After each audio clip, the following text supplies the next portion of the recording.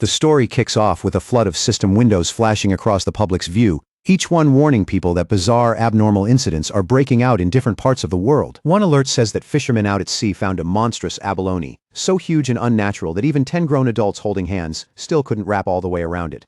A lot of people immediately suspect nuclear wastewater had twisted it into something grotesque. Another notice talks about an ancient tree in a famous tourist spot that suddenly started growing out of control.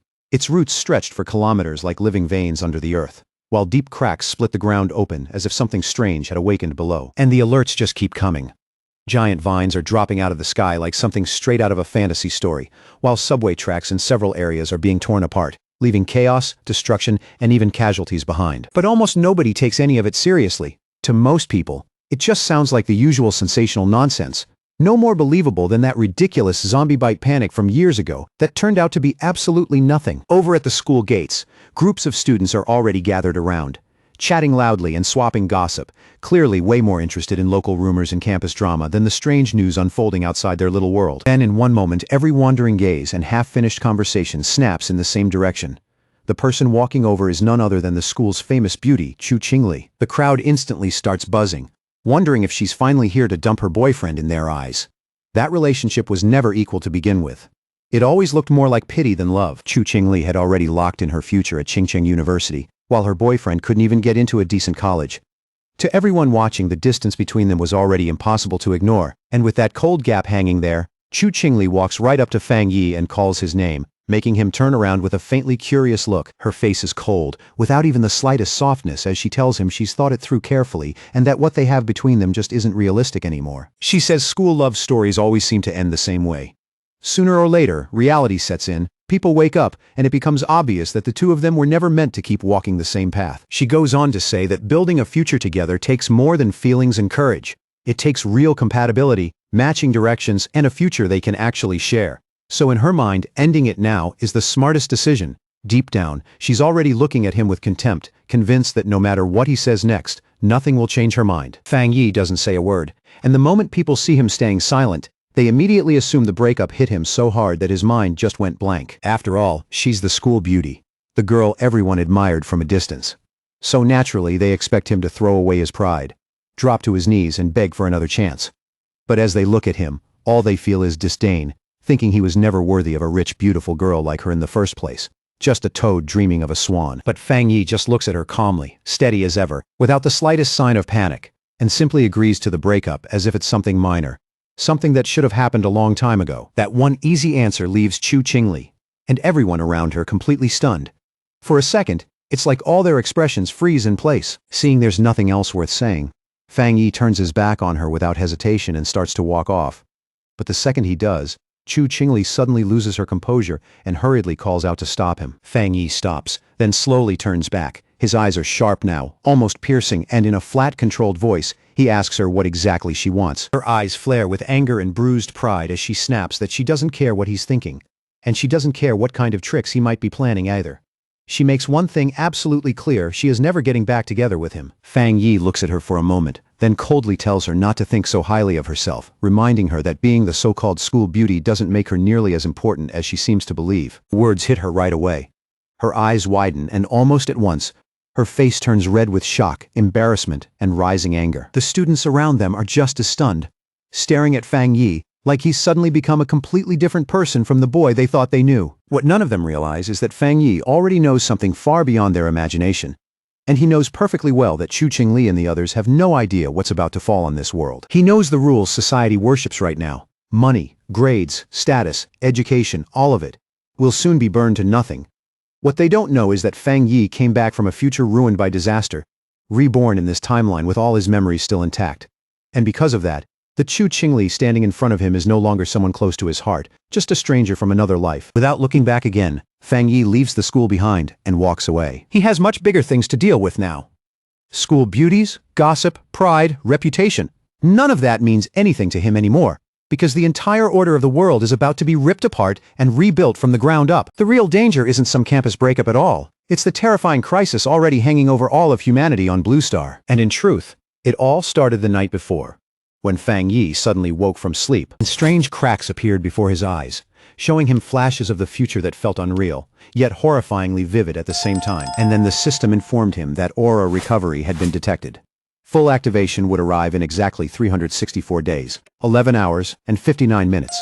And once that countdown reached 0, the world would transform into something humanity had never seen before. At that moment, Fang Yi is still half dazed, struggling to figure out whether what he's seeing is real, a dream, or something even stranger. Then several figures appear before him, and the system calmly tells him that from this point on, the rules of human society are destined to be rewritten. The age of cultivators is about to descend on the world, and from that day forward, strength, pure, undeniable power will become the standard everything is judged by. Wary but curious, Fang Yi slowly raises his hand and asks who or what is speaking to him out of the darkness. The very next second, a strange eerie light starts gathering in front of him, glowing with an otherworldly shine that suddenly makes the whole room feel cold and unreal. A system window appears and explains that it comes from the outer universe, built from top-tier algorithms fused with cosmic mysteries. Its purpose is to automatically generate cultivation techniques based on any spiritual material the host touches. And almost mockingly, the screen also shows that his current number of techniques is 0. Fang Yi carefully reaches out, and his eyes widen when his fingers pass straight through the system window like it's made of nothing but light. Then, without any warning at all, a terrifying monster bursts into view and lets out a deafening roar. Its presence so violent it seems to shake the air around him. Fang Yi freezes on the spot.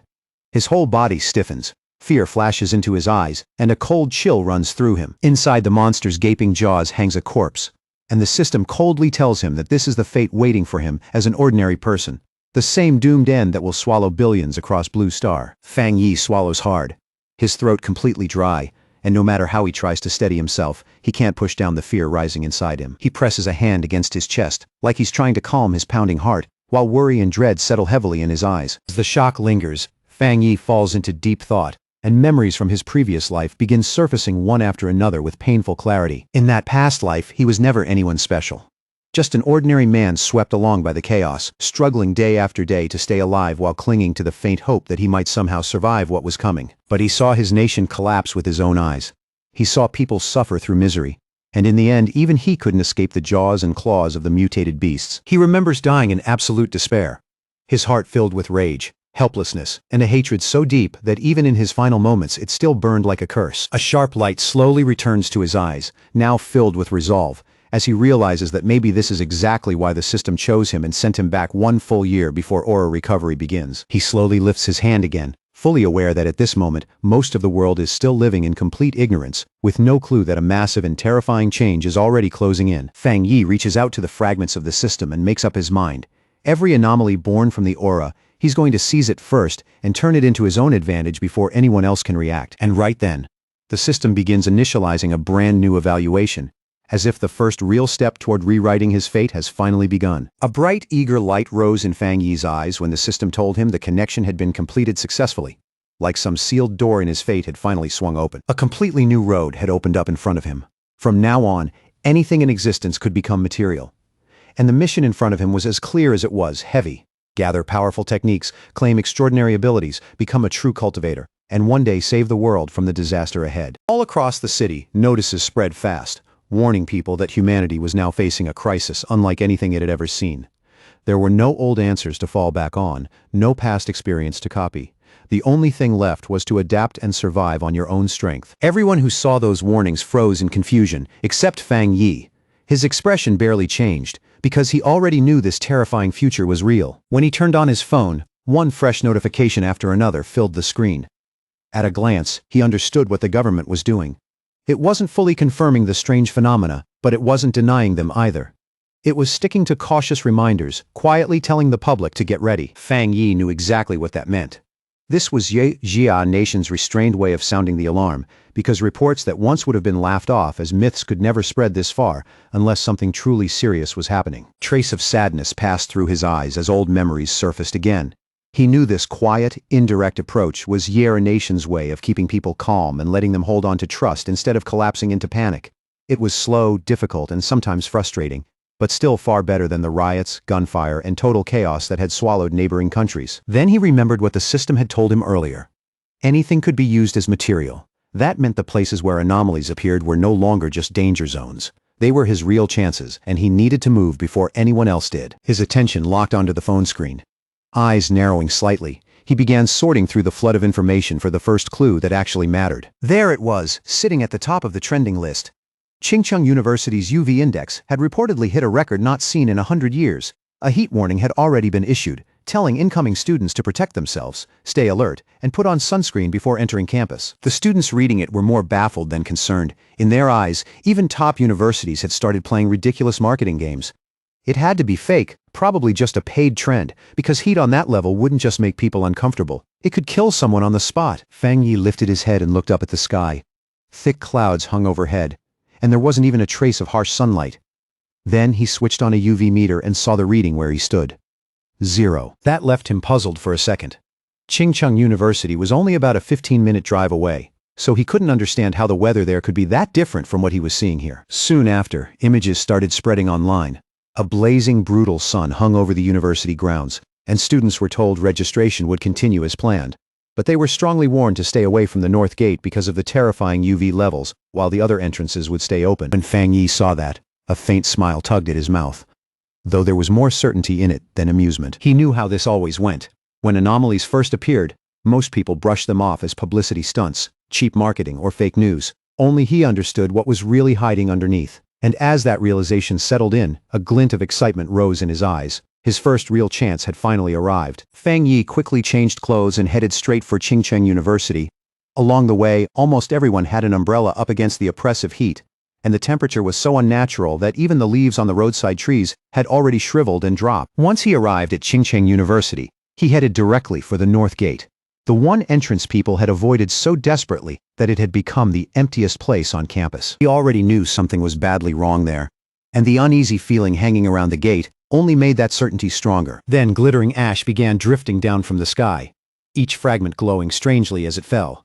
The nearby students screamed and ran, terrified they'd be burned alive. But Fang Yi kept staring at those falling sparks without looking away. Instead of backing off, he calmly sat down right there and decided to touch one of them, like he was reaching out to the very start of a new fate. The instant his fingertip touched it, a fierce burst of light exploded from the ash, and the system immediately reported that it had detected an intense yang attribute of fluctuation and successfully unlocked its data template. That scorching energy rushed straight into Fang Yi's body, and the pain that followed was so violent, it felt like his flesh, bones, and blood were all being ripped apart from the inside. Then blazing light started pouring out of Fang Yi's body, wrapping him in a fierce golden glow that made him look less like a student and more like someone being reforged inside a furnace. The people nearby cried out and covered their eyes, afraid the light would blind them. No one understood what they were looking at, and for a moment some of them even wondered if the heat and panic had pushed them into seeing things. The yang energy kept burning through Fang Yi's clothes, and the pain was so intense that he clenched his teeth until his jaw started trembling. He grabbed the top of his head and nearly lost control, his whole body shaking as he had no idea whether the system had finished compiling or not. In that unbearable stretch of time, it truly felt like death was only a breath away. Then at last, the compilation finished, and Fang Yi successfully obtained a yang-attributed cultivation method, the golden sun breathing technique. Not long after that, Chingcheng University's official registration day arrived, and the campus was packed once again with noise, movement, and fresh new faces. Fang Yi's ex-girlfriend showed up at the registration area looking as striking as ever, and almost immediately a young man stepped forward with a flattering smile, offering to carry her suitcase. Before long, several more boys came over one after another, each trying to grab a chance to get close to her. But she turned every one of them away with the same cold indifference, making it clear she didn't need anyone's help. She turned her head and cast a glance at a nearby couple, a sneer pulling at her lips, her face carrying that same familiar arrogance and quiet contempt. But in the very next second, a brilliant golden flash suddenly lit up the area, startling her, and the students around her so badly that every eye snapped toward the source. A tense voice came over the loudspeaker, urgently ordering everyone to stay away from the north gate and keep their distance from the area immediately. Her expression turned serious right away. Curiosity mixed with unease, and she decided to go see for herself what was happening over there. At the north gate, a massive burst of golden energy lit up the whole area, turning the air harsh and blinding, as if a second sun had exploded right there on campus. Then from the swirling smoke and warped air, a dark figure slowly stepped out, carrying a heavy, oppressive presence that made everyone around tense up without even thinking. He drew in a deep breath, and as he did, his eyes flared with a fierce golden glow, sharp and powerful, like fire gathering behind them. A system screen popped up in front of him, informing him that he had successfully created a new technique and had been awarded 50 points. Fang Yi looked at the screen and frowned slightly. wondering what those points were even for and what kind of value they actually had. After a short pause, he decided it wasn't worth getting stuck on right now, though he could already tell those points would probably matter sooner or later. Time passed quietly, and before long night had fallen. Above everything hung a strangely eerie moon, casting an unsettling light across the campus below. Under that unusual moonlight, the young man began practicing his newly obtained breathing technique, carefully guiding every breath as he adjusted himself to the power now living inside him. When the next day came, the sun was hanging high in the sky again, and a new wave of energy seemed to spread subtly through the university grounds, making the whole campus feel just a little different. Some students suddenly noticed the sky dim for a brief second, and felt the temperature drop with it. That strange shift sent them rushing toward the north gate, and before long a large crowd had gathered there, all trying to see what kind of disturbance was happening. The university dean was furious, demanding to know why nobody had listened to the repeated warnings telling them to stay away from that area in the first place. Then a group forced its way through the crowd, and the students instinctively stepped aside to let them pass as they moved toward the center of the commotion. At the center stood a hooded figure with a stern, unreadable expression, coldly instructing the dean to seal off the north gate completely and not let anyone else come near it. At that exact moment, the system informed Fang Yi that he had successfully cleaned a polluted area, confirming that what happened there was far more important than it had first seemed. From that alone, he realized the government already knew about places like this, and he couldn't help wondering whether there were other people in the world just like him. Then, as the alert came down that no one was allowed to enter the area anymore, Fang Yi understood one thing clearly. The students saw groups of uniformed personnel moving through the area, and whispers spread almost instantly as everyone started wondering if the army had been sent in to take control. From the edge of a rooftop, Fang Yi looked down at the scene below and could clearly tell that the commotion at the north gate was pulling in more attention by the second. With his red eyes faintly glowing in the wind, Fang Yi decided this was the moment to leave. Without a pause, he leaped off the building and vanished from sight in one clean, decisive motion. Down below, the mysterious hooded figure moved slowly across the shattered ground, where the surface had already split open under the force of the violent energy that had erupted there earlier. She carefully surveyed the entire area, taking in every crack, every scorch mark, and every strange trace left behind. Her focus calm, but clearly serious. Then she lowered herself to one knee and placed a hand against the damaged ground, quietly checking whether any remnant of that unusual energy was still lingering there. A moment later, she picked up a broken chunk of the ground and examined it more closely. And after studying the residue inside it, the hooded figure came to one conclusion. This energy hadn't come from nature. It had been caused by a person. Just then, officials began pushing the students back and directing the crowd away from the area, while the hooded woman remained off to the side, silently watching it all unfold. In the middle of the restless crowd, Fang Yi's ex-girlfriend visibly stiffened when she heard that all this destruction and strange energy had apparently come from one person alone. And at that exact moment, she caught sight of a figure leaping away in the distance. For one brief second, an absurd thought flashed through her mind. Could that somehow have been her ex? But she immediately shut that idea down herself. With Fang Yi's grades and background, there was no way he could have entered this school, let alone shown up in the middle of something like this. Far away, back at Fang Yi's home, the last bit of daylight slowly faded, and evening quietly slipped into deep night around the apartment building. Lying on his bed, Fang Yi let out an irritated complaint that his whole body still felt unbearably hot, even after taking a cold shower to wash the heat off. With that lingering heat still burning under his skin, he was already starting to feel like there was no way he was getting real sleep that night. At the same time, another thought kept bothering him. After everything that happened that day, he couldn't help wondering whether someone had already noticed him or started suspecting something. He picked up his phone and noticed a popular story talking about a cultivation association. Seeing that name brought something back to him right away. In the past, most people had treated it like an internet joke, nothing more than some ridiculous online fantasy. And his thoughts shifted to the hooded figures at the university, and it didn't take long for him to suspect that those mysterious people were very likely members of that same association. Now, genuinely curious, he opened the article right away, wanting to read the full report carefully instead of brushing it off like everyone else. The article laid out the cultivation realms one by one, describing levels that ranged from ghost acts all the way to total transcendence, like it was revealing a hidden system the public had never been meant to know. In the comments, most people were still laughing and treating the whole thing like a joke. But Fang Yi stared at the screen in silence, seriously wondering if this announcement might actually be real. Fang Yi couldn't help thinking that in his previous life, when he was nothing more than an ordinary person, he had never known any of this hidden information existed. Sitting quietly on his bed, he thought about the Cultivation Association for a moment, then put it aside, and decided to try using his new technique again for himself. He slowly closed his eyes and steadied his breathing to begin training. Almost right away, Sweat started forming on his skin as powerful golden energy began circulating around him in waves. Before long, Fang Yi's body began to lift slightly into the air inside his room, suspended within a brilliant golden glow that lit up the space around him. A warm yet intense light fell across him as the principle of the first stage became clear. First, he had to strengthen his body so it could endure and contain the power of heaven and earth. Step by step, he brought that energy under control and even shaped the fierce golden force into the form of a divine axe, solid and imposing in front of him. His eyes lit up with excitement, and a satisfied smile appeared on his face as he felt real strength filling his body for the first time. At that moment, the system informed him that he had reached the Du Shui level, and with that breakthrough, it awarded him another 50 points. The moment he heard that, Fang Yi remembered the points he had earned earlier, and looked more closely at the new screen, which now said another path had opened up to him. The system then explained that those points could be used to implant compiled data into physical objects, turning ordinary items into carriers of cultivated power. Fang Yi thought carefully about that idea, and as he did, his gaze slowly shifted toward the mug sitting quietly on the nearby table. He raised a hand toward the mug, and golden power began gathering around his palm, flickering softly in the dim room. The system asked whether he wanted to spend 1 point to infuse the mug with the Yang attribute.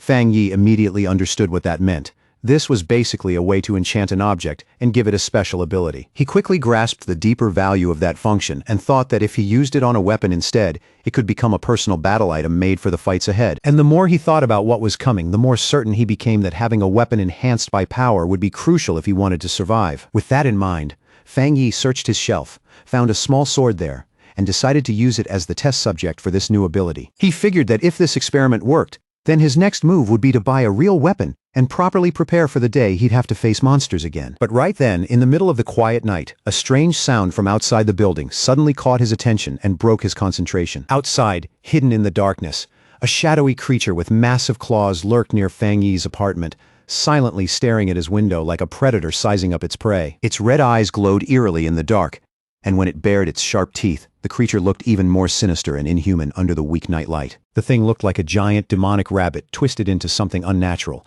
and it lowered its body as if it were about to launch itself straight at the building. But inside the apartment, Fang Yi still had no idea that danger had already reached his building and was getting closer by the second. Lying in bed, Fang Yi only felt restless and uncomfortable from the after effects of his new cultivation technique. Not realizing that wasn't the only reason he couldn't sleep. His red eyes narrowed slightly as he listened again, wondering where that strange noise was coming from. Something faint and scratchy, almost like a rat. At first he reasoned that it probably wasn't coming from inside his room or from the pipes, and guessed it might belong to some neighbor's pet nearby. As he slowly walked through the living room, he told himself that with his hearing improved the way it was now, it made sense that he could pick up sounds from nearby apartments much more clearly than before. Then he focused even harder and listened more carefully to the strange sound. But after only a moment, he realized something was wrong, and his whole body instantly went on alert. Fang Yi moved toward the door, and the moment he reached it, he came face to face with the terrifying creature standing right outside in the dark hallway. There in the narrow hall, the red-eyed beast stared straight at him with a savage glare, its body drawn tight and ready to strike at any second. Fang Yi jolted the moment he recognized it as a mutated beast, and in that instant, a horrifying memory from his past life surged back and sent a chill through his whole body. At the same time, a drone cut through the city night, its camera sweeping across the dark skyline and making one thing clear. Other people already knew danger was out there, moving through the shadows. On top of a high rise, a young woman clicked her tongue in annoyance and complained that they still hadn't caught the rabbit that had swallowed the rare fruit. A lollipop rested lazily in her mouth, and at first glance she looked almost too relaxed for the situation. But the confidence in the way she stood made it obvious she was taking this mission very seriously. Without wasting another second, she ordered her team to keep feeding her updates on the target's location. Her tone casual, but leaving no room for delay. Then, like gravity meant nothing to her at all, the mysterious girl stepped right off the rooftop and jumped down to chase it herself. She dropped at incredible speed, but her body stayed completely under control, slipping between the towering buildings like someone who had done this over and over again. Suddenly, she felt the mutated beast's presence more clearly, and the sharp change in its aura told her she was getting close fast. A faint glow rose in her eyes, and the moment she locked onto the creature's location, her whole expression sharpened for the fight ahead. The mysterious hunter slammed down onto a rooftop with perfect precision, her landing fierce, clean, and controlled from beginning to end. As she sprinted straight down the side of a building, an order came through telling her to pursue the target no matter what. And after hearing that, she only moved faster. With another flawless landing, the young woman pushed forward without the slightest pause. Leaping from rooftop to rooftop, she warned that the creature had eaten a special fruit and could evolve at any moment. At that same instant, a man still working late caught something streak past his window and froze on the spot. He rubbed his eyes and wondered if exhaustion was making him see things. But before he could think any further, his boss yelled at him for standing around doing nothing. Meanwhile, high above the city, the hunter stood like a shadow carved into the moonlight, poised near the 65th floor with a stillness that almost didn't look human. Back inside the apartment building, Fang Yi came face to face with the strange creature as it let out a harsh, vicious scream right in front of him. Golden light burned in Fang Yi's eyes, and he could feel it clearly now. His body wasn't the same as before, and that change gave him the confidence to face this monster head-on. The creature slashed at him with savage claws, but Fang Yi twisted aside with astonishing speed and dodged the attack cleanly. And in that instant, Fang Yi realized just how much his body had changed, because the beast's once deadly strikes now seemed to crawl through the air in slow motion. Golden sun energy gathered in his hand as he stared at the beast, wondering why a mutated creature had appeared this early, far sooner than it should have. Even so, memories from his previous life surged up inside him, and Fang Yi steadied himself instead of backing down. He knew this creature hadn't fully evolved yet, but he also knew the night made it more violent, more unstable, and far more dangerous than it would be during the day. So Fang Yi moved first without hesitation, because he knew that if he failed to stop it here, everyone in this building would die. In the middle of the clash, Fang Yi managed to catch the creature with a hand wrapped in concentrated energy, stopping its movement by force. Then, with shocking ferocity and zero hesitation, Fang Yi bit into the creature and fought it at point-blank range with raw desperation. He locked the monster down in a tight hold, and the golden light in his eyes turned cold and sharp, filled with total focus and killing intent. As he swung the creature through the air, Fang Yi noticed something important and realized the beast's tail seemed to be its weak point. The second he saw the opening, he grabbed the creature's tail with everything he had and refused to let go no matter how violently it thrashed. Then Fang Yi hurled the monster straight into the window, and the glass exploded on impact, sending shards everywhere. Golden light flared around his fist as Fang Yi pulled back and prepared to throw one heavy, decisive strike. In the next moment, he unleashed a beam of energy that ripped through the air and hit the creature head-on while it was still suspended there. The monster was swallowed instantly by the brilliant golden beam, its whole body vanishing inside that fierce light. But the creature suddenly lashed out with its claws and grabbed at the golden energy itself, trying to seize it and devour it. Fang Yi realized at once that the beast was trying to steal his yang power, and he pushed back with everything he had. At that moment, Fang Yi understood that the power of the sun was far too violent for this thing to endure, and that the rabbit was basically destroying itself by trying to absorb it. Not long after, a golden explosion burst across the monster's body, completely engulfing it when it failed to withstand that overwhelming force. In the neighboring building, a couple jolted awake from the noise, and the man frowned sleepily as he asked if that sound had just been thunder. He got out of bed and walked over to the window to check for himself. But when he looked outside, the night seemed completely normal. Back at the scene, Fang Yi dropped to the floor, breathing hard as the last traces of golden energy flickered and drifted around him. Staring at what was left, he thought the creature had acted like a starving ghost, crazily trying to swallow his power no matter the price. After the fight was over, one of the monster's eyes rolled across the floor and came to a stop, releasing a strange strand of black smoke into the air. Fang Yi fixed a serious, unblinking gaze on the remains of the creature he had just killed, staying on guard even now. Without any hesitation, he brought his foot down hard on the eye and crushed it completely, destroying the final remnant of the beast. That was when he understood it.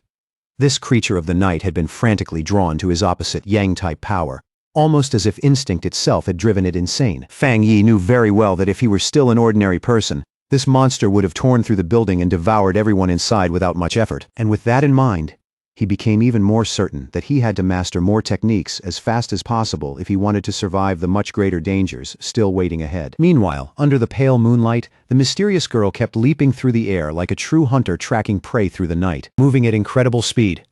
She ran straight down the side of another building as if vertical walls meant nothing to her. But the instant she arrived at the scene, the hunter's eyes widened in open shock at what she found. Standing there silently in the middle of the night, she stared at the aftermath and wondered if someone else had really killed her target before she got there. Kneeling beside the remains, she quickly confirmed that the target had indeed been destroyed, then quietly said she would try to recover the night attribute from what was left. But the moment her hand touched the remains, she stiffened. A trace of golden energy was still lingering inside them. In the very next second, a fierce wave of heat and burning force slammed into her senses so sharply that she recoiled at once and pulled her hand back. The young woman instantly remembered the lingering energy she had sensed earlier at the university gate, and in that moment, she knew for certain this wasn't some random overlap. It was definitely no coincidence. Once that connection clicked into place, her expression turned serious. With a steady look in her eyes, she raised her communicator and switched it on without hesitation. She reported back to base that the target had already been taken out by a powerful new forerunner, someone with a rare and clearly unusual ability that couldn't be ignored. A voice came through the communicator at once, asking if this same unknown person was also the one who had cleansed the university gate and killed the mutated rabbit. Then a man's voice confirmed. They had no information on this mysterious individual at all, and because of that, the association needed to recruit him as soon as possible. The silver-haired girl calmly agreed. After that, she carefully gathered the small flame-like trace of energy and sealed it inside a container attached to her clothes. Her superior then gave her a new order, clear and direct. For now, she was to set aside all her other missions and focus entirely on finding this newly emerged forerunner. Hearing that, the mysterious hunter stayed perfectly calm and casually unwrapped the lollipop in her hand. Like this sudden change in orders barely affected her at all. She popped the candy into her mouth and replied in an easy, unhurried voice that she understood the assignment perfectly. But before she properly set out on the mission, the girl added that she needed to grab some milk tea first and relax a little before getting to work. On the other end of the communicator, a voice wondered out loud who this mysterious person could be. Someone capable of wielding such overwhelming and unusual power. The young woman agreed that the president had been right, and said she now wanted to see this powerful expert with her own eyes too. Fang Yi's new day began with the first light of sunrise. He slowly stretched his body, the morning air cool around him, already ready in his heart for another round of training. He knew waking up early was good for cultivation, so he didn't waste any time. He steadied himself and prepared to begin again. Fang Yi started using his breathing method, drawing in the golden energy carried by the morning sun, and as that warm power entered his body, his eyes gradually began glowing with a rich golden light. As the technique kept circulating, he stepped into the ghost axe realm and clearly felt the force of that cultivation method taking shape inside him. Then a sudden surge of energy burst through his body without warning, catching even him off guard and making him pause for a second. He quickly realized what was happening. His strength was rising again.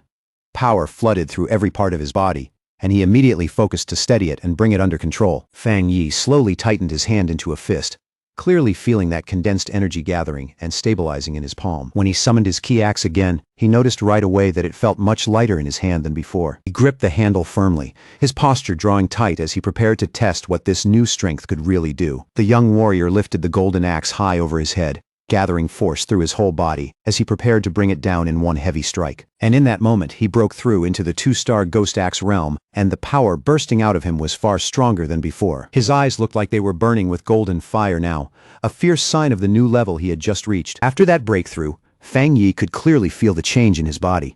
He was stronger, tougher, and far more capable of enduring the pressure that came with cultivation. He had advanced this quickly because he was still drawing on the leftover energy from his earlier power-up, using that stored force to push himself forward in a short time. Even so, Fang Yi made up his mind that from here on he would cultivate more carefully, moving forward step by step instead of blindly chasing speed. But his rapidly growing strength was already drawing too much attention, which meant he needed to find a more secluded place where he could keep training in peace. Meanwhile, inside the association's office, a man suddenly sensed something unusual shift in the air around him. The disturbance in the sun-attributed energy didn't escape him for a second, and he immediately wondered if that troublesome new guy was making another scene already. Not long after, Fang Yi found a quiet, isolated spot by a river, a place where he could calmly continue setting his next plan in motion. A system screen appeared in front of him, and after reading it, he confirmed that he was ready to add a special property to his weapon. He remembered testing this process on another object before, but that item had been too weak and simply couldn't withstand the force being poured into it. This time, though, the new blade resonated smoothly with his energy and formed a solid connection with it. Soon after, a system message confirmed that the item encoding had succeeded. Excited by the success of his newly empowered weapon, Fang Yi immediately got into position to test just how terrifying its power really was. The result stunned even him. The sword released an astonishing amount of force, and a massive golden beam burst from the blade and shot straight into the sky. After the strike, the young warrior landed with his sword still wrapped in blazing energy, his whole body humming as that powerful force continued moving through him. That one swing had nearly started a fire, and seeing the aftermath made Fang Yi realize just how dangerous and destructive his strength had already become. The smoke from the attack was huge and impossible to miss, so he immediately knew someone might have seen it. He needed to leave, fast. Elsewhere, a girl was already racing at high speed toward the thick smoke he had left behind, rapidly closing the distance. As she ran, she complained in frustration that she had only stepped away for a moment, yet somehow still managed to miss everything important. Then all at once the young woman stopped in her tracks, her expression changing the moment she saw what was ahead. The river itself was boiling, hovering over the damaged area, The agent stared in disbelief and wondered what exactly that new guy had done to this place. She could already picture herself getting scolded later, because ever since this mysterious person showed up, nearly everything around her had started going wrong. Just then, a flash of golden light in the distance caught her eye, and her gaze sharpened immediately with fresh curiosity. What she sensed next genuinely shocked her. It shouldn't have been possible. His power had jumped from 1 star to 2 stars that quickly. And on top of that, he had even created a spirit weapon. The association only had 2 weapons like that in total.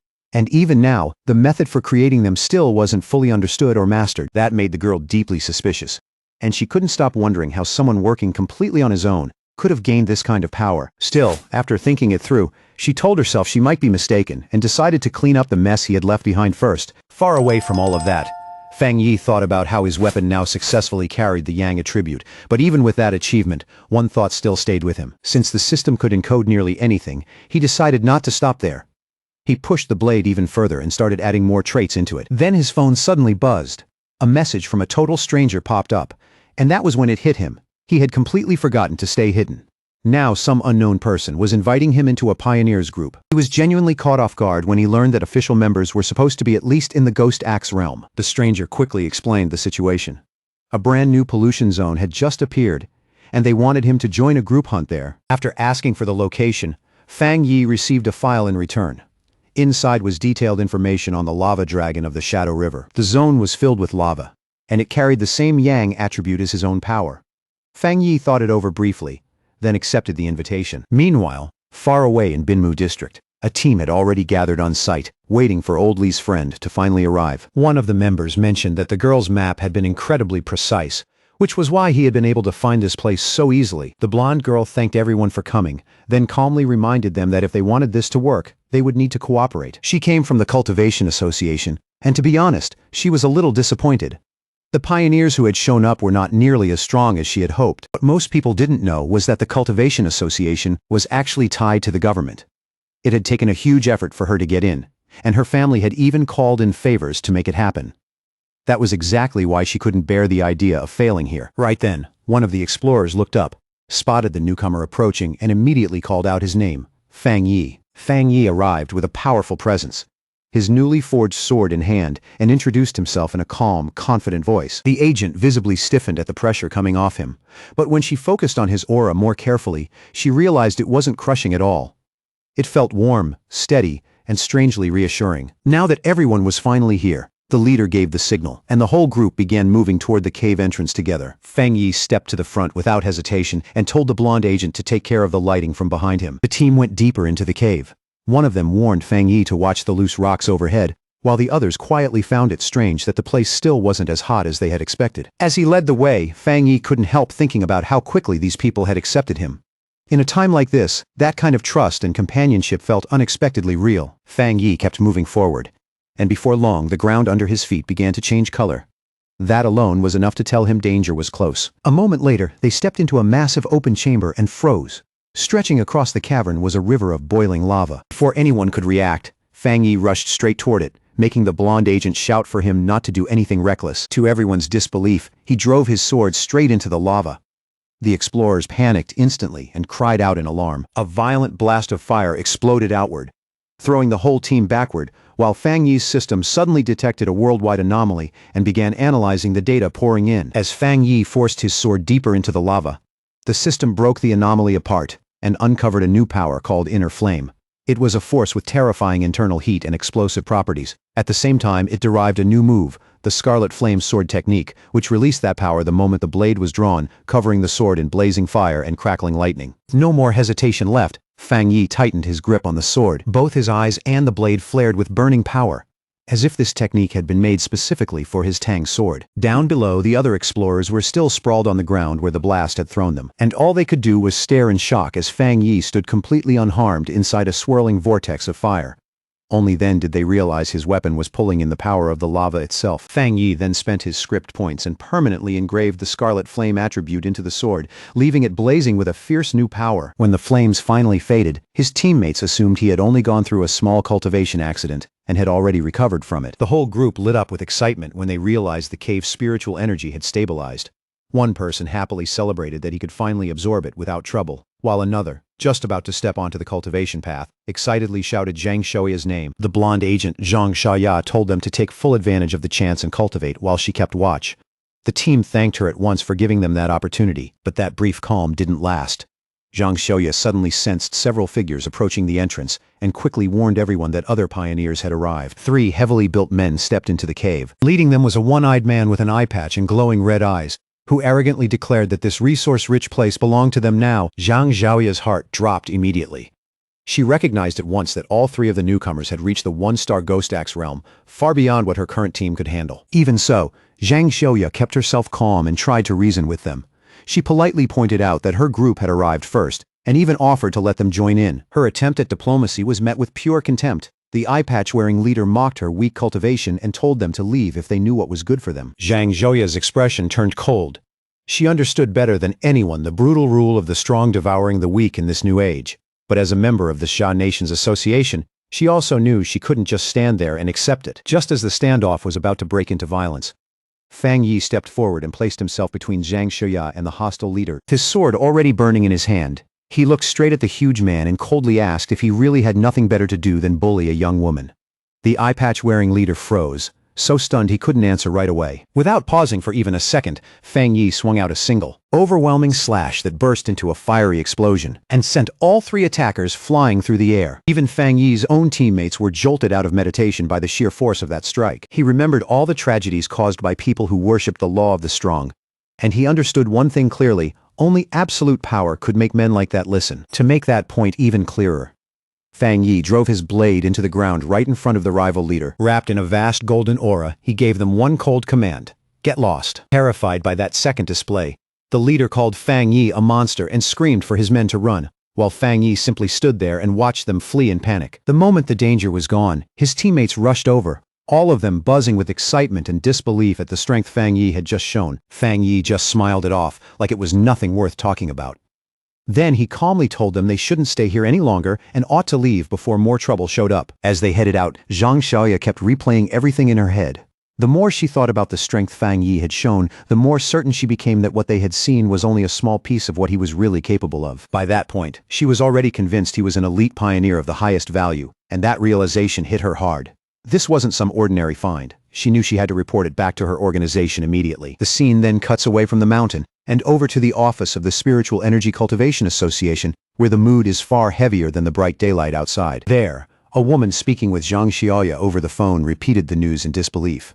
She almost couldn't believe what she was hearing as she asked again if another high-attribute pioneer had really appeared. The office worker immediately got flustered after saying that out loud. Her face tightened when she realized she had spoken too openly, especially with an imposing man standing silently behind her, listening to every word. Trying to recover, she awkwardly confirmed the report, forced out a stiff response, and quickly ended the call before she let anything more slip. The young woman turned around and cheerfully asked her gray-haired superior if they had somehow gotten lucky enough to discover 2 high-attributed pioneers back-to-back, but his expression stayed grim. In a low, serious voice, he corrected her and said this had nothing to do with luck. In his eyes, every high-attribute individual was bound to grow into a new center of power, and dealing with people like that was not a blessing. It was a burden, and a heavy one at that. Under the broad, sunny sky, Fang Yi finally returned to the city. He looked calm on the outside, but his mind was already turning over everything that had happened. He tried to pass himself off as a cosplayer to avoid drawing attention, but it barely helped. With that overwhelming presence of his and a sword that looked all too real, people ended up staring at him even more. His casual walk through the city didn't last long. The moment he checked his phone, he saw that news of the cave incident had already spread online and was going viral at shocking speed. Seeing that, he clicked his tongue and blamed his own carelessness. He knew the eruption of his inner flame had been far too eye-catching for anyone nearby to miss. He quickly dismissed the idea that his teammates had betrayed him. There was no point wasting time on suspicion right now. Instead, his attention shifted to the much more urgent problem building inside his body. The massive surge of yang energy he had absorbed was already forcing him toward another breakthrough. Fast. There was no time to hesitate, so he immediately headed for the back mountain in search of a quiet place where he could advance without interruption. Only 5 minutes later, on that same mountain beneath the open sky, someone else happened to be nearby. That person was a silver-haired young woman named Su Qingying. On the surface, she worked in garden restoration, but behind that calm appearance was strength far beyond what her gentle profession suggested. While going about her work, Su Qingying suddenly felt a powerful presence erupt in the distance. It was so sudden and intense that her whole body tensed on instinct. She looked up and saw a burst of light blooming ahead like a miniature sun. In that instant she recognized it for what it was. A cultivator was breaking through into the 3-star Ghost Axe realm. The sheer scale of that energy made her stop cold. She had never imagined that a breakthrough at that level could release something so vast, so violent, and so monstrous. A sudden sense of duty mixed with a flash of recognition in the back of her mind, and Su Qingying's eyes sharpened immediately. Without wasting another second, she rushed straight toward the disturbance at full speed, silently vowing that this time, no matter what, she would catch the mysterious person behind it, high up on the mountain, far from the noise of the city. Fang Yi had already settled down and fully focused on breaking through, shutting everything else out. He drew in huge torrents of golden energy from every direction. The power spun wildly around him, then gradually gathered above his head into a radiant sphere that shone like a newborn sun. As he meditated in midair, the force building behind him condensed into a complex, star-shaped divine form. Golden arcs of energy crackled across his skin, his eyes burned with power, and every breath became part of the struggle to keep that violent surge under control. At last, all that raging power began to merge, layer by layer, until it formed a giant divine axe made of pure golden and pale blue energy, dazzling to look at and crackling with terrifying force. By then, Su Qingying had arrived. But the moment she saw the scene in front of her, she stopped dead. For a few seconds, she could only stare. The mysterious figure was already at the final stage, and the divine axe he had formed looked ready to come crashing down at any moment.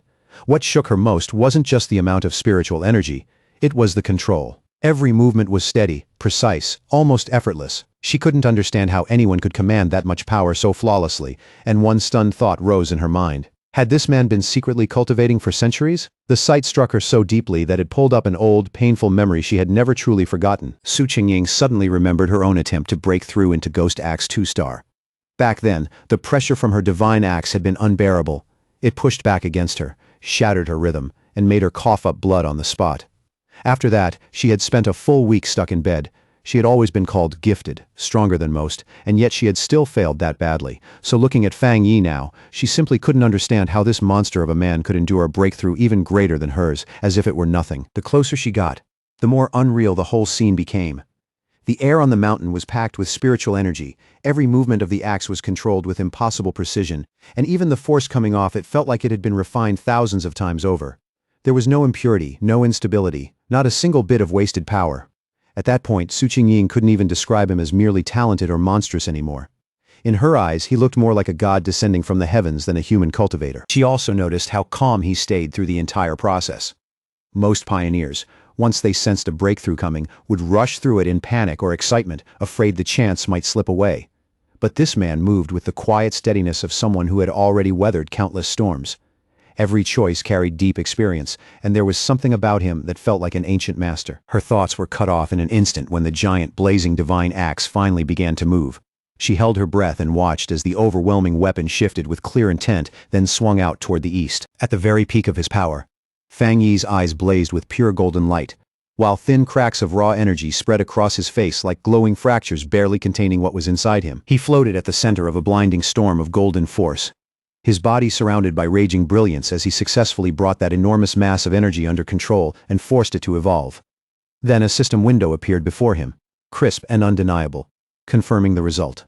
He had officially stepped into the Ghost Axe realm, 2-star. Newly formed divine axe then slammed into the earth with unstoppable force, releasing all of its stored power in one massive shockwave that tore violently across the mountain. Su Qingying was hit head-on by that terrifying blast, and had to brace herself with everything she had just to stay on her feet against the sweeping wave of golden energy. The remaining force carved a massive path straight through the forest before gradually fading into silence. And by the time Su Qingying lifted her head again, the mysterious man was already gone without a trace. Breathing hard from the chase and the frustration of it all, Su Qingying could hardly believe she had missed him again, especially when she had reached the area in less than 30 seconds. A troubling thought soon crossed her mind. He must have realized someone was tracking him, and if he stayed this cautious, this elusive, and this hard to pin down, then her mission to recruit him into the association might be doomed from the start. Just as she was about to give up and pull back, she suddenly paused. An idea flashed through her mind. Instead of staring at the torn path left behind by the shockwave, she turned toward a giant old tree nearby, its trunk still faintly glowing with leftover golden light. That tiny detail gave her a new sense of certainty. Looking into the woods that seemed empty, she respectfully called out to him as senior, and asked if he was still somewhere nearby. From the deep shadows of the forest, Fang Yi finally stepped out. His hooded figure carried a quiet, almost chilling confidence. His red eyes were still faintly glowing, and the moment he looked at Su Qingying, he immediately understood that she was the one who had been investigating him these past few days. Now that she had been found out, Su Qingying forced herself to stay composed and introduced herself formally without backing away. She said she was the captain of the Firefly Squad under the Spiritual Practitioners Association of Jaya Nation, and also one of the nation's earliest pioneers. Then, on behalf of the association, she sincerely invited him to join them. She openly admitted that she had been following him for the past 2 days and said she hoped her methods hadn't made him think badly of her intentions. Through all of it, Fang Yi said nothing, and whatever expression lay beneath his hood remained impossible to read. Trying to strengthen her case, Su Qingying added that although the public still knew nothing about it, all of the association's official documents had already been fully prepared. But on the inside, she was extremely tense. Every word had to be chosen carefully, because she had no idea whether she was already offending him or testing the patience of someone far stronger than herself. She knew her tone had to stay soft, respectful, and controlled. But before she could continue with the speech she had prepared, Fang Yi cut straight through it with one simple question. "Why should I join?" The blunt question completely threw Su Qingying off. She froze for a moment, then started to stammer as panic rushed into her head. In that instant, she realized that polite slogans and empty promises would mean absolutely nothing to someone as sharp as him. So she chose the only thing she felt she could still offer him, the truth. Steadying herself, she explained the association's purpose as plainly as possible. Jia Nation wanted to gather the early pioneers, unite them, guide them onto a more organized path, and offer them stronger protection as the world continued to change. She admitted that everything was still chaotic and uncertain, and that to someone like him, an organized group could easily sound like a cage meant to restrain a free spirit. Even so, she asked him to look beyond that. A great return of spiritual energy was coming, and when it fully arrived, they would all need to stand together against the unknown enemies waiting in the future. After quietly listening to her sincere and passionate explanation, Fang Yi simply leaned back against a nearby tree. He looked tired, relaxed, and not especially moved. Then he gave her a plain answer. He was not willing to join. At least for now, he said, he still couldn't fully trust either her or the association behind her. Su Qingying was completely stunned by how directly he refused her. Her eyes widened as if she hadn't even seriously prepared herself for the chance that he would reject her that cleanly. Faced with that refusal, Su Qingying immediately grew anxious. In a hurry, she reached into her jacket and pulled out her identification card, as if that one item might still be enough to turn things around. Holding the card up where he could clearly see it, she quickly introduced herself again as Su Qingying and added that before the return of spiritual energy, she had once been a well-known athlete. There was an unmistakable plea in her voice as she asked him to believe her, hoping her former public identity might give him at least one reason to trust that she was sincere. Fang Yi paused at that, and his expression shifted ever so slightly as he thought over her words. Then he touched his chin and said that he now vaguely remembered who she was. A memory surfaced in Fang Yi's mind with surprising clarity, a framed photo of Su Qingying standing on a podium after taking second place in Jaya Nation's long-distance championship. In that moment, he understood that her natural athletic talent was exactly what had made her such a fast, sharp, and capable pioneer. But that brief softness in his expression faded almost immediately. His face hardened as a dark memory from his previous life rose without warning, bringing with it the image of a ruined city drowned in death, silence, and despair. He knew better than anyone that in the original timeline, Jia Nation's efforts, including everything the association had tried to build, had still ended in failure. Humanity had been driven to destruction all the same. Now that he had returned with the system, he understood that this time, he had to become part of the answer. Even so, joining the association now still wasn't the right choice for him. So Fang Yi put on a more thoughtful, measured look, turned back to the hopeful Su Qingying, and calmly confirmed that yes, he did remember her after all. He told her he would think about the offer she had made. And before Su Qingying could answer or press the matter any further, he suddenly leaped into the air and shot away at incredible speed, vanishing almost the instant he moved. Then, just as suddenly, he appeared right behind the startled Su Qingying, making her tense up at once. In a firm tone that left no room for argument, he gave her one condition. For now, she was to keep his whereabouts secret from everyone. At the same time, Fang Yi quietly noted her respectful attitude and guessed that the association was being extremely careful not to provoke powerful pioneers who had not joined them. He recognized that caution immediately as a weakness he could use. While Su Qingying, sensing there was still room to talk, quickly offered a compromise. She explained that the association had already picked up the energy released during his breakthrough, so she had no choice but to file a report. Still, she proposed sending one mixed with truth and falsehood, enough to protect his identity while still satisfying her superiors. Fang Yi considered that for a brief moment, then quietly nodded and agreed. Su Qingying tried to call out to Fang Yi the moment he accepted. But in the blink of an eye, he had already disappeared again, leaving nothing but empty air behind. She immediately ran down the mountain after him, moving as fast as she could through the rough terrain. But it was no use. There wasn't a trace of him anywhere. Tired, annoyed, and out of options, Su Qingying walked alone along a damp forest path, muttering under her breath in growing frustration about how many times she had already failed to catch him and how he was obviously avoiding her now. Letting out a weary sigh, she grumbled about the exhausting job of cleaning up and erasing the powerful energy traces he left behind after every incident. Her irritated thoughts were suddenly cut off by a voice in her earpiece, telling her to stop dwelling on that impossible-to-track pioneer and refocus on the mission already in front of her. Then the voice informed her in a serious tone that the strange creatures had appeared again. Su Qingying froze where she stood, her eyes widening as she asked, almost in disbelief, whether they had really come back. A terrifying memory instantly flashed through her mind. She saw herself trapped in the middle of a pack of wolf-like creatures, their mouths slick with blood and their red eyes glowing with savage hunger in the dark. She knew she would never forget those bloody, unnatural beasts for as long as she lived. The story then reveals what they truly were: cold, vicious, bloodthirsty monsters born from the contamination zones created by the return of spiritual energy. These creatures fed on the zones themselves, growing stronger and evolving into monsters that hunted and devoured humans. Some of them could even disguise themselves as natural disasters, hiding behind destruction while tearing apart entire regions and creating new contamination zones along the way.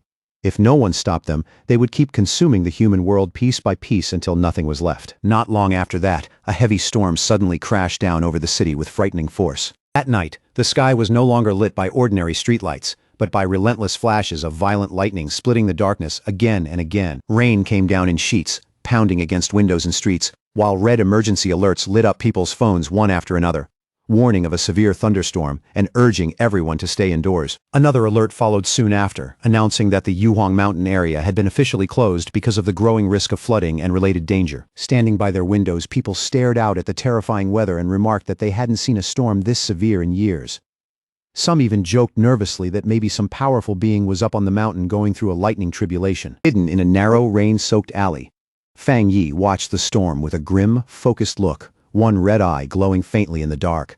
He could clearly feel the enormous thunder energy saturating the air, and he recognized at once how wild and violent it was. This was no ordinary storm.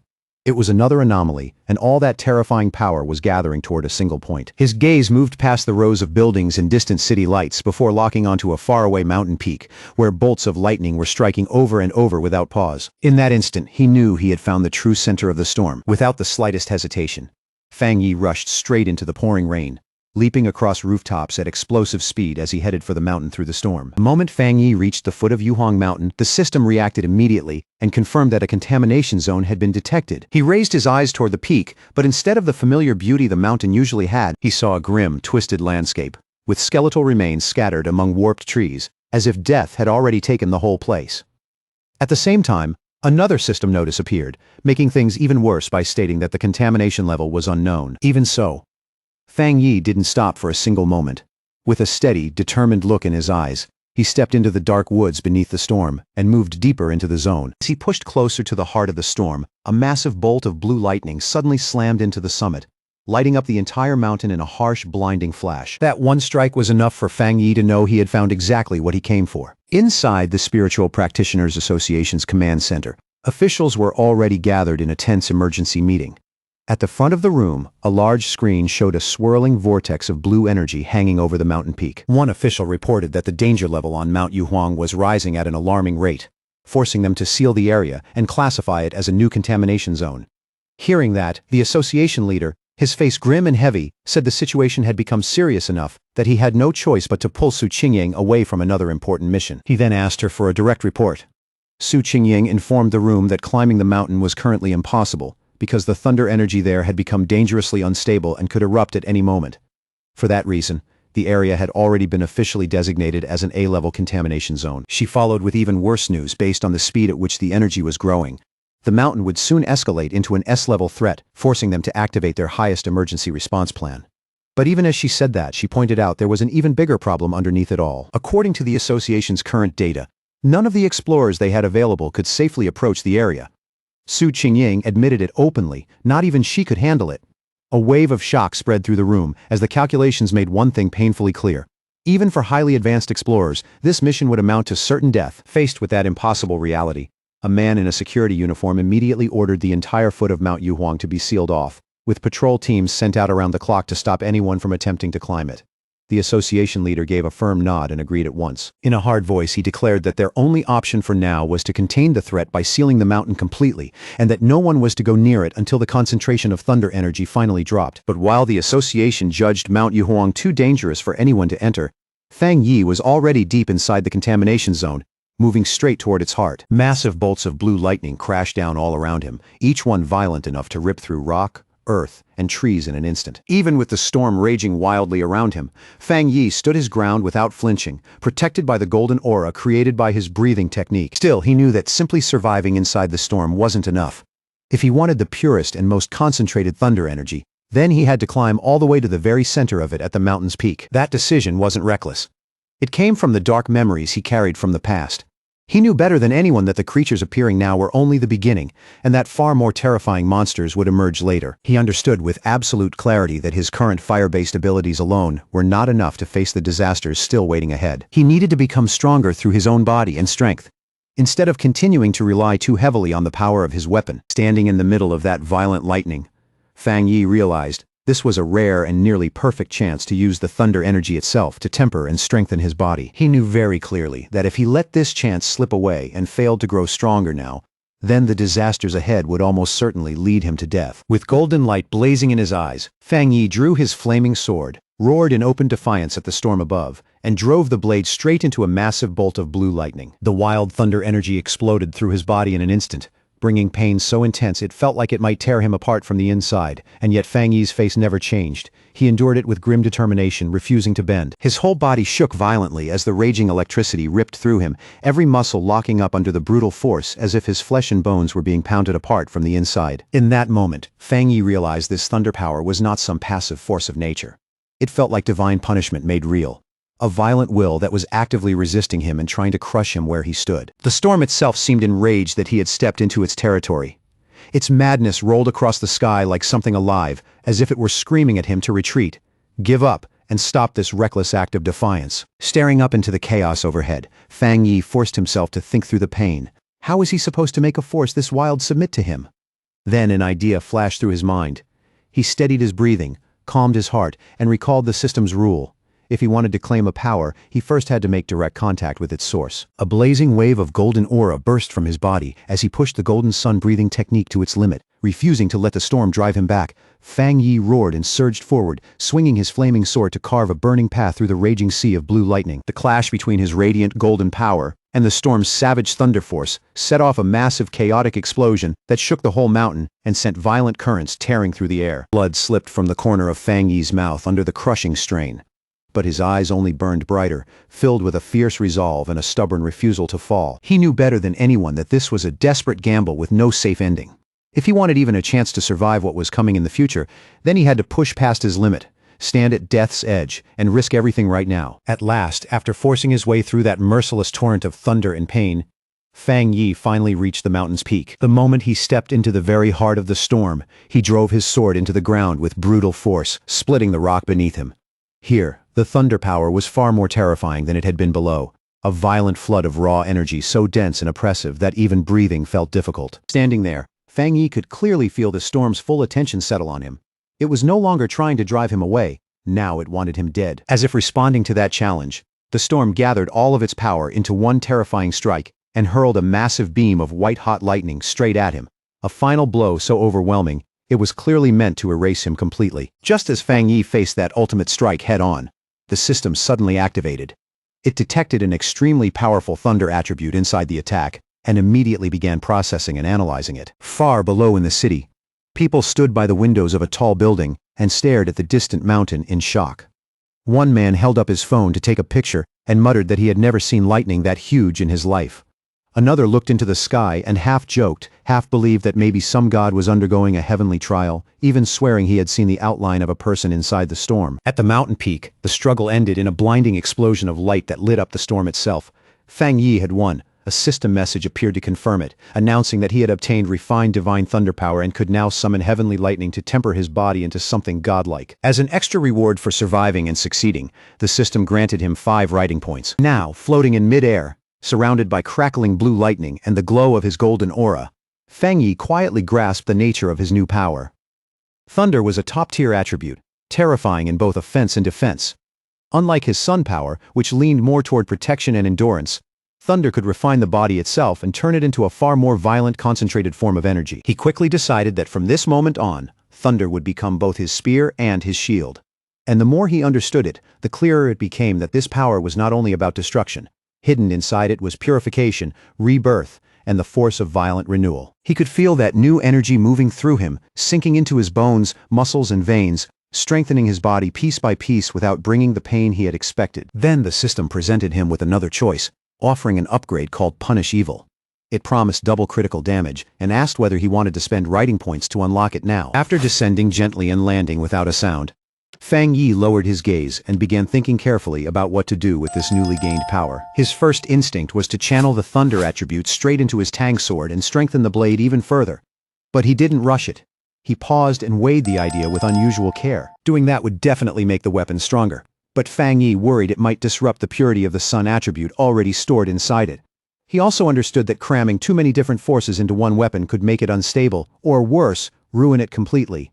Then, all at once, a sharper and much bolder idea came to him. Looking down at his own hand, Feng Yi made a different decision. Instead of placing the thunder attribute into the sword, he chose to implant it directly into his right hand. The system immediately responded, asking whether he wished to infuse the selected item with the thunder attribute. A confident, almost amused smirk spread across his face as he gave the command, without the slightest hesitation. In the very next instant, all the wild blue lightning still lingering in the air rushed toward his right hand in a violent stream, as if the entire storm had just been seized and claimed by him alone. By the next day, the immediate danger on the storm-shattered peak of Mount Yuhuang had already passed. Below a cliffside, Su Qingying stood beside an army officer named Han Li, and together they looked down at numerous body bags lined up in grim silence. Su Qingying reported that the contamination zone's energy had dropped in a strangely sudden way, falling from its highest danger level to a mild one in only 3 hours, though traces of electricity still lingered in the air. Han Li listened to her report, and almost immediately formed his conclusion. Someone had definitely been here. In his judgment, it had to be a seeker. Someone who hunted dangerous events like this instead of avoiding them. Su Qingying was visibly taken aback by that idea. She wondered out loud whether another seeker had really been involved, and more importantly, whether anyone could actually survive something like what had happened here. She crouched down and carefully searched the area for any clue that might have been left behind, but she couldn't sense anything useful. In the end, she could only guess that the heavy rain from the night before had washed away whatever traces had once been there. After piecing the timing together, she concluded that the seeker must have safely left the mountain at around 8 o'clock the night before. Han Li agreed with her estimate, noting that the strange event had first begun around 6 p.m. and that the army had sealed the mountain by 7 p.m., which meant the seeker must have climbed it before the lockdown began. He further pointed out that their instruments had predicted the threat would rise to S grade, yet after 8 p.m., the energy had suddenly started collapsing instead. Standing at the point where the lightning had once been strongest, Han Li gave his own theory. He believed the seeker had not only survived the storm, but most likely possessed a thunder-related ability and had turned a deadly disaster into an extraordinary opportunity. From that, he concluded that this mysterious person was the direct cause of the sudden change in the mountain's condition. Then, Han Li voiced his biggest concern. People like this were the most dangerous of all because no one yet knew whose side they would choose. Su Qingying agreed immediately, adding that if someone this powerful ever became a real threat, the disaster they could bring would be almost beyond imagination. That was exactly why they had to find this person as quickly as possible. Miles away from all of that, Feng Yi was sitting comfortably on his couch, completely unaware that a military operation was now starting to focus on him, when he suddenly let out a loud, unexpected sneeze. Back on the mountain, Han Li made his decision without delay. In a firm voice, he gave a direct order to his troops. Find this person immediately, no matter the cost. As soon as the order was given, he assigned the mysterious target a temporary code name of his own. From that point on, they would refer to him as the Tyrant. The investigation on Mount Yuhuang began at once. The army hoped the Spiritual Practitioners Association would be able to recruit the mysterious individual known as the Tyrant as soon as possible. Until then, they would keep every detail of the incident hidden from the public and quietly carry out a separate investigation of their own. On the rain-soaked peak, the association leader told Han Li that they already had a high-level pioneer trying to make contact with the unknown person.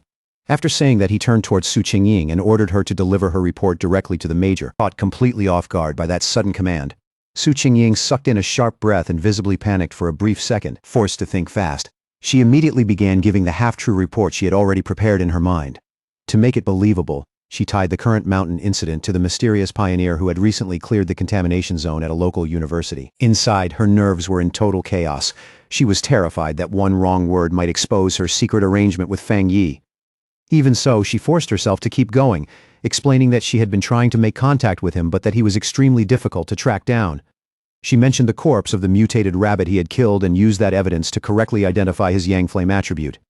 She finished by promising that she would do everything she could to get closer to him and learn how he had cleared the university's gate. All the while, she silently prayed that everything would go smoothly, knowing that mixing truth with lies was the only way to make the story believable. Han Li listened carefully to every word, his mind clearly turning over what it meant for a pioneer to possess a Yang Flame attribute. In the end, he seemed satisfied with her report. He thanked her for her hard work, and even praised her as a talented young pioneer. Su Qingying immediately straightened up, gave him a crisp salute, and replied that it was simply her duty. Once the meeting was over, Han Li remarked that they would release false reports blaming natural disasters in order to keep the truth from the public. He also made it clear that he did not agree with posting information about spiritual energy online, where dangerous people might make use of it. While the officials continued discussing the matter, Su Qingying quietly let out a long breath, deeply relieved that the difficult questioning was finally over. Back at home, Fang Yi used his golden sun breathing technique to dry his white hoodie with ease. Warm golden light spread through the fabric, making it glow softly before he lifted it in his hand. Perfectly dry, clean, and without a trace of the storm left on it. After pulling the hoodie back on, he lowered his eyes and carefully examined the changes that had taken place inside his body. Even after integrating the powerful thunder attribute, he could still clearly sense how much his condition had changed. The difference was obvious, deep, and impossible to mistake. He looked down at his right hand, where blue lightning now crackled softly across his skin. That hand had changed completely, becoming the strongest part of his body and gaining an enormous boost in power. As Feng Yi slowly flexed his fingers and watched small spheres of lightning gather and dance between them, he could already feel another breakthrough approaching. What surprised him most, though, was how the once savage thunder attribute had become as tame as a kitten after fusing into his body, letting him control it with effortless precision. He compared it to the unbearable pain he had gone through when he first awakened the Yang attribute, and the difference was impossible to miss. It made him wonder if these energies naturally became gentler once the fusion was complete. Then he remembered the system's note that this new power could deal double damage to strange and evil creatures, and that immediately caught his attention. He genuinely wanted to test it for himself. That train of thought was suddenly cut off by a sharp alert tone from the phone resting on the nearby table. Fang Yi reached over, picked it up, and narrowed his eyes slightly, wondering what problem had appeared this time. After the last incident, he had deliberately set up special news alerts on his phone. In times this chaotic, he knew the government would keep issuing emergency warnings to protect the public, and he had no intention of missing any sign of danger. But to a pioneer like him, those warnings meant more than simple notices to stay away. Every crisis hid an opportunity.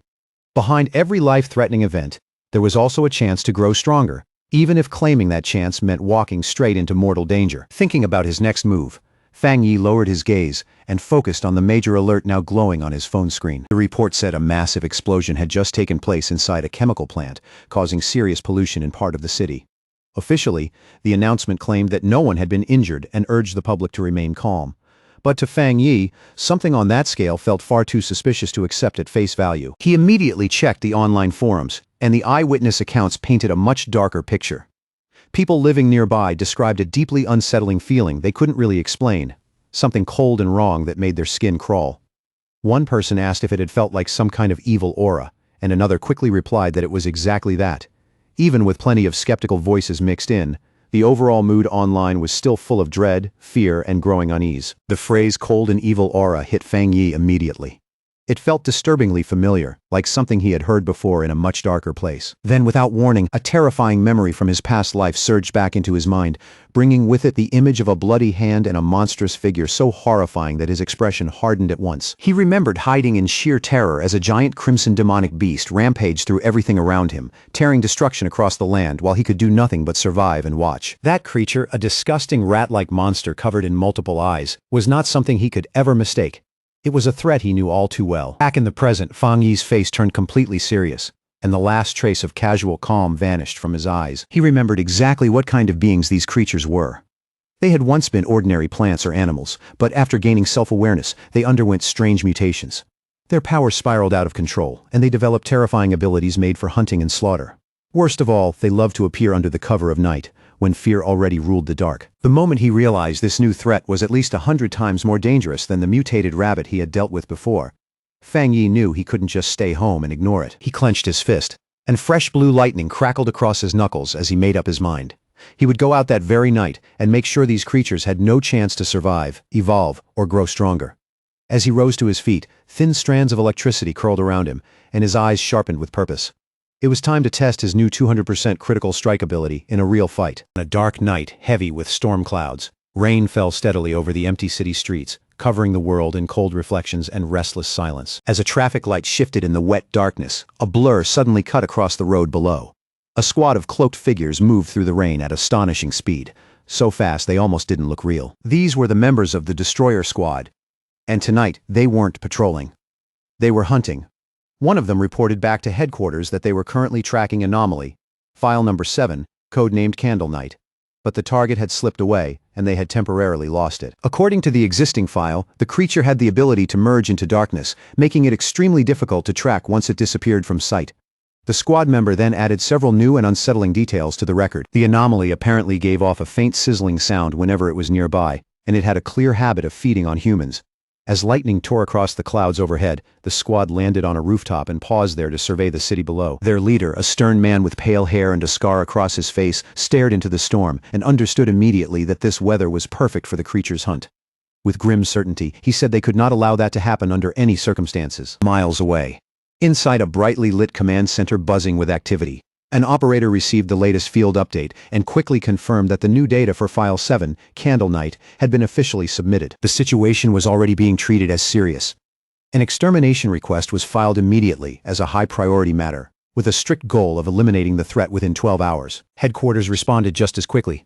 The Destroyer Squad was ordered to continue pursuing the target, but the command also made it clear that the team's own survival remained the highest operational priority. Without wasting another second, the squad launched back into motion, leaping from building to building through the rain-soaked city as the chase resumed at full speed. Their leader paused only briefly to study a glowing holographic map of the city where red markers spread across the screen showed numerous active anomalies. He knew a 12-hour response window was far from ideal, but it was the best headquarters could manage.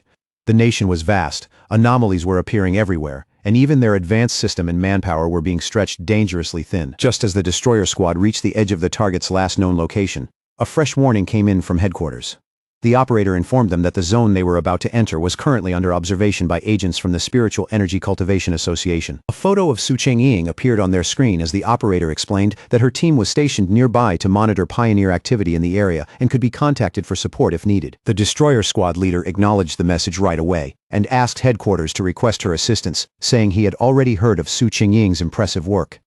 Elsewhere, when she received the notice, Su Chengying was caught off guard and mildly surprised to learn that her reputation had spread that far. Out in the rain, the Destroyer Squad stood waiting with grim patience, stormwater dripping from their cloaks as they held position in silence. Not long after, Su Chengying arrived with her own cloaked team and took position on a higher rooftop overlooking them.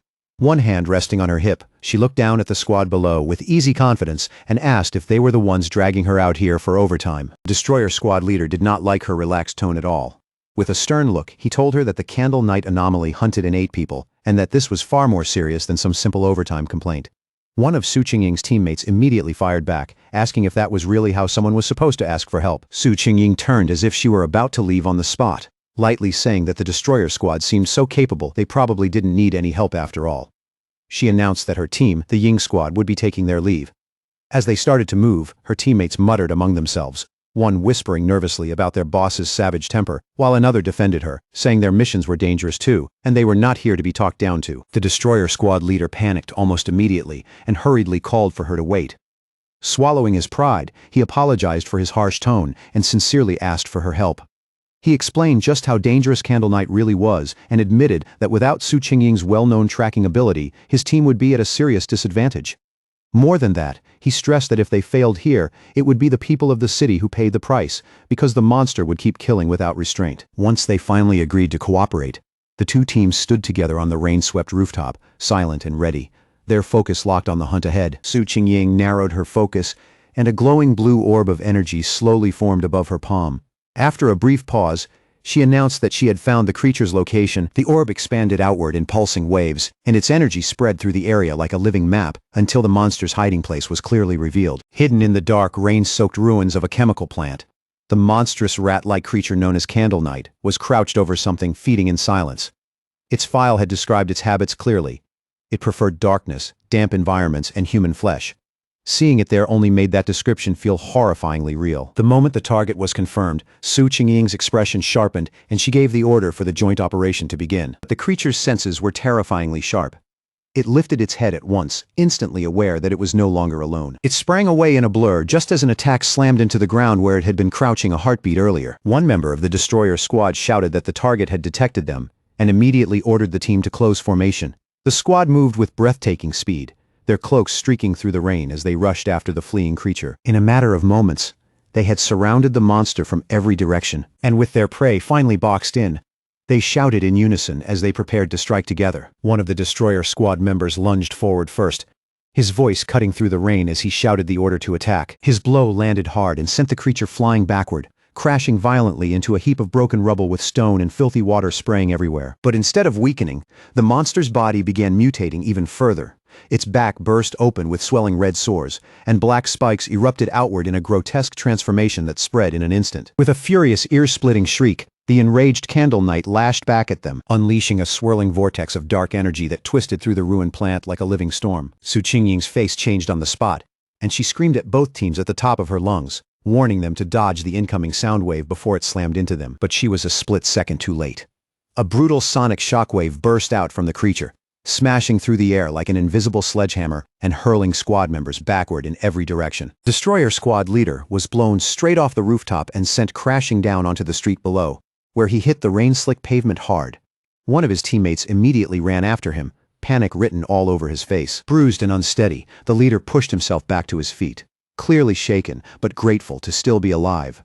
Through gritted teeth, he admitted that if he had reacted even a moment later, that blast would have shattered his bones instantly. At that point, the threat was obvious. If this creature stayed loose in the city any longer, the damage would be catastrophic. Then things got even worse. Right in front of them, Candle Knight began mutating again. Its body twisted and expanded, huge bat-like wings ripping out from its back as it let out a savage roar, while a sickly green glow started building deep in its throat. A moment later, it spat out a stream of corrosive black matter that tore through the air with a hiss, spreading thick green poisonous smoke all around it. Just looking at it was enough to tell it was deadly, and it aimed that foul attack straight at the ground, trying to melt through the street so it could burrow underground and escape before the squads could trap it again. One of Su Qingying's teammates quickly warned her that the monster carried a corrosive dark-type ability, and anything touched by that substance would be destroyed. She admitted, tense but direct, that their squad had no power capable of countering it head-on. Even so, Su Qingying didn't lose her composure. She stayed calm, her eyes locked on the battlefield. In a steady voice, she told her team to stay sharp and avoid disrupting the destroyer squad's formation. Their role here, she reminded them, was to gather intel, study the enemy's abilities, and support the fight with strategy, not rush in blindly. At the same time, one of the destroyer squad members gripping a dagger spotted an opening and got ready to strike before the escaping creature could slip away again. Then suddenly, from deep inside the darkness, a pair of sinister red eyes lit up, cold and hungry. The winged Candle Knight exploded forward in a violent rush, barely slipping past an attack from a squad member who had leaped in from the side to cut it off. Furious that the creature had nearly slipped past them again, the destroyer squad leader roared at his team not to let it escape no matter what. The winged monster tore through the city at frightening speed, while the cloaked members of the Ying squad chased after it through the storm-dim streets. From a rooftop above the chase, Su Qingying watched with two of her teammates. Then her expression tightened. She sensed a sudden spike of spiritual energy coming from the creature's direction, and she immediately realized something was about to happen. Without wasting a second, she ordered her teammates to stay outside while she went in deeper alone. The chase eventually led them to a large abandoned factory, dark and silent, with a heaviness in the air that felt all wrong. Once inside, Su Qingying said she would scan the surrounding spiritual energy to get a clearer sense of what they were dealing with. The destroyer squad leader noticed the advanced watch on her wrist and gave it a curious look.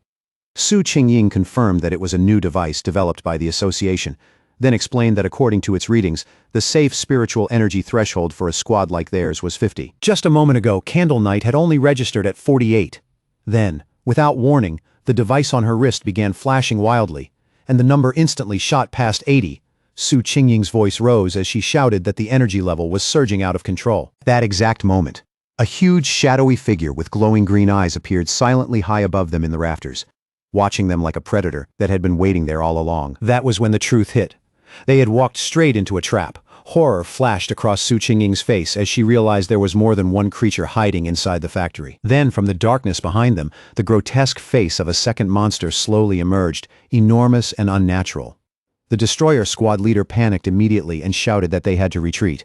Taking charge right away, Su Qingying called for a tactical withdrawal toward the main entrance, hoping to force the hidden enemy to reveal itself completely. She fired off a blast of energy to tear open a path through the danger, yelling for everyone to move and follow her at once. But before they could break free, Su Qingying suddenly cried out and collapsed. Her body giving out as an unseen poisonous gas overwhelmed her senses and stole control from her limbs. When her vision finally steadied, Su Qingying found herself standing alone in the factory's vast green haze, swallowed up by an eerie darkness that felt almost alive around her. She called for her teammates, her voice echoing into the empty space. But nothing answered her back. She could still tell they were somewhere close, but the poison had dulled their senses so badly that they could no longer detect her presence. Little by little, the entire trap came together in her mind. Candle Night had lured them here on purpose, because this place was the territory of something far stronger, a giant serpent whose presence she had only barely sensed before. As if that realization had summoned it, the massive armored head of a shadow serpent slowly rose up in front of her, its green eyes glowing with cold hunger. In that instant, Su Qingying understood the difference between the two monsters. Candle Knight's darkness was only a crude dark attribute, but this serpent's black mist was true poison, and they had been breathing it in from the moment they stepped inside. The gas was silent, deadly, and cruel. It paralyzed its victims little by little while draining away their spiritual energy. Worst of all, the more they resisted, the faster they died, because every attempt to fight back burned through even more power. Su Qingying could already feel her own spiritual energy nearly depleted, and she knew that once it was gone, she would end up as just another corpse in this place. Her legs finally gave out, and she collapsed to the factory floor as the last of her strength drained away. Despair washed over her. But what truly frightened her wasn't just how powerful the creature was. It was how intelligent it was. This thing hadn't simply hunted them. It had played with them, slowly. She closed her eyes and asked herself whether this was really the end. But even as she lay there on the cold factory floor, defeated and fading, she suddenly saw a single narrow beam of light pierce down through the thick green darkness above. A faint spark of hope returned to her eyes. Fragile, but real. Then, without any warning, the factory ceiling exploded inward with a deafening crash, and a blinding wave of light came pouring into the darkness like morning breaking through a nightmare. Su Qingying's eyes widened as a figure descended through the shattered opening, framed by flying dust, debris, and light. It was Fang Yi. He dropped lightly into the rubble below, landing with effortless control, his hooded silhouette sharply outlined against the brilliant hole torn open in the ceiling above. Standing between Su Qingying and the massive serpent, Fang Yi took in the scene with a single glance and immediately recognized the beast as a dark attribute creature. The serpent didn't hesitate for even a second. It lunged straight at him, jaws wide, its giant fangs aiming to tear through him in one bite. At the same time, Candle Knight burst out from the shadows behind him and attacked from the rear, trying to pin him between the two monsters. Fang Yi slipped past the serpent's strike, then turned just in time to come face to face with the snarling rat-like beast. With both creatures closing in on him at once, Fang Yi instantly saw through the trap he had stepped into. Then he did something shocking enough to make anyone freeze. Fang Yi let Candle Knight sink its jaws into his shoulder. Blood splashed through the air, but his mind stayed completely calm, almost amused. He noted how clever their coordination was, one monster drawing the prey in, and the other moving in for the kill. Then he looked at the beast clamped onto him and mocked it, asking if it really liked biting people that much. The next second, he answered with his new power. Brilliant blue lightning erupted violently from his body as Fang Yi challenged the monster to get a taste of his thunder attribute. At the very same time, he thrust out his free hand and unleashed a massive beam of golden solar energy, firing it straight into the charging serpent head-on. Now wrapped in crackling lightning and freed from the stunned rat beast, Fang Yi turned his full attention to the serpent. Golden flames surged out from him in a fierce wave as he coldly challenged it to see how much fire it could really take. The giant serpent answered with a furious roar and lunged again. Its enormous mouth spread wide as it tried to swallow him whole. But Fang Yi moved with stunning agility, twisting clear of the attack and flipping through the air as his sword carved a glowing golden arc. When he landed, steady and controlled, he coolly told the monster to keep its eyes on his blade, the words carrying the weight of a direct challenge. For a brief second, the serpent seemed to pull back, instinctively wary of the glowing weapon and the killing intent behind it. Fang Yi caught that opening instantly. He launched himself forward and brought his sword crashing down across the serpent's face, the blade wrapped in the crackling blue force of his thunder power. The strike hit with tremendous force, enough that Fang Yi expected the creature's skull to cave in. But what happened next was far stranger. Instead of collapsing, the serpent's head split cleanly down the middle, and from inside it, a second identical head emerged, as if the first one had only been an outer shell. Fang Yi landed lightly on his feet. But even he couldn't hide the change in his eyes as he stared at that bizarre sight. In that instant, he realized this fight had just become far more troublesome than he expected. The split head finally peeled all the way open, shedding its ruined outer layer and revealing the real body underneath, already restored. Heavy pulses of green energy throbbed through its neck, and the moment Fang Yi saw that, he knew this fight was far from over. Then the giant serpent suddenly jerked, its whole body seizing in shock and pain as the thunder force left behind by Fang Yi's sword tore through it. It roared in fury. But the stronger the current surged, the more its dark energy was crushed beneath it. Watching the monster convulse, Fang Yi's lips lifted into a small, confident smile. By then, he already knew the advantage was his. The moment he sensed this serpent's dark aura, he realized it was even stronger than Candle Knight's. Only then did he reveal what he had really done. When he swung his sword earlier, he had deliberately held back the full force of his flames. Instead, he used the blade as a channel and drove the thunder power from his hand straight into the serpent's body through the strike. Comparing the two monsters in his head, Fang Yi became sure of one thing. This serpent was far more dangerous than Candle Knight, a more mature mutation and a much deadlier one. Then, without warning, a sharp pain suddenly stabbed through his shoulder, where the rat creature had bitten him earlier. He drew in a breath and looked down, only to see strange purple serpent scales spreading out from the wound. Fang Yi understood it immediately. Just like he suspected, this was an intelligent mutated species. The venom delivered through its partner's bite was meant to quietly paralyze prey and kill without noise. The wound burned with intense pain, but at the same time he could feel his Golden Sun breathing technique pushing back against the poison. His eyes sharpened. Luckily, he had the perfect answer for it. Yang Flame could burn away the poison, the Golden Sun technique could protect and restore his body, and Thunder Power could cleanse whatever traces were left behind. As those energies moved through him, Fang Yi suddenly realized how useful this combination had become.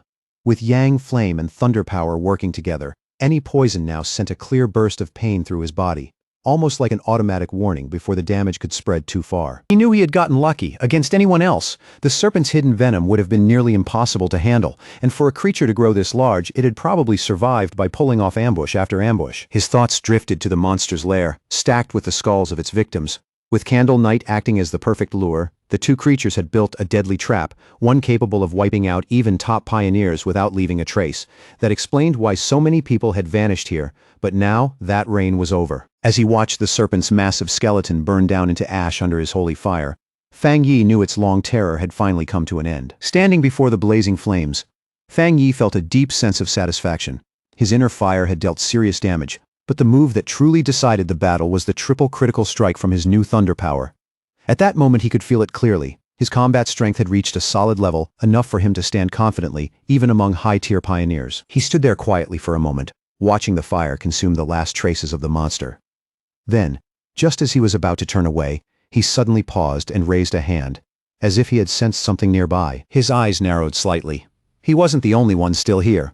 Someone else was hiding nearby. He turned at once and spotted a figure stumbling out through the smoke, coughing through the drifting ash. It was Su Qingying. She stood there quietly, covered in soot, and clearly exhausted, but alive. As the smoke slowly began to clear, Fang Yi glanced over and saw the unconscious members of the other squad lying nearby, with Su Qingying sitting among them. He recognized her at once as the association agent and coolly told her there was no need to keep pretending. In the same calm tone, he even added that her act of playing dead still needed some work, catching her completely off guard. Flustered, Su Qingying quickly covered her face.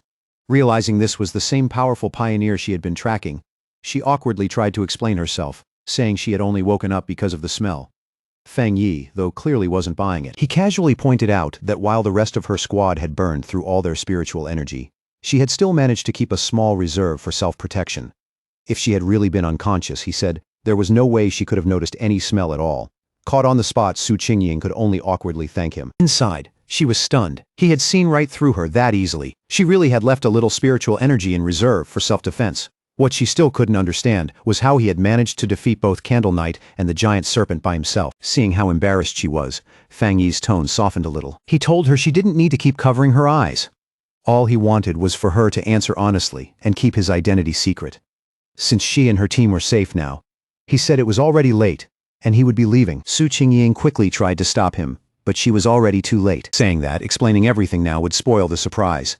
Fang Yi lightly leaped through the hole he had opened in the factory's ceiling and disappeared into the night sky. As he moved quickly across the rooftops, Fang Yi kept thinking back on the battle. He felt relieved that Su Qingying hadn't tried to absorb the monster's dark energy, especially after remembering that disgusting icy sensation. At the same time, he couldn't help wondering why he himself had been unable to absorb it. Maybe he thought the dark energy had already dispersed by then. Or maybe his body had rejected it on instinct. Either way, he decided he would figure it out later once he got home. Left alone in the massive abandoned factory, Su Qingying raised her eyes toward the moonlit hole in the ceiling where Fang Yi had vanished. She let out a soft sigh, disappointed that she still hadn't seen his face clearly, and quietly realized that he still didn't trust her, or the association behind her. But that quiet feeling didn't last long. Slipping right back into her role as squad leader, she walked over to the unconscious captain of the destroyer squad and slapped his face a few times, telling him to wake up. The man groaned and slowly opened his eyes, bruised, dazed, and completely disoriented. His first reaction was panic. He jolted upright and shouted that they had been ambushed, while Su Qingying simply stood there watching him calmly. Then he and the rest of his squad saw why she was so composed. Off in the distance, the giant serpent's massive skeleton was still smoking. They stared at it in total disbelief, unable to process what they were seeing. The leader immediately demanded to know what had happened and where that overwhelming yang energy had come from.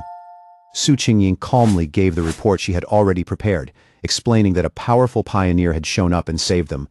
She went on to say that this person was most likely the target from her original mission, an extremely high-level individual with a yang attribute. Then she let that explanation hang there, quietly leaving them with the impression that his appearance had simply been a stroke of luck. The other squad members were completely stunned.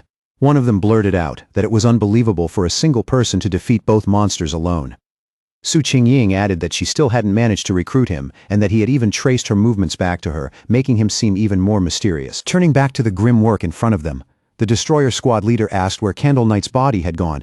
As he activated a green energy technique to start clearing the battlefield, he remarked that they needed to recover the remains for the association. As both squads began cleaning up the factory, the destroyer squad leader used a green orb of energy to gather the strange dark remains left behind after the battle. The moment he stepped forward, his foot came down on a piece of debris, and it suddenly burst apart in a flash of bright blue lightning. He jerked back with a shout, stung by the violent shock, while Su Qingying watched in surprise. That only made the mystery deeper. The remains, they now realized, belonged to Candle Knight, were still crackling with leftover electricity. The squad leader immediately turned to Su Qingying and questioned her report. She had said the pioneer had a yang attribute, but this terrifying electrical power pointed to something else entirely. The two squad leaders crouched beside the body and examined it more closely. Su Qingying was shaken by how pure and intense the thunder power still clinging to it was enough to prove it was a high-tier ability. That made the destroyer squad leader come to a new conclusion. Maybe two high-level pioneers had appeared that night, one who killed the serpent and another who dealt with Candle Knight, before the two of them left together. Su Qingying knew that guess was wrong, but she had no idea how to explain the truth, because what she remembered so clearly was that lone figure standing there with crackling blue lightning in one hand and blazing golden fire in the other. She knew no one would believe it. One top-level power alone was enough to make someone a genius. Two at once was so rare it was almost unheard of. And yet, the proof was right there in front of them. The giant serpent's burning skeleton carried the unmistakable mark of a Yang Flame Walker, while Candle Knight's electrified remains were the clear signature of a Thunder Tyrant. So the two squads could only stand there in stunned silence, staring at the aftermath and wondering what kind of terrifying monster this mysterious pioneer really was. As reinforcements from the association finally rushed in, Su Qingying felt a cold wave of relief move through her. More than anything, she was thankful she had left people stationed outside. If too much time had passed without any word from her, they would have reported her missing almost immediately, and deep down, she understood the grim reality. The rescue team surrounding the area now had probably been sent here expecting to collect bodies, not save survivors. Her two subordinates who had been knocked out by the serpent's venom slowly came to as well. The second they saw Su Qingying still standing there alive, both of them rushed over in a panic, their eyes red as they nearly burst into tears. For a brief moment, that raw relief loosened the tension hanging over the whole battlefield. Now that the threat was completely gone, the association team moved in without delay. The mood shifted almost at once. What had started as a desperate rescue was no longer about saving anyone. It had turned into a formal investigation, cold, methodical, and focused on figuring out exactly what had happened here. Using advanced scanning equipment, they began sweeping the battlefield with care. Every trace of lingering spiritual energy, every scar left in the ground, every broken pattern from the clash was recorded and analyzed in detail. Piece by piece, They tried to reconstruct the battle and build a full report to send back to headquarters. Before long, one of the specialists walked over to Su Qingying and the leader of the destroyer squad, his face grim and his findings already compiled. After comparing everything they had, from combat habits and energy signatures to the exact methods used to kill both monsters, he gave them the conclusion. There was a 99% chance that both creatures had been killed by the same person. The two squad leaders looked at each other and went silent. Neither of them spoke right away. First came the shock. Then something heavier settled in. Both of them understood exactly how frightening that conclusion really was. Around them, the other squad members broke into low, disbelieving whispers. It was almost too much to take in. The person who had saved them was a pioneer with not one, but two different high-tier powers, something none of them had ever imagined could exist in a single person. They all knew that either one of those monsters could have slaughtered every last one of them with ease. And yet this unknown powerhouse had cut them both down, and judging by the evidence, each one had been finished with a single crushing blow. The gap between their strength and his was so absurd, it barely felt real. The moment Su Qingying realized how serious this discovery was, she immediately contacted her superior. Her tone stayed steady, but the weight behind her words was unmistakable as she reported that the intel on her target had changed drastically. This was no longer a routine tracking mission. Everything was different now. Lifting her eyes toward the hole ripped through the ceiling, she gave her final confirmation. The mysterious pioneer from the university and the terrifying figure codenamed the Tyrant were not two different people at all. They were the same person. Back in his office, the association's superior listened to Su Qingying's report with remarkable calm. He didn't cut her off, and he didn't react impulsively. Only after quietly sorting through every detail did he issue a new order. Su Qingying was to suspend her mission for the time being. He explained it in a level, measured voice. That pioneer had saved her team, killed the monsters, and secured the area. None of that was the behavior of an enemy. Then he added that he and Han Li did not agree on this matter. For Su Qingying's safety, and to avoid leaving a bad impression on someone who might become an extremely powerful ally, she was to stop all contact with the Tyrant for now. Even with the call still ongoing, Su Qingying couldn't stop herself from adding one more important point. Though she accepted the order to pause the mission, she said she still had a theory she needed to report.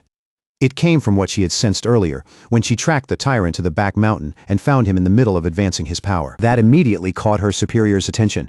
His tone sharpened as he told her to continue and explain everything clearly. He understood at once that what she said next could change their judgment all over again. Su Qingying then explained that during that earlier encounter, she had sensed an unbelievably powerful aura around the area where he was active. At the time, she had briefly wondered whether he might possess a spiritual weapon, but the idea had felt too far-fetched, so she didn't pursue it. But now that it was confirmed he had two high-tier powers, what once seemed unlikely suddenly felt much more possible. Frighteningly possible. That detail visibly surprised the association's superior. For the first time, a note of real disbelief entered his voice as he questioned whether the pioneer might actually possess a spiritual weapon. Even to him, that possibility sounded extraordinary. But after that first reaction, his skepticism quickly returned. Leaning back in his chair, he said it was still extremely unlikely. No matter how gifted someone was, a lone pioneer shouldn't realistically be able to obtain something that rare without outside help. On top of that, the team at the scene hadn't detected any third spiritual energy signature, which normally would have appeared if a spiritual weapon had been forged separately. Su Qingying corrected him right away, her voice firmer now as she pointed out the detail he was missing. The aura she had sensed during that first encounter hadn't felt foreign or separate at all. It was distinctly yang in nature, clear, pure, and directly connected to his own energy. That single point changed everything. The superior's eyes widened as the implication hit him all at once. If the weapon's attribute wasn't separate, but came directly from the user's own yang power, then this wasn't a simple case of someone wielding a spiritual weapon.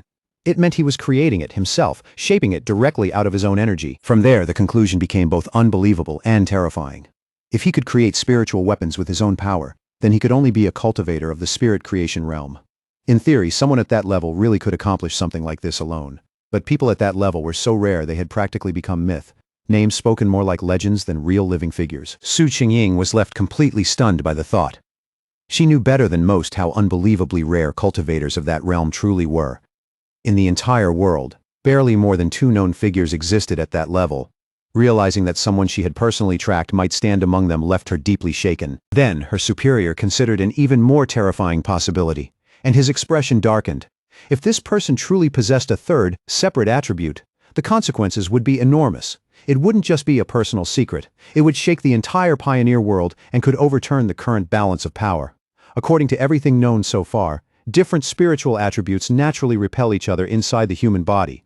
making stable coexistence nearly impossible. Up to this point, no pioneer had ever been definitively confirmed to possess three different spiritual attributes. Because of that, if the pioneer really did have a spiritual weapon, then maybe the absence of a third detectable energy signature was actually a blessing rather than a problem. As the call finally came to an end, the superior sat there in silence with one heavy thought on his mind. He could only hope that a pioneer this powerful would never become an enemy of humanity. Back at his apartment, Fang Yi stood under the stream of a hot shower, letting the water run over his shoulders as steam filled the small space around him. The heat slowly washed away the grime, blood, and exhaustion from the battle, but it did almost nothing to lighten the pressure in his mind. As he dried himself off, his thoughts naturally turned to the state of the world outside.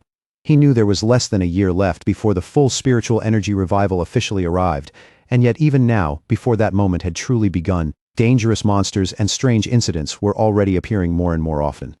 The change was no longer subtle. It was speeding up. He casually used his yang attribute to dry his clothes, warm golden energy gathering over his hand and flowing through the fabric with effortless control. As he did, he found himself wondering how many pioneers like him had already awakened early and quietly started cultivating in the shadows, far from the public eye. His thoughts drifted back to the aggressive men he had run into at the lava river. That encounter had made one thing very clear. Once a person's body formed a connection with the spiritual world, their sensitivity to changes in the world naturally increased. Even without official recognition from the government, many self-trained pioneers had clearly already stepped into the one-star Ghost Axe realm on their own. The fact that the government, through people like Su Qingying, had already started reaching out to wild pioneers like him proved something important. For now, both sides were still in a cautious, relatively peaceful stage, testing each other, observing each other, and trying to figure out what kind of relationship might take shape later on. Standing quietly in his room, Fang Yi thought about Han Li and Su Qingying one after the other. After weighing everything he had seen so far, he arrived at a temporary conclusion. At least for the moment, the monster threat was still barely being contained, and open conflict between the different pioneer factions had not truly begun yet. But even as he finished getting dressed, that fragile sense of balance gave him no comfort at all. He knew too well that this peace was thin, unstable, and could break apart at any moment. The government had already established the Spiritual Energy Cultivation Association, but it still hadn't publicly revealed its existence. Fang Yi understood that strategy perfectly. As people slowly started noticing more local disturbances and stranger incidents, the government was walking a razor-thin line, trying to protect humanity while also releasing subtle warnings early enough to prepare the public, all without causing mass panic. Even after his recent victories, his view of the bigger situation remained grim. He knew the real issue was the government's lack of confidence in openly ushering in a full cultivation era. With a population that massive, once the full truth came out, society could easily spiral into chaos, violence, and widespread death. In the current situation, even official pioneers wouldn't be enough to hold back the disorder that would follow. Internal unrest, fear-driven collapse, and the growing threat of monsters outside would all feed into each other and make everything worse.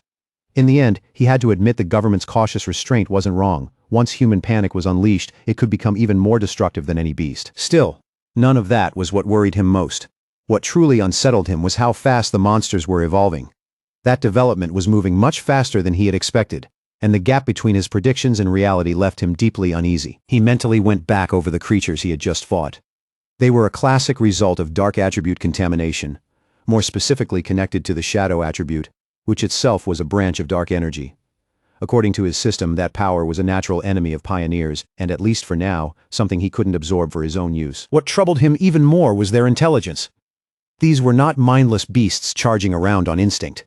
They had coordinated, laid traps, and deliberately targeted pioneers as prey, clearly recognizing them as a rich and desirable source of food. That level of cunning made them far more dangerous than ordinary monsters. Even so, Fang Yi knew these things were still nowhere near the true dark-type monsters he remembered from his previous life. Those horrors were on a completely different level, beings capable of wiping out entire nations on their own, and leaving destruction behind on a scale ordinary people could hardly imagine. Even with that comparison in mind, this close call was a harsh warning. If he hadn't happened to be there, Su Qingying and her whole squad would almost certainly have been wiped out without a single survivor. And yet, buried inside that grim certainty, a small spark of hope still rose in him as he remembered the wording used by the system. The fact that the dark attribute was only temporarily unabsorbable suggested that once certain conditions were met, he might one day be able to use that power himself, and if that ever became possible, it could turn into a critical advantage later on. He then reviewed his current abilities one by one. Right now, he possessed the golden sun breathing technique of the yang attribute, the divine thunder tempering of the thunder attribute, and the crimson flame blade technique. Any one of them would have been formidable on its own. Together, they formed a terrifying foundation. With such perfectly compatible high-tier techniques, and with his current strength as a 3-star Ghost Axe realm pioneer, Fang Yi knew there were very few people who could truly stand against him. And yet, even standing there with all that power in his hands, he felt no real comfort. Deep down, he knew with total clarity that it still wasn't enough. Just as his thoughts were sinking deeper into that realization, the sharp ring of his phone suddenly cut through the quiet room and snapped him out of it. He reached for it and glanced at the screen, then paused in surprise. It was his aunt calling. On the other end, his aunt first asked how he was doing in the usual warm, familiar way, then finally got to the real reason for the call. She told him his cousin was coming to the city to study, and because she was worried about the girl staying alone, she wanted to ask if the cousin could stay at his place for a few days instead of booking a hotel. The request caught Fang Yi completely off guard. His memory of this cousin was so vague, it almost felt blank, like she existed only as a distant outline from years ago. After thinking for a moment, all he could really remember was that she had been a quiet top student, the kind of person always buried in books and obsessed with studying. Beyond that, he couldn't even clearly recall what her face looked like. Even so, he agreed without much hesitation and told his aunt there was a spare room available. When he asked when his cousin would arrive, his aunt answered casually that she would just give the girl his address and let her head over on her own when the time came. Somewhere else, in a dark room, lit only by the pale glow of a computer monitor, a figure with long fingers typed rapidly across a keyboard. Those fingers were so slender and sharp they almost looked like claws. The blue-white light from the screen cut through the darkness and gave the whole room an eerie stillness. The person wore an oversized hoodie with a pair of bare ears sticking out beneath it, and had just finished a phone call with her mother. That mother was Fang Yi's aunt. During the call, she had been told to arrive at her cousin's place by tomorrow afternoon, and to bring some local specialty snacks along as well.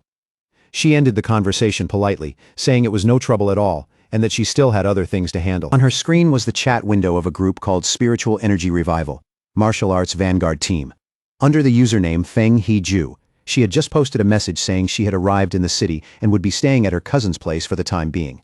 The message was short, but it clearly got the group's attention. After the call ended, she clicked her mouse again with practiced ease, and another window instantly popped open in front of her. It was a rumor alert about an internet-famous town people had started calling Death Town. According to the report, 3 more people had recently disappeared there because of something known as the Pork Beast Challenge.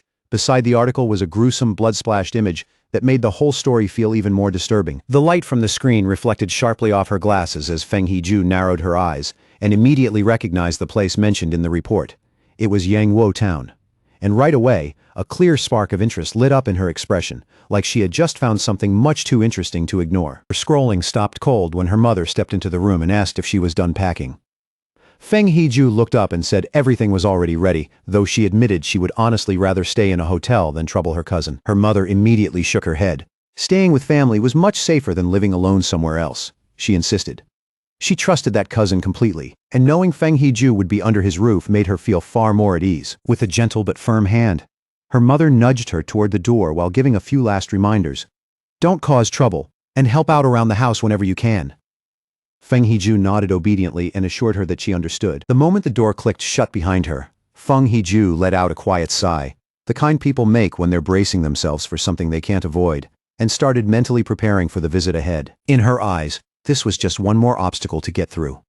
She pushed up her glasses, her gaze sharpening, and told herself that no matter what kind of person this cousin turned out to be, he couldn't possibly be harder to handle than a real monster. The next day, under a wide blue sky bright with clean morning light, a young woman with long dark hair and glasses slowly pulled her suitcase toward an apartment building, her quiet, tidy figure moving along the sunlit street. She lowered her eyes to her phone and checked the map again, making sure she had come to the right place and hadn't taken a wrong turn. Then she looked up at the building in front of her and softly told herself, this had to be it.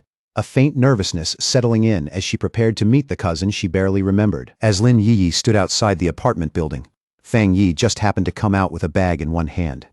She quickly called out to him and, with a little uncertainty in her voice, asked if he was her cousin. He stopped on the spot, clearly caught off guard, then looked her over in surprise before asking if she was Lin Yi, wanting to make sure he had guessed right. Even though Fang Yi admitted to himself that he didn't recognize her at all, neither of them spoke for a second.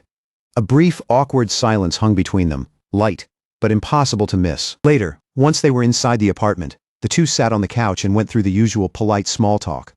Fang Yi asked if she was in the city for a summer camp, and she confirmed that she was. He told her that if she needed anything while she was staying there, She could just ask, and she thanked him with practiced politeness. Once that short conversation was over, Fang Yi handed her the key to the room across from his, briefly told her which one was hers, and then turned and headed back to his own room, watching him go. Lin Yi quietly felt some of the tension leave her. At least from that first impression, her cousin seemed easy enough to live with, and more importantly, he didn't seem like the kind of person who would pry into her business. But Fang Yi was far from unaware. From the moment she sat down across from him, he had already picked up on a faint but distinctly unusual spiritual aura coming from her. For a second, he wondered if his perception was off, or if she was simply too inexperienced to fully hide her strength. Almost immediately, he began to suspect that she was a pioneer too. The aura around her was faint, but real, and that made him realize her story about coming for a summer camp was probably just cover for why she had actually come to the city. Meanwhile, inside her room, Lin Yi sat with her phone in hand, and what she did next quietly confirmed every one of Fang Yi's suspicions. She opened her chat with the martial arts vanguard team and reported that her cousin seemed nice, easygoing, and unlikely to interfere with her movements. Before long, the conversation shifted to recent events, especially the powerful pioneer who had appeared at the lava river. Lin Yi warned the others to be careful, reminding them that many truly strong people were still hiding in the shadows. After the group agreed to wait for her signal before making any move, she logged off.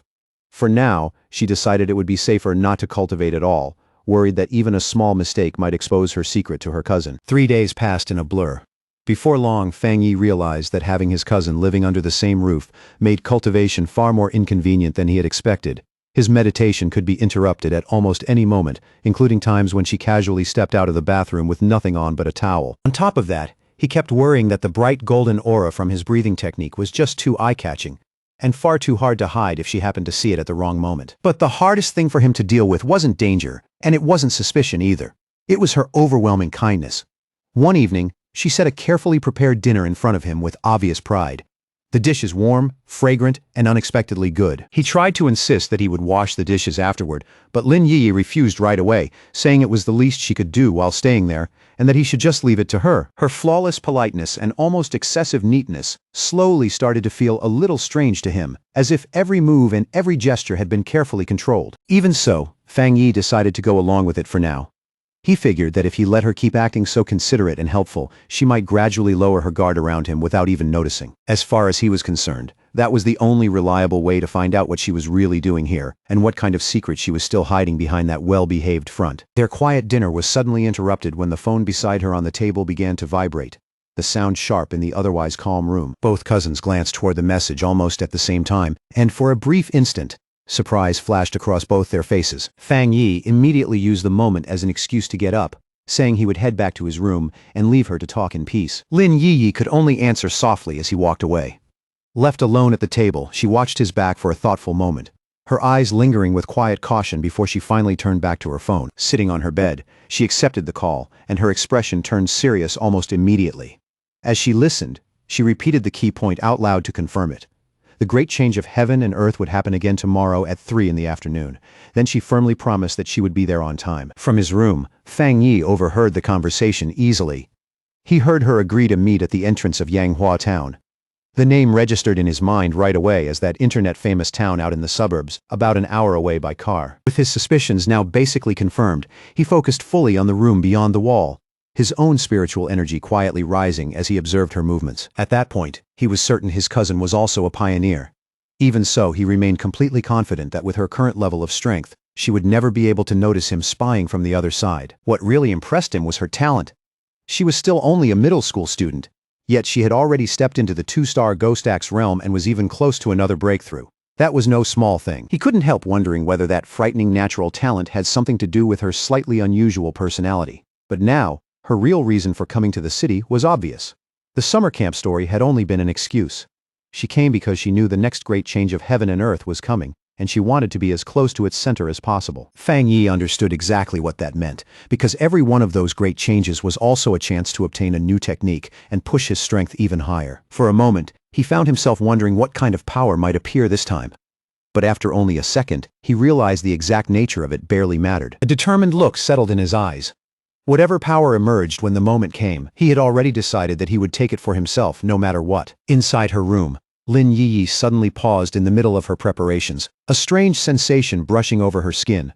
Slowly, she lifted her head and looked around, unsure whether it was just her imagination or if someone had really been watching her. When she found nothing but the moonlit mountains outside the window, still and silent in the night, she gradually let the feeling go and resumed what she was doing, convincing herself she had simply been overthinking it. The next day, Yanghua town was lively and full of noise, its streets packed with movement, while the layered mountains stood quietly in the distance behind it. At the entrance to town, Lin Yiyi met up with one of her friends from the pioneer group, the two of them falling into step naturally, like this had been arranged long before. That friend immediately started teasing her in a playful voice about her cousin, grinning as she asked whether he was at least handsome. Lin Yiyi answered without much emotion that he seemed like a decent person, but as far as looks went, he was really just an ordinary guy. Hearing that, her friend let out a disappointed sigh, clearly hoping for something a lot more interesting. Just then, another woman from their group arrived. She was a redhead in a purple dress, the kind of person who stood out the moment she appeared. With a lightly amused tone, she reminded the first girl that Lin Yiyi herself had always described herself as nothing special, just an ordinary person. Once the rest of their team had gathered too, the redhead's expression sharpened, and she announced that it was time to get to work. One of the male members looked around, then asked whether a certain person wasn't coming after all. The redhead confirmed that today it would be just the 6 of them, and added that the missing member had always been mysterious, rarely showing up in person, and never easy for anyone to predict. None of them realized Fang Yi was watching the whole thing from the balcony of a nearby cafe, sitting in the shade with his sword resting quietly beside him, his eyes tracking every move below. After watching them for a while, he noticed that his cousin's little squad was surprisingly restrained. They weren't loud or sloppy, like a lot of rookie teams. If anything, they were careful enough to disappear into the crowd. Even from that distance, he could still clearly read their strength. The weakest one among them had already reached the 2-star Ghost Axe level, while the man who spoke earlier was even stronger, firmly in the 3-star realm. He also caught them mentioning that their team was usually stronger than this, and that one especially powerful member was often absent. But while Fang Yi kept quietly observing, his attention gradually shifted away from them and toward the mountains towering over the town. His eyes narrowed a little as anticipation built in them. He could already feel it. The real event everyone came here for was about to begin somewhere in those mountains. High in the mountains, the great change of heaven and earth finally began to show itself. A giant green vine dropped down from the clouds, huge and unnatural, like the beanstalk from an old fairy tale had suddenly been forced into the real world.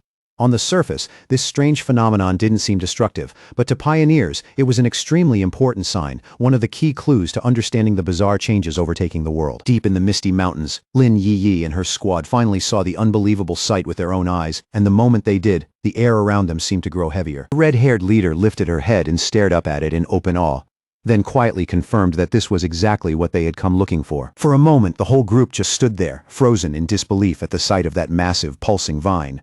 But the wonder didn't last.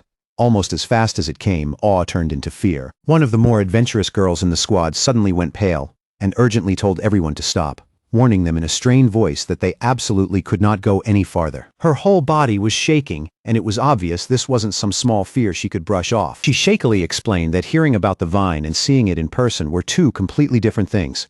The second she looked at it, a terrible feeling rose in her chest. Hearing that, the leader asked if the others had seen the rumors people had been discussing on their internal pioneer forums. The girl's fear came from a story she had heard before.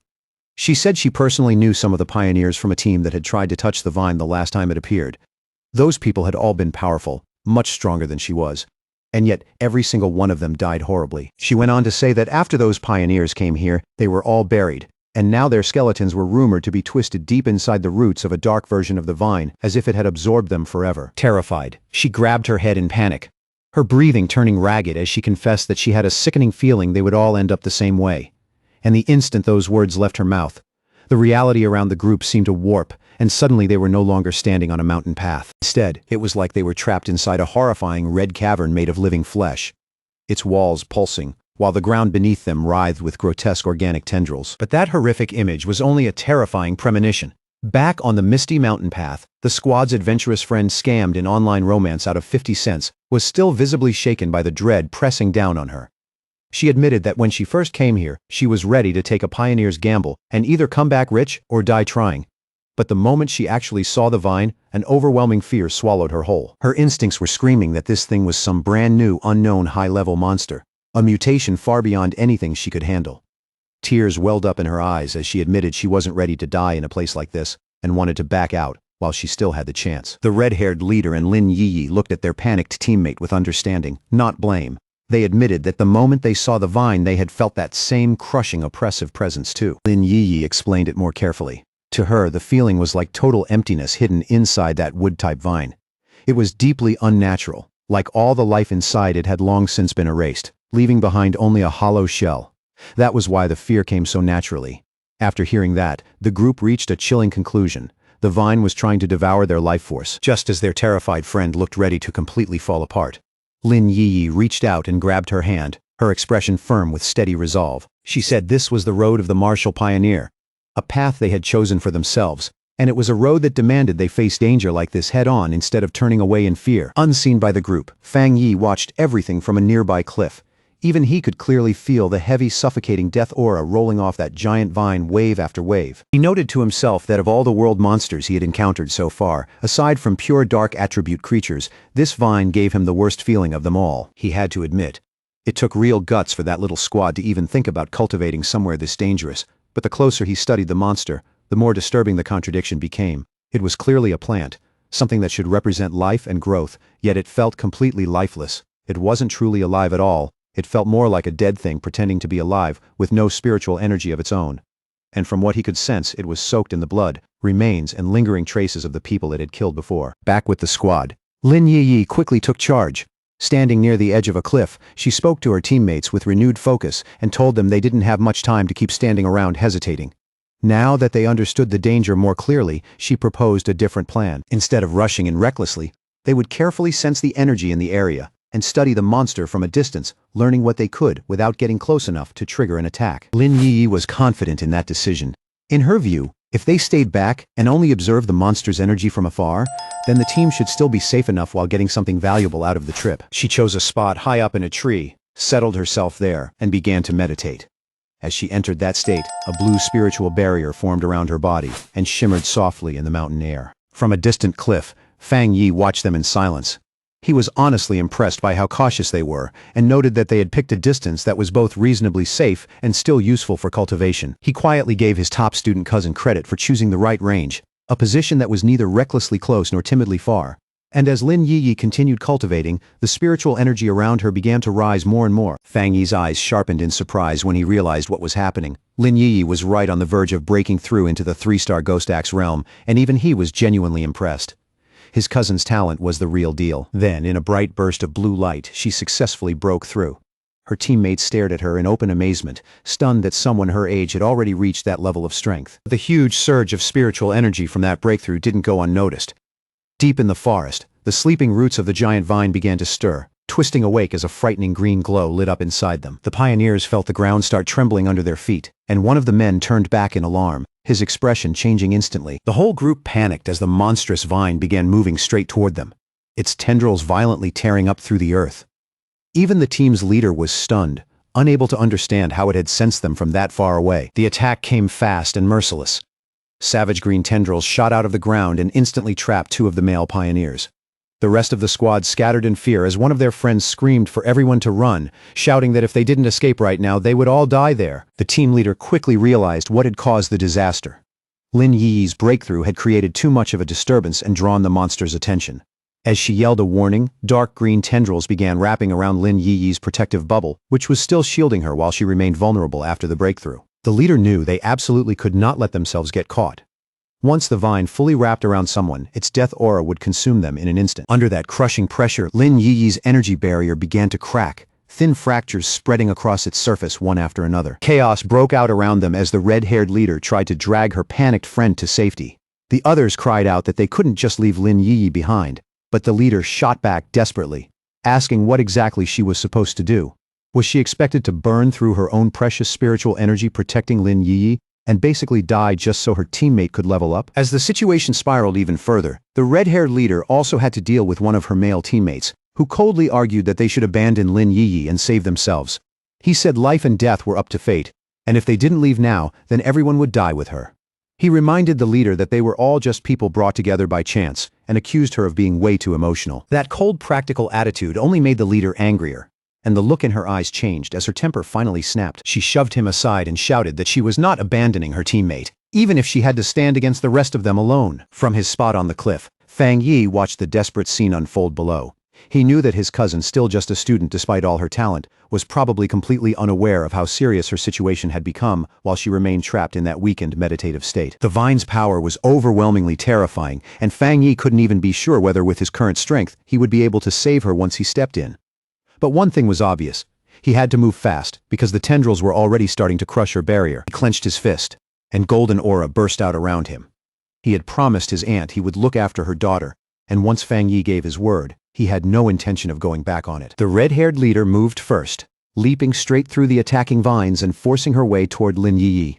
She drove a fierce kick into one of the tendrils, and the impact was enough to snap it apart on the spot. But that small opening lasted only a heartbeat before the situation turned against her again. Dozens more vines burst out at once and coiled around her from every direction, binding her tight and trapping her completely before she could break free. The writhing vines were already closing in, ready to crush them for good, when Lin Yi's barrier finally gave out with a sharp, brittle snap.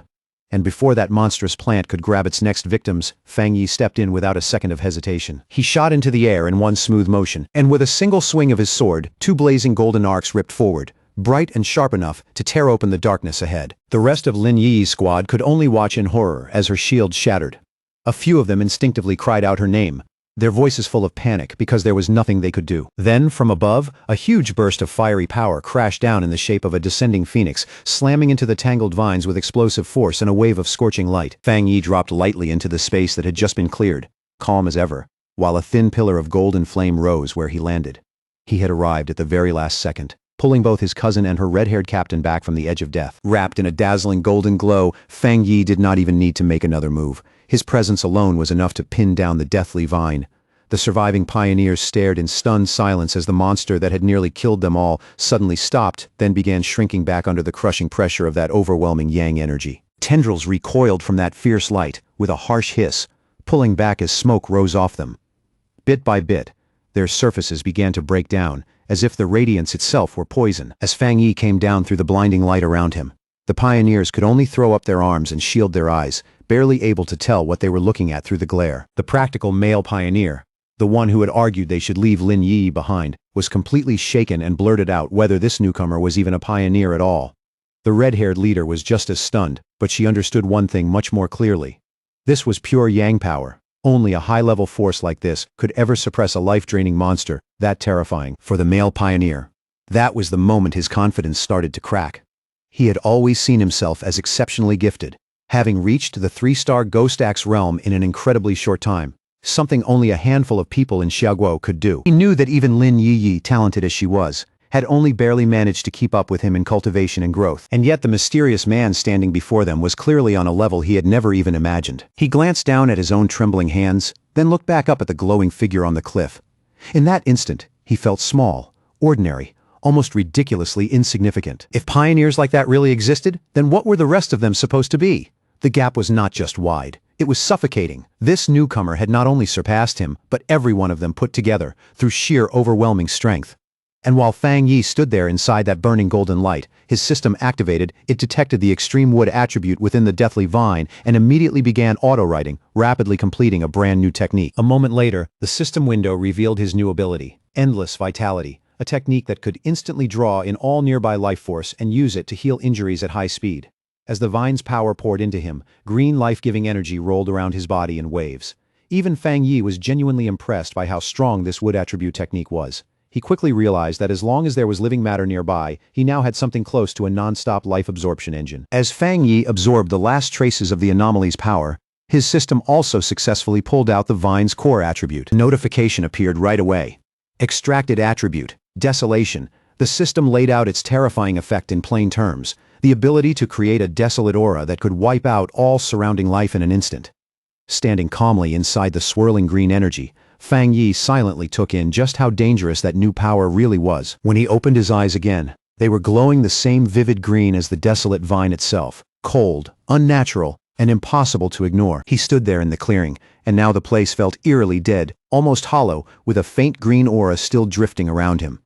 In that moment, he finally understood why the vine could only survive in a remote and dangerous place like this. If it had grown anywhere else, it would have drained every bit of life from the land for miles around.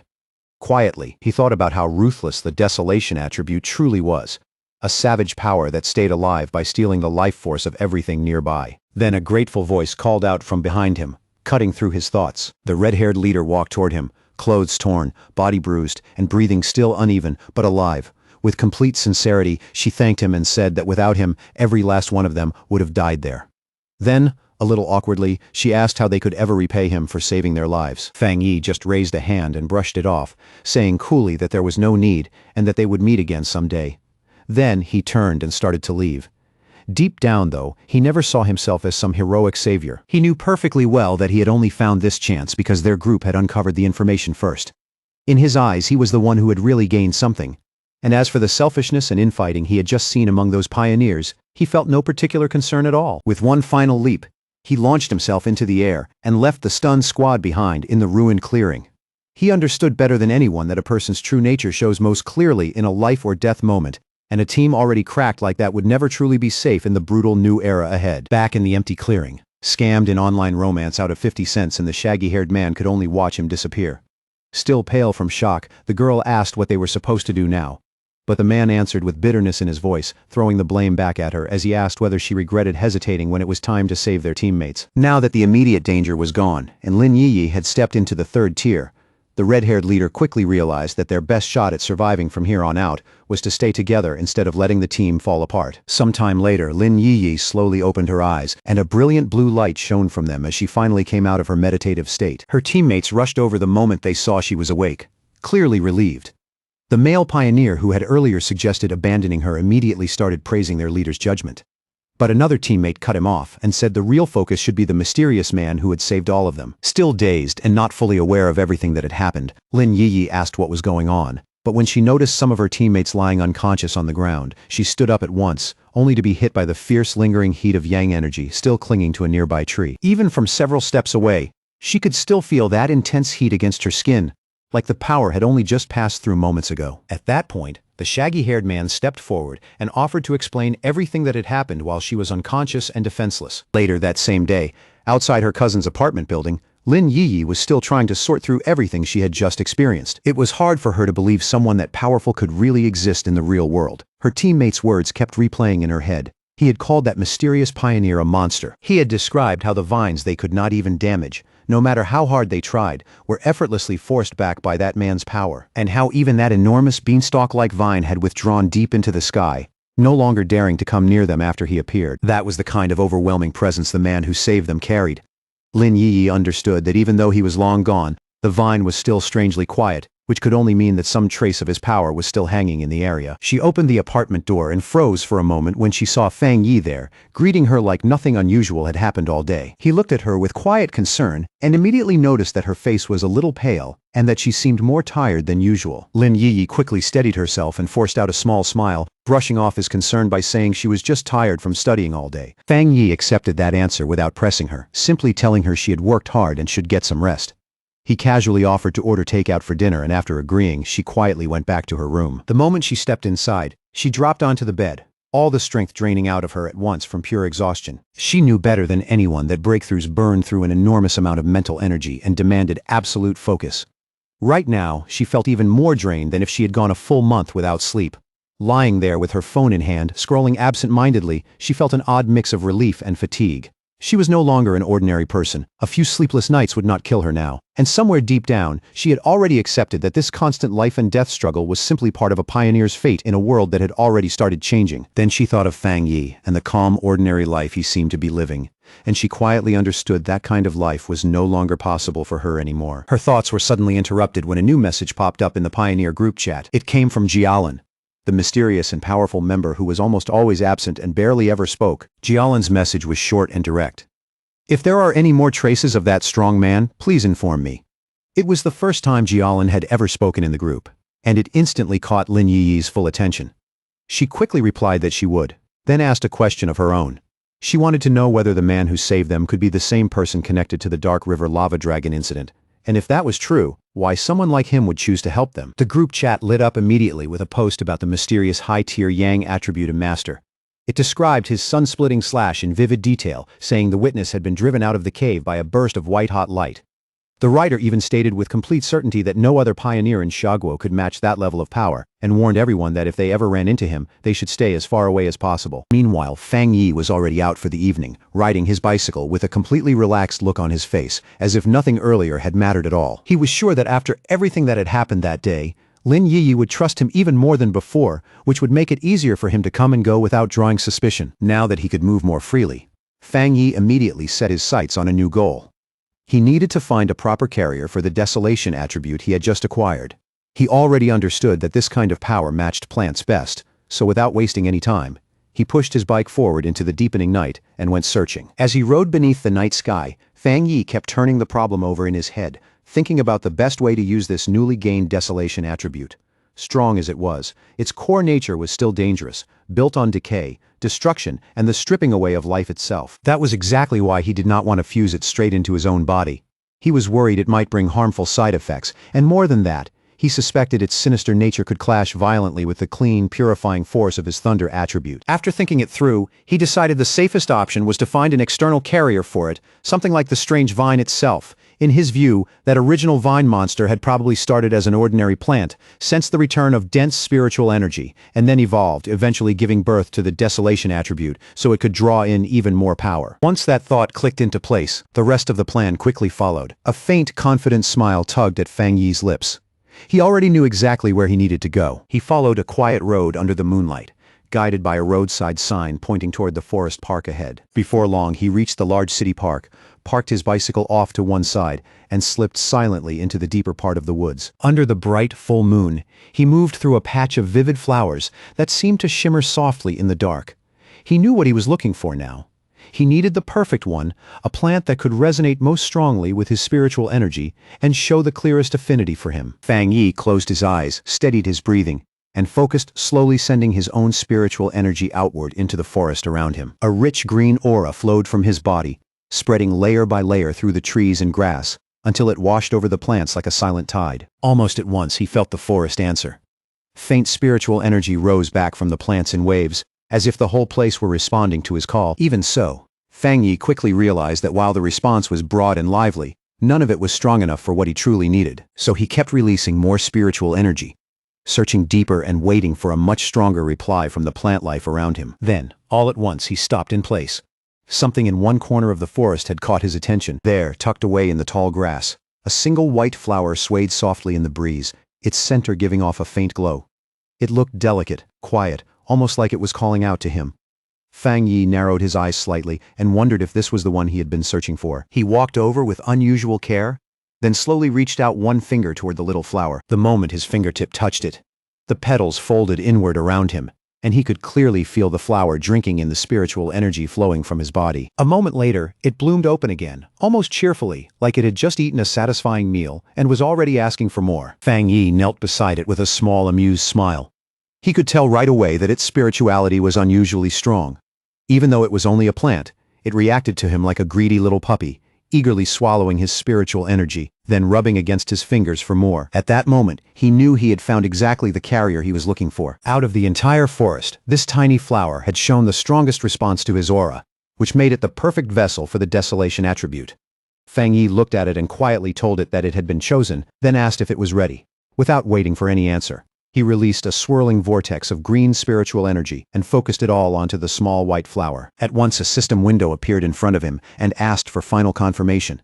Do you want to forcibly implant the desolation attribute into this plant? With vivid green light glowing in his eyes, Fang Yi gave his approval. Brilliant light burst from his hand, and the flower began changing right in front of him, its petals unfolding into a larger, more intricate, and far more powerful shape. Then the implantation finished in a sudden flash of intense green light that briefly lit up the surrounding woods. Even Fang Yi was caught off guard for a second by the strength of that burst and the sheer force that came with it. The small, ordinary white flower had been completely transformed. Its petals had opened into a beautiful lotus-like bloom, while its leaves grew thicker, brighter, and fuller, all of it wrapped in a strong, eerie green aura. And almost immediately, the newly empowered flower began showing what it could do, not giving the surrounding area even a moment to recover. A massive wave of desolation energy burst out from it, and as its roots dug greedily into the soil, it started drawing more and more power from the earth below. The result was instant and terrifying. In just seconds, the once lush forest around Fang Yi lost all life. Trees withered where they stood, and the ground dried out and crumbled into lifeless dust. Fang Yi could not help being impressed by the pure, vicious force of the desolation attribute. In only a few brief moments, that spreading energy had already swallowed the entire stretch of forest around him, and it was still pushing outward at an alarming speed. As the flower's glow slowly dimmed, and its transformed body shrank back down, Fang Yi immediately understood he had to leave. If this went on any longer, the huge disturbance in spiritual energy would definitely draw the Spiritual Energy Association. Without hesitating, he bent down and pulled the glowing flower out of the ground, roots and all.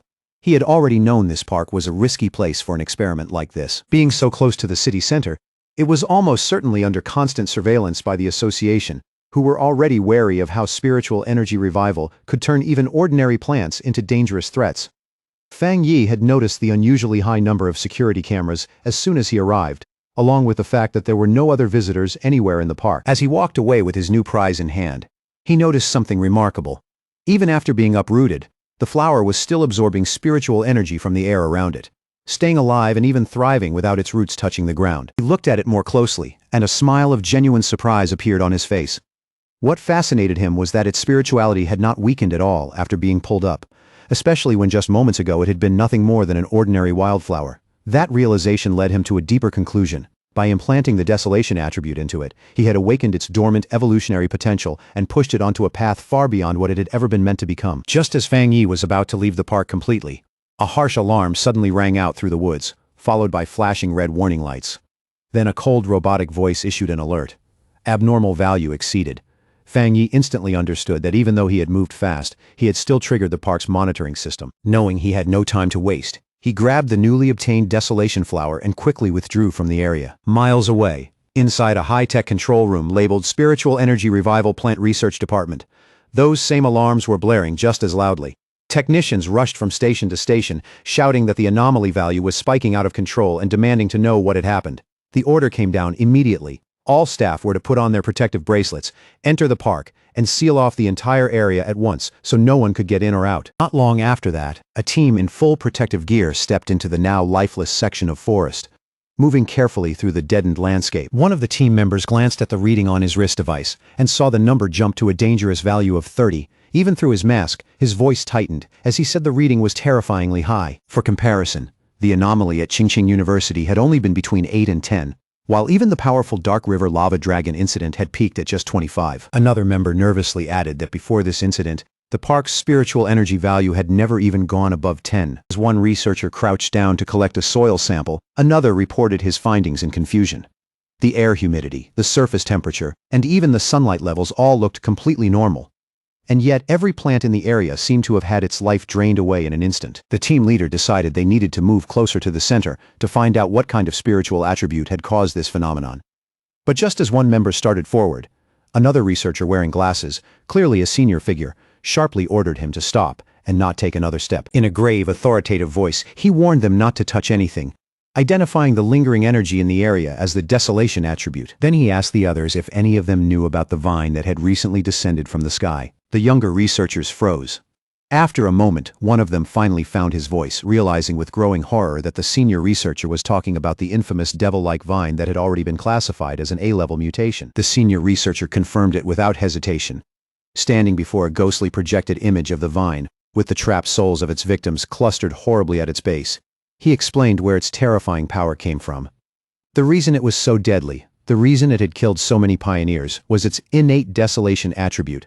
A parasitic and monstrous force that devoured the life force of everything around it, and turned all it touched into nourishment for itself. The young researcher who had nearly stepped into the dead zone clutched at his chest, sweating heavily and struggling to breathe as the meaning of those words finally hit him. With a shaken voice, he thanked his superior, realizing he had just been pulled back from certain death. The senior researcher then explained that any area around a plant awakened with the desolation attribute became a true dead zone, a place where anyone who entered would have their life force consumed almost immediately. He remembered reading about another plant like this somewhere in Xiaguo. A rotten ancient tree buried deep inside a forbidden zone in Wan City, a monstrous thing that could erase any living creature the moment it got too close. His eyes slowly swept across the dead, silent clearing, and his expression grew heavier with every second. Plant mutations in this new era were no small issue anymore. From everything they knew so far, desolation was the most terrifying attribute a plant could awaken.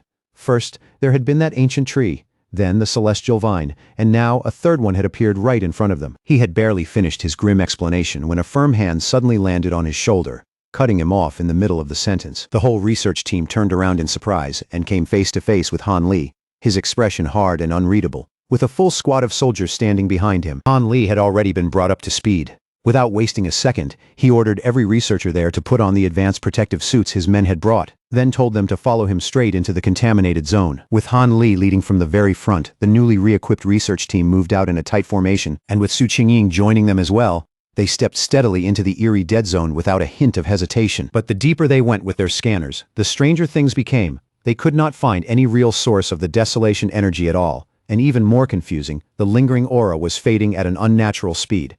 In the few minutes since they had arrived, the level had already dropped to 25.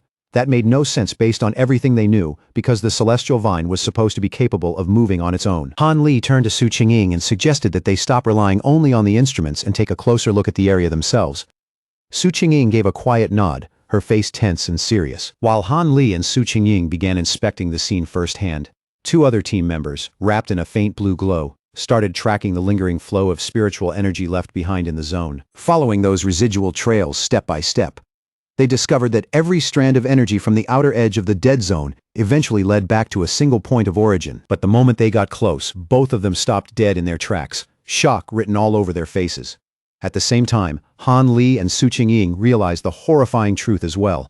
The source of the desolation energy had already been dug out of the ground and taken away. One researcher inside a protective suit blurted out in disbelief that it should have been impossible. Han Li's eyes darkened immediately. If someone really had the ability to enter a desolation dead zone and steal its source, then that person was far too important to ignore. Su Qingying, though, seemed to be thinking along a different line. She raised a glowing datapad toward Han Li and explained that after running a large-scale data analysis, they had narrowed it down to one person whose recent movements matched both this case and another mutation incident from not long ago. On the screen was a clear photo of Fang Yi, with his name displayed unmistakably beneath it. Just then, Han Li told Su Qingying he would send over all of Fang Yi's information, confirming that Fang Yi was very likely the same pioneer she had already crossed paths with before. After that, he tipped his hat slightly and left the rest to her association to handle. Once everyone else had left, Su Qingying remained alone in the desolate forest, the cold air pressing in around her. She held the datapad in silence, her expression darkening as if several scattered clues had finally started connecting in her mind. 2 hours later, back in the quiet safety of his apartment, Fang Yi carefully placed his newly acquired desolation flower into a small flower pot, handling it with surprising patience. A faint smile touched his face. In both of his lives, this was the first time he had ever seriously raised a flower. In a good mood, he even gave it a name, the obedient little white flower, and told it that now that it carried the desolation attribute, it should cultivate well on its own and grow into a strong helper at his side. He knew exactly how useful its strange ability to drain life would be in battle. And with such a plain, harmless appearance, it was perfect camouflage too. Easy to keep nearby without attracting attention, especially from his cousin. As his fingertips brushed lightly across one soft petal, Fang Yi's thoughts deepened. In this dangerous new world, raw strength alone was never enough. Real victory depended on how many hidden cards a person held back, and how well they kept those cards concealed. The quiet rhythm of Fang Yi's evening was suddenly interrupted when the phone on the table began to buzz. He picked it up, then paused in surprise when he saw the caller ID. Wang Liang. He recognized the name instantly. It was his childhood friend, someone he had not seen a single time in the 3 full years since the other man left to join the army. For a brief moment, an old memory rose to the surface. Back in school, the two of them had been almost inseparable, the kind of friends who shared everything. That bond had only been broken when Wang Liang suddenly announced he was enlisting and left without much warning. Fang Yi accepted the call. On the other end, Wang Liang's voice sounded bright and familiar, carrying that same easy cheer as he asked if Fang Yi was back in town and invited him out for a drink at their old spot. The sudden invitation caught Fang Yi completely off guard. Wang Liang just laughed at his reaction and added that he had a big secret to tell him. Something shocking enough that Fang Yi had better prepare himself before hearing it. But underneath that warm, nostalgic invitation, the reunion was anything but simple. It had been arranged in advance as a trap, and that truth became obvious the moment the call ended and the scene shifted away from Wang Liang. He was sitting in a dim room, speaking to a stern-faced woman in a high-ranking military uniform. Her long red hair and scarred, intimidating features only made her presence feel sharper. Su Qingying was there too. Wang Liang respectfully reported that he had done exactly as ordered. Then, after a brief pause, he made one personal request. If Fang Yi turned out not to be the person they were looking for, They had to guarantee his safety. The red-haired officer tapped one finger against the table again and again, the sharp, steady rhythm making her impatience impossible to miss. When she finally answered, her voice was cold enough to freeze the room. She brushed Wang Liang's concern aside and ordered him to focus on the mission without doing anything extra. Then, with chilling indifference, she added that if Fang Yi turned out to be the wrong person, Wang Liang could simply treat it as his friend's punishment. Later, in a quiet bar filled with low music and dim yellow light, Fang Yi and Wang Liang raised their beer glasses and clinked them together. The two sat across from each other, drinking and talking through the 3 years they had spent apart. As Fang Yi listened to him, he could tell his old friend had changed a lot. Wang Liang seemed much more mature now, and from that alone, Fang Yi could already guess that life in the military had not been easy. Wang Liang spoke first about his own time in the army, casually sharing bits and pieces of what he had gone through before finally turning the question back to Fang Yi and asking how he had been living. Fang Yi kept his answer simple, and only said that he was doing fine and had gone to college. As he slowly drank his beer, Fang Yi's thoughts drifted back to his previous life.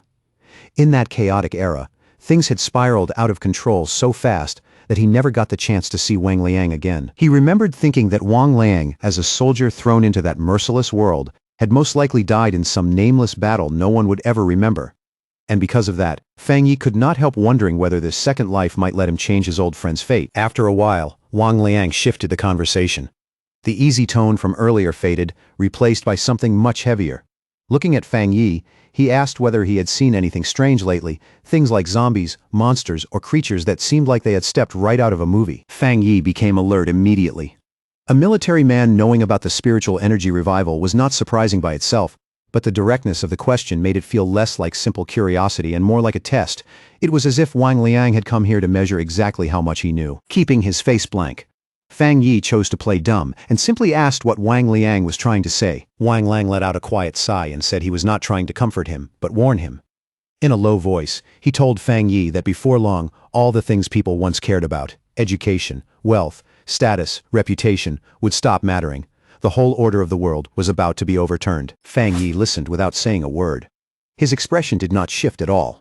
He only looked down at the empty glass in front of him, calm and unreadable, as if silently weighing every word. He knew perfectly well that ordinary soldiers were bound by strict secrecy and were not allowed to leak anything about the spiritual energy revival. That alone confirmed what he had already suspected. The military had marked him as someone worth watching, and Wang Liang, his own childhood friend, had been sent here to sound him out. Seeing Fang Yi stay silent, Wang Liang tried to reassure him in a softer voice. He said there was no need to panic, and that as long as Fang Yi did not expose anything, he would be fine. But Fang Yi understood what was really hidden under those words. Even while pretending ignorance, Wang Liang was still trying to protect him. By risking military discipline, he was using this chance to give Fang Yi a sincere warning about the dangerous changes coming. Their conversation came to an abrupt stop when Wang Liang's phone suddenly began vibrating over and over, the urgency impossible to miss. He answered right away, and a furious voice on the other end barked an order for him to return to his unit immediately and report to the target location within 10 minutes. Wang Liang instinctively straightened like a soldier on parade and accepted the command without hesitation, while Fang Yi watched the whole thing in silence. The second the call ended, Wang Liang shot to his feet. He quickly apologized to Fang Yi, saying he had an urgent mission and could not stay any longer or even walk him home. Just as Wang Liang was about to leave, Fang Yi suddenly dropped the act. In a calm, direct voice, he asked whether the mission had something to do with the spiritual energy revival, then told Wang Liang to take him along. Wang Liang froze in place and slowly turned back, staring at Fang Yi with open shock and confusion all over his face. Fang Yi stood up and grabbed Wang Liang by the collar, his eyes steady and clear. He told Wang Liang to take him to meet his superiors, making it obvious that he had already seen through the real purpose of tonight's meeting. At the same time, he reassured his friend that even if he did not know exactly how much those people had already learned, he was sure of one thing: Wang Liang would never truly try to hurt him. He went on to say that what interested him most was whatever the military was dealing with right now, because it had to be connected to the huge changes sweeping across the world. Since the Spiritual Energy Association was already responsible for handling monsters, he wanted to know what part the military was playing in all of it. More than that, he wanted to see it for himself. Wang Liang agreed without another word, and the two of them headed together toward a huge military base hidden deep inside a mountain valley. The place was sealed off tight, lined with guards and heavy defenses, and above it hung a clear designation: Military Number 19 Spiritual Forbidden Zone. As they got closer, Fang Yi immediately felt the spiritual energy in the area pressing against his skin like something real and physical. It was so dense that he could tell at once it had already gone beyond an ordinary pollution zone. Before he had time to study it further, a squad of soldiers intercepted them. and one of them sharply ordered Wang Liang back to his assigned unit. After a brief but thorough identity check, the soldiers allowed Fang Yi into the base. From there, he was escorted deeper inside, through a brightly lit corridor, its cold walls and sterile glow making the whole place feel even more tense and secretive. Inside the base, Fang Yi and Wang Liang were brought into an enormous training ground that felt less like a normal combat facility and more like a hollowed-out cavern, vast, harsh, and oppressive under the lights. There, a large group of soldiers was already locked in a frantic life-or-death battle. Blue energy crackled across their bodies as they tried to contain a monstrous black creature covered in jagged spikes, its single glowing red eye burning with savage hostility. The beast hit back with terrifying force, unleashing a devastating red beam that tore straight through the soldiers' formation. Painful cries and alarmed shouts rang out immediately as several men were thrown into chaos by the sheer violence of the attack. From a raised platform above the battlefield, the stern red-haired officer watched everything with a sharp, merciless gaze. The moment Fang Yi looked over, he sensed something unusual and realized right away that the creature's strength came from a fusion of two different attributes. The officer confirmed it without hesitation, stating that the monster was a full blend of dark and flame attributes, which made it exceptionally violent, savage, and hard to control. She added that several of her soldiers had already been badly wounded by it. A caption identified her as Ji Ruoyan, a 3-star officer at the Ghost Axe realm. The second she noticed Wang Liang, she barked out his name, and he instantly snapped to attention. Anger flashed in her eyes as she demanded to know why he had brought an unauthorized outsider into a restricted zone. But before he could even begin to explain, she cut him off. Her expression eased only a little as she told him to forget the explanation for now. The situation was too urgent, and she needed him back in formation immediately. There was no room left for discussion. Then she shifted her gaze to Fang Yi and sized him up with a quick, measured look. At first glance, there was nothing especially remarkable about him. His spiritual energy only showed slight activity, nowhere near the overwhelming presence she had expected. For a brief moment she wondered whether he could really be the powerful pioneer they had been searching for. But the thought passed quickly. Right now, the battle in front of her mattered more. In a stern voice, she gave Fang Yi a clear warning. Since he was Wang Liang's friend, she would keep it brief, but he was now inside a restricted military zone, and from this point on, his life was his own responsibility. On top of that, everything he saw here was confidential, and he was forbidden from speaking about it afterward. Fang Yi simply replied that he understood. With that settled, Ji Ruoyan immediately resumed command.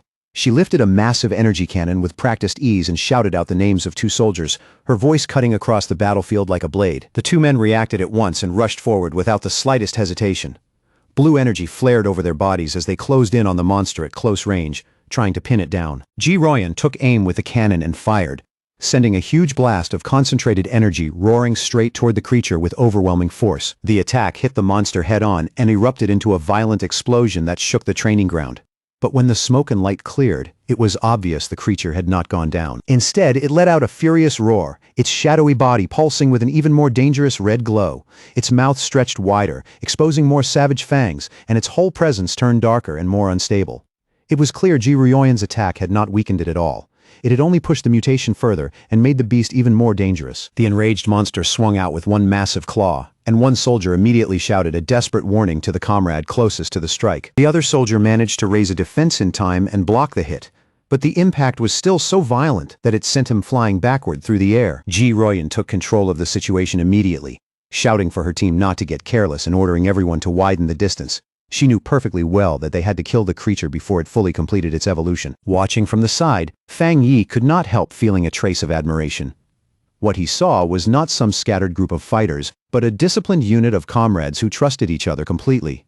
Their coordination was tight, their movements were clean, and every person clearly knew their role. He understood that each individual mattered, and when they worked together like this, they could unleash a force far greater than any one of them alone. That thought was shattered almost immediately when Fang Yi felt the monster's power spike upward at a frightening speed, much faster than before. His expression changed on the spot, and he shouted for them to run, warning that in its current state, they were no longer a match for the creature. But his warning was swallowed by the chaos of battle. In the very next instant, the monster released a huge blast of dark purple energy that tore through the area and sent soldiers flying in every direction. Even then, Ji Ruoyan refused to pull back. Her eyes hardened as she ordered the squad to raise their alert level immediately and upgrade the mutation classification of the restricted area. With a furious shout, she gave the harsh order that no one was allowed to retreat. But by then, it was already too late. The monster's transformation was complete. It had become a towering demonic beast wrapped in black and crimson flames, its eyes glowing with pure viciousness. One terrified soldier blurted out the truth. The evil dog had fully fused with the dark attribute and completed its mutation. The creature's single eye, now glowing like a burning red orb, slowly shifted and locked onto a new target. Its gaze fixed directly on Wang Liang, who could only stand there staring back, his whole body frozen by sudden fear. The moment the monster prepared to strike, both Ji Ruoyan and Fang Yi reacted at once. In that same instant they both realized the same thing.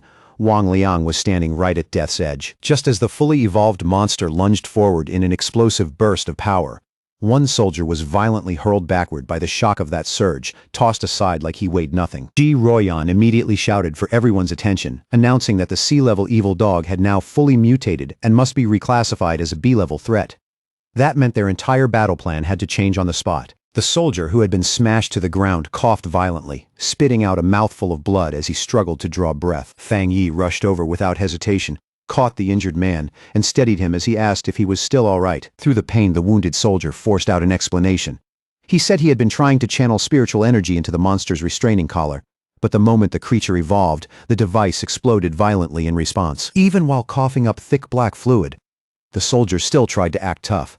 He told Fang Yi not to worry about the officers of Restricted Area 19, clearly trying to stay brave no matter how badly he was hurt. Fang Yi could only stare at him with a dark expression, anger and frustration quietly building in his eyes. Realizing that her usual weapons had become useless against the newly evolved monster, Ji Ruoyan let the heavy energy cannon drop to the ground with a hard metallic thud. Then she stepped forward in front of her remaining soldiers, posture firm and resolve completely unshaken, and from there she gave one final order, desperate but absolute. No matter what it cost, even if it meant their lives. They could not allow this B-level mutation to break out of the restricted zone and escape. But just as Ji Ruoyan and her team were preparing to make their final stand, Fang Yi suddenly stepped forward and placed himself directly in front of her, blocking her path without a second of hesitation. Ji Ruoyan sharply demanded to know what he thought he was doing, but Fang Yi did not answer at all. His hand and eyes began glowing with a brilliant blue light, and arcs of raw lightning started snapping around him. Everyone there could see it instantly. He was about to enter the fight himself. Wrapped in violent blue lightning, Fang Yi looked at the monstrous creature with open contempt. His eyes shone with power as he coldly mocked it, questioning just how tough it thought it really was. Then he moved. Fang Yi charged straight at the mutated beast, his arm blazing like a bolt of blue energy as he drove directly for the creature's head. The instant the hit landed, a massive explosion of divine thunder erupted outward. The impact was overwhelming, and the monster was swallowed whole by the violent burst of lightning. The force of that single strike sent a brutal shockwave across the battlefield, blasting nearby soldiers off balance and throwing others backward. One stunned soldier could only mutter in disbelief. This was the same B-level monster their commander, Ji Ruoyan, had not been able to suppress alone, and yet Fang Yi had just overpowered it head-on. Just as shaken, Wang Lang turned toward Ji Ruoyan and asked if his friend really was the person they had suspected all along. With a grave look, she confirmed it. There was no doubt anymore. Fang Yi was the pioneer known as the Tyrant. Fang Yi stood calmly in front of the beast, his figure steady and unmoving. The monster was still burning, but the damage from that lightning strike was obvious, and its body clearly showed signs of serious injury. Seeing that it still had not been completely finished off, Fang Yi said plainly that he would have to end it himself. Then he told Ji Ruoyan and Wang Liang to move farther back for their own safety. Ji Ruoyan watched him in silence, her thoughts unsettled. Her entire squad had needed a carefully coordinated formation just to resist a B-level threat. Yet this man was now preparing to deal with it alone, as if that were the most natural thing in the world. She could not help wondering just how powerful Fang Yi really was, even by her standards. His thunder attribute was the most extreme and overwhelming force she had ever seen. She already understood that, right now, he stood among the top pioneers in the entire country. And with the full revival of spiritual energy still only beginning, she could not even imagine how terrifying his future might become. As Fang Yi slowly raised one hand and drew even more lightning into it, a rare flash of shock crossed Ji Ruoyan's face. She looked up and saw a massive storm of thunder energy forming above him, churning and growing at a frightening speed. The sight made her chest tighten. If Fang Yi kept evolving like this, just how far would that power go? Then, with one final step forward, Fang Yi unleashed the full force of his thunder attribute without holding back at all. Gigantic pillar of brilliant blue lightning exploded upward from where the monster stood, tearing through the battlefield in a blinding display of power. In that moment, the strength he released fully lived up to his title, the Tyrant. As the blinding light of the attack slowly faded, strands of leftover electricity still crackled in Fang Yi's eyes. But behind all that violent energy, his expression stayed calm, focused, and completely steady. The surviving soldiers could only stare in stunned fear. One of them muttered to another that just looking at it made his whole body shake. Through training and grit, he could endure the monster's corrosive dark power. But this thunder was something else. Pure destruction. Wild, absolute, and overwhelmingly terrifying. When the dust and sparks finally settled, Fang Yi casually turned and gave Wang Liang a thumbs up, saying like it was nothing that the threat had already been handled. Wang Liang rushed over right away, yelling in relief that Fang Yi had nearly scared him to death. Still shaken and overjoyed at the same time, Wang Liang laughed out loud and gave his friend a playful punch on the shoulder, saying he never would have guessed his old buddy had become this absurdly strong. But the lighter mood quickly gave way to something more serious. Wang Liang apologized, admitting that he had suspected Fang Yi might be a pioneer, but still had no choice except to follow orders. Fang Yi brushed it off easily, asking why Wang Liang was acting so stiff after only 3 years apart, and made it clear that he understood the situation. Their long-delayed reunion was cut short when Ji Ruoyan started walking toward them from across the battlefield. She stopped in front of Fang Yi and formally thanked him for stepping in to help, even offering him her hand as a sincere sign of respect. With a faint, easy smile, Fang Yi accepted her gratitude without the slightest arrogance. He shook her hand and said it was no trouble, since he had mainly stepped in to save his friend in the first place. Ji Ruoyan then introduced herself formally as the warden in charge of Forbidden Area 019. She explained that because Fang Yi had effectively saved the entire base, she would need to file a proper report, and asked whether he would be willing to leave his contact information. Fang Yi agreed without hesitation.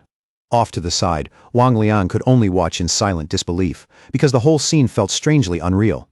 Seeing his famously tough commanding officer treat his childhood friend with that much respect was hard to process. Once the formalities were out of the way, Ji Ruoyan made a direct and serious offer.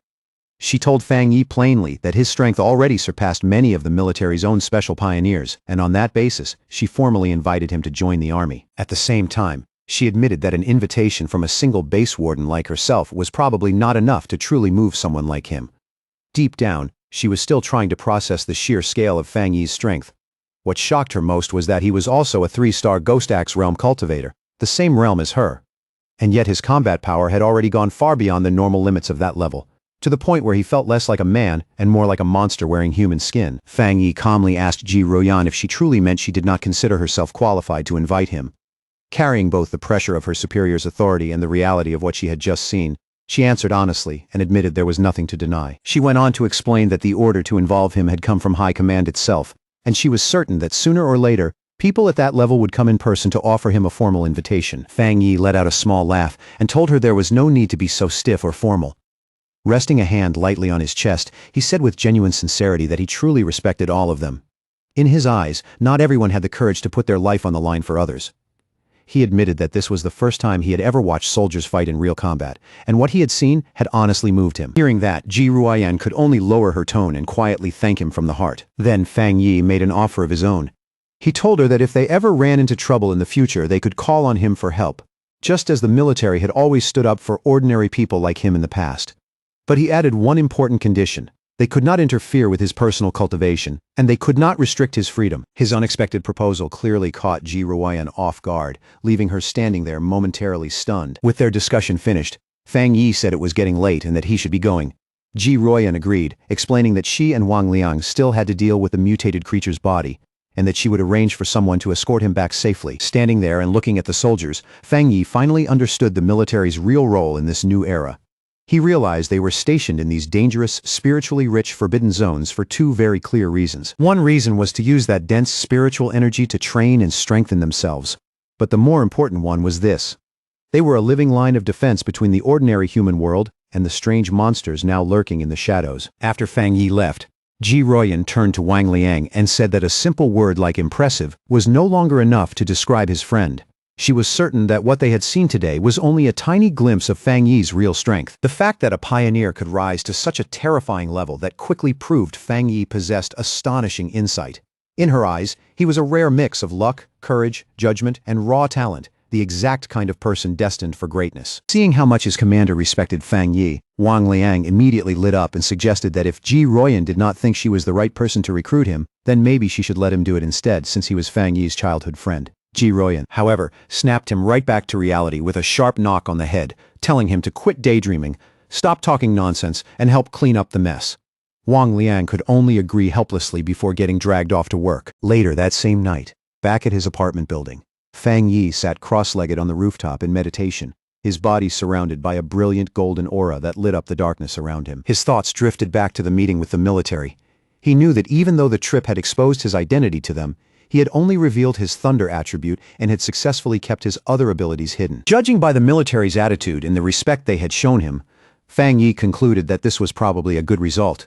He now understood that his rare thunder attribute was a natural counter to the dark monsters they were fighting, which made him an extremely valuable asset in their eyes. That meant they would most likely try to recruit him rather than threaten him, and that alone could open the fastest paths for him to grow stronger, along with access to the most advanced information available.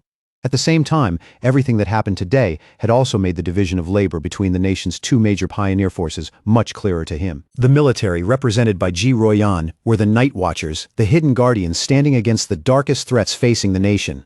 Meanwhile, the Spiritual Energy Cultivation Association, represented by people like Su Qingying, was responsible for dealing with the dangers that slipped into the cities and for protecting civilian life as much as possible. Fang Yi also came to understand the government's broader two-part strategy. They were using the forbidden zones to contain the greatest dangers, while gradually releasing information to the public about the world's coming transformation.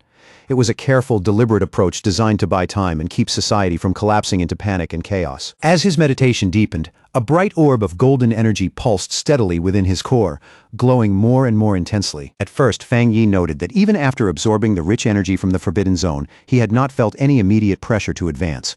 But that calm did not last. Golden energy suddenly surged through his body, and cracks of power began spreading across his face. Even that short stay in such a spiritually dense place had filled him to the limit. Fang Yi recognized the signs instantly. He was standing right on the edge of another breakthrough. Meanwhile, down on the streets below, Lin Yi was walking home with groceries in hand, casually wondering whether Fang Yi had already made it back. She was thinking that if he was home already, she could let him try the meal she had made and see what he thought of her cooking. That ordinary little thought shattered in an instant when she suddenly looked up and saw a massive pillar of golden light erupt into the night sky from the direction of their apartment building. Her eyes widened at once, and she froze right there in the middle of the street. A reflection of a blazing divine axe appeared in her eye as she recognized the unmistakable pressure of a ghost axe realm breakthrough. But almost immediately, she realized she was wrong. The sheer scale of that power, manifesting as an enormous fiery divine axe across the sky, was far too terrifying to be any ordinary advancement. Lin Yi could only stare upward in disbelief, wondering if another absurdly powerful pioneer had made a move somewhere inside the city. Standing there on the street, Lin Yi kept staring at the sky, her face filled with disbelief. She recognized the immense pressure of the ghost axe realm, but this was beyond even that. It was a force so powerful it felt like reality itself was starting to warp. Then, as a giant divine hand made of pure golden energy began taking shape in the clouds above, she finally understood the terrifying truth. This was the power of the legendary spirit creation realm, and the thought that a pioneer with strength like that might be living right next to her sent a violent wave of shock and fear racing through her whole body. That enormous surge of energy did not go unnoticed. Miles away, inside a high-tech command center, red alarms suddenly blared as technicians scrambled into action. An urgent warning flashed across their screens. The anomaly value had reached a catastrophic 99, and its source had been pinpointed to the southeast side of the city. The official and Su Qingying both reacted on the spot, their faces tightening at the same time. The official immediately demanded a report on what was happening and ordered every nearby unit to move on the target area at once. Standing beside him, Su Qingying frowned hard, unable to figure out how something this massive had stayed hidden until now. A reading on this level, she realized, was strong enough to wipe out an entire city. In front of a holographic city map flashing with warning signals, several military leaders gathered for an emergency meeting. The whole room felt tense and heavy as they argued over two horrifying possibilities. Either a newly awakened godlike spirit creation pioneer had suddenly appeared, or the city itself was about to face a full-scale disaster. Then one grim officer cut in and coldly pointed out the worst possibility of all. It could be both. That only made the room even more tense. The senior official grabbed the line to headquarters and called in with panic rising in his voice, demanding every piece of advanced equipment they had. He stopped only just short of requesting large-scale strategic weapons. But before he could go any further, a subordinate rushed into the room, out of breath, and quickly reported that the highest-level alert had been cancelled. The anomaly had already been identified. It was not a monster, and it was not an outside attack. It was a pioneer in the middle of a promotion. Back on the rooftop, the blinding golden light slowly began to fade, and Fang Yi finally let out a long, quiet breath. The breakthrough was over. By Fang Yi's own casual judgment, he had officially stepped into the one-star spirit creation realm. For now, the biggest changes were obvious ones. His body felt lighter, cleaner, and quicker. But as for raw destructive power, he did not sense some huge leap just yet. That brief calm on the rooftop did not last long. his phone suddenly buzzed with a new message. It was from Wang Liang, and the message came with a clear warning. A new anomaly had appeared at Chingcheng University's playground. According to internal military intel, the place had already been confirmed as a pollution zone. What made it even worse was that this was the second time the same anomaly had shown up. Fang Yi quickly replied that he already knew about the earlier heat anomaly there. Wang Liang confirmed it was the same one returning, then jokingly told Fang Yi not to sell him out as the source. Fang Yi teased him right back and threatened to report him anyway, but Wang Liang soon dropped the joke. This time, he admitted he was genuinely worried about Fang Yi and told him to be extra careful. Fang Yi lowered his phone and went quiet, his expression turning more serious. Wang Liang's warning only pushed him further toward the plan he had already made. This was exactly why he stayed so careful around both the military and the association. The faster he became known, the more trouble would come with it. That was why he had deliberately kept both his powerful Yang Flame attribute and his Crimson Flame Blade technique hidden. Those were still his real trump cards. He sent Wang Liang one last reply, telling him not to worry and promising he would stay careful. He also added that he still had more cards left to play if things got bad. Right then, Lin Yi opened the apartment door and called out that she was home. When she saw Fang Yi already sitting on the couch, she asked if he had eaten and held out the takeout she had brought back. Still focused on the phone in his hand, Fang Yi only told her to leave it on the table. He said he would eat later. Lin Yi looked at him, and a worried, slightly irritated expression crossed her face. In her mind, she could not help thinking about what kind of person her cousin was. He was not bad at all. In fact, she thought he was decent in a lot of ways, but to her, he had one major flaw. He was just too lazy. From her point of view, Fang Yi looked perfectly happy spending all day at home with his phone, not even seriously going to college.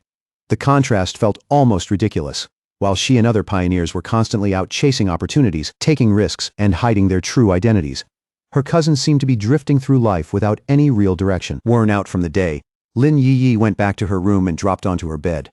Even then, one thing was already clear in her mind.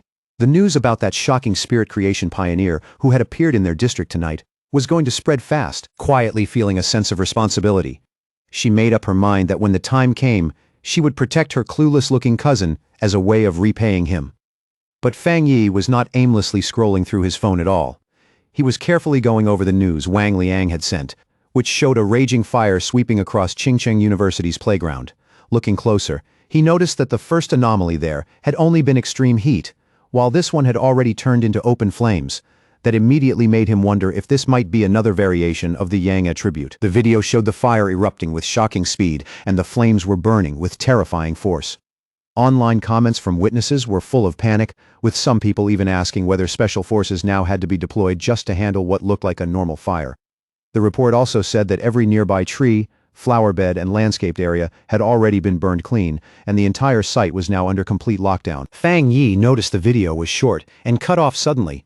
But even that little bit of footage was enough to tell him this incident was far more dangerous than the earlier anomaly at the university.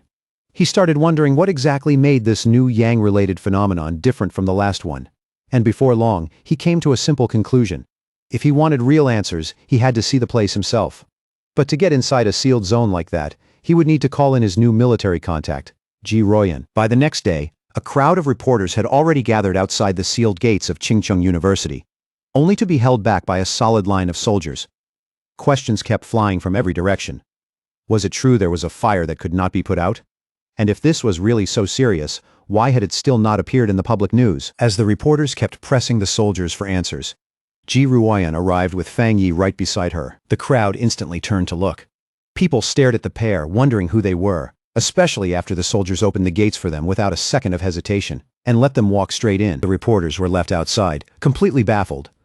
None of them could understand how those two had gotten in so easily when everyone else had been blocked the entire time. Inside the restricted area, Fang Yi and Ji Royan looked over what was left of the university playground. Now it was nothing but blackened earth and smoldering ruins. Fang Yi commented on how badly the place had been destroyed and asked if this was the so-called sky fire he had heard about. Ji Royan confirmed that it was. She then explained just how terrifying sky fire really was. It could appear without any warning. Normal methods could not put it out, and in the end, the only thing anyone could do was let it burn until everything it wanted had turned to ash. To her, Skyfire was exactly the right name. After they finished taking an initial look around, Ji Royan told Fang Yi she needed to head to the principal's office for a moment, and asked if he could wait there on his own. Fang Yi told her to go ahead. He would be fine. Once he was alone, Fang Yi started walking slowly along the outer edge of the destroyed area, where yellow warning tape had already been set up all around it. He crouched down and reached for the scorched ground, carefully examining what the fire had left behind. It did not take long for him to notice that the earth had already gone cold. More importantly, there was no lingering spiritual residue from the sky fire at all. That left him a little disappointed. If there was no attribute residue, then there was nothing he could collect. His original plan, he realized, had been far too simple. Before he could think any further, a familiar voice suddenly called his name. Fang Yi looked up and saw Chu Qingli standing on a nearby set of steps with another girl beside her. Chu Qingli looked surprised to see him there and immediately asked what he was doing. The girl next to her, wearing glasses, reacted the moment she heard his name. She turned to Chu Qingli and asked if this was the ex-boyfriend she had mentioned before, the one who ended up going to a vocational college. Chu Qingli simply said yes. The friend then gave Chu Qingli a smug little pat on the shoulder and looked at Fang Yi with obvious disdain. She told him she understood he was probably here, because he still could not get over his ex. But now that the gap between their lives was so wide, he should stop humiliating himself and move on. Fang Yi just looked at her, genuinely confused. For a second, he could barely process what he was hearing. The idea that he was still hung up on Chu Qingli sounded ridiculous to him. Not far away, other students had already started whispering as they watched everything unfold. They wondered who this guy was standing near the campus beauty Chu Qingli, and quickly assumed he had to be another one of her hopeless admirers. Some pointed out that he did not even look like a student from their university, while others complained that campus security had somehow let an outsider get inside. Chu Qingli's friend with the glasses stepped forward again. This time much more aggressive. She told Fang Yi that Chu Qingli was now one of the school's top beauties, and he needed to think carefully about who he was and what he was doing. There were already countless men better than him chasing after her, she said, and he was nowhere near that level. Then she ordered him to leave immediately, saying this was not a place for someone like him. She even threatened to report him to the disciplinary office if he could not explain how he had gotten in. Meanwhile, Chu Qingli watched the whole thing with a complicated look. She remembered Fang Yi once saying he would not regret their breakup, yet now he had shown up right in front of her. Little by little, she started convincing herself that his old indifference must have been fake, that it had all just been an act to save face. The awkward scene was cut short when Ji Ruoyan came back and casually asked Fang Yi if the girl standing in front of him was his friend. The moment that imposing red-haired woman appeared, Chu Qingli visibly froze. Fang Yi answered in a cool, flat tone and shut the idea down immediately. He made it clear that they were only former high school classmates, nothing more, and could not really be called friends. Ji Ruoyan accepted that at once and simply repeated it. Just classmates. Then Ji Ruoyan slipped on a pair of sunglasses, and somehow her already intimidating presence became even colder and harder to approach. Both Chu Qingli and her friend grew visibly tense under the pressure coming off her. Neither of them could figure out who this woman was, or how someone like Fang Yi could possibly know a person with that kind of presence. Ji Ruoyan then turned back to Fang Yi and gave him an update. She said she had already spoken with the principal, and the Skyfire situation was more complicated than they first thought. The principal was personally on his way to take them to the exact spot where the fire had started, and since Fang Yi was now serving as a special military consultant, his presence would be necessary. Fang Yi accepted it without the slightest objection. Just then, a group of stern officials in suits arrived and immediately started telling people to clear out.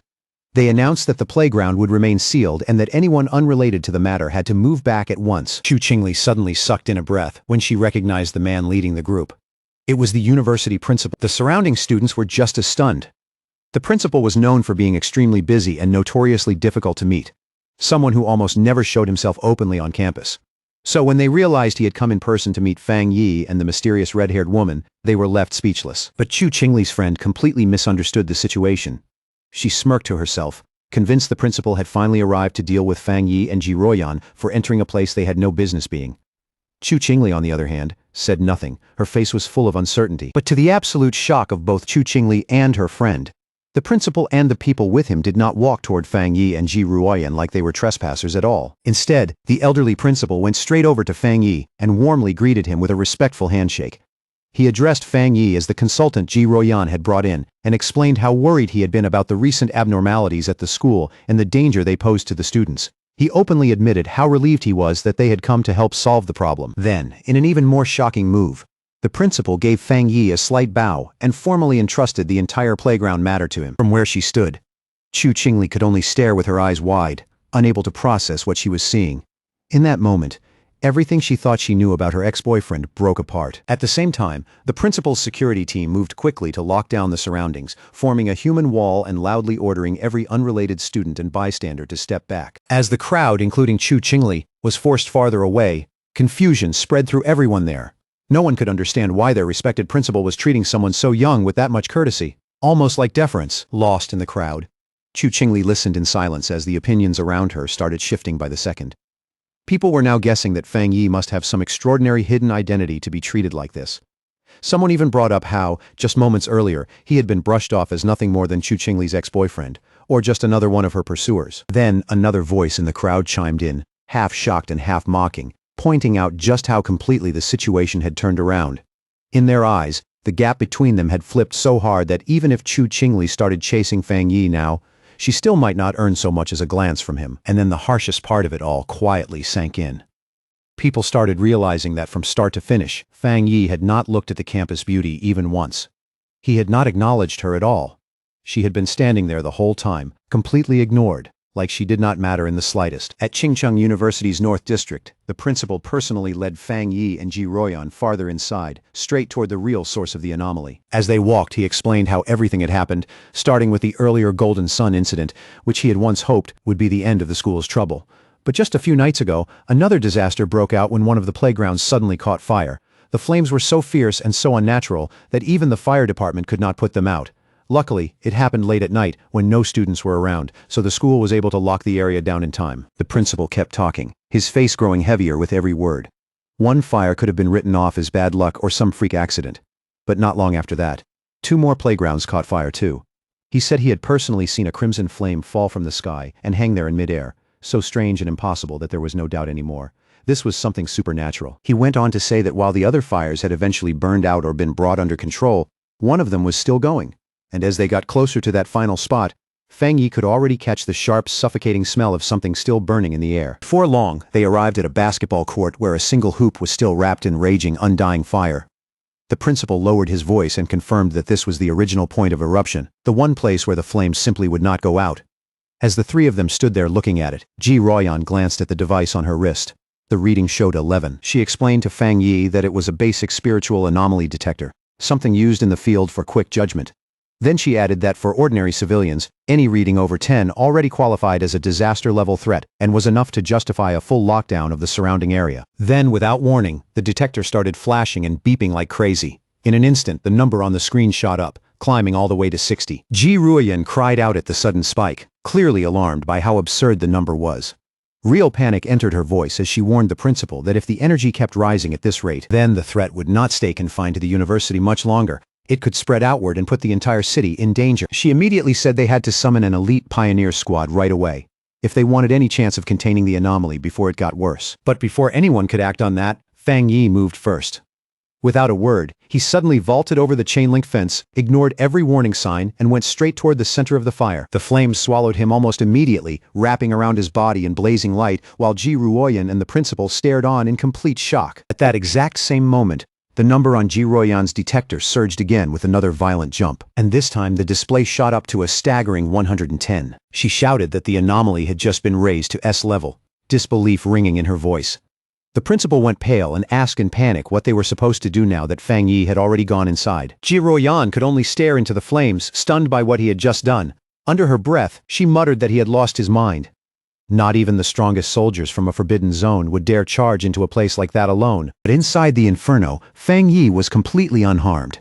He stood there calmly in the middle of the flames, his figure steady and almost unreal against the fire raging all around him. He already knew the reason. Just like his Yang attribute had protected him from divine thunder before, it could now shield him from the burning force of this sky fire too. But almost right away, he ran into a serious problem. His power was protecting him. Yes, but that same protection was also stopping him from making direct contact with the source flame, and without touching it, he could not trigger the system to generate a new technique. Realizing his defense was helping him and getting in his way at the same time, Fang Yi knew he had to reach the core no matter what. As he watched the fire coil around the basketball hoop like a massive flaming dragon, he understood one thing clearly. If he wanted to claim it, he had to get to its heart. Without hesitating for even a second, Fang Yi steadied himself and got ready to face it head-on, just as the blazing dragon let out a roar and lunged straight at him. Then, in an insanely dangerous move, he deliberately shut off his Golden Sun protective aura, dropping his defense completely and leaving himself fully exposed. The instant that protection disappeared, the sky fire rushed over him like a storm and covered his entire body in raw, violent heat. Fang Yi clenched his teeth against the searing pain as the flames burned into him. But he still forced his arm forward, inch by inch, determined to touch the core no matter what it took. And the gamble worked. The moment his hand finally touched the source, the system activated and confirmed that it had detected an intense fluctuation of the Skyfire attribute. Even through the pain, a fierce grin spread across Fang Yi's face. He could feel just how terrifying the will behind this Skyfire was, and it shocked him to realize it felt even more overwhelming than the desolation attribute he had obtained not long ago. Even so, that only hardened his resolve. No matter the price, he was going to make this power his. The system immediately entered its final calculation stage and successfully began compiling the new data. A satisfied smile pulled across Fang Yi's face. He knew right away that he had succeeded. A brand new system window appeared in front of him and announced the reward. He had obtained the Skyfire attribute technique, the 9 Dragons Skyfire sealing art, a fearsome power meant to destroy evil and seal all demons, and as that knowledge poured into him, the wild flames that had been raging just moments ago started obeying his will, curling around his arm like a dragon that had finally been subdued. The system confirmed that the newly compiled technique had been fully unlocked and was ready to use immediately. As Fang Yi focused his mind and tightened his control, he moved to the final step. He began extracting the Skyfire attribute itself and absorbing its essence directly into his body. His eyes flared with a burning red light, and fiery markings slowly spread across his face, showing the power he had just taken for himself. With both hands forming a seal and red energy blazing in his eyes, Fang Yi prepared to unleash his new technique and called out the name of the 9 Dragons Skyfire sealing art. The moment Fang Yi released the technique, huge glowing red chains burst from his back and ripped violently into the surrounding sea of fire. Outside the fence, Ji Ruoyan and the principal could only stare. Ji Ruoyan recognized the energy almost at once and identified it as a sealing aura. She remembered seeing a high-level military pioneer seal, a forbidden land once before. The method here was different, but that same crushing, unmistakable feeling of powerful sealing energy was exactly the same. Then Fang Yi gave a single command for it to shrink, ordering the chains to pull inward. They tightened with overwhelming force, dragging all the wild Skyfire together and compressing it into one tightly bound sphere of blazing energy. Floating in midair, Fang Yi held the chained fire sphere before him. The sealing was complete. The sealed orb of fire then slowly drifted back down toward the basketball hoop. Fang Yi landed lightly and explained the situation to Ji Ruoyan and the principal. He said he had only sealed the Skyfire temporarily and warned them not to reopen the playground or let anyone near it for repairs. For now, that would at least keep the flames from spreading any farther. The principal quickly agreed and promised the court would stay sealed. Then, forcing himself to sound calm, he added that it was not too serious since the university still had 7 or 8 other courts anyway. Ji Ruoyan, however, did not respond right away. She only stood there watching Fang Yi in silence, her gaze sharp and unreadable, like she was reassessing everything she thought she knew about him. Clearly impressed, the principal remarked that Fang Yi could still joke around after doing something that extraordinary, and he offered any further assistance Fang Yi might need. But before the conversation could keep going, Ji Ruoyan cut in and said she needed to speak with Fang Yi privately. The principal immediately excused himself with a cheerful smile, leaving the two of them alone beside the sealed court. Once he was gone, Ji Ruoyan turned to Fang Yi and spoke in a direct, serious tone. She told him he had hidden his true depth extremely well. Fang Yi tried to brush it off casually, saying only that the Skyfire had been troublesome and unusually strong, but Ji Ruoyan saw through that excuse right away. With a sharp, steady look, she told him to stop playing dumb. She made it clear she was not talking about the fire. She was talking about him, his terrifying talent, his hidden strength, and just how much power he had been keeping out of sight. In the end, Ji Ruoyan let it go instead of pressing him further. She admitted that it was normal for pioneers to keep secrets, especially someone as powerful as Fang Yi. Hearing that, Fang Yi said nothing. He just kept listening with the same calm, unreadable expression. Then her tone shifted again, quieter now, more sincere, and much heavier. She told him that while she had no right to demand anything from him, she still hoped he would listen carefully. What she described was a bleak future, a world sliding into chaos, an era of violent upheaval, and a Shaguo that would desperately need top-tier talents like him if it wanted to survive what was coming. To make it absolutely clear, she told him that once the spiritual energy revival fully arrived, someone with his level of power would be as strategically important as a modern nuclear weapon. And because of that, she warned, every major force from the military's forbidden zones to the Spiritual Energy Association would eventually rush to recruit him. She told Fang Yi to be ready, because sooner or later, high-ranking figures would come to him in person, with invitations and shockingly generous terms. She also admitted she had selfish reasons for telling him this. If Fang Yi chose to stand on the military side with her, it would be a huge gain for them, and would mean gaining a powerful ally.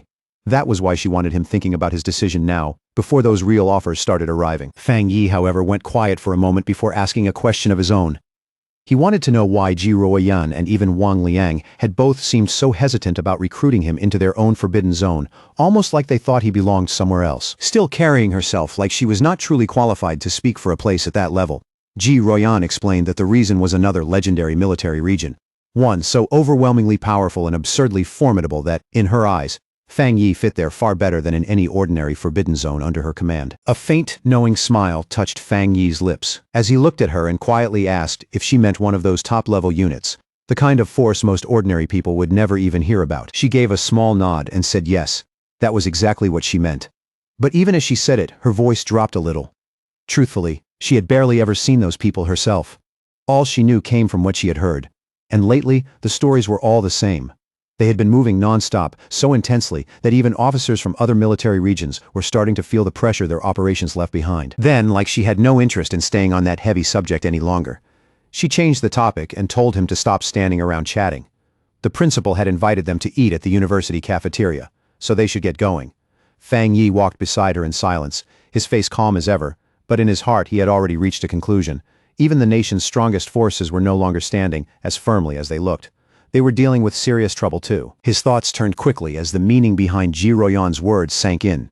If what she said was true, then it meant terrifying anomalies had already begun appearing in the dark, far beyond what the current pioneers could handle. The thought made his chest tighten. The ones fighting those creatures were probably cultivators in the spirit creation realm like him, and maybe even people who had stepped into levels far above anything he had imagined. A sharp urgency swept through him at once, cold and heavy beneath his steady expression. He could feel it more clearly now than ever before. The day full spiritual energy truly revived was coming fast, frighteningly fast, and everything he had prepared still felt nowhere near enough. Not long after, his thoughts pulled back from that distant pressure and settled on the problem right in front of him. How to make the most of the Skyfire attribute he had just gained. He turned it over carefully in his mind. This was no ordinary flame. It was violent, uneven, wild, and ravenous, a fire that devoured everything it touched and left nothing behind, and the more he thought about it, the clearer it became. Against anomalies that multiplied endlessly, regenerated over and over, or simply refused to die, this would be the perfect weapon. Then suddenly an idea flashed through his mind. The fierce domineering nature of Skyfire fit his Crimson Flame Blade technique almost too well. Fang Yi could already see it in his head. His sword wrapped in that savage new fire, every swing carrying far greater destructive force than before. Just thinking about it stirred his blood. If he could truly fuse the two together, his fighting style would rise to a whole new level, wanting to test that new power immediately. Fang Yi headed for the back mountain, the quiet, secluded place he always used when he needed space to train without holding back. But the moment he got there, he stopped. The path he knew so well had been sealed off, and a large warning sign stood in front of it, clearly stating that the mountain was dangerous and that entry was strictly forbidden. Fang Yi narrowed his eyes and wondered who would bother setting something like this up. There had never been monsters roaming around here before, so that excuse made no sense. And as for the military, he doubted they could have found his private training spot this quickly. After thinking it over, he soon landed on the most likely answer. The only group that knew his habits and would quietly do something like this for him was the Spiritual Energy Cultivation Association. They had basically handed the place over to him without saying it outright, turning it into his own private training ground as a gesture of goodwill and a way to stay on his good side. A slight smile appeared on Fang Yi's face. Since they were being considerate, he would accept it just as gracefully. Before that thought could settle, his expression shifted. His sharpened senses had already picked up a presence that absolutely should not have been there. In that instant, Fang Yi realized someone or something had slipped onto the mountain and was now hiding somewhere in the stillness of the woods. He focused for a moment and caught a familiar trace in the air. The aura felt extremely close to the one he had sensed back at the factory, only this one was weaker, far less oppressive. Not far away, hidden among the thick trees and broken shadows, a monster crouched in silence. Its shape was roughly like a monkey's, but the body was twisted and unnatural, and its glowing red eyes were locked straight onto Fang Yi with a feral, unsettling stare. Fang Yi quickly realized this was no mindless beast. It knew how to hesitate, how to watch, how to measure his strength instead of rushing in blindly. That made it even more dangerous. Spiritual energy was already gathering along his sword, and as he raised the weapon slightly, he decided this was the perfect chance to show exactly what he could do. At that moment, a system window appeared before his eyes, asking whether he wanted to infuse the newly obtained Skyfire attribute into his Tang sword. The description was short, but it stood out immediately. Skyfire was a powerful light attribute, especially effective against evil and corrupted beings. Fang Yi's eyes sharpened, a fiery resolve rose in them, and without even a moment of hesitation, he accepted. The instant he made his choice, A towering column of endless, crackling flame burst from his sword. The fire surged upward with astonishing force, savage and fierce, yet perfectly controlled in his hand. Fang Yi looked at it with an excited smirk spreading across his face. He was already eager to see what would happen when the limitless power of Skyfire merged with his crimson flame blade technique. His gaze shifted to the mutant creature, and his intention became simple. This thing would be the first test subject for his new power. Without wasting another second, Fang Yi swung his blade and unleashed a massive firestorm at the monster. The attack exploding forward with violent momentum and overwhelming heat. The creature was caught completely off guard. Its red eyes widened in terror, and before it could even dodge properly, the storm of fire swallowed it whole. A harsh, desperate screech ripped out of its throat as it twisted in agony under the blazing force, standing calmly at the center of the flames he had released. Fang Yi watched the result closely. It did not take long for him to reach a startling conclusion. The power behind that strike was now at least twice what it had been before, maybe even 3 times as much. And more importantly, even with those violent flames all around him, he was not hurt in the slightest. He even reached out and lightly touched the blade still wrapped in living fire, only to find that it felt unexpectedly cool beneath his fingers. Then his expression changed again. He sensed that the creature had survived somehow and was already trying to escape deeper into the forest. A determined look settled into his eyes right away. Since it had endured that attack, he would chase it down and find out exactly what this intruder could do. Meanwhile, elsewhere in the same forest, a young woman with curly red hair was cheerfully live-streaming with her phone mounted on a selfie stick, completely unaware that danger was closing in around her. Facing her viewers with easy confidence, she insisted she was not lying at all. She was just unbelievably lucky, and somehow, incredible content always seemed to drop right into her hands. Her audience, of course, was not buying it. The comment section was full of doubt, and one viewer even challenged her to prove that ridiculous luck by going to Ching Cheng University and filming the mysterious Skyfire everyone had been talking about. Her playful expression vanished almost immediately. Right in the middle of the broadcast, her face stiffened, then shifted into pure shock. A second later, the reason was obvious.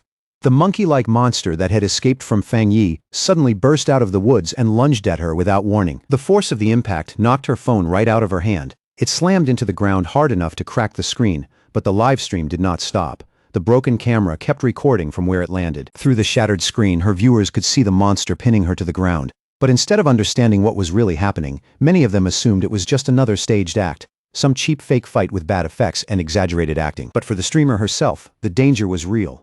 Her whole body shook as she cried out in terror, only for the sound to be smothered when the monster forced her down and pressed one of its paws tightly over her mouth. The creature lowered its head and opened its huge, fang-filled mouth wide, ready to bite down and kill her in one brutal motion. But before those fangs could come down, a massive blast of fiery energy shaped like a dragon's head came roaring through the air and slammed into the monster, blasting it backward through the forest. The streamer looked up in stunned disbelief. She had been saved at the very last second.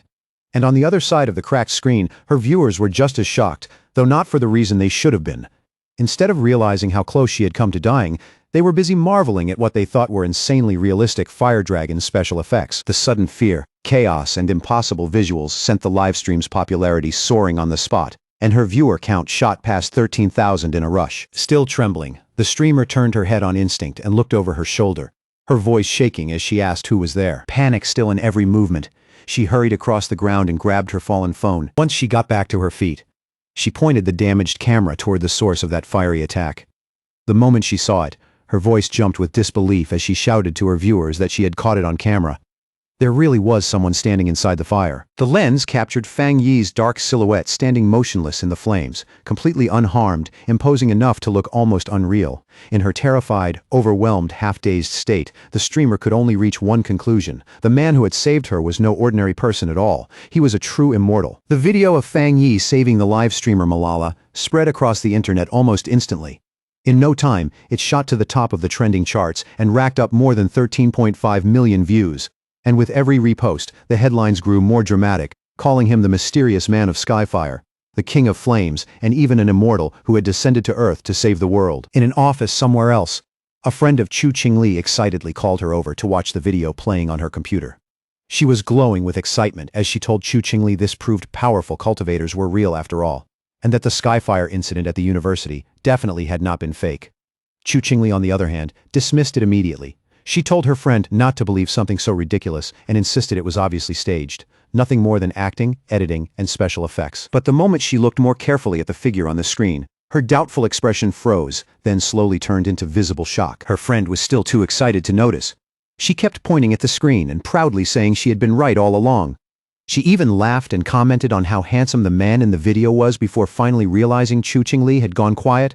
But by then, Chu Qingli's heart was already in chaos.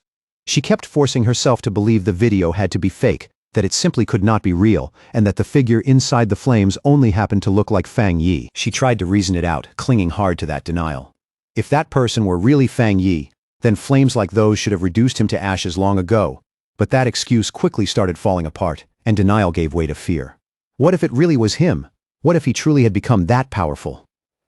The thought made her stomach tighten. After everything that had happened between them, she could not help worrying that he might use that terrifying strength to get revenge for their breakup.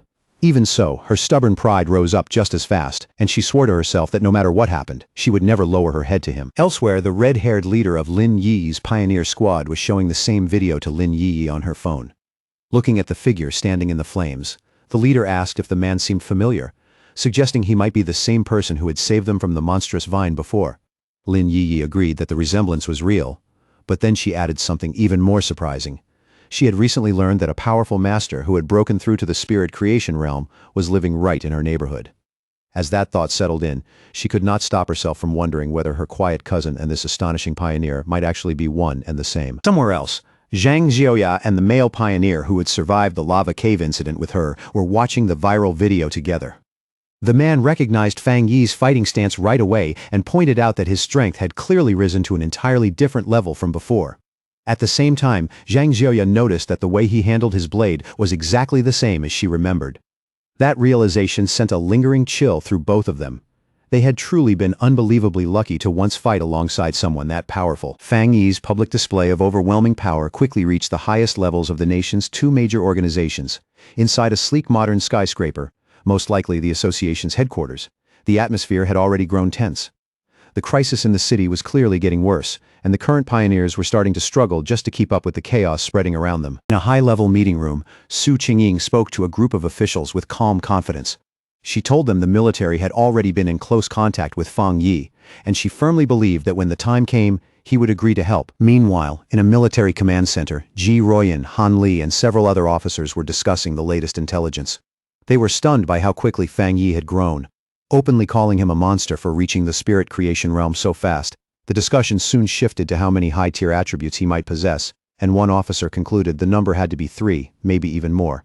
In the end, they all reached the same uncomfortable conclusion. Trying to intimidate someone like Fang Yi had been a complete mistake, and now their only realistic option was to recruit him. Han Li lowered his voice and seriously asked if High Command had finally decided to meet Fang Yi face to face. Jialin gave a calm yes, but there was a trace of helplessness in her tone. The top brass still did not want to lower themselves. After all, every top-tier pioneer before this had come from the military's own ranks, and that pride was making the decision harder than it needed to be. Han Li then took over the conversation and quickly laid out the next step. He ordered his people to find out what kind of weapons, gear, or rare resources Fang Yi might need right now, and to quietly pass along information about suitable training grounds as a sign of goodwill. Then his face turned even more serious as he gave one last key order.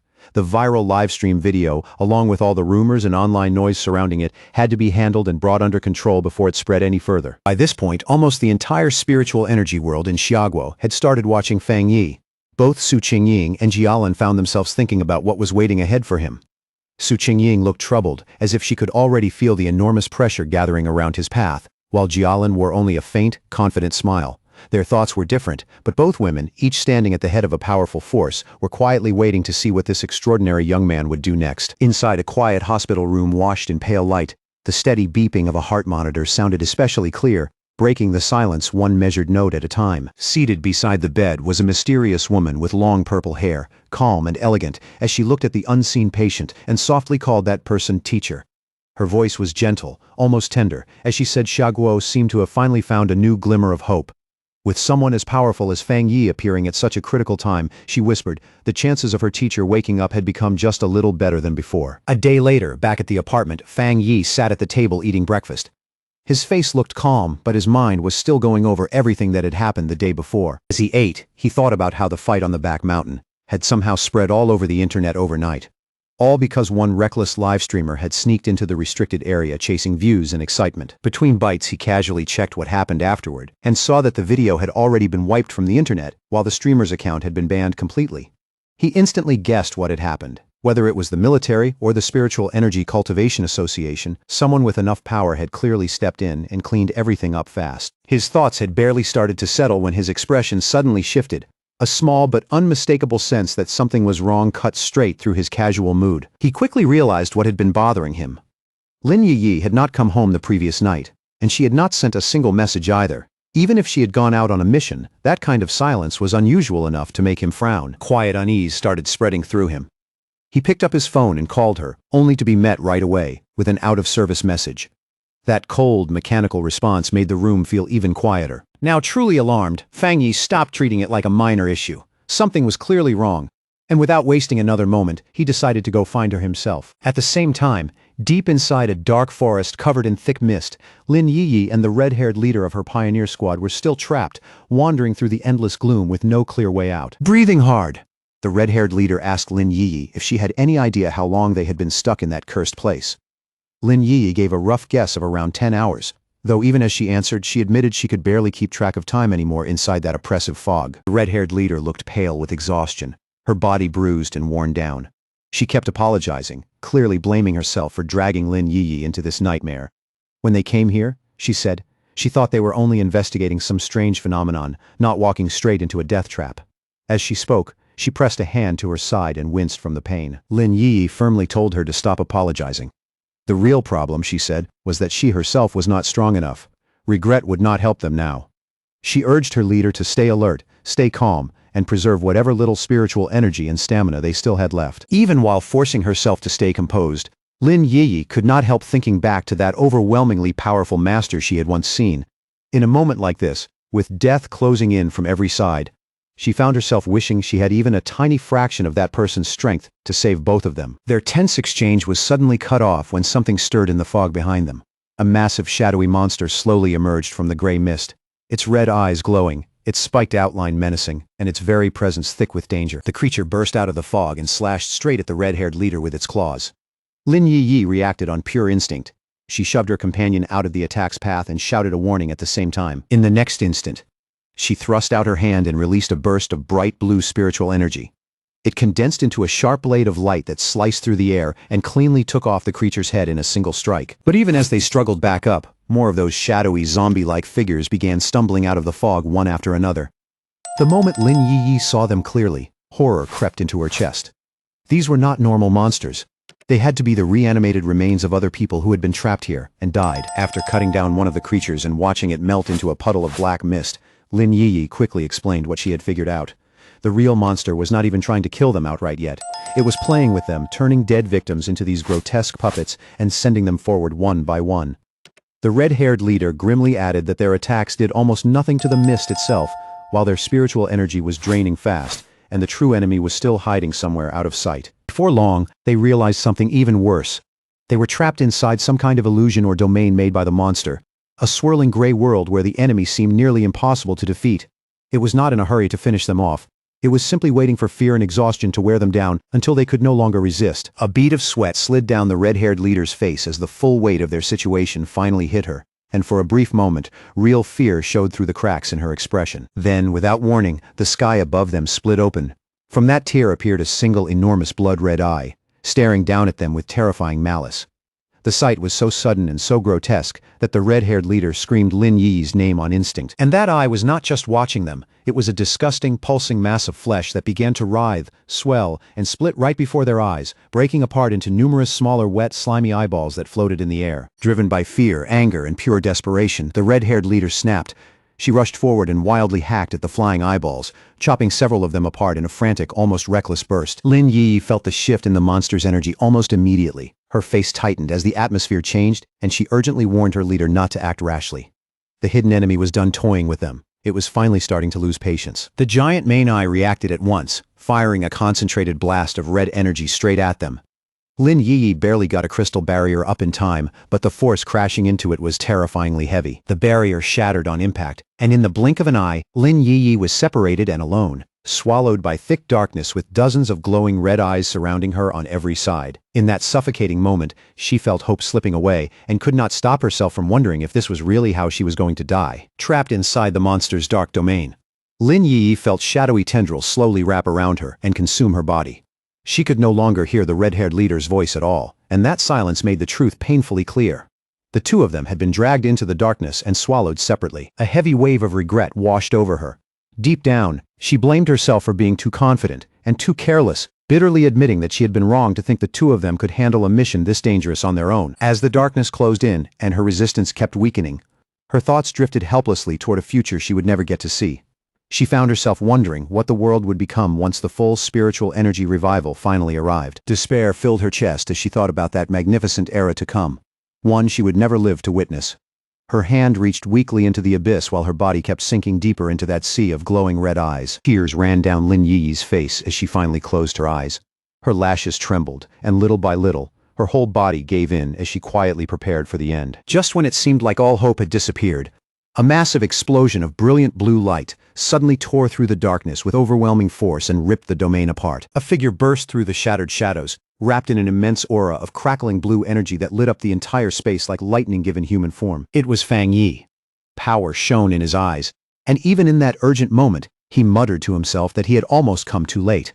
There was relief in that thought, but only barely. Lin Yi stared at him in total shock, tears still clinging to her cheeks as recognition hit all at once.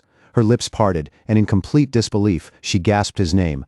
The person who had saved her was actually her own cousin. Without pausing for even a second, Fang Yi raised his power and unleashed a violent blast of divine thunder, smashing straight through the monster's shadowy domain and shattering the false darkness that had trapped them. He landed lightly in the now cleared forest, one hand still crackling with leftover arcs of electricity. Both Lin Yi and her unconscious leader had been saved. Lin Yi could only stare at him, her mind thrown into chaos as the truth overturned everything she thought she knew. Her lazy, ordinary-looking cousin was actually an unbelievably powerful pioneer. But the battle was not over yet. From the shadows behind Fang Yi, the anomaly's true body finally revealed itself, a grotesque fleshy orb covered in eyes and radiating something deeply unnatural. Lin Yi snapped out of her daze and immediately shouted a warning, telling Fang Yi that the creature's real body was right behind him. Fang Yi, however, did not panic at all. Golden-red skyfire ignited in his hand, bright and fierce, while a confident smirk slowly spread across his face, as if the whole situation was already in his grasp. To him, this was not a crisis. It was the perfect chance to test how his newly acquired power would perform against a creature with a dark attribute. He moved instantly, leaping into action and unleashing his Crimson Flame blade technique with smooth, practiced force. But this time, the attack was nothing like before. Powered by Skyfire's inextinguishable force, the technique exploded outward and swallowed the monster whole in a raging sea of divine flames. The creature let out one last piercing scream of agony as the divine fire burned through it completely, erasing its resistance in one final burst of suffering. When the battle finally came to a stop, the red-haired leader slowly regained consciousness. Blinking in confusion, she found herself sitting safely on the ground beside Lin Yi, surrounded by a protective ring of flames. The fire looked terrifying, but somehow it was not hurting them at all. Dazed and frightened, she asked Lin Yi if they had died and been dragged down into hell together with the monster. Now, much calmer, Lin Yi gently reassured her and told her to look carefully. They were still alive. The leader, still struggling to process everything, repeated those words in disbelief, almost like saying them out loud might finally make them feel real. Then she asked the question weighing on her most: who had saved them? As the protective flames slowly faded, Fang Yi casually walked over to Lin Yi and her leader with a small, easy smile, as if what had just happened was nothing too serious. He told them the problem had already been handled, and then, noticing the time, casually remarked that they probably had not eaten breakfast yet. The red-haired leader stared at Fang Yi, and little by little, her eyes widened as recognition suddenly flashed across her face. The memory had clearly clicked into place. She sprang to her feet in one motion, her whole face lighting up with excitement and awe. Pointing straight at Fang Yi, she blurted out that he was the very same person who had saved them back in Yanghua Town from the monstrous death vine. Fang Yi could only blink, a little surprised himself, thinking that he had been recognized much faster than he expected. Lin Yi was left completely stunned by this new revelation. Looking back and forth between the two of them, she asked in disbelief if her leader was really saying that the powerful fire attribute master who saved them from the vine was also her cousin. The red-haired leader turned right back to Lin Yi with equal shock and demanded to know how a supermaster like this could possibly be her cousin, especially when Lin Yi had always described him as nothing more than an ordinary person. Faced with both of their stunned looks, Fang Yi could only scratch the back of his head and give them an awkward, helpless smile. Still overflowing with excitement, the red-haired leader grabbed Lin Yi by the shoulders and reminded her, that this was the very man who had cut down the desolation vine with one unbelievable slash. Her voice was practically shaking from the excitement. Meanwhile, Lin Yi's thoughts were already racing as she tried to piece everything together. Bit by bit, the truth became impossible for Lin Yi to deny. Her cousin really was that high-level fire user. But the more she thought about it, the more confused she became, because she had just watched him use an incredibly pure and terrifyingly powerful thunder attribute to tear apart the monster's dark mist. Her mind spun faster and faster as the implications hit her. The sheer strength of both his fire and thunder abilities meant he was not just talented, he was a true super genius with dual high-grade attributes. Then, another even more shocking thought struck her. She remembered the overwhelming spiritual disturbance near her neighborhood before, the one that clearly signaled someone breaking through into the legendary spirit creation realm. Could that astonishing breakthrough have also been her cousin? Seeing how tangled their thoughts had become, Fang Yi finally stepped in and calmly confirmed that yes, it really had all been him. Then, without letting the shock drag on too long, he shifted the conversation and asked about the dark attribute anomaly instead. His tone grew more serious as he said they should have known a creature like that was not something to take lightly. Then he asked why only the two of them had come and where the rest of their teammates were. The red-haired leader told him the others had not been available. She explained that one teammate was sick at home, while another had been sent off on a tougher mission somewhere else. With a tired sigh, she added that their squad did not always move as a full unit every single time. Lin Yi then lowered her voice and admitted that the real mistake was hers. After her recent breakthrough, she said she had gotten carried away and reckless, wrongly thinking she was strong enough to handle the mission almost on her own. Fang Yi listened quietly, looking thoughtful instead of harsh. He remembered the tension and infighting he had seen in their team before, but now he noticed something different.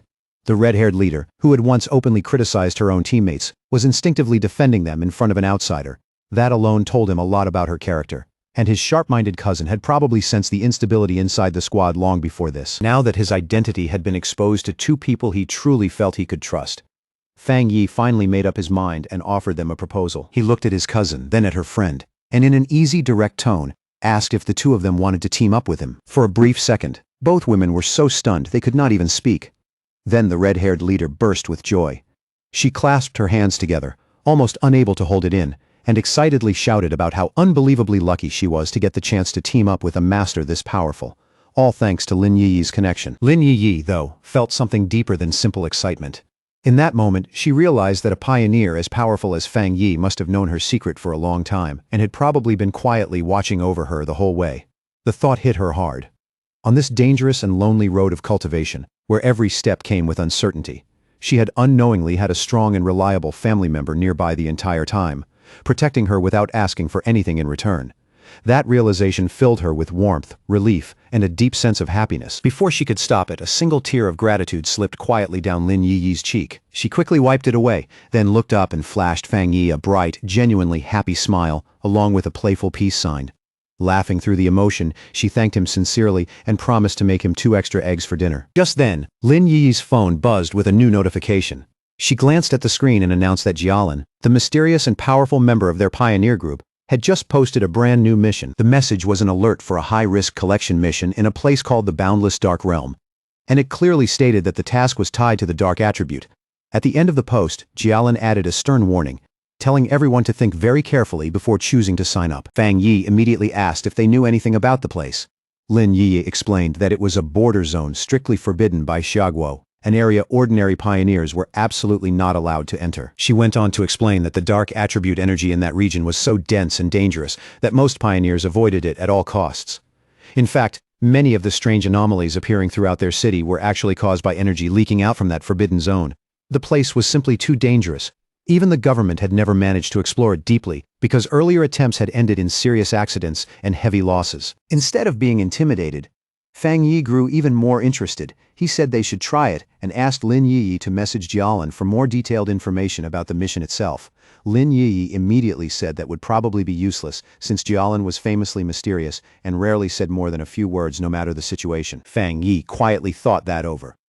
Based on what he knew, if Jialan was openly posting a mission tied to a top-secret area under government control, then there were really only 2 possibilities. Either she was some extremely bold rogue acting against the authorities, or she held a very high-ranking position in the military or the Spiritual Energy Cultivation Association. After thinking it through, he decided the second option was much more likely. Even though she doubted it would do much, Lin Yiyi still sent Jialan a message under her online handle, Feng Heju. In the message she said she was interested in joining the mission and asked for more specific details. To the surprise of both Lin Yiyi and the red-haired leader, Jialan actually replied with an unusual amount of detail. She explained that the mission was to collect something called a shizai flower. She warned them that while the rewards were much higher than normal, every danger inside the boundless dark realm was tied to the dark attribute, and the risk level was far beyond anything they had faced before. She also clearly advised all pioneers to form teams before attempting it. The two women stared at the reply in shock. This kind of detailed response was nothing like Jialan. Only a moment later, another message from Jialan came through, and this one was even more direct. She warned that the mission might involve an S-level anomaly and that the death rate would be extremely high, once again urging them to think carefully before committing. Then, right at the end, she added one last line that barely tried to hide its real meaning. If they had a strong and reliable pioneer to team up with, it still was not too late to sign up. Elsewhere, the mysterious purple-haired woman from the hospital, now clearly revealed to be Jialan, walked down a corridor with guards lined up on both sides. She lowered her eyes to the phone in her hand and quietly thought to herself that she had already done everything she could. From here on, it all depended on whether that person was willing to accept the challenge. Back in the park, Fang Yi gave a faint smirk, instantly understanding the meaning hidden beneath Jialan's words. He told Lin Yiyi that the message was not just a warning. It was a direct invitation. Then he put the subtext into plain words for them. I know who you are. I know someone of your level will be interested in this, and I'm openly daring you to come. At that point, Fang Yi was sure this entire mission posting had been aimed at him from the beginning. As he looked ahead and imagined the dark, barren landscape of the boundless dark realm, the whole thing started to feel strangely interesting. Far from backing away, he decided without much hesitation that he really would make the trip, using her online name Feng Heju. Lin Yi officially accepted the mission and sent Jialan a reply saying that her team had 3 people. The scene then shifted to a hospital waiting area, where Jialan was walking with 2 female assistants by her side. One of them voiced concern about the team that had just signed up, worried that 3 people was far too small a group for a mission this dangerous, but Jialan stayed calm and completely unmoved. She said that if Fang Yi was truly a pioneer Xiaoguo could place its trust in, then he would come. The assistant pressed further, uneasy about what would happen to the other pioneers if Fang Yi chose not to show up. Jialan's answer was simple and cold. If he did not come, then it only meant their fates were never meant to continue. As they kept walking, a faint smirk appeared on Jialan's lips. She asked her assistants if they really believed a mission to collect the shizai flower existed just to send powerful pioneers to their deaths. Then she explained that the true purpose of this extremely dangerous mission was actually the exact opposite of what it seemed on the surface. A vision revealed the flower's true nature. It bloomed from a dark, corrupted pool, nourished by the bodies and souls of fallen pioneers, beautiful and unsettling at the same time. Jialan said that obtaining this flower was a necessary step if the nation wanted to grow stronger, because it was the only way to save even more pioneers in the future. She went on to explain the real reason behind the mission. It was meant to protect Xiaoguo's future main force, represented by the new generation of pioneers like Fang Yi and his team, who could be seen traveling toward the mission on the subway.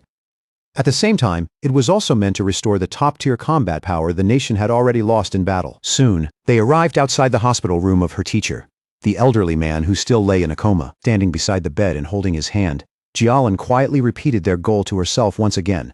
No matter the cost, they had to obtain more shizai flowers. Then she revealed who he truly was, and why this mission carried so much weight. Her teacher was the only pioneer in all of Xiaoguo who had ever reached the legendary Endless Spirit Sea Realm, and the shizai flower was the one and only thing that could wake him from his coma. Jialan explained the strategic value of a figure like him with complete clarity. Once the full spiritual revival arrived, a powerhouse at the Endless Spirit Sea Realm would be no different from a modern nuclear weapon, making him the nation's greatest bargaining chip when dealing with other countries. From her point of view, sacrificing a few pioneers, or even entire squads, was a price worth paying if it meant bringing him back. One of her assistants, though, looked troubled and gently voiced concern for Jialan herself, saying that even if the mission was important, her health mattered too. That simple comment made the atmosphere around Jialan darken almost instantly. Jialan's face went cold as she slowly repeated the words, "My health is important?" Then all at once pain and rage broke through together. She shouted that yes, her life was important, but only because it had been bought with the lives of her fallen comrades, the people who died to save her. To her, still being alive was not a comfort. It was a debt. As those memories came flooding back, she clutched her head, suddenly hit by a sharp, intense pain that made it clear just how deep the trauma still ran. After a moment, she forced herself to calm down and apologized for losing control. One of the assistants, clearly worried, softly asked if her headaches were starting again. Jialan brushed the concern aside and said it was not time for her medicine yet. At that moment, an image of her old team in happier days flashed through her mind. She looked away with a tired, sorrowful expression and murmured that it was all in the past now. The story then slipped into one of Jialan's painful memories. In a dark, barren landscape filled with deathly silence, a desperate voice was shouting for the sword-wielding squad to retreat immediately. A younger Jialan knelt among the bodies of her fallen comrades, while her dying captain entrusted the mission of retrieving the Shizai flower to her. Trembling in despair, torn between thoughts of her teacher and the fate of her country, she finally understood with brutal clarity that the boundless dark realm was a place that showed absolutely no mercy. She cried out in refusal, her voice breaking as she insisted that she would not leave her captain behind. In his final moments, the captain placed his hand over hers and transferred his spiritual energy into her. As his life faded away, he told her he only hoped their strength would still be useful to her in the end, and begged her to survive and make it back alive. Back in the present, Jialan stood in the hospital and reflected on that tragic day. Then she revealed the cruel irony behind her team's sacrifice. They had given her their power so she could survive, but none of them knew that a Shizai flower became useless if it was touched by blood or if it was not harvested perfectly intact. In other words, even though they had succeeded in saving her life, the mission itself had already failed. Later, after a long and exhausting trip, Fang Yi's new team finally arrived at the empty outskirts of the boundless dark realm. Even the air there felt bleak and unnatural. As they came to a stop, the red-haired leader immediately complained out loud about how absurdly long the walk had been. The red-haired leader glanced up at the sky ahead, and still trying to catch her breath after the long trip, asked why they were not just flying there instead. With the level of strength they had now, it seemed like the obvious move to her. Lin Yi patiently explained that even for pioneers, long-distance flight was not something you could maintain so casually. Unless someone had truly massive spiritual energy reserves, trying to fly that far would drain them way too fast. Fang Yi said nothing. He simply kept walking in silence, his glowing red eyes fixed on the destination ahead, calm and focused in a way that made it clear his mind was already fully on whatever was waiting for them there. Before long, they finally reached the massive checkpoint at the entrance to the zone.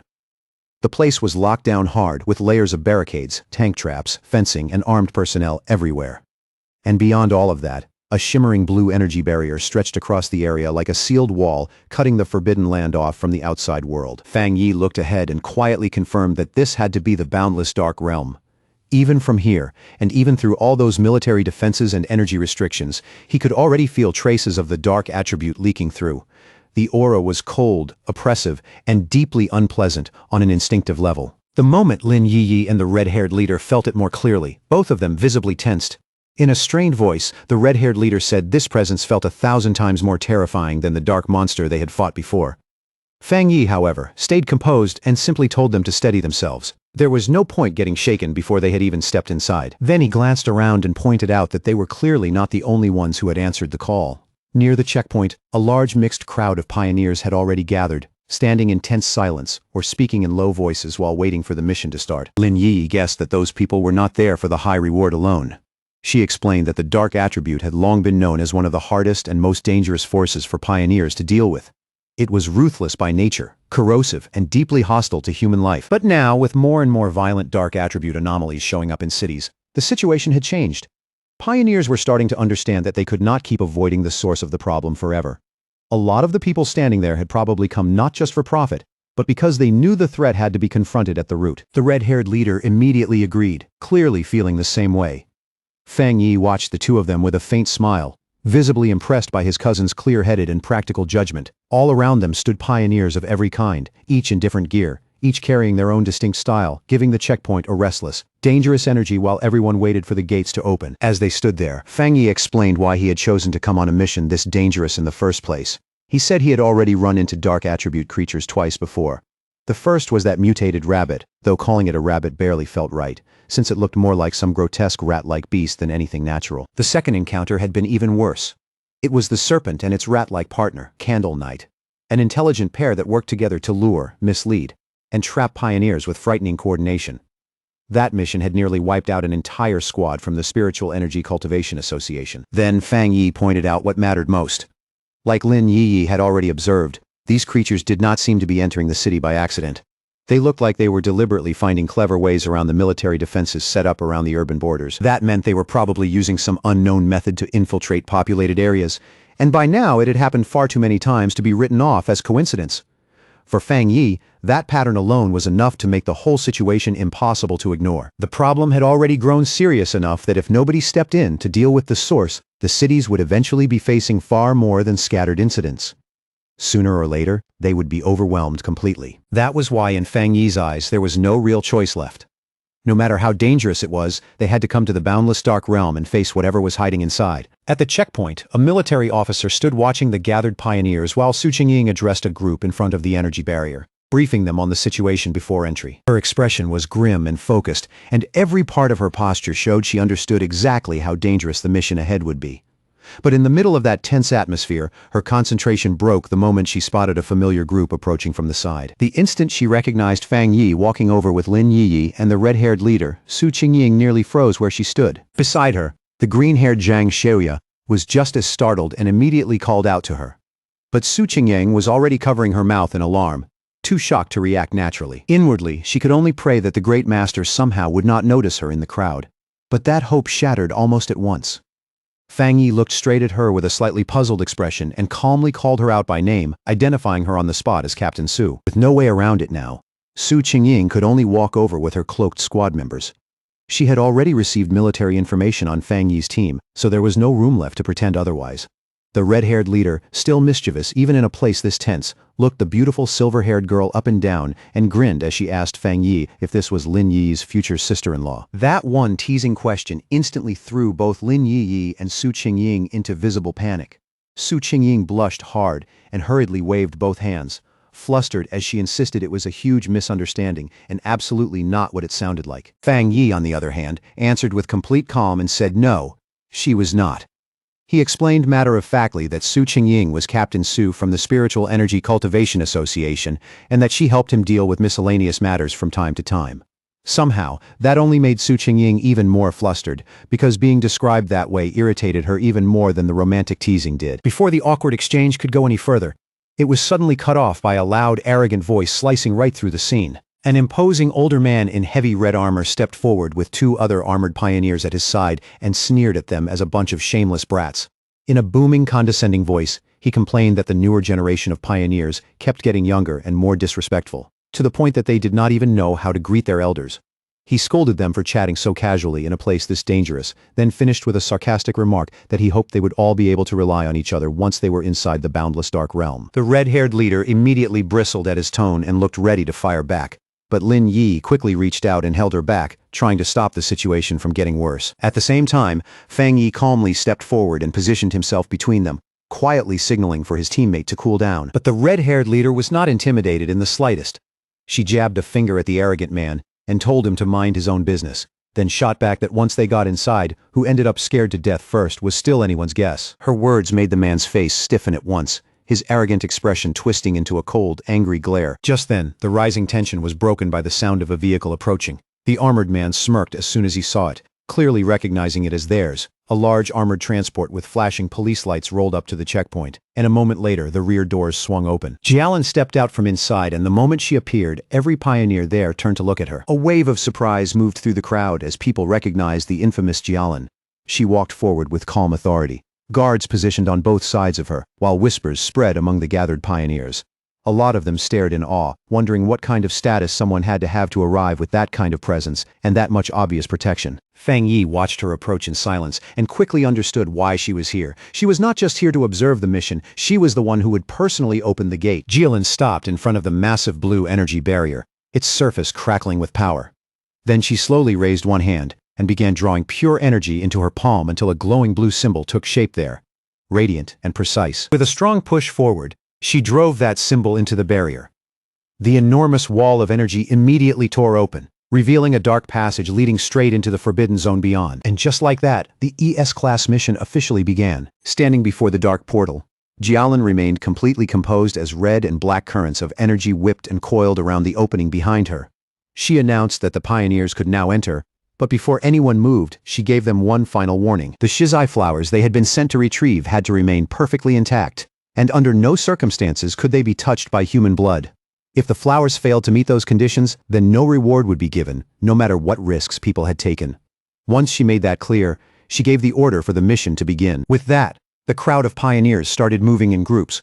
One after another, disappearing into the dark and unsettling portal. As they entered, one member of the arrogant armored group muttered bitterly to his leader, complaining that Jialan was basically sending them in to die while she stayed safely outside. Another teammate immediately told him to shut up, reminding him in a harsh whisper that if they died, at least the government would pay their families a large compensation. While Fang Yi's group watched the others go in, Su Qingying quietly started analyzing the strength of the teams gathered there for him. She identified the arrogant armored man as a one-star spirit creation cultivator, putting him at the same realm as Fang Yi. She also pointed out that several other dangerous figures were hiding their auras well enough that even she could not judge them clearly, while the rest were solid pioneers around the one-star or three-star ghost axe realm. In the end, she concluded that at least on the surface, the teams looked roughly balanced in strength. Fang Yi was a little surprised to hear that the arrogant man was also in the spirit creation realm, because earlier he had not sensed especially powerful spiritual energy from him. That only strengthened another conclusion in his mind. If so many elite teams had been drawn here at once, then this mission had to be far more difficult than it looked. Back outside the portal, one of Jialan's assistants gave her a final report from the tablet in her hands. She confirmed that a total of 37-star Ghost Axe Pioneers, 7 one-star Ghost Axe Pioneers, and 3 one-star Spirit Creation Pioneers had entered. The mission itself involved creatures ranging from B-class all the way up to S-class in threat level. Jialan listened calmly, then told her assistant to prepare the monitoring equipment, making it clear she had already expected what was coming. Inside the portal, the pioneers stepped into a deserted, dark, mist-soaked land, filled with dead trees and lifeless ground, as if the entire place had long since rotted from the inside out. The moment Fang Yi's group entered the boundless dark realm, black shadowy tendrils of energy began drifting and curling around them from every direction. Fang Yi immediately told everyone to stay close, explaining that the overwhelming dark attributes saturating the area would distort sight and perception so badly that they could easily get separated and lose track of one another. No sooner had he said that, than the red-haired leader suddenly bent over, hit by a wave of nausea so strong she dropped to her knees. Embarrassed and miserable, she apologized between heaves, admitting she could not stop herself from throwing up. Su Qingying calmly moved to her side and reassured her that the reaction was normal. In a steady voice, she explained that the horrible smell filling the area was a mix of rotting corpses and brain fluid, the kind of stench most people simply could not endure without reacting. Then she gestured toward another team not far away. They were crouched on the ground, retching too, proving that even pioneers of roughly similar strength were being affected the moment they entered this environment. Su Qingying continued, explaining that the dark attribute naturally countered pioneers and acted almost like a kind of contamination or pollution that constantly weakened them. She also warned that the anomalies inside this zone were far more aggressive than normal, which meant the danger here was not just in the environment. It was immediate. Fang Yi listened carefully, as Su Qingying laid out the known threats and the official classification system. She explained that B-class anomalies were already dangerous enough to threaten pioneers at the same level as themselves. A-class anomalies, meanwhile, were strong enough to draw in spirit creation realm cultivators and were the kind of threat associated with places like the boundless dark realm itself. And when it came to S-level monsters, Su Qingying's voice turned even graver. Those were true disaster-class horrors, the kind of existence that could contend even with beings in the legendary Endless Spirit Sea realm. Then she gave them the harshest warning. Yet, inside this zone, the dark attribute did not just surround the monsters, it empowered them. A creature that would only be considered B-level outside would be pushed up to at least A-level the moment it entered the boundless dark realm. The red-haired leader's eyes widened at that, clearly thrown by how bad the situation really was. Lin Yi, now visibly more concerned, turned to Su Qingying and asked if she and her team were somehow less affected by the dark pollution than everyone else. Su Qingying let out a small chuckle and explained that it was not because they were immune. It was because she and her team had dealt with similar monsters for so long that they had already adapted to this kind of filthy environment. The smell just did not hit them the same way it hit ordinary pioneers anymore. Then, in a calm, matter-of-fact tone, she added another detail. She had recently broken through into the 3-star Ghost Axe realm and was now working to evolve her water attribute into the much rarer ice attribute. Lin Yi then spoke more seriously to Su Qingying. Since they were now both in the same realm, she wanted to know if Su Qingying also felt her spiritual energy being heavily suppressed here, even more than on earlier missions. Su Qingying gave a grim nod right away and confirmed it. She added that many high-level masters had already died in this zone before, including one-star spirit creation elites from the military, so nobody here could afford even a second of carelessness. As they moved deeper into the bleak, abandoned landscape, Su Qingying naturally took the lead.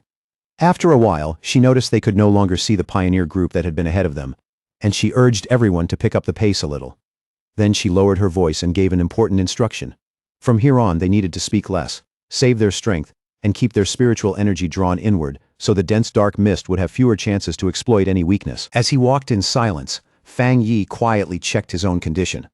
To his surprise, he did not feel the same sharp discomfort the others were describing. After thinking it over, he concluded it was probably because his strengthened yang and thunder attributes naturally repelled the dark attribute around him. Of course, there was another possibility too. After reaching the spirit creation realm, his overall spiritual power might simply have become strong enough to resist this level of pollution much more easily. Elsewhere in the boundless dark realm, the arrogant pioneer and his team were already locked in battle. With one heavy swing of his glowing green sword, their leader cleanly sliced through a monstrous beast's neck and took its head off with brutal ease. The man threw his head back and laughed arrogantly, openly mocking the so-called danger of the zone. His teammates immediately cheered him on, feeding his pride even more, and he loudly declared that they would be the ones to claim the Shizai flower. Swagger dripping from every word, he vowed to show the younger generation what real strength looked like. Back with Fang Yi's group, Lin Yi was still struggling with the environment. Small gagging sounds kept slipping from her throat as she tried to steady herself and keep moving through the oppressive dark mist. Fang Yi noticed her discomfort right away.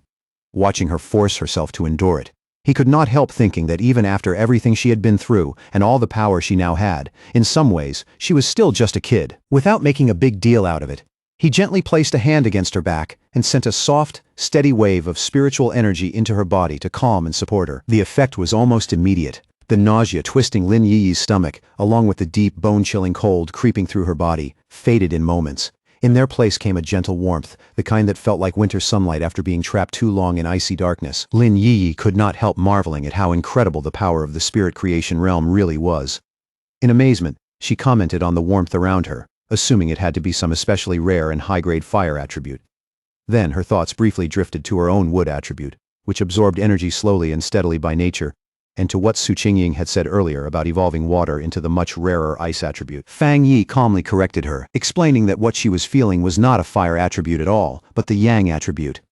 He even apologized lightly for never explaining that to her before. Then, almost casually, he revealed something even more shocking. He was the one behind both the incident at the North Gate and the blaze on the playground at Qingqing University. The red-haired leader froze in complete disbelief at that confession.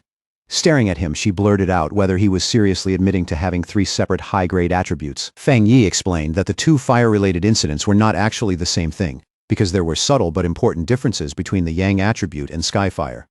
At the same time, his thoughts briefly flickered to the desolation attribute, his 4th power.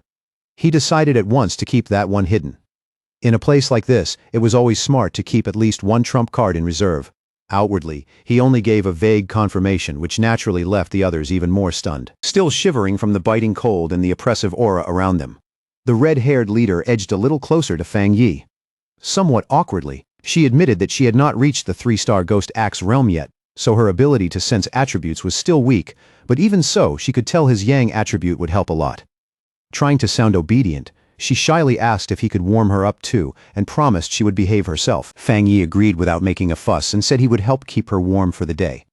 Then he placed a hand on her shoulder and sent a gentle wave of nourishing energy into her body, drawing out a sharp little yelp the moment the warmth spread through her. As she breathed out a visible puff of warm air and let out a long sigh of pure relief, Zhang Xiaoya and the other member of Su Qingying's squad watched from the side with obvious curiosity, both clearly seeing just how effective Fang Yi's energy was. Noticing their reactions, Fang Yi generously offered to do the same for Su Qingying's team too.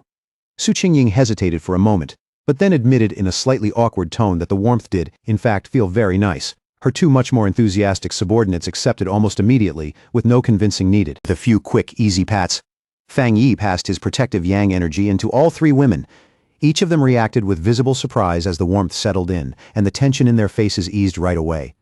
Their gratitude was genuine, because in that hostile darkness, that simple comfort felt far more precious than it would have anywhere else. But that brief relief did not last. It was suddenly broken by the heavy sound of clawed footsteps crushing over the dead ground somewhere nearby, deep and deliberate in the fog. The moment his senses locked onto the disturbance, Fang Yi's expression hardened. In a sharp, low voice, he warned the whole group that a monster was coming. The next instant, a huge, shadowy, wolf-like creature burst from the mist and lunged straight at them. Su Qingying reacted on instinct, leaping forward and forming a long blade of blue energy to intercept it. But the beast moved with eerie speed and landed with a heavy thud directly behind the terrified red-haired leader, forcing Fang Yi to shout a warning at her. Wrapped in a menacing purple-black aura, the monster threw back its head and unleashed a furious roar that shook the air. Then it lowered itself and charged again. this time with brutal, killing intent. Su Qingying immediately identified it as a dangerous A-level monster. Declaring that she would handle it herself, she stepped forward and thrust out her hand, releasing a fierce burst of razor-sharp ice energy that struck the creature head-on. To everyone's surprise, the monster did not collapse or bleed. The instant the attack connected, its body simply vanished into nothingness as if it had never been there at all. Su Qingying stayed on guard, an ice crystal already forming in her hand for the next move, while Lin Yiyi stared and wondered out loud if the thing had actually disappeared. But Fang Yi saw through the trick immediately. His eyes, far sharper than the others, cut through the dark mist and exposed the truth. That wolf-like creature had only been a distraction. The real threat was a massive horde of zombie-like figures with glowing red eyes, shambling silently toward them from every direction. He instantly shouted for everyone to watch their feet. But the warning came a heartbeat too late. The ground beneath them suddenly burst open as countless shadowy hands and writhing tendrils shot upward, grabbing at their legs and pinning the entire group in place, just as the red-eyed horde closed in around them. Even with grasping hands all around him and bodies dragging at his legs, Fang Yi stayed completely calm. Drawing his sword in one smooth motion, he told the others to fall back and leave the rest to him. A brilliant fiery light flared in his eyes, and in the next moment, he released a massive explosive wave of pure fire that burst outward from him like a sudden sun igniting in the dark. The entire zombie horde was swallowed at once by the blazing inferno, leaving no room for escape. Their shadowy forms twisted and melted inside the flames as shrill cries rang out one after another, then gradually faded into the burning haze. Standing among the dimming embers, Fang Yi casually spun his sword once and said they were safe for the moment. Then, in the same calm tone, he explained that despite the illusion of a huge crowd surrounding them, there had actually only been two real monsters controlling all those puppet-like figures from the shadows. Su Qingying was visibly shocked by that realization, and said the monsters in this zone had already evolved enough to mimic human language, which made them far more dangerous than normal.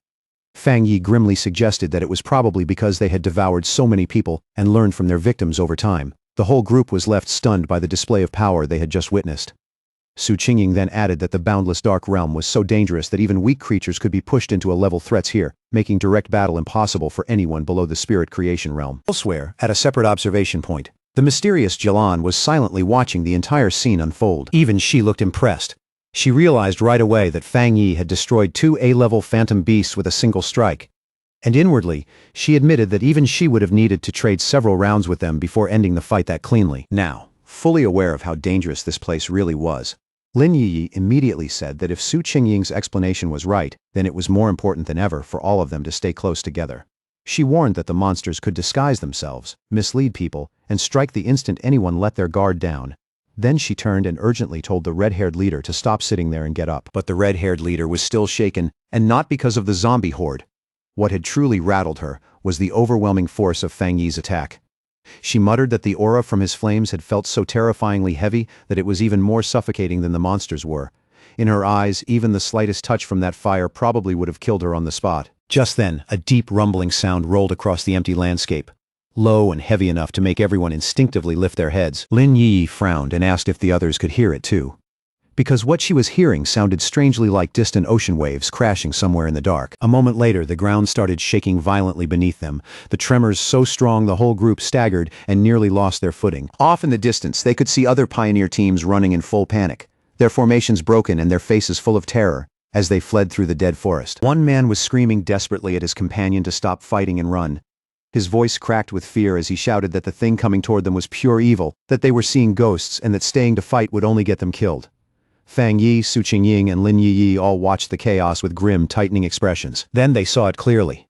A massive swirling vortex made of pure dark energy was rolling across the land like a living disaster, packed with countless twisted shapes and glowing red eyes. It devoured everything in its path as it advanced, unstoppable and horrifying. And caught right in the middle of that catastrophe was the arrogant pioneer and his team, now facing what was unmistakably the legendary Dark Tide. As the terrifying Dark Tide surged across the land and swallowed pioneers whose screams rang out in horror, the arrogant pioneer still gave a scoffing laugh. He dismissed the threat with blatant pride, loudly declaring that just because the regular troops could not handle it, did not mean he could not. With a defiant roar, he raised his sword and summoned a huge barrier of green energy, arrogantly proclaiming that everything within this zone was his for the taking. And with that reckless confidence still burning across his face, he charged straight into the heart of the swirling red and black storm. The moment he stepped into the tide, all his confidence broke apart. Thick black tendrils came at him from every side, wrapping around him and locking him in a suffocating grip. A chill ran straight through him. Only then did he realize the monsters hiding inside were far more terrifying than he had imagined, not just above A level. Not even just above S level. Panic hit him instantly. He knew he couldn't let himself get caught, but by that point, it was already too late to run. He, along with many other pioneers, was swallowed by that overwhelming darkness. Their screams rang out as they were dragged down into the depths.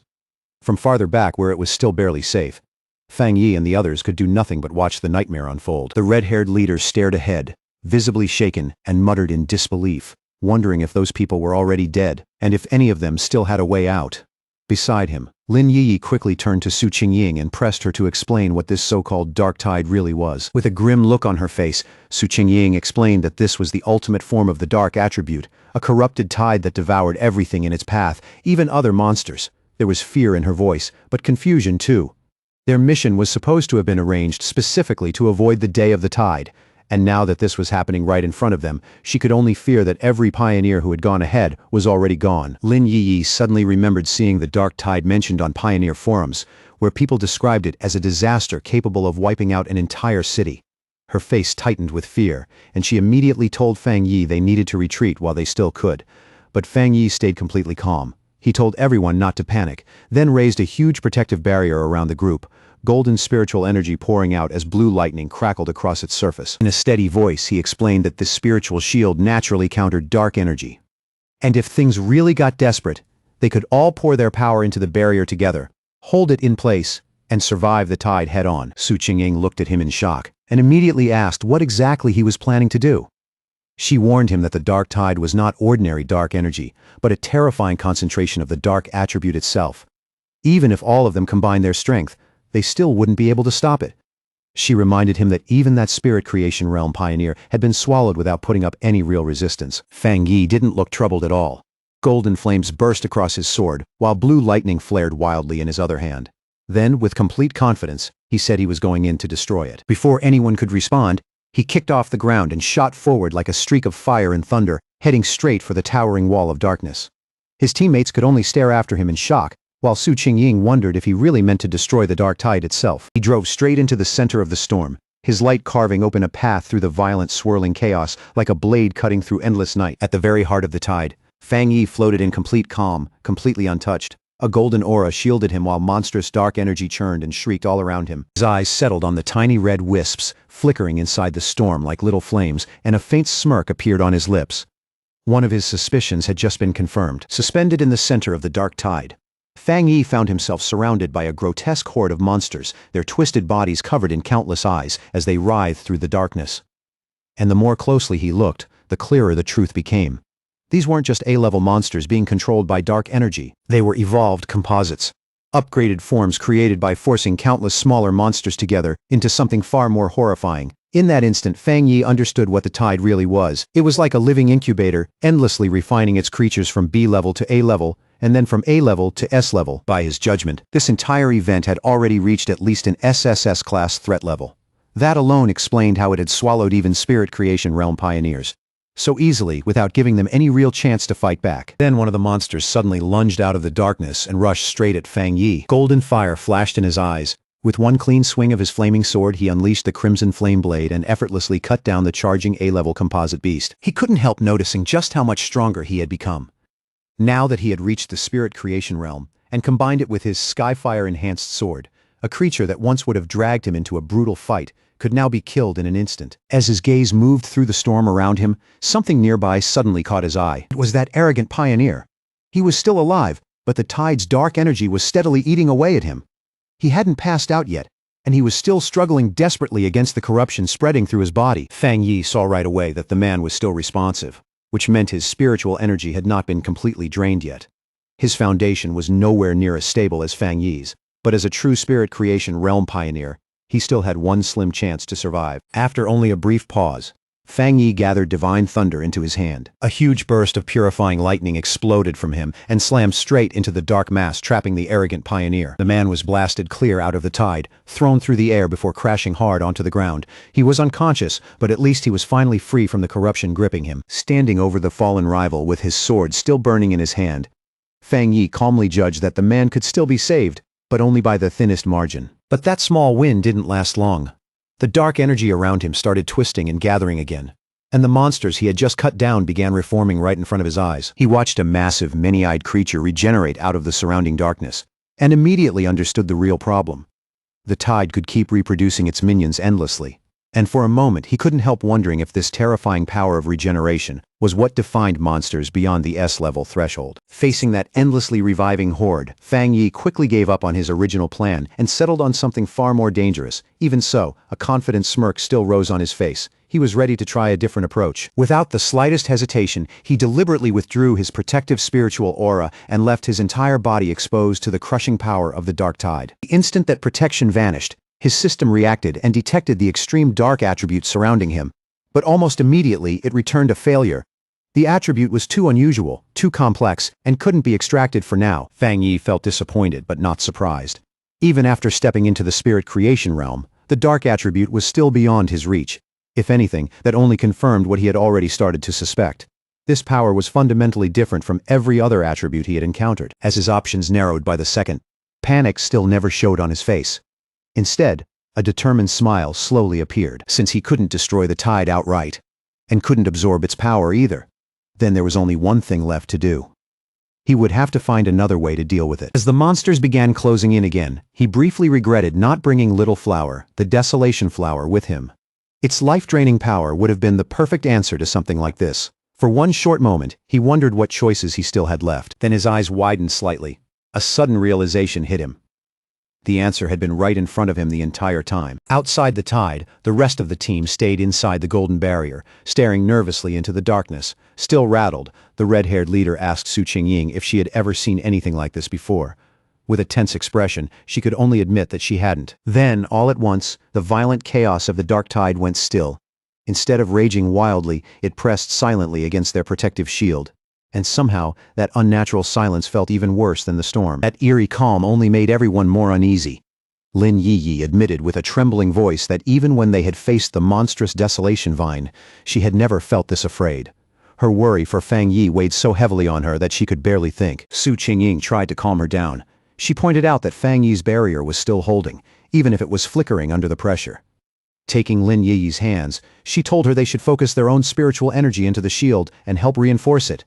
Then, with grim honesty, she added that if someone as strong as Fang Yi really fell here, then their own fate would be sealed soon after anyway. Su Qingying kept trying to steady everyone's nerves.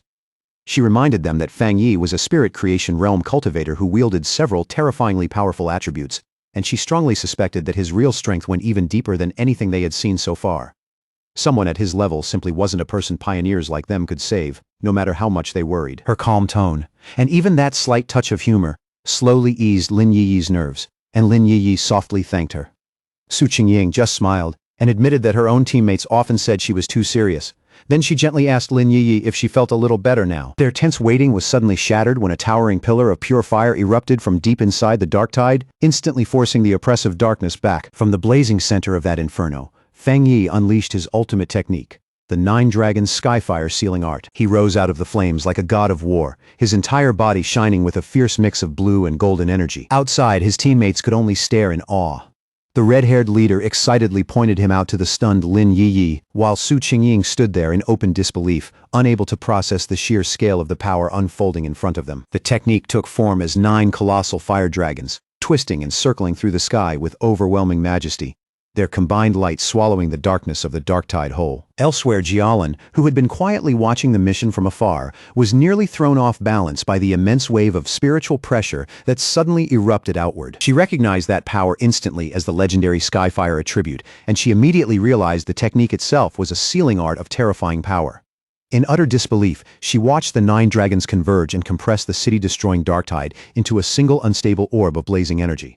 She could hardly believe he might actually have sealed the entire event, but Fang Yi still wasn't done.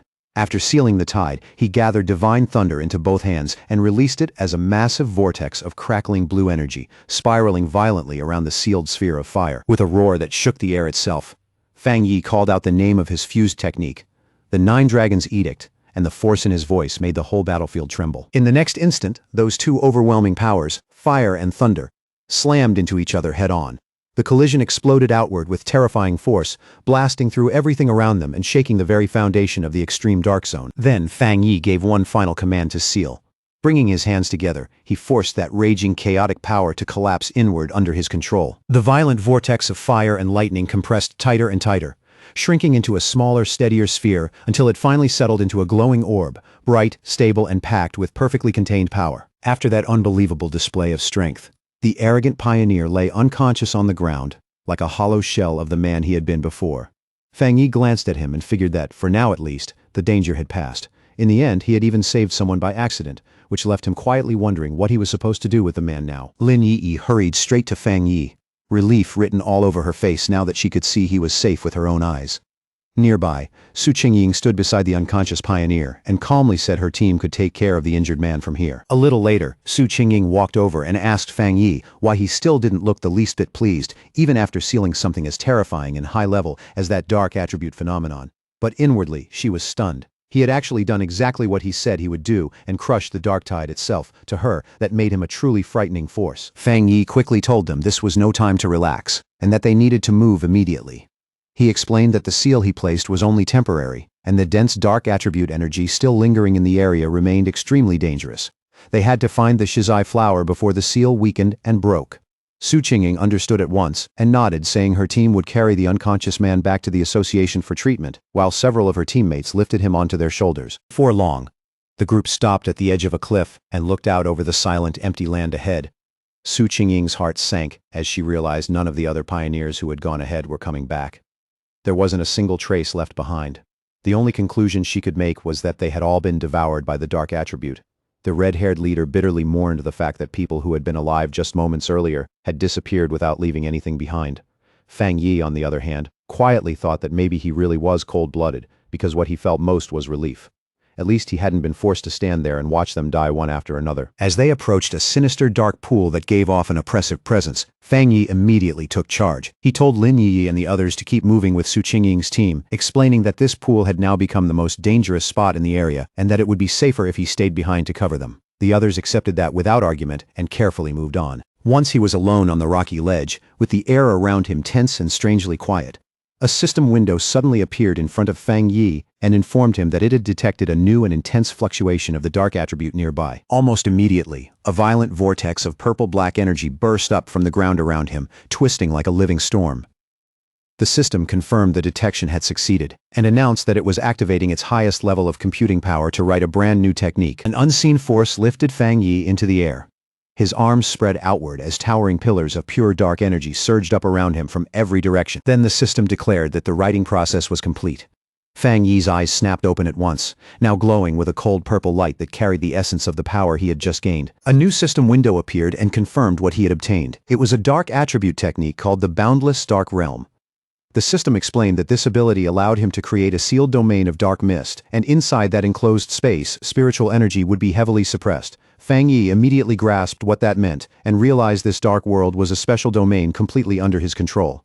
He saw the value of it at once. The corrosive nature of this new power wouldn't just drain an enemy's spiritual energy, it would also slow their recovery, giving him a huge advantage in battle. In his mind, he could almost see himself standing above a sea of desperate hands reaching up from below. And that image made one thing clear. If he combined this suppressive power with his other attributes, his combat strength would become even more terrifying. With that thought, his confidence only grew. Even if something stranger and stronger than the dark tide appeared again, he believed he would still be able to destroy it. As the last traces of purple energy slowly settled, Su Qingying, still struggling to believe what she was sensing, asked Fang Yi whether he could feel the dark mist gathering around them again. Then her eyes widened sharply as the full scale of that spiritual fluctuation finally hit her, leaving her visibly shaken. She stared at Fang Yi while the leftover energy swirled around him, unable to understand how he could be going through another breakthrough without any of the usual dramatic signs, like changes in heaven and earth. Then the truth hit her all at once. Fang Yi had not just sealed the S-class dark tide, he had absorbed its power. To her, the very idea sounded absurd, impossible, and completely beyond common sense. Ever since the earliest days of spiritual revival, all pioneers had known one thing for certain. The dark attribute was the most terrifying of all powers, born from the negative emotions, resentment, and buried evil inside living beings. And because of that, absorbing dark attribute power had long been strictly forbidden by the government. A flashback revealed a failed official experiment where researchers once tried to purify dark attribute energy and paid a devastating price for it.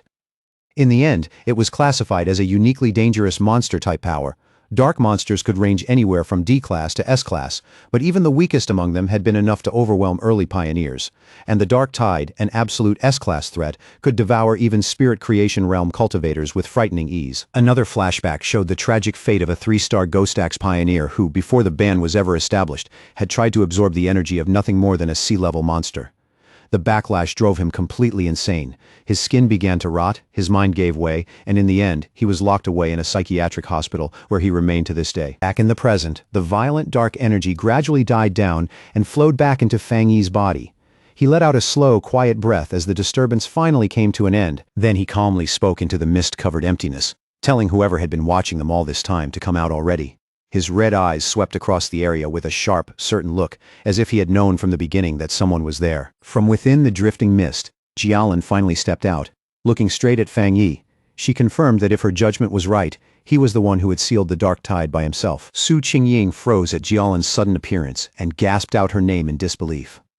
Jialin slowly descended and landed in front of Fang Yi, then asked him directly what exactly he had just been doing, questioning whether he had been absorbing the dark attribute. Fang Yi didn't hesitate. He calmly confirmed that he had. That blunt answer sent another shock through Su Qingying. Then, in one swift motion, Jialin pulled out a pistol and aimed it straight at Fang Yi's head. The red-haired leader shouted Jialin's name on the spot and demanded to know what she thought she was doing, while she and the terrified Lin Yi could only stand there, staring at the scene in fear and confusion. Su Qingying reacted instantly and threw herself between Jialin and Fang Yi, raising her arm to block the gun.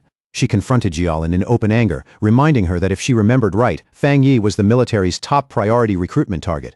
Then she pushed even harder, pointing out that the association had wanted to recruit him too before the military stepped in and demanded to know why Jialin was showing this kind of hostility now, ignoring Su Qingying's attempt to shield him. Fang Yi calmly rested a hand on her shoulder and addressed Jialin himself. He said the whole situation felt strange. Wasn't this mission supposed to be about finding the Shizai flower? But from the way she was acting, it almost seemed like she cared less about completing the mission than she did about the fact that they had survived at all. Jialin didn't say a word. Her expression barely changed as she kept the weapon aimed at him, the cold light along the barrel glinting through the mist. The red-haired leader, though, was done staying quiet. Anger burst out of her as she shouted at Jialin, reminding her that their squad had always trusted her. Then she demanded to know why Jialin had done nothing when they were facing the dark tide. Without Fang Yi, every one of them would have died there. She pointed at Lin Yi in fury, and said the girl was still just a child, accusing Jialin of standing there and watching them face death, only to turn around now and threaten the very person who had saved them. Then, without warning, Jialin lowered the weapon. A faint smirk touched the corner of her lips. She brushed the whole confrontation aside, like it had been nothing more than a joke, and remarked that Fang Yi seemed to be very well liked by his teammates. After that, she calmly congratulated him and announced that he had passed the test. That sudden shift in attitude left both the red-haired leader and Su Qingying completely stunned, unable to make sense of what she had just said. Fang Yi, however, understood almost right away. Looking at her, he asked if this had been her real purpose from the beginning, to test him. Jialin confirmed that he was right. Because his talent and strength were so extraordinary, she hadn't wanted to rely on dry, impersonal data alone. She wanted to see for herself what kind of person Fang Yi really was beneath all that power. Then she responded to the red-haired leader's earlier accusation and explained why she had not stepped in. In this new world, pioneers were forced to live by brutal rules, whether they accepted that or not. She said this was the fate all of them shared. A life where fortune and disaster could switch places in an instant. Even so, she told them they were fortunate to have someone powerful and trustworthy standing in front of them, protecting them. She asked if they had noticed that ever since the dark tide was defeated, not a single other monster had dared come near them. According to her, the creatures in the area had already been frightened off by the power Fang Yi displayed. Fang Yi listened with a grim look and agreed with her. Then he added that the dark tide itself followed the same rule. It preyed on the weak and feared the strong. Now that the test was over, Jialin offered to personally lead them to the Shizai flower, saying she knew this region far better than any of them. As the group followed her, Su Qingying leaned in toward Fang Yi and quietly whispered that she felt there was something mentally wrong with Jialin. Then she revealed an important detail. Jialin's own squad had once encountered the dark tide before, and she had been the only survivor. Fang Yi quietly took that in and began piecing together a much clearer picture of her state of mind. He realized that her rigid obedience to missions and rules was what made her seem so cold and detached. At the same time, losing her teammates had likely left deep scars, pushing her toward a kind of post-traumatic self-destructive tendency. Even so, he could tell that some other powerful belief was still driving her forward, and that seeing him seal the dark tide had only shaken her composure for a moment. With that understanding in mind, Fang Yi showed the faintest smile and told his teammates that they should all try to be considerate toward this wounded person. The red-haired leader immediately asked whether Jialan was actually hurt. Watching her carefully, Fang Yi calmly said that she was. He explained to the others that Jialan's spiritual barrier had been badly damaged. In his judgment, even though she still had the power of a 2-star spirit creation realm cultivator, her protective aura had already dropped by at least 2 levels. The crumbling state of her spiritual energy only confirmed it further and made it clear that she had suffered a serious internal injury. She even stumbled a little as she walked, and that tiny misstep made it impossible to miss just how weakened she really was. Noticing the concern in everyone's eyes, Jialan glanced back over her shoulder and thanked them in a quiet voice. Even then, she brushed it off and insisted her injury was nothing serious, nothing that would slow her down. With Jialan leading the way, the group moved deeper into a barren, mist-covered wasteland scattered with dead trees, broken bones, and the remains of fallen creatures. It was a bleak, silent place known as the chaotic burial mounds. As they walked, Fang Yi suddenly caught something subtle in the stillness around them. Something wrong. His eyes shifted, and before long, he spotted the half-buried skeleton of a fallen pioneer hidden beneath the dirt. At last, Jialan came to a stop and said they had arrived. In a small clearing ahead, a single shizai flower stood glowing softly on its own, its petals giving off an ethereal purple light through the mist. As Jialan started walking toward the flower, Fang Yi kept his eyes on her. His instincts were already telling him that something about this didn't feel right. In the very next instant, that suspicion was confirmed. Vicious, shadowy monsters with glowing red eyes burst up from the earth and surrounded the flower, as if they had been waiting there all along to guard it. But the sudden appearance of those monsters didn't stop Jialan at all. Instead, her face turned strangely fixated, almost obsessively so. She slowly reached out a hand and whispered that she could finally see it again, her expression darkening like she had slipped into some waking trance. Fang Yi's eyes sharpened immediately. The second he understood what was happening, his expression turned serious. He knew right away that Jialan was no longer in her right mind. Without hesitating for even a moment, he summoned a sphere of golden-red flame into his palm and shouted a command meant to snap her spirit awake. Then he hurled the blazing fireball straight at the entranced Jialan, not to hurt her, but to force her out of that dangerous state before it was too late. The fireball shot toward her at high speed. At the last possible second, Jialan snapped out of her trance and recognized the incoming attack for what it was, an extremely rare and powerful Yang attribute technique. Even injured, she moved with surprising speed. She knocked the blast aside with her arm, and the impact sent a heavy shockwave rolling across the clearing. A tense silence followed.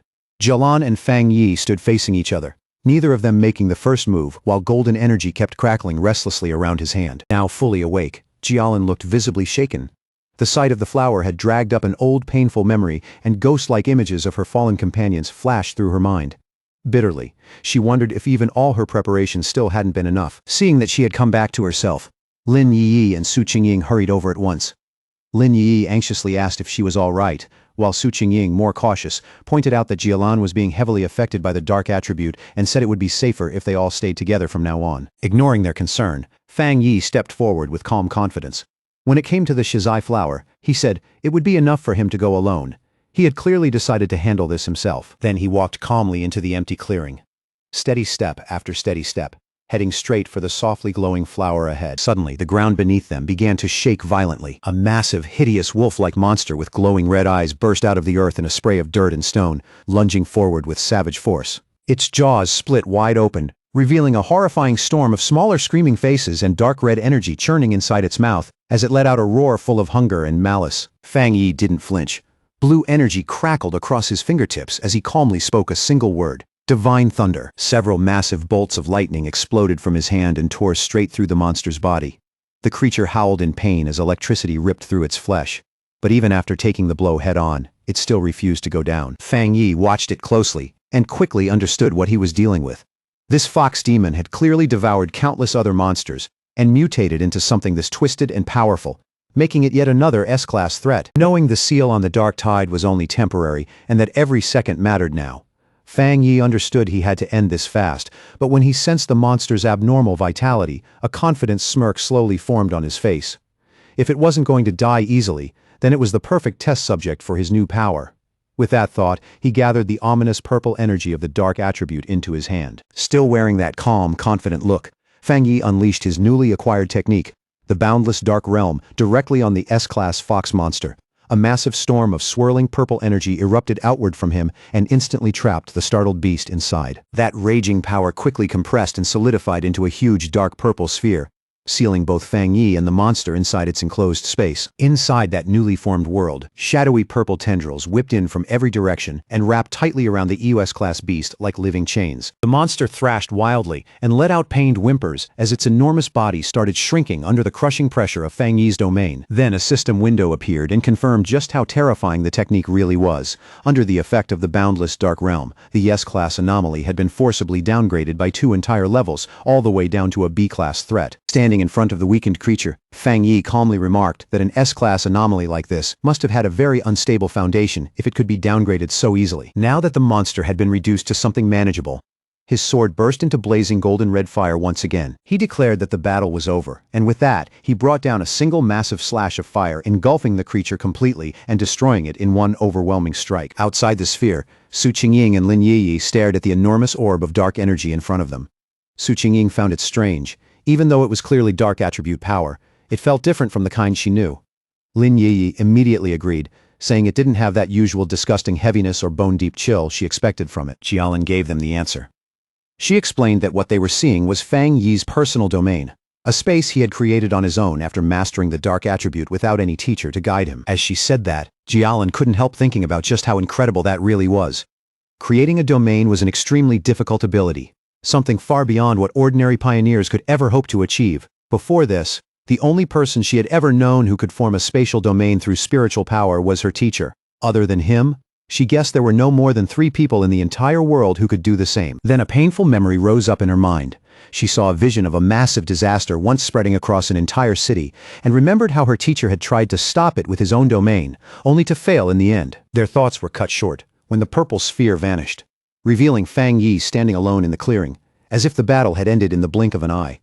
Jialan and Su Qingying could only stare, stunned by how quickly he had finished it. With an easy wave of his hand and a reassuring smile, Fang Yi told them that the chaotic burial mounds shouldn't be giving them any more trouble for the time being. With the surrounding area finally secure, Fang Yi calmly turned and walked toward the softly glowing shizai flower. He carefully cupped his hands around the plant and gently pulled it from the ground with its roots intact, making sure not to damage it. Holding the glowing flower in his hands, he gave it a quick look and concluded that this should be enough to complete the mission. Jialan watched him with a tense, nervous expression, as if the mission had only just reached its most important moment. Fang Yi came back to the group and handed the flower to Jialan, who quietly remarked on how small it was. He then confirmed that the mission was complete and urged everyone to leave immediately, explaining that the sealed dark tide was unlike ordinary monsters and could become a major problem again at any moment. He added that they still had to deal with the unconscious arrogant pioneer and the rest of that man's team as well. At that, the tension finally drained from Jialan's face, replaced by genuine gratitude. Holding the glowing flower carefully in her hands, she thanked Fang Yi from the heart and admitted that it was only because of his overwhelming strength that they had succeeded. Then she turned and thanked the others as well, announcing that it was time for all of them to leave. As the group started moving away, Jialan paused for a moment and looked back at Fang Yi to thank him one more time. Then she finally revealed why this mission mattered so much. Elder Wu, the Xia nation's only Jinggang realm pioneer, was on the verge of death, and the shizai flower was the only medicine that could save him. With a small but deeply grateful smile, she told Fang Yi that he had just saved the life of the nation's strongest protector. Fang Yi listened closely, his expression turning thoughtful as he took in that important piece of information, quietly repeating the name of that legendary Jinggang realm to himself. When the group finally stepped out through the dark portal of the extreme dark zone, they were greeted by a sky filled with swirling red clouds overhead. The red-haired leader threw both fists into the air and shouted in overwhelming relief that they could finally see the light again and had made it out alive. Beside her, Lin Yiyi nodded right away, deeply thankful to be standing under daylight once more. The moment they returned, the large crowd of officials, who had been waiting in tense silence, broke into loud cheers. Relief swept through the entire scene as people celebrated the successful retrieval of the shizai flower, with some openly admitting that when Jialan first reported it, they could barely believe it was even possible. As the team moved ahead through the path, the crowd quickly opened for them. The red-haired leader looked around in surprise at just how many people had gathered, and somewhere in that crowd, someone couldn't help asking out loud who it was that had actually brought the flower back. Then, Lin Yiyi suddenly paused, her expression shifting the moment she saw what was waiting directly in front of them. Parked right in their path was a massive armored military vehicle, with elite soldiers standing in rigid formation on both sides. The red-haired leader recognized it instantly, along with the unmistakable emblem of the legendary Star God War Zone, the strongest and most famous military force in all of Zaya. The realization hit her at once, followed immediately by embarrassment. Jialan belonged to that unit, which meant yelling at her earlier suddenly felt like a terrible idea. Star God War Zone was the #1 military district in the entire nation. Ever since the spiritual revival began, its unique advantages had allowed it to claim the most resource-rich forbidden zones, turning those deadly areas into priceless grounds for cultivation and military growth. As the group got closer, one of the officials carefully took the shizai flower, now sealed inside a glowing blue container, and respectfully handed it over to the high-ranking officer waiting nearby. That officer turned out to be Han Li, and the small, satisfied smile on his face made it clear just how important this delivery really was. Then came a stunning sight no one expected. Han Li, along with every soldier behind him, snapped to attention and gave Fang Yi a sharp formal salute. It was such a solemn display of respect that even Fang Yi looked caught off guard. Han Li then turned to Jialan and told her he would personally deliver the shizai flower to the hospital right away, assuring her that she could finally put her mind at ease. Jialan gave a slight nod and said she would follow shortly after. With the precious cargo secured at last, the armored vehicle roared to life and sped off without a second of delay. Once the urgent situation had settled, Jialan turned back to Fang Yi. He asked her directly if she was from the Star God War Zone, and she calmly confirmed it. Then she added that news of his incredible strength had already spread across her entire military district. With a confident, knowing look, she told him it wouldn't be long before he became someone the whole nation knew. Jialan continued with complete honesty, openly admitting that Fang Yi's personal strength was already enough to overwhelm even the most elite squads in her war zone on his own. Then she formally invited him to join the Star God War Zone, pointing to his near-limitless potential and promising him access to the best cultivation resources the military had to offer. She also assured him that the rewards for this mission, for both his team and Su Qingying's squad, would be delivered soon. Fang Yi listened with a faint smile, though it was obvious he was still thinking it over. Then Jialan's tone grew noticeably more serious as she began explaining the real danger facing the world. With everything changing so quickly, she told him, the nation's most urgent threat now came from dark attribute anomalies. A grim image of an entire city being swallowed by a massive cloud of purple-black energy seemed to give shape to her warning.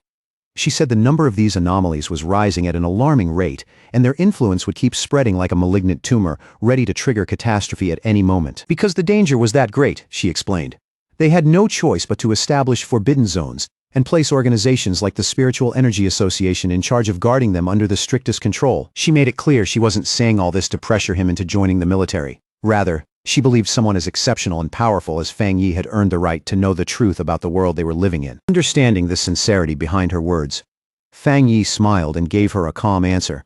He said he understood, and if he ran into anomalies again in the future, he wouldn't just stand by and do nothing. On that point, he told her she could rest easy. At those words, the stern exhaustion on Jialan's face finally softened into a real smile of relief. Formally introducing herself again, she said it was a pleasure to truly meet him, and then she offered him a small dark token. Fang Yi took it, and saw that it was a black tablet engraved with a dragon emblem, and the words Star God War Zone. Jialan explained that this token would give him unrestricted access to any forbidden zone for cultivation, and that the gates of the Star God War Zone itself would always remain open to him. Then she made one last request and asked whether he would like to come meet Elder Wu. Fang Yi asked if she meant the Jinggang Realm Pioneer. Jialan explained that Elder Wu was her teacher, and she felt Fang Yi should meet him. Still, she added that this was only a personal wish because she genuinely wanted to be his friend. Fang Yi accepted both the invitation and the token, then calmly slipped it into his pocket. He agreed to go with her, saying in an easy tone that it was always good to have more friends. Then, as a gift to mark their new friendship, he raised a hand crackling with blue lightning and told her he had something for her first. Jialan looked confused, but Fang Yi explained that he believed he could clear out the remaining dark attribute, poison still lingering in her body. Before she could say anything else, he released a surge of blue lightning that instantly spread around her, leaving her startled in place. As that energy moved through her body, she was stunned to realize that this thunder attribute carried a healing effect. The cold, deep pain that had been lingering inside her gave way to a warm numbness, and she quickly felt the discomfort fading away completely. Deep inside her body, the old damage left behind by the dark attribute began to heal as the energy purified her from within. To her, it felt like being reborn, as that rare and powerful thunder attribute washed every last trace of poison from her system. When it was over, Fang Yi asked Jialan how she felt, a few sparks of lightning still flickering around her. She answered without hesitation that she felt great.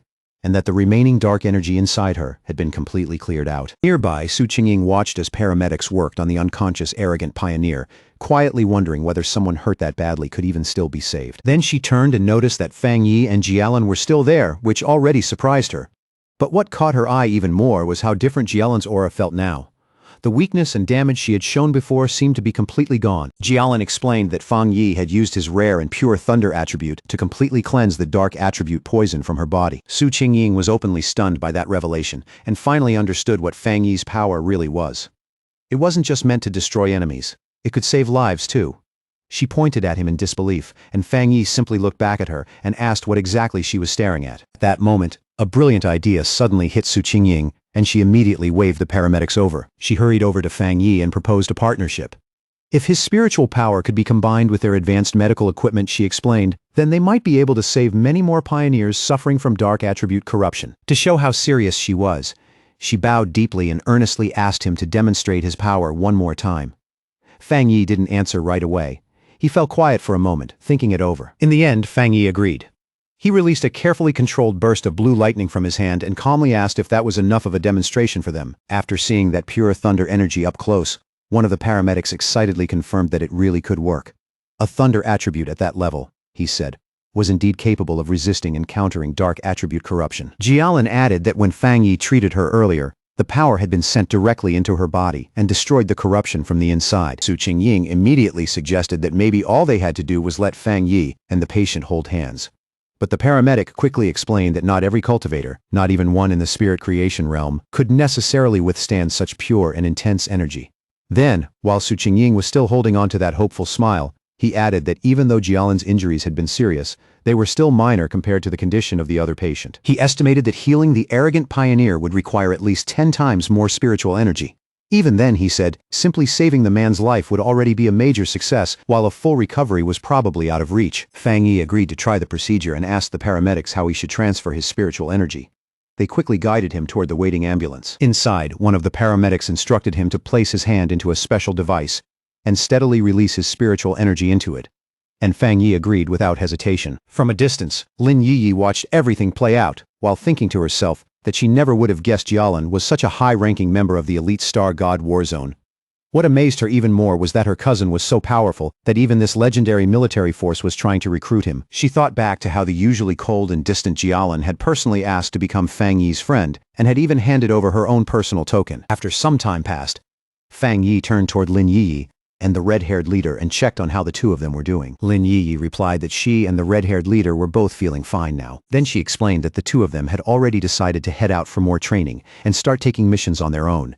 They felt they couldn't keep relying on Fang Yi forever and needed to grow stronger through their own efforts. Having just finished transferring his energy, Fang Yi nodded and agreed with their decision. All he did was remind them to be careful out there. As he watched them, a faint proud smile appeared on his face, and he quietly thought that his cousin had really grown up. Su Qingying and her team also started getting ready to leave.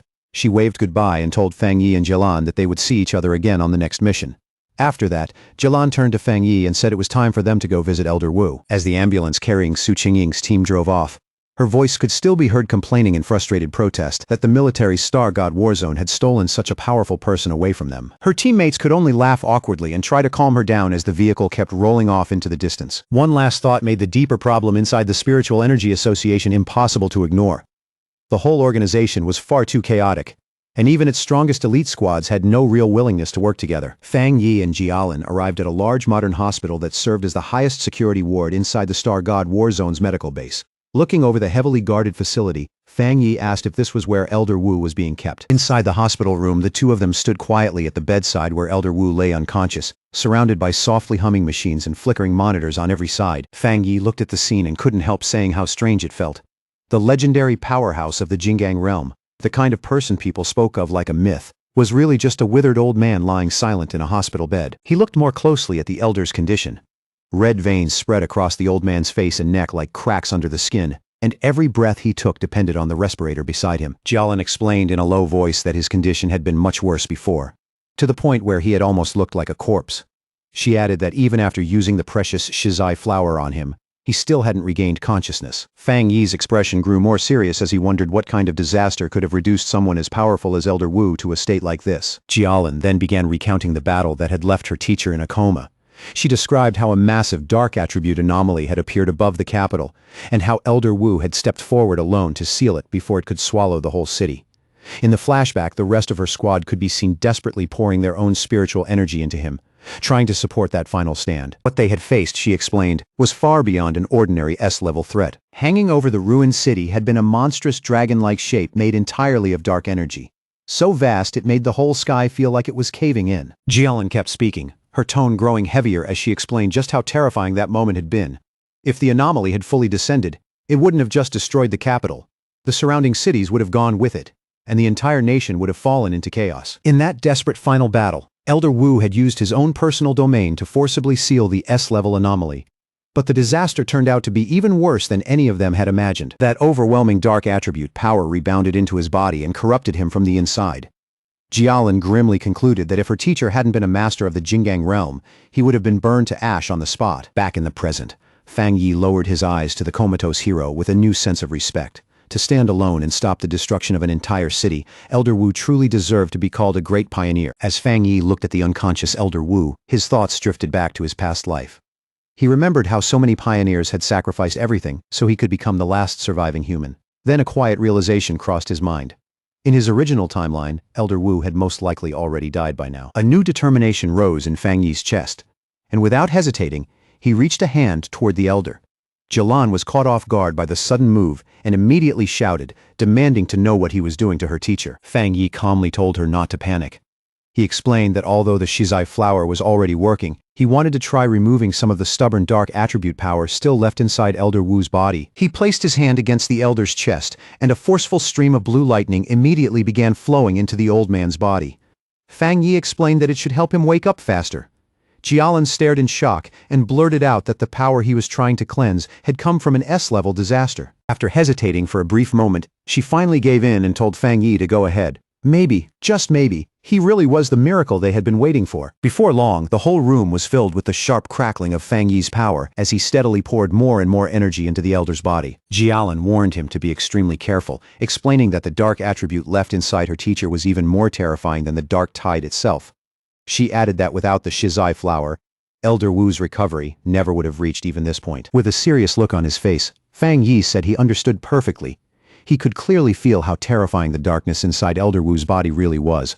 Even though the Shizai flower had already weakened and purified part of it, the remaining dark energy still carried an immense oppressive force. Then, all at once, a violent burst of dark energy exploded out from the hospital bed and blasted both Fang Yi and Jialin backward. Jialin shouted for Fang Yi to be careful and steady his mind immediately, because the dark energy had already begun affecting his consciousness. In response, a brilliant golden aura burst around Fang Yi as he instantly raised his own spiritual protection against the invading force. His eyes lit up with golden light. But then he suddenly realized something. The dark energy had already dragged his consciousness into a vision from the past. He found himself standing alone on an abandoned street in a ruined city, lifting his head toward the massive, terrifying red eye of the anomaly that had once swallowed the entire sky. Inside that mental world, the giant red eye hovered over the wrecked city and asked Fang Yi who he was. Fang Yi quickly understood what had happened. By touching the dark attribute residue left inside Elder Wu's body, his spirit had been pulled into this dangerous illusion. Completely unfazed, Fang Yi answered with calm confidence that his identity didn't matter, because he was simply the one who had come to destroy it. As blue lightning gathered into his glowing hand, he judged that this anomaly wasn't nearly as strong as it looked. In response, the giant eye shot a massive razor-sharp red spike straight at him, moving so fast that even Fang Yi was caught off guard for a split second. Fang Yi reacted at once and activated his golden sun breathing technique, his eyes blazing with golden power as he prepared to defend himself. He moved swiftly through the ruined street, dodging the barrage of red spikes that came raining down from the sky one after another. Then the anomaly released strange red-black lightning tendrils. Fang Yi immediately noticed that this bizarre lightning was every bit as powerful as the divine thunder he had absorbed on Yuhuang Mountain. Then the anomaly revealed its true form. It shifted into an enormous swarm of countless insect-like creatures made entirely of dark attribute energy, circling around a central red eye. Fang Yi immediately realized that every one of those creatures was as strong as the monsters from the dark tide, and there were tens of millions of them. In the next instant, the whole swarm came crashing down on him like a monstrous vortex, blotting out everything around him with sheer weight and terror. Facing that overwhelming threat, Fang Yi calmly summoned his flaming sword into his hand. Looking at the monstrous swarm rushing toward him, he declared that there was only one thing left to do now: wipe out every last one of these pests. With a determined shout, Fang Yi charged forward and unleashed a massive blazing slash that tore a brilliant path straight through the center of the swarm. That overwhelming strike cut the creature's central eye cleanly in half. As he sized up the enemy, Fang Yi identified it as an S-level collective anomaly. Even so, he guessed its current strength had already been greatly reduced, either because this was only an illusion, or because the shizai flower used on Elder Wu had already purified part of its power. The two severed halves of the swarm crashed toward the ruined city below and exploded violently the moment they hit the ground. Fang Yi landed steadily on a rooftop and looked over the aftermath below. He estimated that the anomaly's current strength was only around A-level, and for a brief moment, he felt real awe at the thought that this was the city-destroying disaster Elder Wu had once faced entirely on his own. Fang Yi realized the danger was even greater than he first thought. Dark swirling energy gathered into his palm, and without hesitation, he unleashed his own dark attribute technique, the Boundless Dark Realm. A massive vortex of pure darkness erupted from him and began swallowing up the insect-like anomaly. The creature was visibly shaken, as if it had realized the one standing before it was no ordinary human. With a confident smirk, Fang Yi simply answered, "Guess so." Then he shouted a command to open, and his dark vortex completely absorbed whatever remained of the S-level anomaly. As the last traces of its energy faded away, a final warning echoed through the emptiness like a dying whisper. "We will be back soon," floating inside a sphere of his own dark energy. Fang Yi thought that final message had to be a leftover fragment of the anomaly's consciousness. But one word immediately stuck with him: "we." That was enough to make him wonder if other disasters like this were already out there, just waiting for the right moment to appear. As the illusory world around him let out a deafening roar and began breaking apart piece by piece, he decided it would be smarter to leave now and think through the meaning of that warning later. His mind snaps back to reality in a violent, breath-catching jolt, like he's been ripped out of a nightmare and slammed straight back into his own body. Not wasting a single moment, he drives his hand into Elder Wu's body and starts pulling out the corrupted dark attribute energy that has been buried inside him for far too long. A thick mass of dark purple energy is dragged out from the Elder's chest by force, crackling wildly as Fang Yi's blue lightning coils around it and tears it free little by little. To keep that dangerous power from slipping loose, Fang Yi instantly uses his 9 Dragons Skyfire sealing art, trapping it inside a blazing sphere wrapped tight in red chains that burn like molten fire. Holding the sealed orb in his hand, he explains to the stunned Jialan that this is the dark attribute remnant left inside Elder Wu's body. After a short pause, his tone turns heavy as he says this must be the last fragment of the anomaly that once nearly wiped out the city. He goes on to say that while the sealed dark energy is still terrifying, its influence has already been weakened a great deal by the shizai flower and by Elder Wu's own seal. Looking at the old man with genuine respect, he says Elder Wu truly deserves the title of the nation's #1 pioneer for using his own body to hold back something this horrifying. Fang Yi knows very well that anyone else would have died countless times over long before reaching this point. As Jialan studies her teacher more closely, she notices the red veins on his face have already faded, and even his breathing now sounds deeper, steadier, and far more peaceful than before. With obvious relief, she tells Fang Yi that he really did save Elder Wu's life, but Fang Yi answers quietly, without taking all the credit. He explains that if the shizai flower had not weakened the corruption first, there is no way he could have removed such a stubborn dark attribute so cleanly. Jialan nods at that, saying the flower may have preserved the Elder's life, but it was Fang Yi's strength that finally gave him a real chance to fully recover. Then, with one last burst of force, Fang Yi closes his fist and crushes the sealed orb completely, grinding the dark energy down until nothing is left but drifting dust. He says the remnant is useless now and can no longer threaten anyone. But then his face turns serious, and he tells Jialan there is still one more thing she needs to hear. Before vanishing in the mental illusion, the dark attribute remnant warned him that one day it would return. From that alone, he knows they have to stay prepared at all times, because no matter what comes next, they cannot let an old man who barely survived a life-and-death ordeal be forced back onto the front lines again. Jialan quietly says she understands, because this is not the first time she has heard whispers like that. When Fang Yi asks what she means, she explains that the military's monitoring departments and the association have been gathering data on spiritual energy changes across different regions for a long time now. And from that data, she says, a disturbing rumor started to spread. With Xiaoguo's current level of strength, they might not even make it through the first year after the full revival of spiritual energy. Even then, she adds with a faint, bitter smile, almost no one wanted to believe it. Fang Yi remarks that tracking spiritual energy fluctuations sounds far too official to be dismissed as ordinary rumor. Jialan looks at him then and asks him directly whether he believes that rumor might actually be true. A faint shadow crosses Fang Yi's face as he wonders if his rebirth has already started changing the future in ways even he cannot see. In his original timeline, he remembers surviving for 3 full years after the spiritual energy revival, and by then, the whole planet had already been pushed to the brink, with destruction spreading everywhere he looked. He pulls himself back to the present, gently places a reassuring hand on Jialan's shoulder, and tells her not to overthink it for now. Elder Wu, he says, should wake up soon. Then he looks at her with a firm, serious expression and makes her a solemn promise. If that disaster really returns, he will stand with them and fight at their side. Deep down, he already knows the final battle against that great catastrophe is coming sooner or later, and no one will be able to keep avoiding it forever. With fierce determination burning in his eyes, he declares that this time, no matter what it takes, he will change everything. Later that same night, Fang Yi is back in his apartment, where the stillness of the room feels almost unreal after everything that happened earlier. He sits cross-legged on the couch and enters meditation, surrounded by the slow swirl of his newly gained dark attribute. As his breathing settles, he thinks back on his recent battles and realizes that after facing 2 S-level anomalies in a row, he is already close to breaking through into the 2-star spirit creation realm. Even so, he knows the full revival of spiritual energy is coming much too fast, and even with this new dark attribute, his current strength is still far from enough.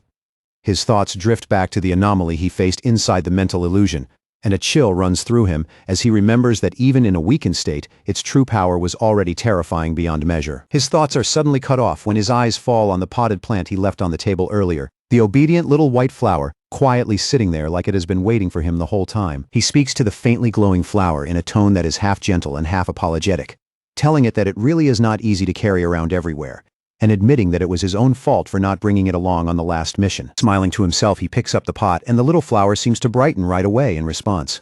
With a bit of regret, he tells it he should have let it level up sooner, then casually decides to take it out for a walk. Fang Yi heads toward the back mountain, his own private training ground. Walking the narrow path under the moonlight, he cannot help thinking the association's plant research department must be incredibly capable. Even though this area was damaged before, the forest has already begun recovering in such a short time, a clear sign that nature's self-healing ability has grown much stronger in this new era. After finding a suitable spot deep in the woods, he kneels down and carefully takes the flower out of its pot, getting ready to place it into the rich dark soil.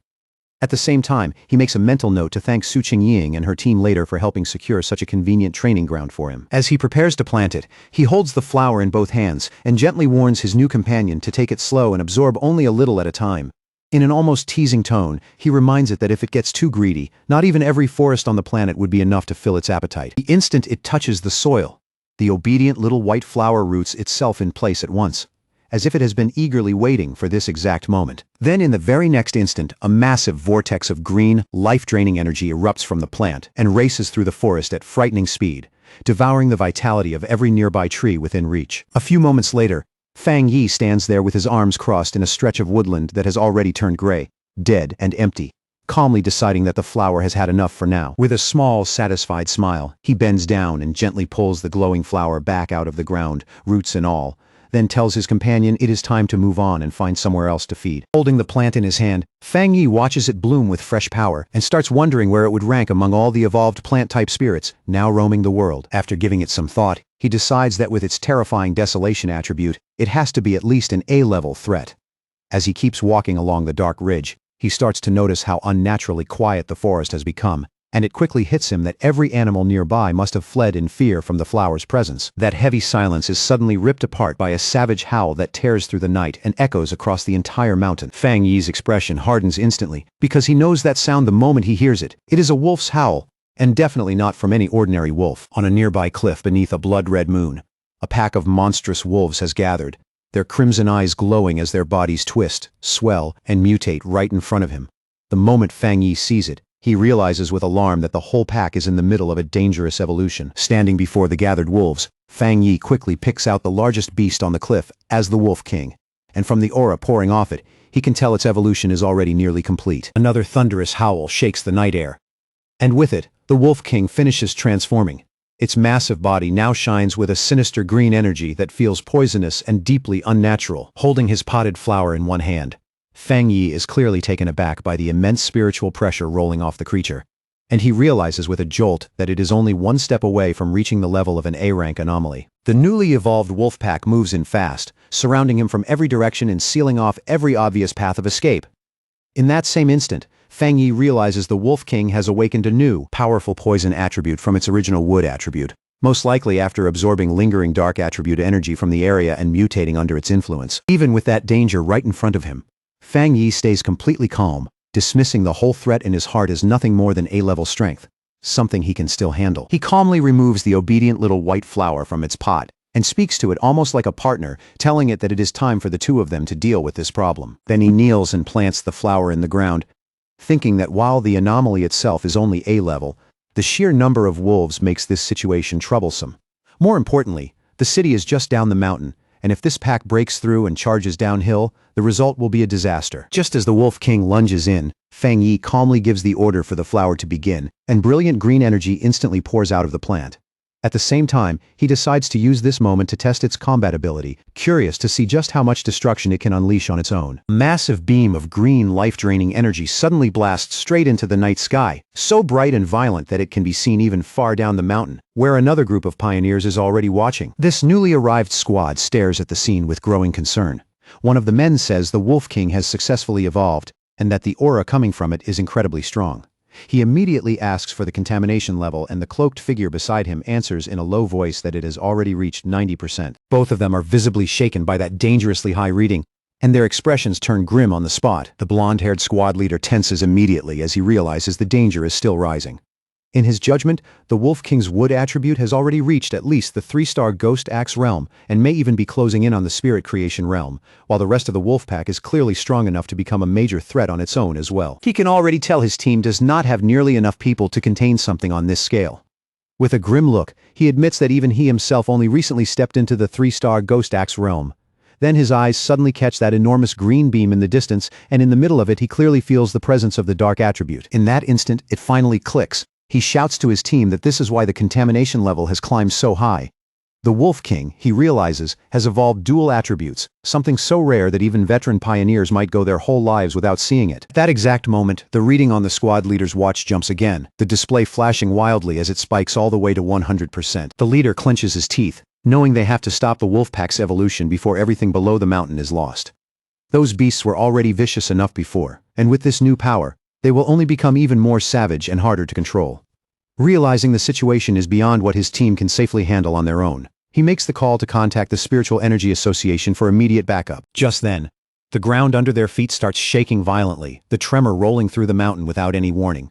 One of his men blurts out in panic, asking if it is an earthquake, but the leader knows right away the wolf's evolution should not be causing something on this scale. A cold weight settles in his chest as he realizes with growing dread that an entirely different anomaly has appeared. His watch confirms that fear in the worst way possible.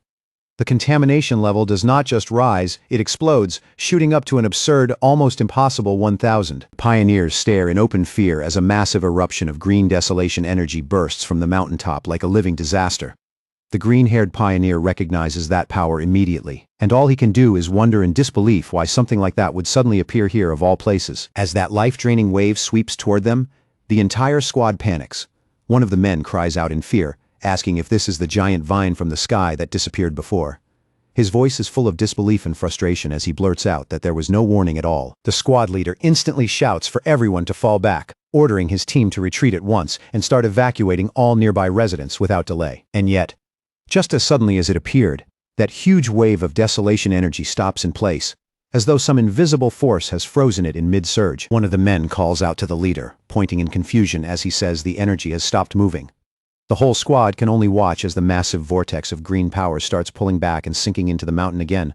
For a brief moment, panic gives way to uncertainty.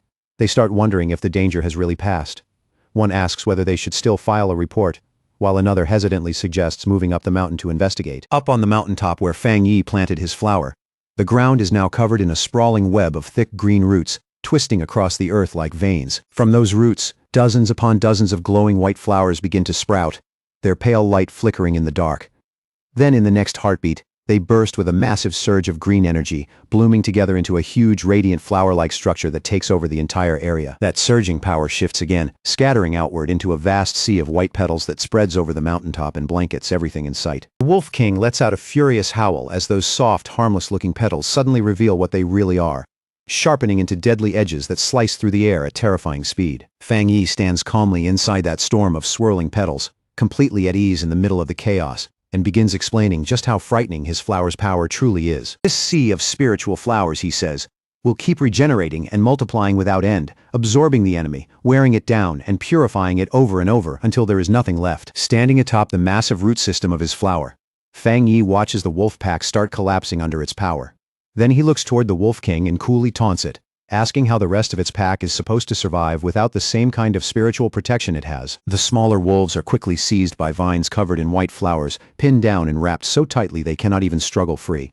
Their life force is drained away at a terrifying speed until nothing is left but bare skeletons, and before long, even those crumble into dust. After devouring the life force of the entire pack, both the flower and the countless petals surrounding it slowly begin to change color, deepening into an ominous red that feels far more dangerous than before. In one last desperate attempt to fight back, the Wolf King gathers up every bit of energy it has left, and fires a powerful green blast from its mouth, throwing everything into that single attack. But the red flower responds with effortless ease, raising a protective barrier that catches the full force of the blast and absorbs it completely without showing the slightest strain. Hidden among the swirling red petals and twisting vines, Fang Yi tells the beast in a calm, almost indifferent voice that an attack like that is completely useless.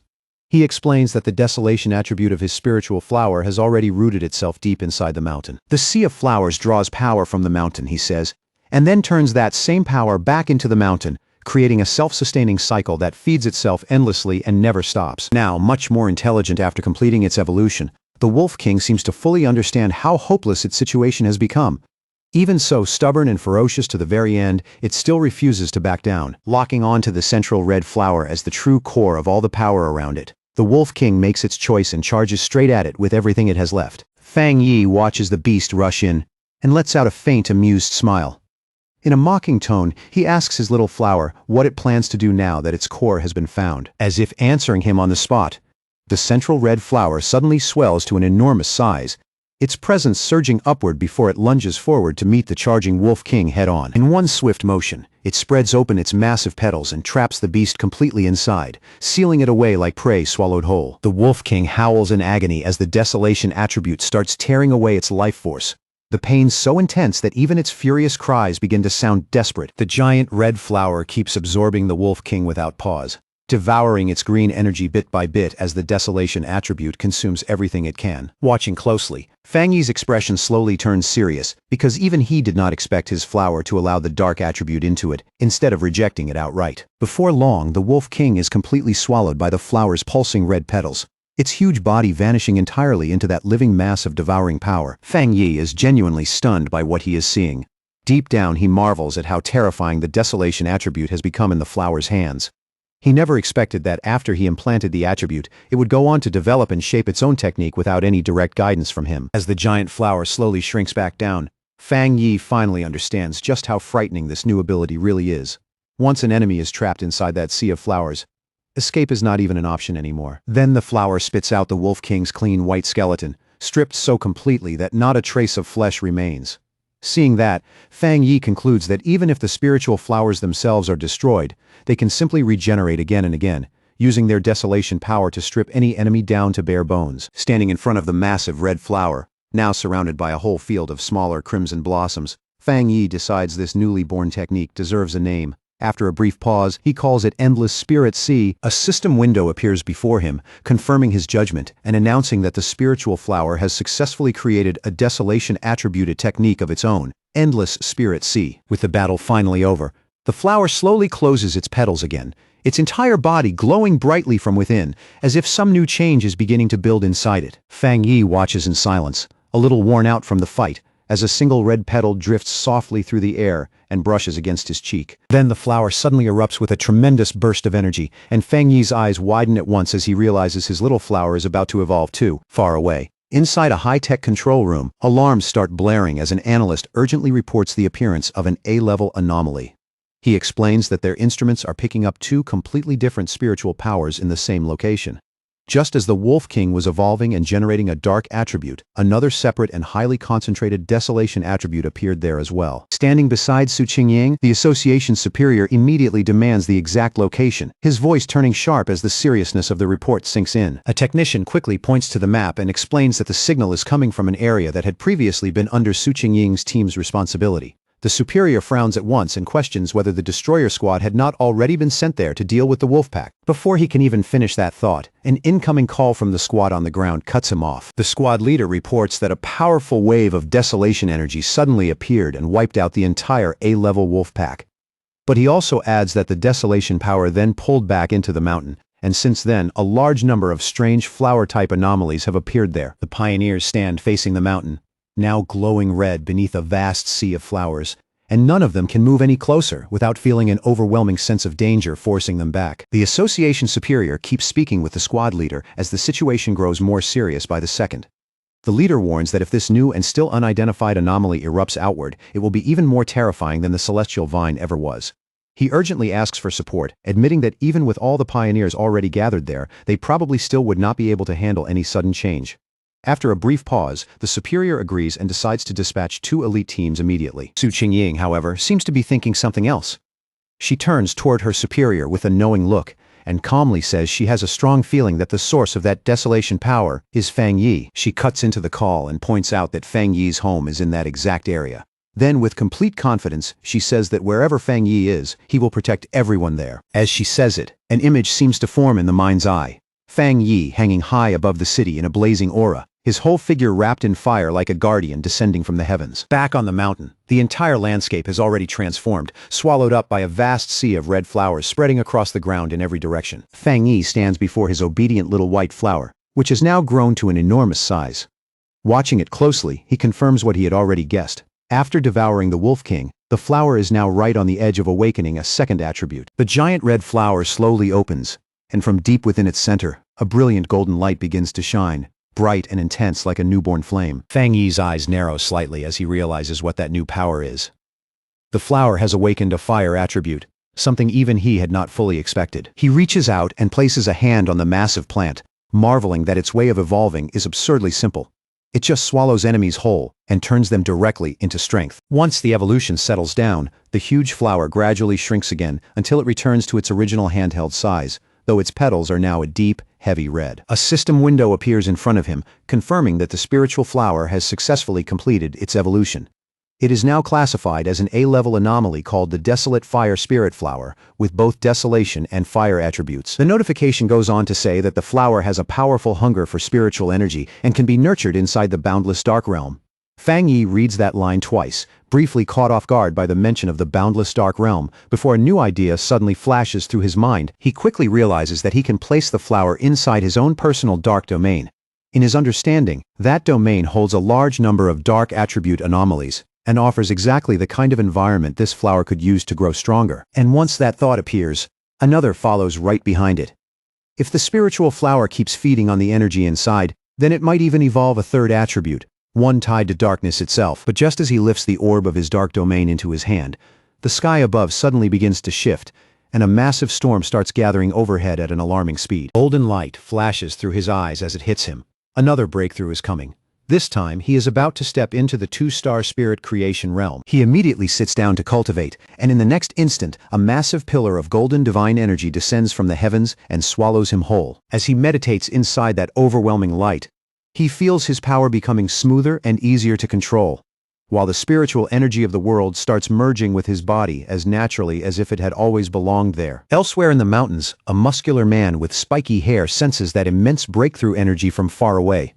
He follows the light like a hunter tracking prey, and when he arrives, he is stunned by the source of such extraordinary power. He is instantly thrilled, recognizing what he believes to be the legendary divine blade, and with growing excitement, he realizes he has found a cultivator who has reached the 2-star spirit creation realm. While watching a video of Fang Yi's earlier battle, the man stands there wrapped in his own blazing aura. With open arrogance, he declares that he will crush this new fire attribute pioneer and prove to everyone that he is the true number one. Back where he is cultivating, Fang Yi's sharpened senses pick up a new presence hiding nearby. Without the slightest panic, he raises his voice and coldly demands to know who is there. The mysterious man does not answer with words. Instead, he hurls a massive fireball straight at Fang Yi, shouting as he attacks, and asking if Fang Yi is a fire attribute pioneer. Completely unfazed, Fang Yi gathers dark energy in front of him and casually swallows the attack with his own vortex. A faint smile touches his face, clearly satisfied as he realizes he has finally forced this hidden enemy out into the open. Fang Yi recalls that he had already sensed the man hiding nearby for quite a while, and the idiot had not even bothered to properly conceal his spiritual energy. He quickly judges the newcomer to be a wild pioneer, the kind who belongs to no organization and lives only to challenge others. From the aura coming off him, Fang Yi can tell he has only just broken through into the spirit creation realm. The muscular man finally reveals himself and drops in front of Fang Yi in a burst of heat, his body wrapped in a fierce fire aura. He looks Fang Yi over with open interest and remarks that he is surprisingly interesting, adding that he can feel a strong spiritual pressure from him. Then he introduces himself as Jiang Lu and aggressively demands to know how Fang Yi managed to avoid that fire attack just now. Fang Yi says nothing. He just stands there, silently looking his new opponent over from head to toe, with a cocky grin. Jiang Lu says he forgot to introduce himself properly. He repeats his name and boasts that Fang Yi is going to remember it very soon. The moment he finishes speaking, he charges forward without a second of hesitation, flames wrapping around his body as he rushes in head-on. In response, Fang Yi calmly raises one hand, lifts two fingers toward the sky, and says just two simple words in an even tone. Divine thunder. At once, a massive bolt of brilliant blue lightning crashes down from the heavens, roaring through the night as it strikes straight toward the charging Jiang Lu. Jiang Lu is caught completely off guard. His eyes widen as he stares at it in shock, unable to understand what kind of power this is. The divine thunder slams into him head-on with terrifying force, swallowing his entire body in a violent explosion of blue light. A painful cough tears out of him, and smoke spills from his mouth after taking the full force of that overwhelming strike. He struggles to push himself back up, his body scorched and still crawling with blue electricity. His mind is spinning as he tries to understand what just happened, unable to grasp how his opponent could be using a thunder attribute when he was supposed to be a fire pioneer. He grits his teeth so hard they nearly crack, while his whole body keeps trembling uncontrollably from the lingering shock of the lightning. Fang Yi stands over the fallen Jiang Lu, who has dropped to his hands and knees, and is now so thoroughly overwhelmed that he can barely move. Then Fang Yi grabs him by the hair and brutally slams his head into the ground, shattering the rock beneath him with one heavy, merciless impact. Blue lightning still crackles all around Fang Yi, fierce and unstable in the night air, and with open mockery in his voice, Fang Yi tells him to say his name again, adding that he did not quite catch it the first time. Jiang Lu can do nothing but stare in silent shock, his face pressed against the broken earth. His mind is full of disbelief as he wonders how he could have been beaten so easily and so completely. He had only just reached the one-star spirit creation realm, and he always believed he was the fastest cultivator among everyone he knew. He cannot understand how he lost like this, especially when he never even got the chance to use his ultimate move. His thoughts flash back to the days when people praised and admired him, when his rare and powerful fire attribute made him feel untouchable. He truly believed that sooner or later, everyone would have no choice but to bow before him. A small, dismissive sound slips from Fang Yi's lips as he sends another surge of electricity through Jiang Lu's body, making him scream in pain on the spot. And still, Jiang Lu's mind stays stuck on the same impossible question: how can this man have a thunder attribute when he was supposed to be using fire? Fang Yi looks down at him with one eye glowing blue, disappointment plain on his face, as he says he honestly expected this opponent to be much stronger. With a cold, condescending smile, Fang Yi mocks the arrogance of the younger generation while pinning Jiang Lu helplessly to the ground with raw electrical force. Jiang Lu grits his teeth through the pain and humiliation, his thoughts racing. He realizes that even though Fang Yi is clearly only at the two-star spirit creation realm, the spiritual pressure coming off him feels vastly greater than his own, by at least 2 full realms. Then an even more terrifying realization crashes into him. No, it feels closer to the gap of 3 entire realms. Convinced that death is right in front of him, Jiang Lu falls into despair, thinking that this really is the end, that the great Jiang Lu, at least in his own mind, is actually going to die here. Lying there in terror, Jiang Lu finally breaks and begs Fang Yi not to kill him. Fang Yi stares down at him for a moment with a cold, unreadable expression, then silently loosens his hold and lets him go. In a low voice, he warns him that a pioneer's power is not something to be thrown around carelessly at other people. Then, with quiet disdain, he tells him that if he really has that much free time, he would be better off using it to clear out the newly emerging anomalies. After giving him one last dismissive look, Fang Yi turns and walks off without another word, leaving Jiang Lu sprawled on the ground, humiliated and completely lost. Jiang Lu watches his back fade into the distance, his thoughts in total chaos as he tries to make sense of Fang Yi's overwhelming spiritual pressure.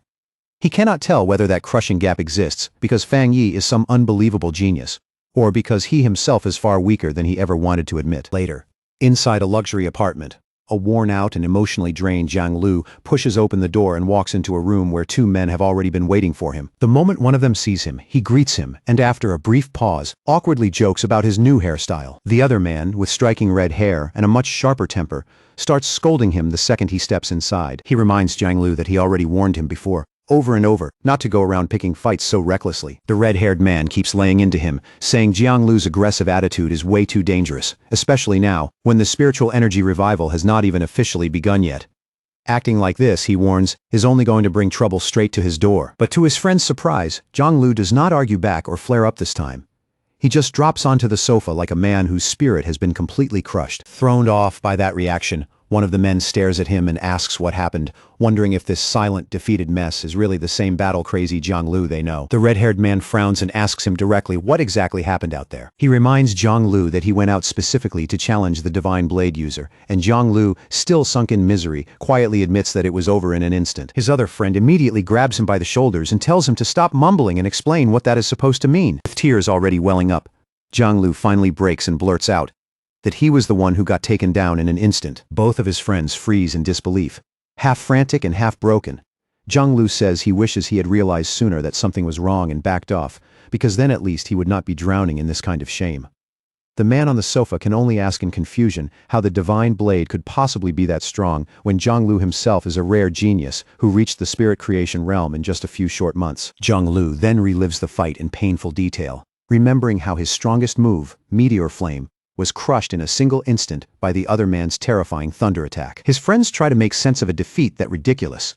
The man on the sofa wonders if Jianglu challenged the wrong person, arguing that with Jianglu's pure firepower and spirit creation realm cultivation, it should be nearly impossible for anyone to beat him that easily. The red-haired man offers another guess, suggesting that maybe this person was not actually a pioneer at all, and that their first judgment of his identity and strength was simply wrong. Jianglu explodes at that and immediately rejects both ideas, shouting that there is no way he got it wrong, and that the place they fought was absolutely his opponent's own territory. He insists they cannot understand, because they were not there to feel it themselves.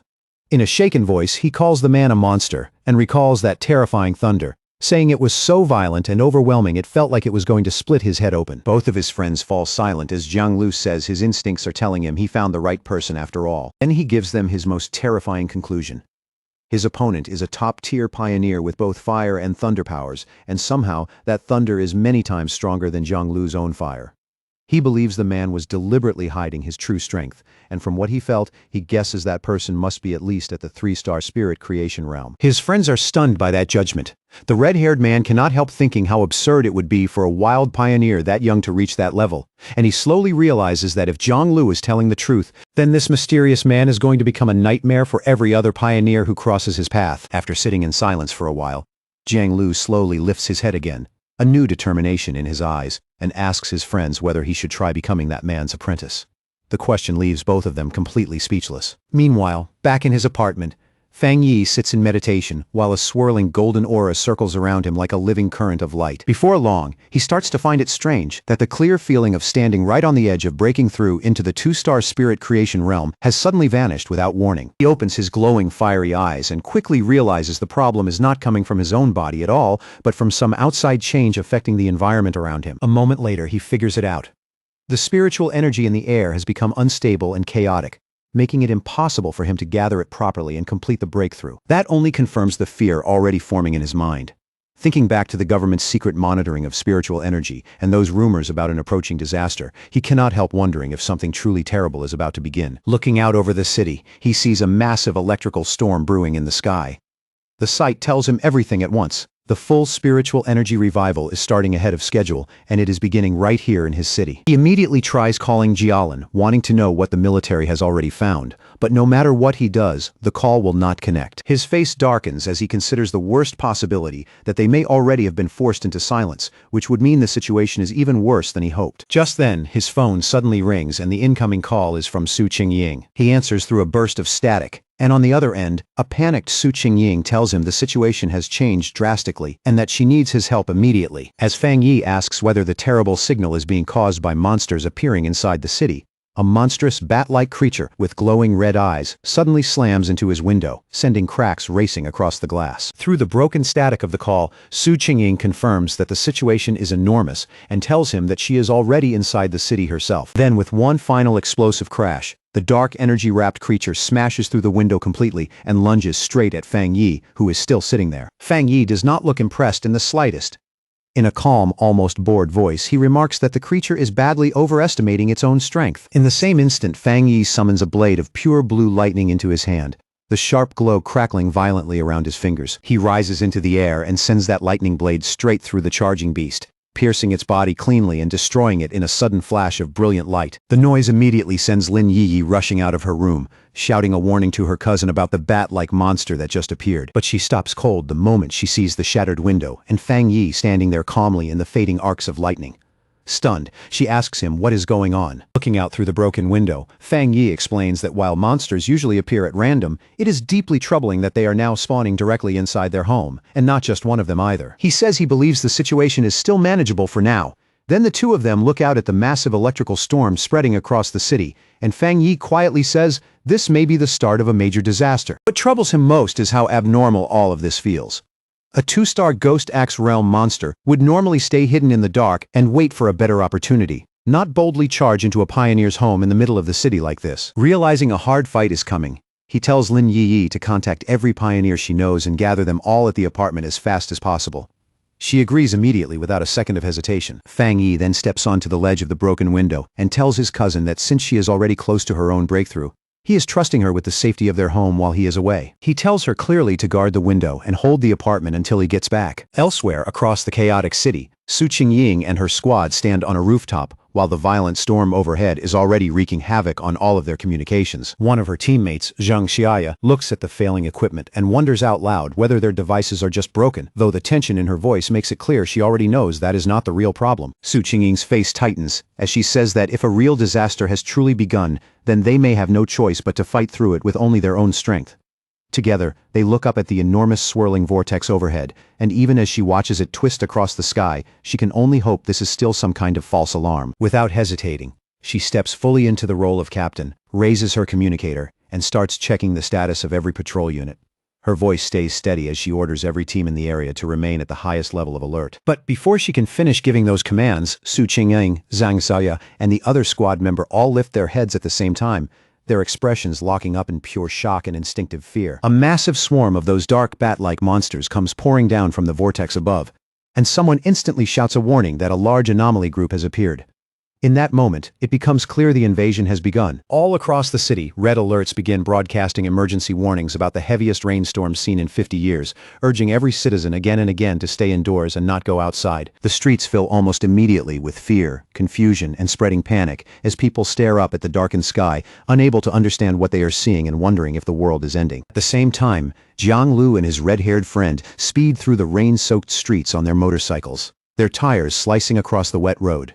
The friend yells over the storm that something about this feels seriously wrong and asks whether they should stay or leave, but Jiang Lu says nothing, his face dark and uneasy. Then, without warning, a monstrous bat-like creature wrapped in dark red energy dives straight down from the sky toward them like a spear. Jiang Lu reacts instantly, shouting in anger that the thing must be looking to die as he throws up a hand and summons a blazing fireball. He fires a fierce blast of flame straight at the monster, while his friend stares in confusion and blurts out that creatures like this should normally avoid pioneers as strong as Jiang Lu.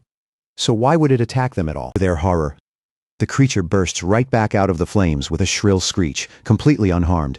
In that instant, Jiang Lu realizes with panic that it did not fail to burn. It regenerated the damage immediately. Shaken by how powerful the monsters appearing all over the city seemed to be, Jiang Lu makes a fast decision and says they need to head home right away. The scene shifts back several hours earlier to a high-tech control room inside the Spiritual Energy Association.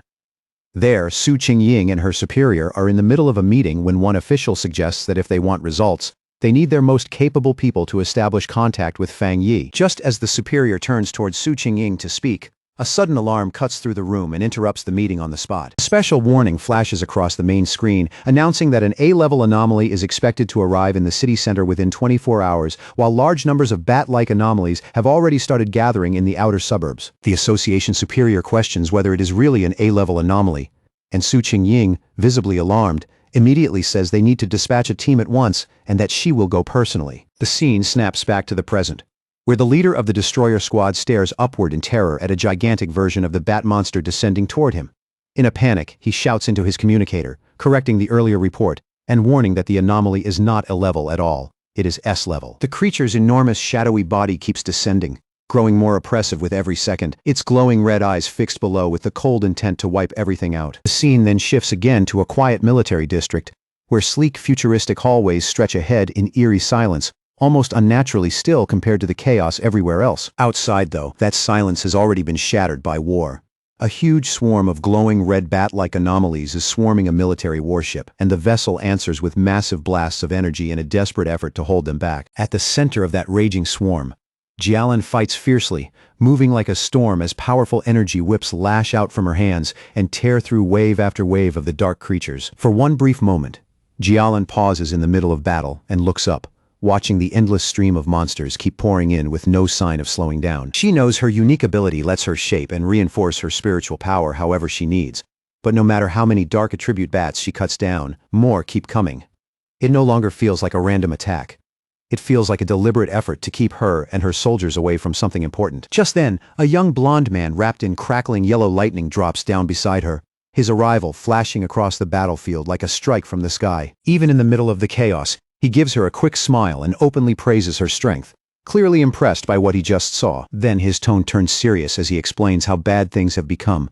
He says the entire military district is being held by only a small number of high-level officers and asks for her orders.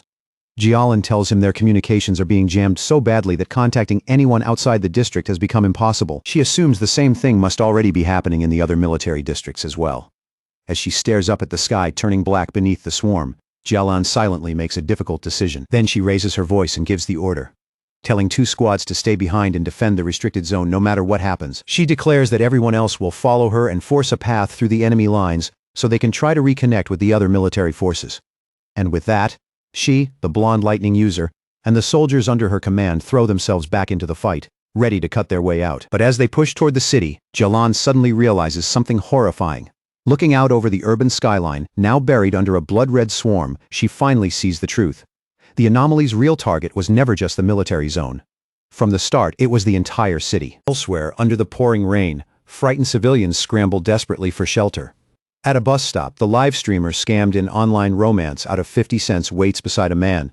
But unlike everyone else around her, she looks more excited than afraid. With eager eyes, she tells the man that this strange, oppressive rain is the perfect chance to make a stream that could blow up in popularity. With a determined smile, she adds that sometimes you have to take a risk if you want footage no one will believe. But that excitement lasts only a second before it twists straight into horror. In the very next instant, a shadowy, bat-like monster lunges out of the darkness and devours the man right in front of her, leaving scammed in online romance out of 50 cents screaming in shock. The whole street explodes into chaos as a huge swarm of those creatures descends from above. Scammed in online romance out of 50 cents turns and runs for her life, hearing terrified voices all around her shouting that the bats are draining people's blood. One of the creatures quickly catches up to her and attacks, and she lets out a desperate scream, certain this is the moment she is about to die. But just before it can strike, a bright blue blade of energy tears through the air and slices it apart in an instant, killing the creature and saving her life. A figure wrapped in blue lightning lands gracefully behind her, the crackling energy around that person briefly lighting up the rain-dark street. The one who saved her is Su Qingying, standing there with 2 cloaked members of her squad. She reaches out a hand to the terrified scammed in online romance out of 50 cents and tells her that her teammates will escort her home safely. As the 2 squad members start helping the shaken girl away, one of them warns Su Qingying that the number of sea mystic level bat anomalies is rising fast, and worse, they seem to be evolving. Su Qingying's expression hardens instantly, as she says that if they already know these creatures evolve by feeding on humans, then they need to move faster and get every civilian they can to safety immediately. She gives one last order, telling her teammates to regroup with her here later, because this area currently has the highest concentration of anomalies. They acknowledge the command and lead scammed in online romance out of 50 cents away, leaving Su Qingying standing alone before the deepening blood-red swarm. High above the city, Fang Yi cuts through the storm and lands on a rooftop, where he comes face to face with a gigantic multi-eyed form of the bat anomaly. Looking down at the endless swarm below, he is startled to realize that the entire group has already evolved, and their combined power is now pushing close to the 3-star Ghost Axe realm. Facing that growing threat, he raises one hand and summons a brilliant blazing sword made of golden fire, its light carving through the darkness around him. Then with a single powerful swing, he unleashes a huge wave of flames that tears across the swarm and instantly burns down a massive number of the creatures. Even so, as he watches the battlefield with one eye glowing red, he quickly realizes this fight is nowhere near over. He understands immediately that this anomaly is different from ordinary enemies. The bat swarm seems almost impossible to kill, healing and multiplying again and again, which makes simple attacks nearly useless. Looking farther out, he sees that swarms of these dark attribute creatures have already appeared in every crowded part of the city. It feels like countless identical disaster zones have erupted all at once, and he knows there is no time to search through all that chaos for the association members. Looking out over the city now buried beneath swirling dark mist and blood-red movement, Fang Yi comes to a hard conclusion. There is no faster option left. He will have to clear the swarms one by one. In a split-second decision, Fang Yi changed tactics. He raised his hand and unleashed his ultimate technique, the boundless dark realm. A massive dark green vortex erupted around him, twisting like a living storm, and with an icy voice, he declared that every last anomaly here would be fed to his spiritual flower. As the vortex started devouring the swarm piece by piece, Fang Yi's mind flashed back to the people waiting behind him. He pictured the pioneers gathered at his home, Lin Yiyi, Su Qingying, Zhang Xiaoya, and the rest. There was no room to hesitate now. With Cousin's ability and the others guarding the place, his home should be safe for the time being, but he understood one thing better than anyone. If this disaster kept growing, that nightmare would become real, and once it did, almost no one would make it out alive. 10 minutes later, Su Qingying was still fighting alone on a rooftop, completely surrounded by a never-ending tide of savage anomalies. She gritted her teeth as the swarm kept pressing in. No matter how many she cut down, more rushed in to replace them right away. Her spiritual power was recovering far too slowly, and deep down she knew the truth. If this dragged on much longer, she would be completely drained. Even in the middle of that desperate fight, her thoughts briefly drifted to her two teammates. All she could do was hope they were still safe, while escorting the civilian through the chaos below. Then a terrified scream for help ripped through the storm, sharp enough to make her snap her head up. The moment she looked into the sky, she saw it, a huge mass of red anomalies rushing together at terrifying speed, compressing into one dense, horrifying cluster as a single monstrous shape started to form. The instant she realized things were getting even worse, Su Qingying launched herself off the rooftop and sprinted up the side of a nearby building. She knew exactly what was happening.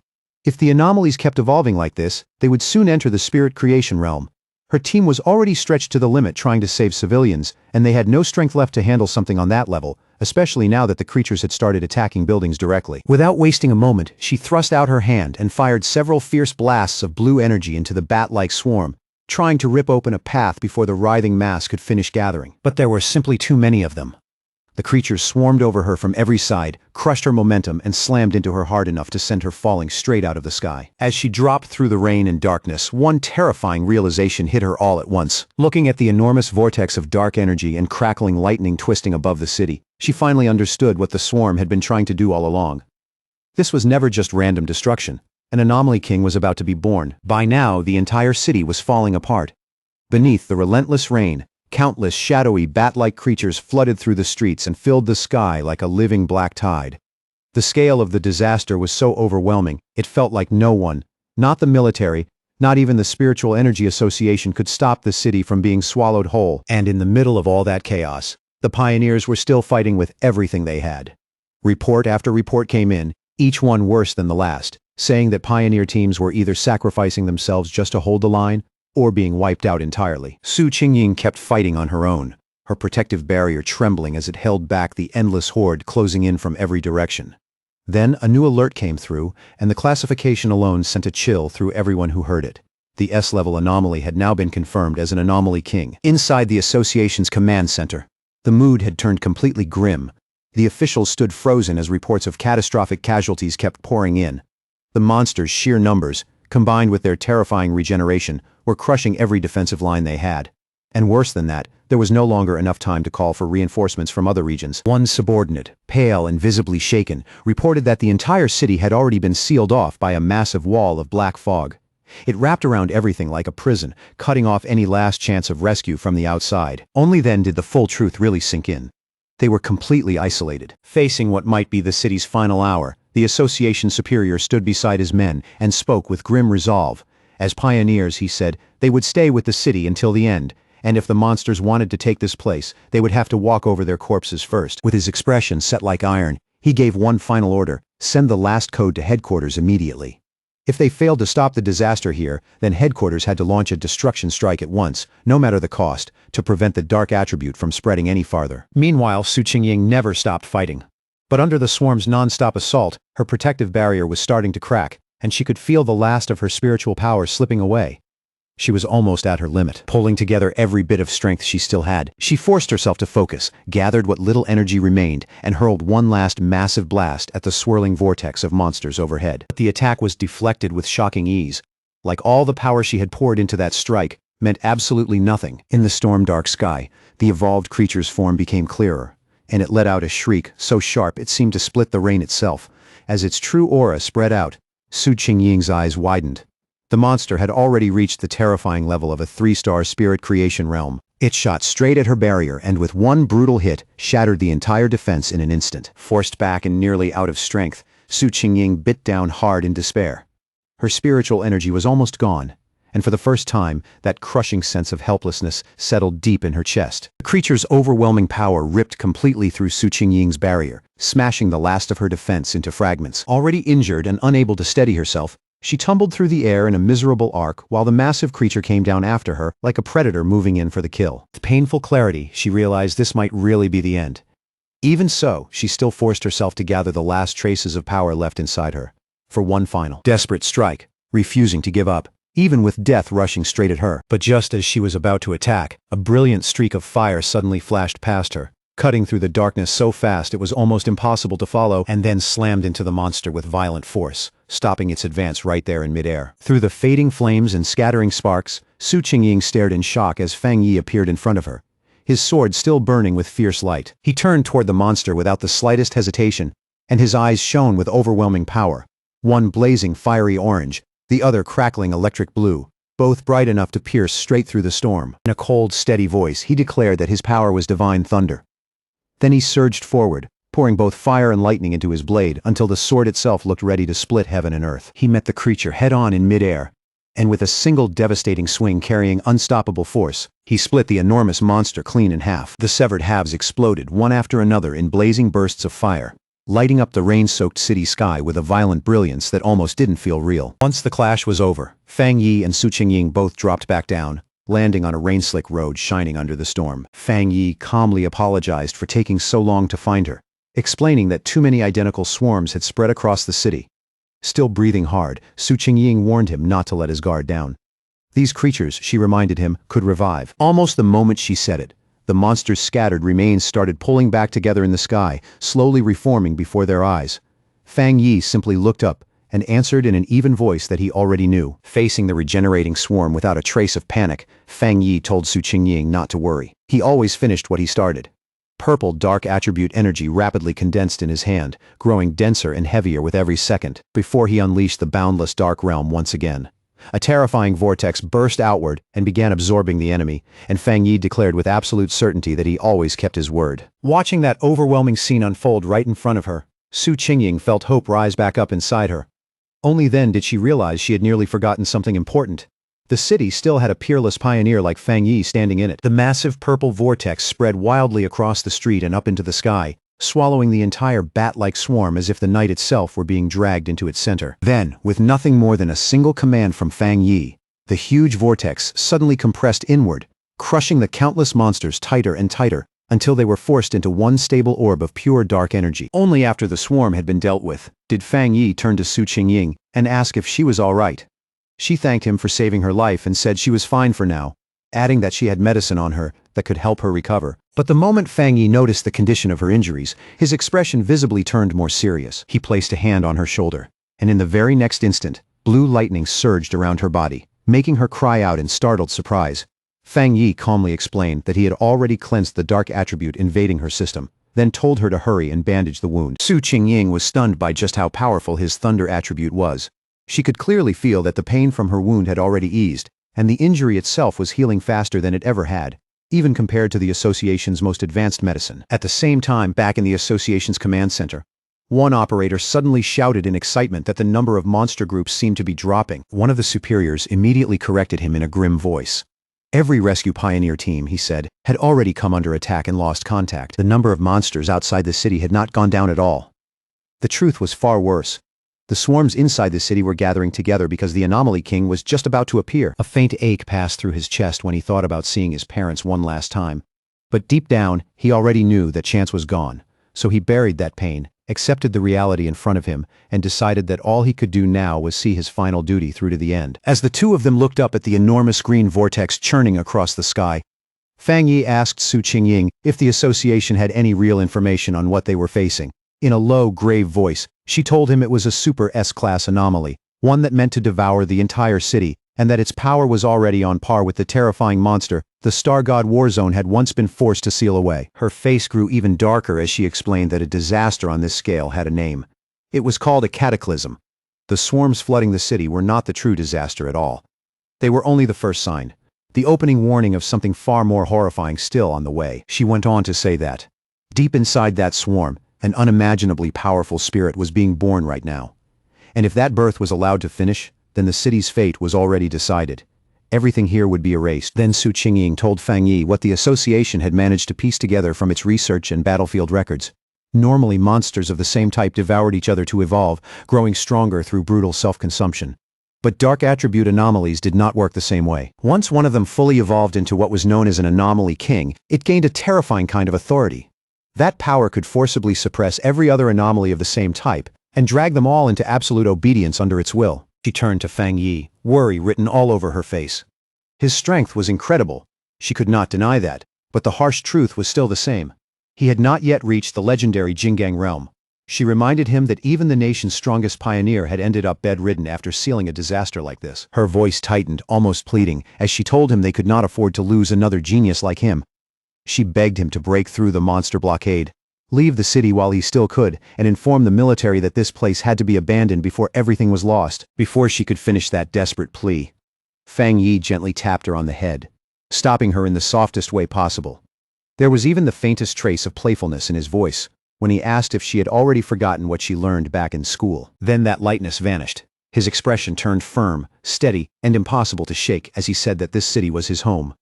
No matter what it cost, no matter how much he had to give up, he would protect it. Su Qingying could only look at him in silence, completely at a loss for words in front of that kind of resolve. For a moment, even the storm and chaos around them seemed to fade next to the certainty in his eyes. Without another word, Fang Yi turned and walked off through the rain, then leaped in one clean motion onto the roof of a tall building, where he stood alone before the massive green vortex, facing the place where the Anomaly King was slowly and horribly forcing its way into the world. Wrapped in a brilliant golden aura, Fang Yi looked up with a grim expression and said it really did seem like the whole city was being offered up as a sacrifice for this king's birth. And as those words left his mouth, the power of the golden sun flared around him in blazing waves. Then he glanced back at Su Qingying, who had followed him up, and asked to borrow her wrist device. He said he needed it both to track the anomalies more clearly and to make contact with the association's command center. Su Qingying handed it over without hesitation. Holding the device in one hand and his blazing sword in the other, Fang Yi lifted his eyes to the storm above and said he had to go up there himself and destroy the creature before it could fully take shape. He stood beneath the storm like a drawn blade, every muscle tight, while far above him the monstrous Anomaly King kept forcing itself out of the swirling vortex hanging over the city. Back in the association's command center, the suffocating tension broke all at once when an operator shouted that they had reconnected with the signal of a missing pioneer. It was Su Qingying's signal, and for a brief moment, the entire room just froze. A second later, that shock only deepened. The operators saw her tracker moving at incredible speed, heading straight for the very center of the storm, the most dangerous point in the whole city. They immediately shouted for her to turn back, because everyone there knew the same thing. Charging in alone was basically suicide. One official grabbed a communicator at once and desperately tried to reach her, raising his voice as he ordered her to stop immediately and hold her position until reinforcements from headquarters and the military could arrive. On the rooftop, Fang Yi held Su Qingying's wrist device in his hand while it crackled with bursts of static, the sharp, unstable sound cutting through the rain-soaked air. After fumbling with it just long enough to figure out how it worked, he spoke into the communicator and calmly asked whether the people on the other end could hear him clearly. The official in the command center was stunned and immediately demanded to know who he was and where Su Qingying had gone. Fang Yi ignored every question. Taking control of the exchange without hesitation, he told the official he needed everyone in the command center to cooperate with him because he was on his way to destroy the Anomaly King at the heart of the storm. As Fang Yi flew toward the massive vortex with wind and rain tearing around him, he kept speaking in that same commanding tone. He told the speechless official that if they truly did not want to see the city destroyed, then they would start working with him right now. He demanded that every communication channel they had and every piece of information available be used to support him. The command center fell silent for a brief, stunned moment, and then the official made his decision. With sudden force and urgency, he barked out orders for everyone to stop what they were doing and connect all available resources to the unknown pioneer immediately. He ordered his teams to bring every satellite radar online, feed the man constant battlefield updates, and assign one operator to stay as his direct contact at all times. The assigned operator moved at once and started reporting immediately, explaining that satellite images showed an enormous number of anomalies gathered around the king, spinning in a violent circular formation like a living typhoon of darkness. He quickly added that the concentration of anomalies along the northern route looked a little lower, making it one possible way in. Even so, he recommended approaching from the southeast instead, since that direction appeared to avoid the thickest and most dangerous swarms. As the stream of information kept coming through the communicator, Fang Yi continued flying deeper into the storm without slowing down for even a second. Then the operator suddenly shouted a warning. Fang Yi had been detected by two powerful anomalies, one ranked A and the other S, and both were estimated to have strength on the level of the two-star spirit creation realm. Panic crept into the operator's voice as he urgently told Fang Yi to pull away immediately. The official stared at the monitors with a grim expression, already knowing the truth in his heart. Retreat was no longer an option. The unknown pioneer had gone too far in to turn back now. At that exact moment, a massive shockwave slammed into the command center building, shaking the entire room and throwing the staff into chaos as alarms blared and frightened cries broke out on every side. High above the city, Fang Yi moved with effortless precision and cut one of the powerful bat-like anomalies clean in half with a single swing of his flaming sword. His eyes burned with blazing power as he looked forward and asked with complete calm, and back in the command center, the operators could only stare in stunned disbelief. The lead official blurted out that the anomaly's source signal had vanished. The moment he understood what that meant, shock crossed his face. This pioneer had just killed a dark attribute S-level anomaly with a single strike. One of his subordinates, almost shouting from excitement, immediately said this had to be the legendary pioneer known as the Tyrant. In an instant, the whole command center erupted into cheers. The fear that had been crushing everyone just moments earlier gave way to wild relief, and for the first time in a long while, they felt like they might actually survive this. Meanwhile, Fang Yi was far calmer than the people watching him. Even while flying through the storm, he was already breaking down the battle in his head. He understood that after enchanting his sword, the flames covering the blade could now directly suppress the dark attribute, which greatly slowed the anomaly's regeneration. But when the creature he had just cut down began reforming again from scattered dark energy, he immediately saw the limit of his current power. It still was not enough to erase that regeneration completely. With faint annoyance, he realized that if he had broken through just a little earlier, one strike would have been enough to finish it for good. Realizing brute force alone would not solve this, Fang Yi clenched his fists and drew both fire and thunder energy together inside his body. He switched tactics on the spot. If one strike could not fully destroy them, then speed and relentless pressure would have to make up the difference. With that, he unleashed a storm of rapid slashes, tearing the reforming monster apart again and again, though he could not help noting in irritation that the endless number of these creatures was going to become a serious problem. Then, without any warning, a strange green orb of swirling energy appeared high in the sky, instantly drawing the attention of the dark creatures around it, and one after another. They began flying down toward it, as if called by something unseen. On the ground below, a group of cloaked pioneers looked up in confusion. One of them could not help asking what was going on, because the bat-like creatures that had been attacking so fiercely had suddenly stopped in the middle of their assault. Standing among them, the association superior looked up with a grim face and said this was bad, very bad. He knew there was only one reason the swarms would suddenly break off their attack. The anomaly king was calling them back, and if that was happening now, then its arrival was close. The remaining military forces and pioneer teams could only watch as the swarms gathered overhead into a gigantic blood-red cloud above the city. Everyone understood the same desperate truth. Their only chance left was to stop those swarms before they could be fully recalled and fused into the king's birth. Outside the city, where the encirclement battle was still raging, Jialan stood at a high vantage point and unleashed a powerful blast of energy into the mass of dark creatures below, the attack cutting brightly through the chaos. Her subordinate, the blonde lightning user, hurried over with a grim expression and asked how much longer it would take before they could finally break into the city. Without taking her eyes off the battlefield, Jialan answered that, according to their instruments, it would take at least another half-hour. The moment he heard that estimate, her subordinate fell into despair, because in another half-hour the anomaly king would most likely have fully hatched, and the city would be beyond saving. Jialan could only keep watching the huge blood-red swarm in the distance as she explained that they had no other option. The number of creatures was more than 10 times their original estimate, a threat equal to 10 S-class anomalies gathered in one place. Even with the military's heavy firepower and powerful weapons, they still could not fully wipe out those endlessly regenerating creatures. No matter how much force they poured into the battlefield, the dark swarm kept coming back, as if the city had already been sealed inside a living nightmare. Jialan kept her eyes locked on the battlefield, and the worry in them only grew heavier. If they failed here, she knew the disaster would not end with just one city. The spreading dark attribute would swallow the nearby cities too. With tension in her voice, she asked if they still did not have enough people to break through the blockade. Her subordinate answered with frustration and bitterness that they were hopelessly outnumbered. What angered him even more was that some pioneers were still standing back and watching from afar, acting like this catastrophe had nothing to do with them, not even realizing that the darkness would reach them eventually too. Then, all at once, Jialan's expression changed. Her eyes narrowed sharply as she caught something unusual, moving high in the sky. Her subordinate immediately asked what she had seen. The two of them looked up together and watched the bat-like swarms inside the city begin drawing together in long streams, rushing toward the place where the Anomaly King was being born. At that exact moment, a brilliant point of golden light burst from the very center of the massive vortex. It shone so fiercely it cut through the blood-dark sky like a signal fire. The subordinate recognized that energy instantly and asked in disbelief if that blazing light could really be Fang Yi. He turned to her, stunned and unsure, and called her name like he needed her to confirm that his eyes were not playing tricks on him. Jialan answered with a small, newly confident smile and simply said it was nothing.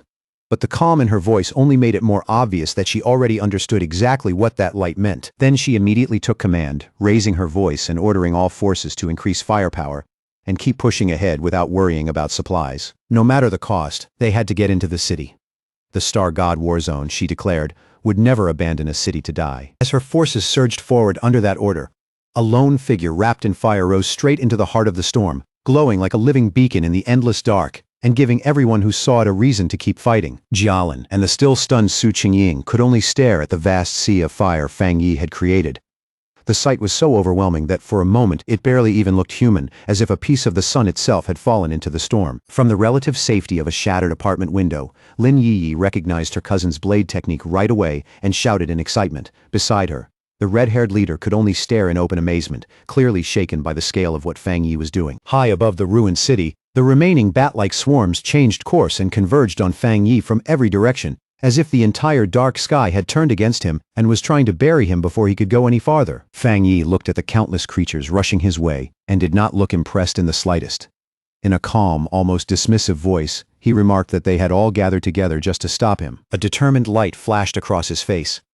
Instead of fearing that response, he said this was exactly what he wanted, and then he swung his enormous blazing sword with everything he had. The strike detonated into a colossal explosion of fire that spread across the sky in every direction, and in one blazing sweep, it tore open a massive path through the endless horde, ripping the black swarm apart. As firelight burned in his eyes, Fang Yi suddenly felt something shift inside him, and a sharp realization flashed through his mind. That familiar feeling had returned. He was back at the edge of a breakthrough. It was the same intense state he had lost earlier, and now it was surging back more clearly than before. He understood what it meant immediately. Even though the spiritual energy in the air was still thin and unstable, he had finally found the right moment to break through again. A confident smile touched his face. Since the chance had come back to him in the middle of battle, he decided he would not wait for it to happen on its own. He would force it forward. He raised one hand, and a swirling vortex of purple energy burst into existence as he unleashed the boundless dark realm. It opened across the sky like a massive dark eye, with Fang Yi himself shining at its center, like a star burning inside the void. Stretching his hand toward that vast darkness, he called for his spiritual flower to appear and answer him. A glowing red orb formed in front of him, bright and ominous, while fine cracks rapidly spread across its surface like something powerful was about to break out from within. From inside that orb, the massive red desolate fire spirit flower emerged, crackling with dark energy and radiating a savage predatory presence. The instant it appeared, it lunged at the swarms and began draining their life force as Fang Yi ordered it to devour them and drive his breakthrough forward. Newly summoned desolate fire spirit flower did not hesitate for even a moment. The second it entered the battle, it moved exactly according to Fang Yi's will. The huge red flower erupted with violent power, sending wave after wave of dark tendrils toward the bat-like creatures filling the sky. Those tendrils pierced through the monsters with terrifying ease, as if their bodies offered no resistance at all, and the flower immediately started consuming them one after another, using the dark energy torn from their bodies to feed Fang Yi's breakthrough and push his power to the next level. Once the swarms in that area had been cleared out, Fang Yi slowly descended and landed in the center of the now enormous red flower, standing there like it was a throne in the middle of battle. From there he looked up at the vast green and red vortex in the sky, where the Anomaly King was still taking shape. His eyes deepened to a darker red as he observed that, although the creature's giant form could already be seen, it still felt strangely unreal, almost like a reflection trembling on water instead of a fully solid body. Even so, a confident smirk slowly formed on his face. In that unstable, half-hidden presence, he had still managed to sense something crucial, the creature's true core. He could even hear it beating, low, heavy, and powerful. It sounded like distant war drums rolling through the storm and shaking the air around him. Fang Yi understood at once that this king carried an especially dangerous power. It could awaken the darkest, most twisted desires buried in people's hearts, turning it into something far worse than simple destruction. A fierce red light flashed in his eyes as he realized something else. The king was still holding part of itself back and deliberately hiding it, most likely because its evolution was not fully complete yet. Standing atop his flower in the middle of the storm, Fang Yi asked it directly whether it had already found the Anomaly King's exact location. The flower seemed to answer immediately, as if confirming that it had.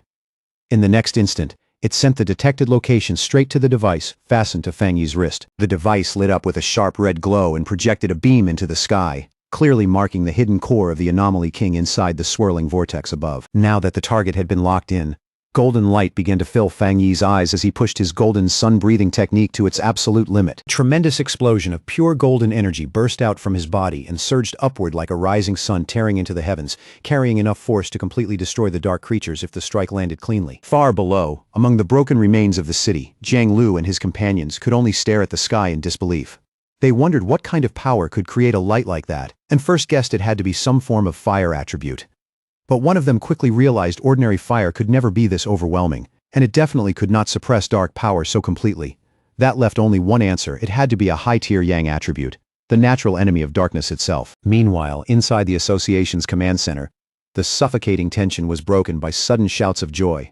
An operator reported that the number of monsters was dropping rapidly and that the containment field was shrinking fast. The officials stared at their monitors in stunned disbelief, barely able to process how quickly the whole situation had started turning around. Outside the trapped city, a military convoy was forced to halt. A subordinate hurriedly reported to Jialan that all the swarms blocking their path were turning back toward the city at once, as if they had just received a new order from something above them. From where she stood, Jialan looked toward the massive golden radiance blazing over the city and understood right away what Fang Yi was trying to do. He was attacking the Anomaly King's core directly. Her blonde subordinate stepped up beside her and confirmed that the overwhelming power filling the sky belonged to the tyrant. He recognized it as the purest and most refined Yang attribute he had ever seen. Jialan, however, did not look relieved. She admitted that she was worried about Fang Yi facing an enemy on that level all by himself. Her subordinate, burning with urgency, said they needed to enter the city immediately and support him. But Jialan suddenly stopped him and shouted for him to look at the sky. The expression on her face was pure shock, stripped clean of all calm and certainty. Inside the giant vortex, a strange green spiked sphere had appeared, like some enormous twisted virus pulsing inside the storm. The instant Jialan saw it, horror flashed across her face. The Anomaly King was starting to hatch ahead of time. Down in the streets below, other pioneers saw the terrifying change too. One man stared at the pulsing green mass and recognized it as the source of all this evil. Grief and fury rose in him as he thought about the friends they had already lost, and together with the others, he swore they would kill every last monster. At the same time, inside a damaged building, Lin Yi, the red-haired leader, and another pioneer watched the crisis unfold through broken walls and shattered windows. Lin Yi insisted they could not just sit there and wait to die. They had to do something to help her cousin. She understood it clearly now. The birth of the Anomaly King would demand the entire city as a sacrifice. Elsewhere, in the ruined city, Su Qingying used her power to treat an injured pioneer, showing that the desperate struggle was still raging everywhere at once. Even while Fang Yi fought in the sky, the people below were still battling, still bleeding, and still trying to keep each other alive. Lin Yi quickly gathered the other pioneers hiding inside the damaged building. Her voice was tight but steady as she reminded them that the creatures trying to stop her cousin were the same monsters that had already hurt their families, destroyed their homes, and taken people they cared about. And the moment those words left her mouth, a sudden idea flashed through her mind, like a spark in the middle of the chaos. She remembered the enormous flower Fang Yi had summoned earlier, the one devouring the bat-like swarms high above the city. Then it clicked. Its power felt strikingly similar to the desolation attribute of the ghost vine. The realization hit her hard, leading her to a shocking conclusion. Her cousin also possessed the power of the desolation attribute. That thought in place, Lin Yi immediately proposed a bold plan. She told everyone to pour their spiritual power into the network of vines created by Fang Yi's flower, feeding it with their energy, so it could grow even stronger for the final battle ahead. The other pioneers did not hesitate for even a second. One after another, they raised their hands and released their spiritual power, sending streams of energy surging toward the great flower in the sky. Down on the ground, the association's superior noticed those trails of blue energy rising into the air, like rivers of light cutting through the ruined city. At first, he thought other pioneers might be gathering their strength for a direct strike against the monster itself. But he dismissed that idea immediately, knowing full well that from that distance, their individual power was nowhere near enough to reach it effectively. Then he understood what they were really doing. They were not attacking the monster directly at all. They were sending their spiritual energy into the plant. Fang Yi had summoned, using it as the channel for their final support. Moved by their courage, the superior declared that he would join them too. With a fierce shout, he released a powerful surge of blue energy from his own body and sent it streaming upward into the sky. All across the city, the remaining pioneers saw what was happening and followed his lead without hesitation. They steadied themselves, focused their wills, and poured out their spiritual power together, creating a vast tide of energy rising toward the heavens to support the battle above. While treating an injured pioneer, Su Qingying suddenly felt the enormous shift in spiritual power spreading across the city like a shockwave. When she looked up, she saw Fang Yi's spiritual flower glowing brilliantly, now wrapped in the combined power of the pioneers still fighting throughout the city. Realizing this was humanity's final stand, she gathered what little strength she still had left and sent it upward to join the others, adding even more power to the flower so it could deliver one final, overwhelming strike against the Anomaly King's core. Monster let out one last scream of pain as the attack finally hit its target. In that same instant, Fang Yi followed through without pause, delivering a clean, decisive slash straight through its body. After that massive clash, Fang Yi remained suspended in the air and lifted a hand to wipe the blood from his face. Then an urgent voice burst through the communicator, warning him that every bat swarm from outside the city was now converging on his position. The numbers were staggering. Tens of thousands of B-level, A-level, and even S-level monsters were rushing toward him together, forming what looked like an endless tide of red and black swallowing the sky. Fang Yi did not look shaken in the slightest. He simply raised his eyes to the pulsing green cocoon of the Anomaly King, and coldly said that no matter how many minions it sent, he would kill every last one. Then he openly mocked the creature, asking if it was trying to hatch early because it was afraid of him. The taunt worked. The Anomaly King finally began to emerge for real, and a monstrous shadow-green claw tore through the cocoon as its full body slowly started taking shape above the city. Golden flames wrapped around Fang Yi's hand as he watched the scene with a grave, focused expression, fully aware that his true enemy was finally showing itself. Now, fully formed, the Anomaly King appeared as a terrifying beast crowned by a single menacing green eye.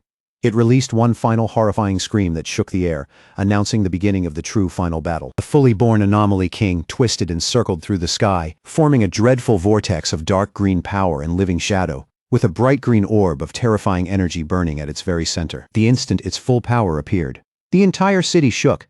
The ground split beneath the streets as a violent earthquake tore through the ruins, sending the surviving pioneers stumbling and scrambling in panic. Despair spread among them as they realized the king was so powerful it could wipe them out simply by existing. Outside the city, Jialin and her subordinate watched the terrifying scene unfold with grim expressions, knowing that whatever hope remained was now resting on Fang Yi alone. Deep in the ruined city, Su Qingying also lifted her eyes toward the sky. Worry and hope sat side by side on her face as she silently prayed that Fang Yi would succeed. Inside the apartment building turned temporary shelter, Lin Yi clenched her fists tight, her face tense and determined as she held onto that same desperate hope, floating high above the city and wrapped in bright golden light. Fang Yi faced the monster head-on. Without a trace of fear, he named it for what it was, the king of the dark anomalies and the true source of the city's suffering. As his spiritual flower blazed around him with fierce fire, he made his reason for fighting perfectly clear. He said he had grown up in this city, that he loved the life he had here, and that this place was worth protecting with everything he had. In answer, the Anomaly King threw back its head and let out a furious scream so savage it seemed to shake the heavens themselves. With burning red eyes locked on the monster, Fang Yi gave it one final message. For the sake of his home, it had to die. Then their two immense powers slammed into each other, exploding into a violent storm of red, green, and golden light, as the fate of the entire city hung in the balance. The clash between Fang Yi and the Anomaly King created a colossal explosion so bright it lit up the whole sky like a second sun. When the blinding light finally faded, Fang Yi found himself floating inside a strange dark void. In front of him hung the giant green eye of the Anomaly King, staring without blinking. Its voice echoed straight into his mind, mocking him for daring to challenge it while he was still only at the one-star spirit creation realm. Before Fang Yi could even answer, the Anomaly King opened its huge, shadowy mouth, and a powerful vortex instantly formed inside it. Fang Yi sensed the danger at once, but the pull was too strong. Even as he braced himself, he could not stop the force dragging him inward. As he was pulled into the creature's mouth, Fang Yi quickly realized this Anomaly King was unlike anything he had faced before. Even after taking the full force of his attack, it still had enough strength left to swallow him whole. He landed inside the monster's revolting interior, a grotesque cavern of pink flesh, pulsing tissue, and thick purple digestive fluid clinging to every surface. He immediately understood that the liquid was not just fiercely corrosive, but also saturated with an enormous concentration of dark attribute power. He knew any ordinary pioneer would have been dissolved almost instantly in a place like this. At the same time, he found it strange that such an evolved intelligent creature would make the mistake of swallowing him alive. A determined look settled over his face as he realized the monster might have just made a fatal mistake. If it was not afraid of being attacked from the inside, then it was badly underestimating him. And Fang Yi knew better than anyone that a creature's insides were usually its weakest point. To test that thought, he gathered fire into his hand, clenched his fist, and slammed it hard into the fleshy floor beneath him. At once, the inner walls of the beast sizzled and burned from the impact, the flesh writhing violently under the damage. Fang Yi quickly judged the situation and noted that although the corrosive fluid was weakening his power to some extent, he could still inflict serious damage from the inside. That was enough. As long as his attacks were working, this fight could still be won. With his confidence returning, he called for his desolate fire spirit flower to assist him.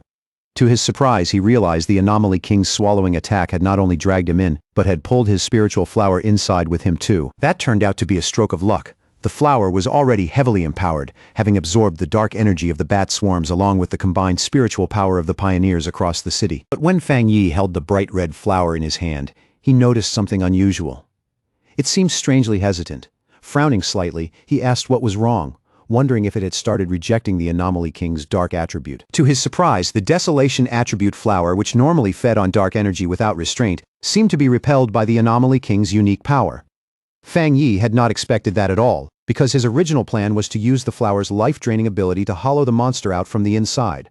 Realizing he would have to change tactics, he gripped the flower in one hand and drove his other fist into the fleshy walls of the monster's stomach once again. After that fierce clash, the Anomaly King's form suddenly broke apart and dissolved. But the victory only lasted for a moment. Almost right away, its shattered presence began pulling itself back together in the sky, twisting once more into a colossal vortex as it summoned every remaining bat-like swarm back to its side. Down below, Lin Yi and the red-haired leader could only stare up in confusion and fear. The leader asked what in the world was happening, but Lin Yi could only shake her head. She had no answer. The only thing she could think about was where Fang Yi was now. Elsewhere in the chaos, Su Qingying was still directing the evacuation of civilians. She kept her voice steady as she urged everyone to move in an orderly line, promising them that the pioneers would protect them for as long as they possibly could. But when someone anxiously asked where Fang Yi was, the calm on her face broke at once. Panic flashed in her eyes as she explained that he was still fighting the Anomaly King from inside its body. At that moment, the military finally arrived in force under Jielin's command. An officer quickly reported that both the swarms and the Anomaly King had started attacking the city in a chaotic, unpredictable pattern, then immediately ordered a rapid evacuation to cut down casualties as much as possible. Jialin stood on top of a military vehicle, issuing firm, precise orders to the soldiers around her. Yet even while keeping everything under control, she could not stop herself from looking up at the horrifying creature in the sky. Dread written clearly across her face. High above them all, the Anomaly King started drawing the swarms back into itself, pulling them one after another into its spinning form as it tried to restore the power it had just lost inside the monster's stomach. Fang Yi felt that change immediately and froze for a second, realizing at once that the creature was far from finished and still had enough strength left to turn the battle back around. As the monster's digestion intensified and that corrosive force pressed in on him from every direction, Fang Yi felt his own strength beginning to wear away. Even his body seemed to be slowly breaking down under the crushing weight of that terrible energy. Then he noticed the dark energy around him, starting to thin out and shift in a strange way, and for one brief moment, he closed his eyes. When Fang Yi opened them again, the stomach and all that flesh around him were gone. He was no longer inside the monster at all. Instead, he found himself standing alone in the ruins of a completely destroyed city. Broken skyscrapers leaned around him like graves beneath a dark, threatening sky, and the sudden change made him wonder where he was and what had just happened. Standing in that ruined city of illusion, Fang Yi's expression hardened at once. Then, from the darkness between the wrecked towers behind him, a huge, shadowy beast with glowing red eyes slowly stepped out. The creature did not hesitate. The instant it appeared, it lunged forward and slammed a massive punch down at Fang Yi with crushing force. Fang Yi sharpened his senses and quickly realized something deeply unsettling. His spiritual power was gone. Not weakened, not sealed, completely absent. The beast gave him no time to think, driving its enormous fist down at him again with enough force to flatten the ground. Fang Yi moved at the very last instant, leaping aside and narrowly slipping past the blow. The impact shattered the earth where he had been standing just a second earlier. He landed steadily on a broken slab of rubble, and immediately noticed something important. Even without spiritual power, his body still felt strong, solid, and sharpened by long training.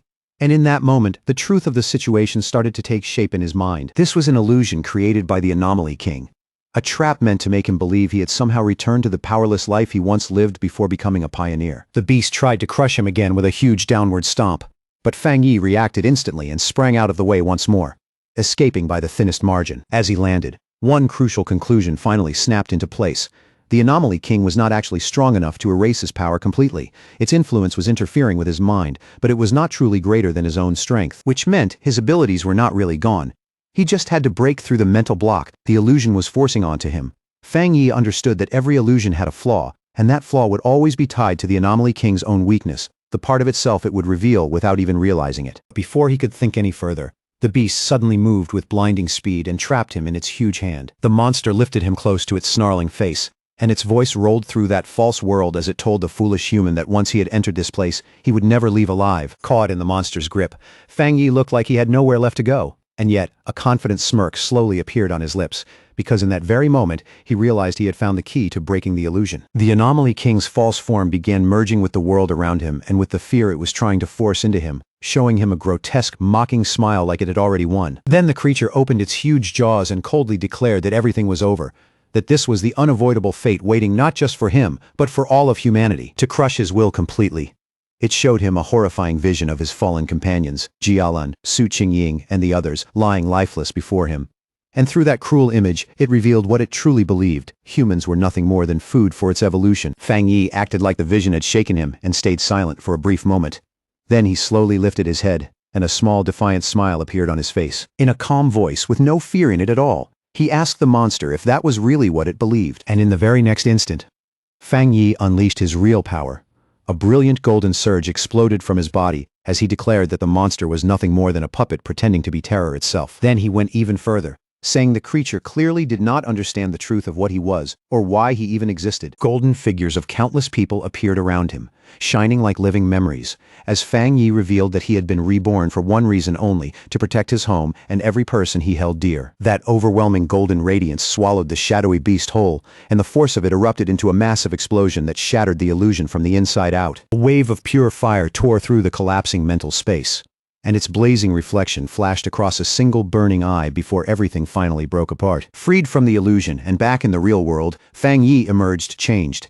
His hair burned like living fire, blue lightning crackled around his body, and with absolute focus, he called for the system to begin. Floating in the storm-filled sky, Fang Yi was now surrounded by a massive hand-shaped manifestation of pure golden energy, fully prepared to bring this battle to an end. At that moment, a system window appeared before him, confirming that he had met all the requirements for a breakthrough, and asking whether he wished to advance into the two-star spirit creation realm. With power roaring through him like a flood, Fang Yi accepted the breakthrough into the two-star spirit creation realm.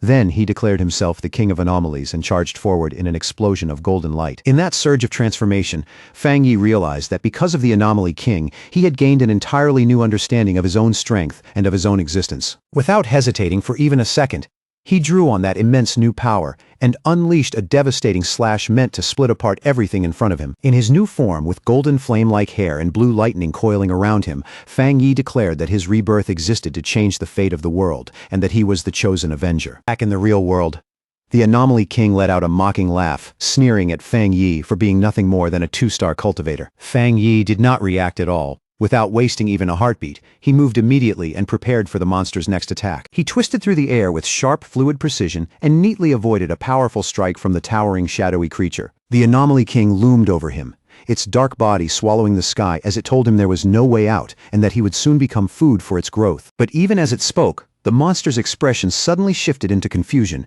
as if it could no longer understand what was happening to the battle. Fang Yi answered that confusion with a confident smirk, already knowing deep down that his plan was unfolding exactly the way he intended. Out of nowhere, blue lightning erupts from deep inside the Anomaly King's body. The massive creature jerks in midair and writhes in pain, letting out a furious howl at the foul-smelling human who somehow managed to injure it, completely unable to understand what this strange, terrifying power inside it even is. Pushing himself to the very edge, Fang Yi forces his body steady and readies one last blow. In a grim, unwavering voice, he declares that this monster will be sealed here and now, then calls forth the full power of 9 dragons' skyfire to burn away every trace of evil. As the flames explode around him, 9 colossal fire dragons burst into being one after another, roaring as they coil across the sky like living suns. Then all 9 surge forward together and slam straight into the Anomaly King's core, making the monster cry out in horror as it realizes this is far beyond the power any one-star cultivator should have. The instant the strike connects, a blinding explosion swallows the sky over the city.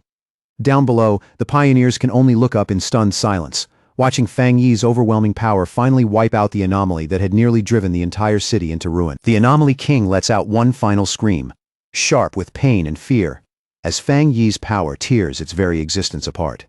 That last cry hangs in the air like the dying echo of a nightmare finally coming to an end. At last, the final traces of the Anomaly King disappear from the sky. The darkness breaks away, and above the city, all that remains is a clear blue day, as if the disaster has finally released its grip on the world. High above the battlefield, a huge vortex of purple energy still lingers in the air, the last remnant of that dark attribute. It slowly twists inward and starts to be absorbed, as though the sky itself is being cleansed of the final stain left by the battle. Fang Yi's body has already returned to normal, but he still stands there with his blazing sword in hand, calm and unmoving. In front of him, the swirling purple energy is pulled together little by little, compressed into a dense sphere spinning with an unsettling force. He watches the whole thing with a calm but hardened expression, his face giving away nothing after such a brutal fight. Only the red glow in his eyes shows that not even for a second has his focus slipped. Then Fang Yi opens the boundless dark realm, forming a massive vortex that devours everything the battle left behind. All the scattered, chaotic energy in the sky is dragged inward, leaving no chance for the remnants of the disaster to spread any further. Down on the streets, the surviving pioneers and soldiers stare up at the now peaceful sky in disbelief. One of them murmurs, almost afraid to believe it, that maybe the nightmare is finally over, and another lets out a shaky breath and says, yes, the battle has really ended. Standing on top of a military vehicle, Zhao Lan is met by an overwhelming roar of cheers from the survivors around her. The whole crowd erupts with raw, exhausted joy, shouting that the city has been saved and that somehow, against all odds, they made it through alive. As the first light of dawn begins to spread across the horizon, Zhao Lan's blonde subordinate asks if she plans to go look for Fang Yi. Zhao Lan turns toward the rising sun and gives a soft smile, her tired face gentler now, before saying that from here on out, each of them has their own duty to carry. She says their job now is not to go chasing after heroes, it is to help ordinary people take their lives back.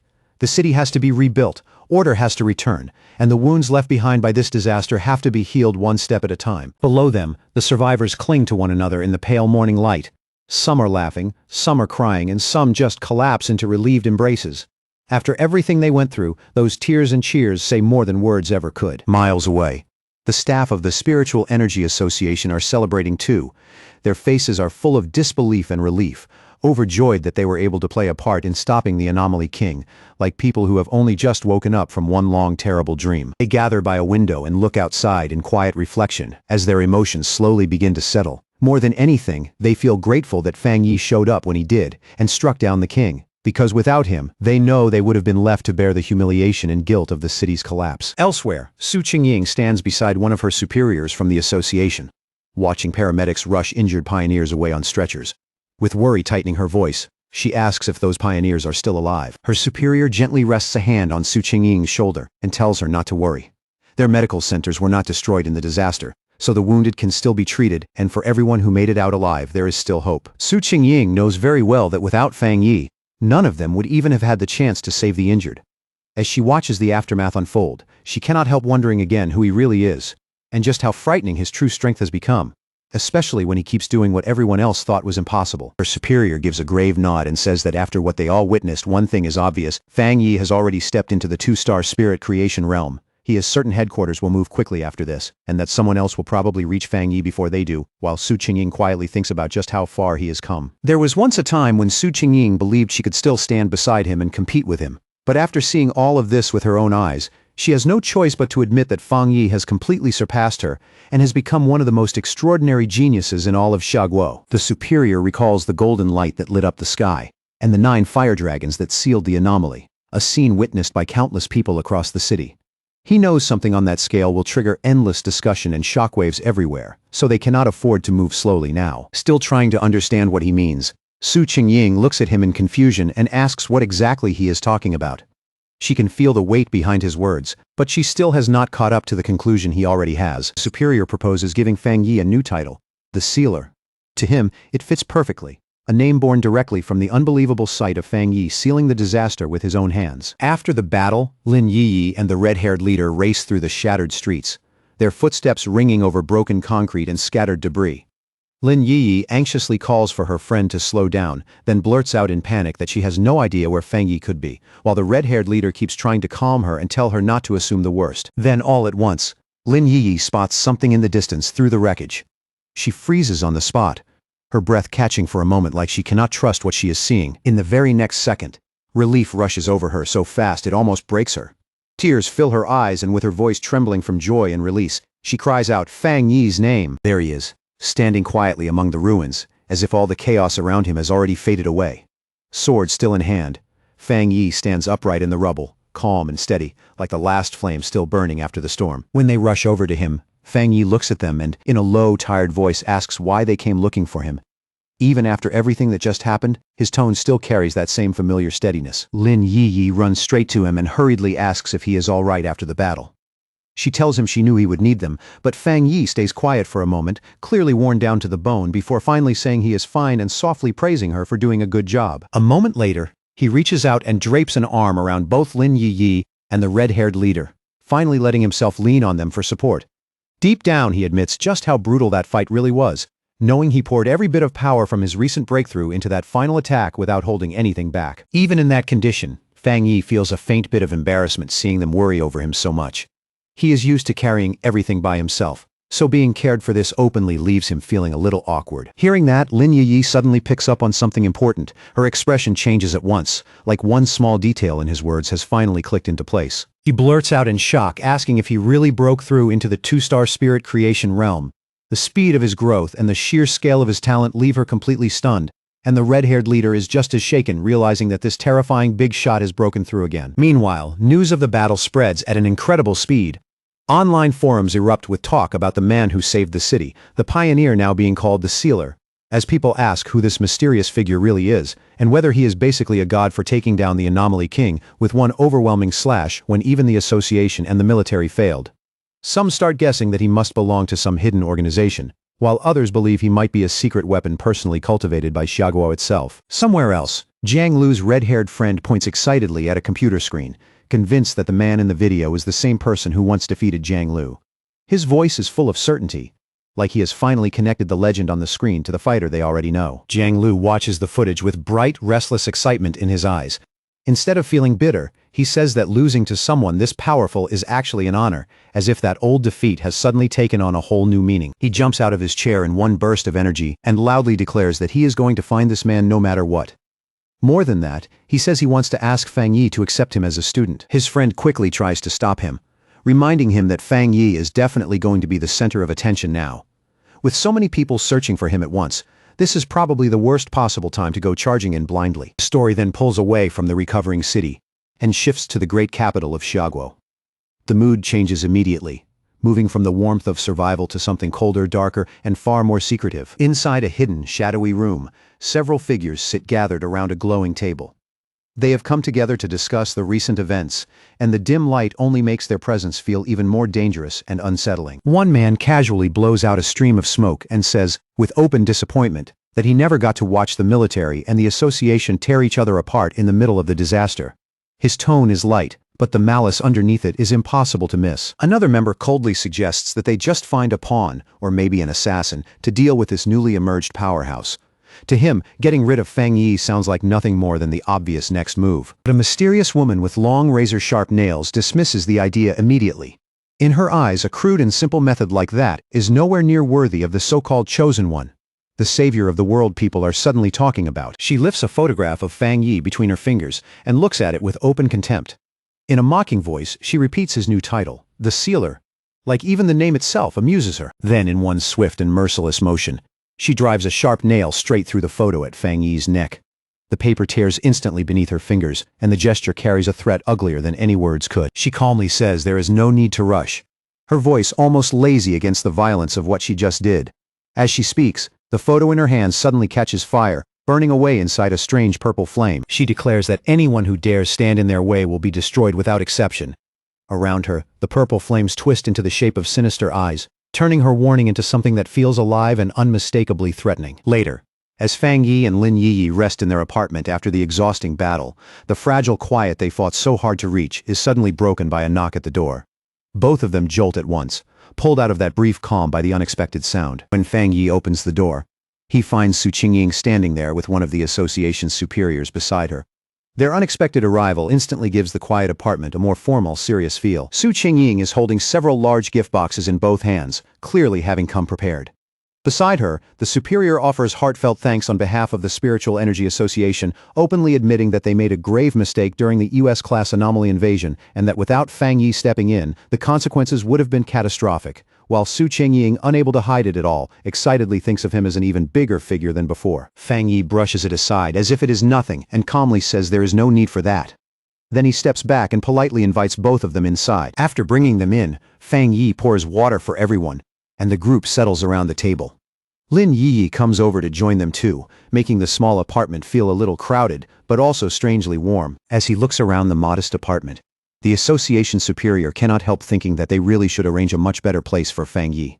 For someone who now carries this much importance, this home feels far too ordinary. Once the small courtesies are over, the superior quickly gets to the real reason they came.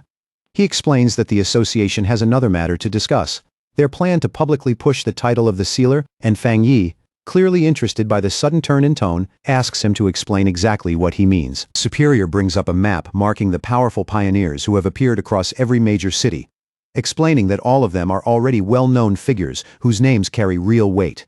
Then he contrasts that with the recent ES-class anomaly, calling it the most terrifying disaster they have faced so far. He goes on to say that they want to use the name the Sealer as a symbol to help establish Tai Tai City as a key strategic city. In their eyes, this title could become more than just a nickname. It could become the city's banner. Fang Yi listens quietly as the proposal continues, his expression giving away nothing. Then the superior makes the main point clear. After what happened during the disaster, they have decided that their city needs a truly powerful pioneer at its center, someone whose very presence can hold everything together. Su Qingying adds that anomalies are only going to appear more often from here on out, not less. Because of that, they can never allow Tai Tai City to come that close to being abandoned again. When Fang Yi asks what she means by an abandoned city, Su Qingying answers him plainly. If he had not shown up when he did, everyone in the city would have died, and the city itself would have ended up as nothing more than an empty ruin. Hearing that, Fang Yi turns toward Lin Yi and says he understands now. He admits that his understanding of the world is still incomplete, though he gently reassures her and the others that there is no need to be too pessimistic about what lies ahead. At that moment, Fang Yi realizes something he had overlooked for a long time. By focusing almost entirely on his own training and growth, he had neglected the larger future and development of the city around him. As he looks out toward the city, he starts seeing it more clearly than before. Tai Tai City may once have counted as a major city, but compared with the true top-tier centers, its status and influence still fall well short. He recalls that among the more than 100 cities, the top 3 are Dushen, Tian, and Kang, while several other major hubs also hold enormous importance. Thinking it through, he realizes that this disaster, terrible as it was, might also become a rare chance for Tai Tai City to rise and gain greater significance. The superior nods and confirms that this is exactly how things stand now. Cities are being judged more and more by both the number and strength of their pioneers, and the higher a city's rating climbs, the more resources, protection, and attention it receives. He finishes by saying that people need more than simple safety. They need a symbol of hope they can believe in. So the association plans to protect Fang Yi's real identity while building a mysterious public image around the sealer, letting people imagine, discuss, and slowly raise his legend on their own. After a brief pause, Fang Yi agrees. He understands that keeping some mystery around himself is much wiser than laying everything out in the open. In a world like this, being fully known can be more dangerous than being misunderstood. Lin Yi agrees too, adding that human imagination can sometimes feel even scarier than reality.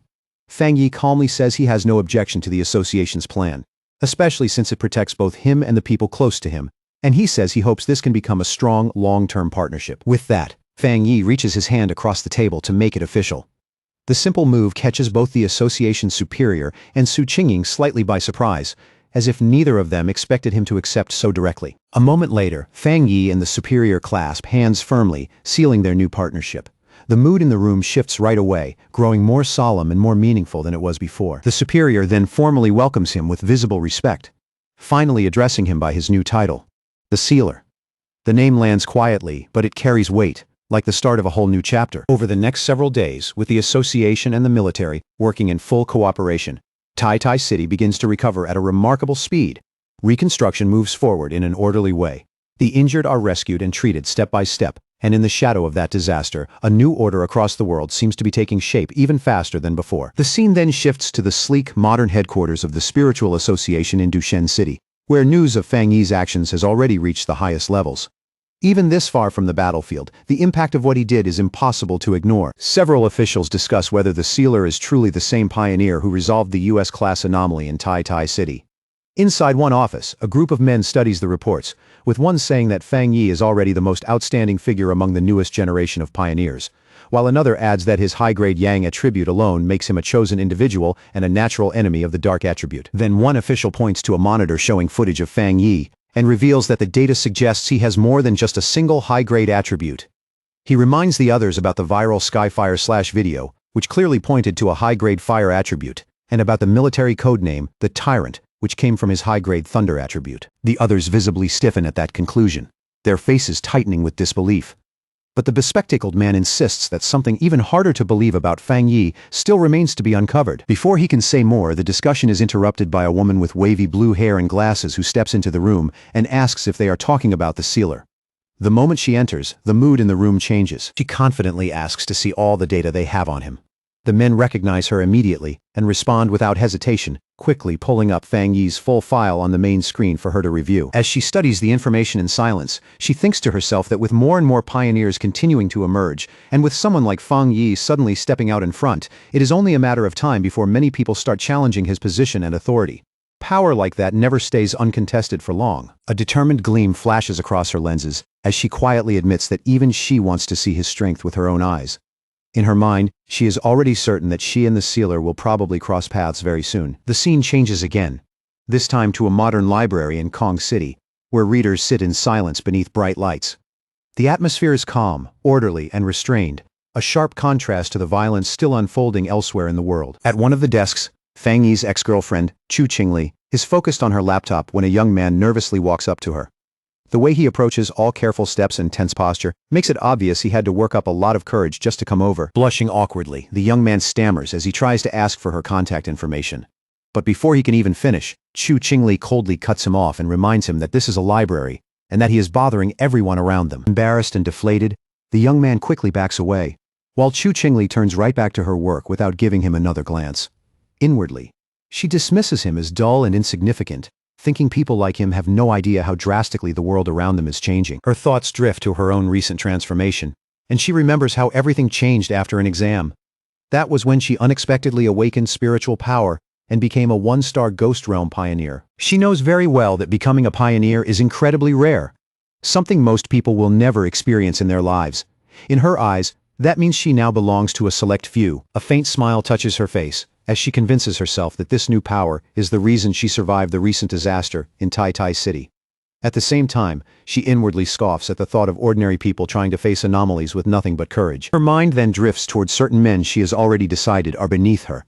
In this dangerous new era, she wonders with open contempt what people like them could possibly accomplish. Then a sudden memory flashes through her mind, showing Fang Yi telling another girl that he and Chu Qingli were nothing more than classmates.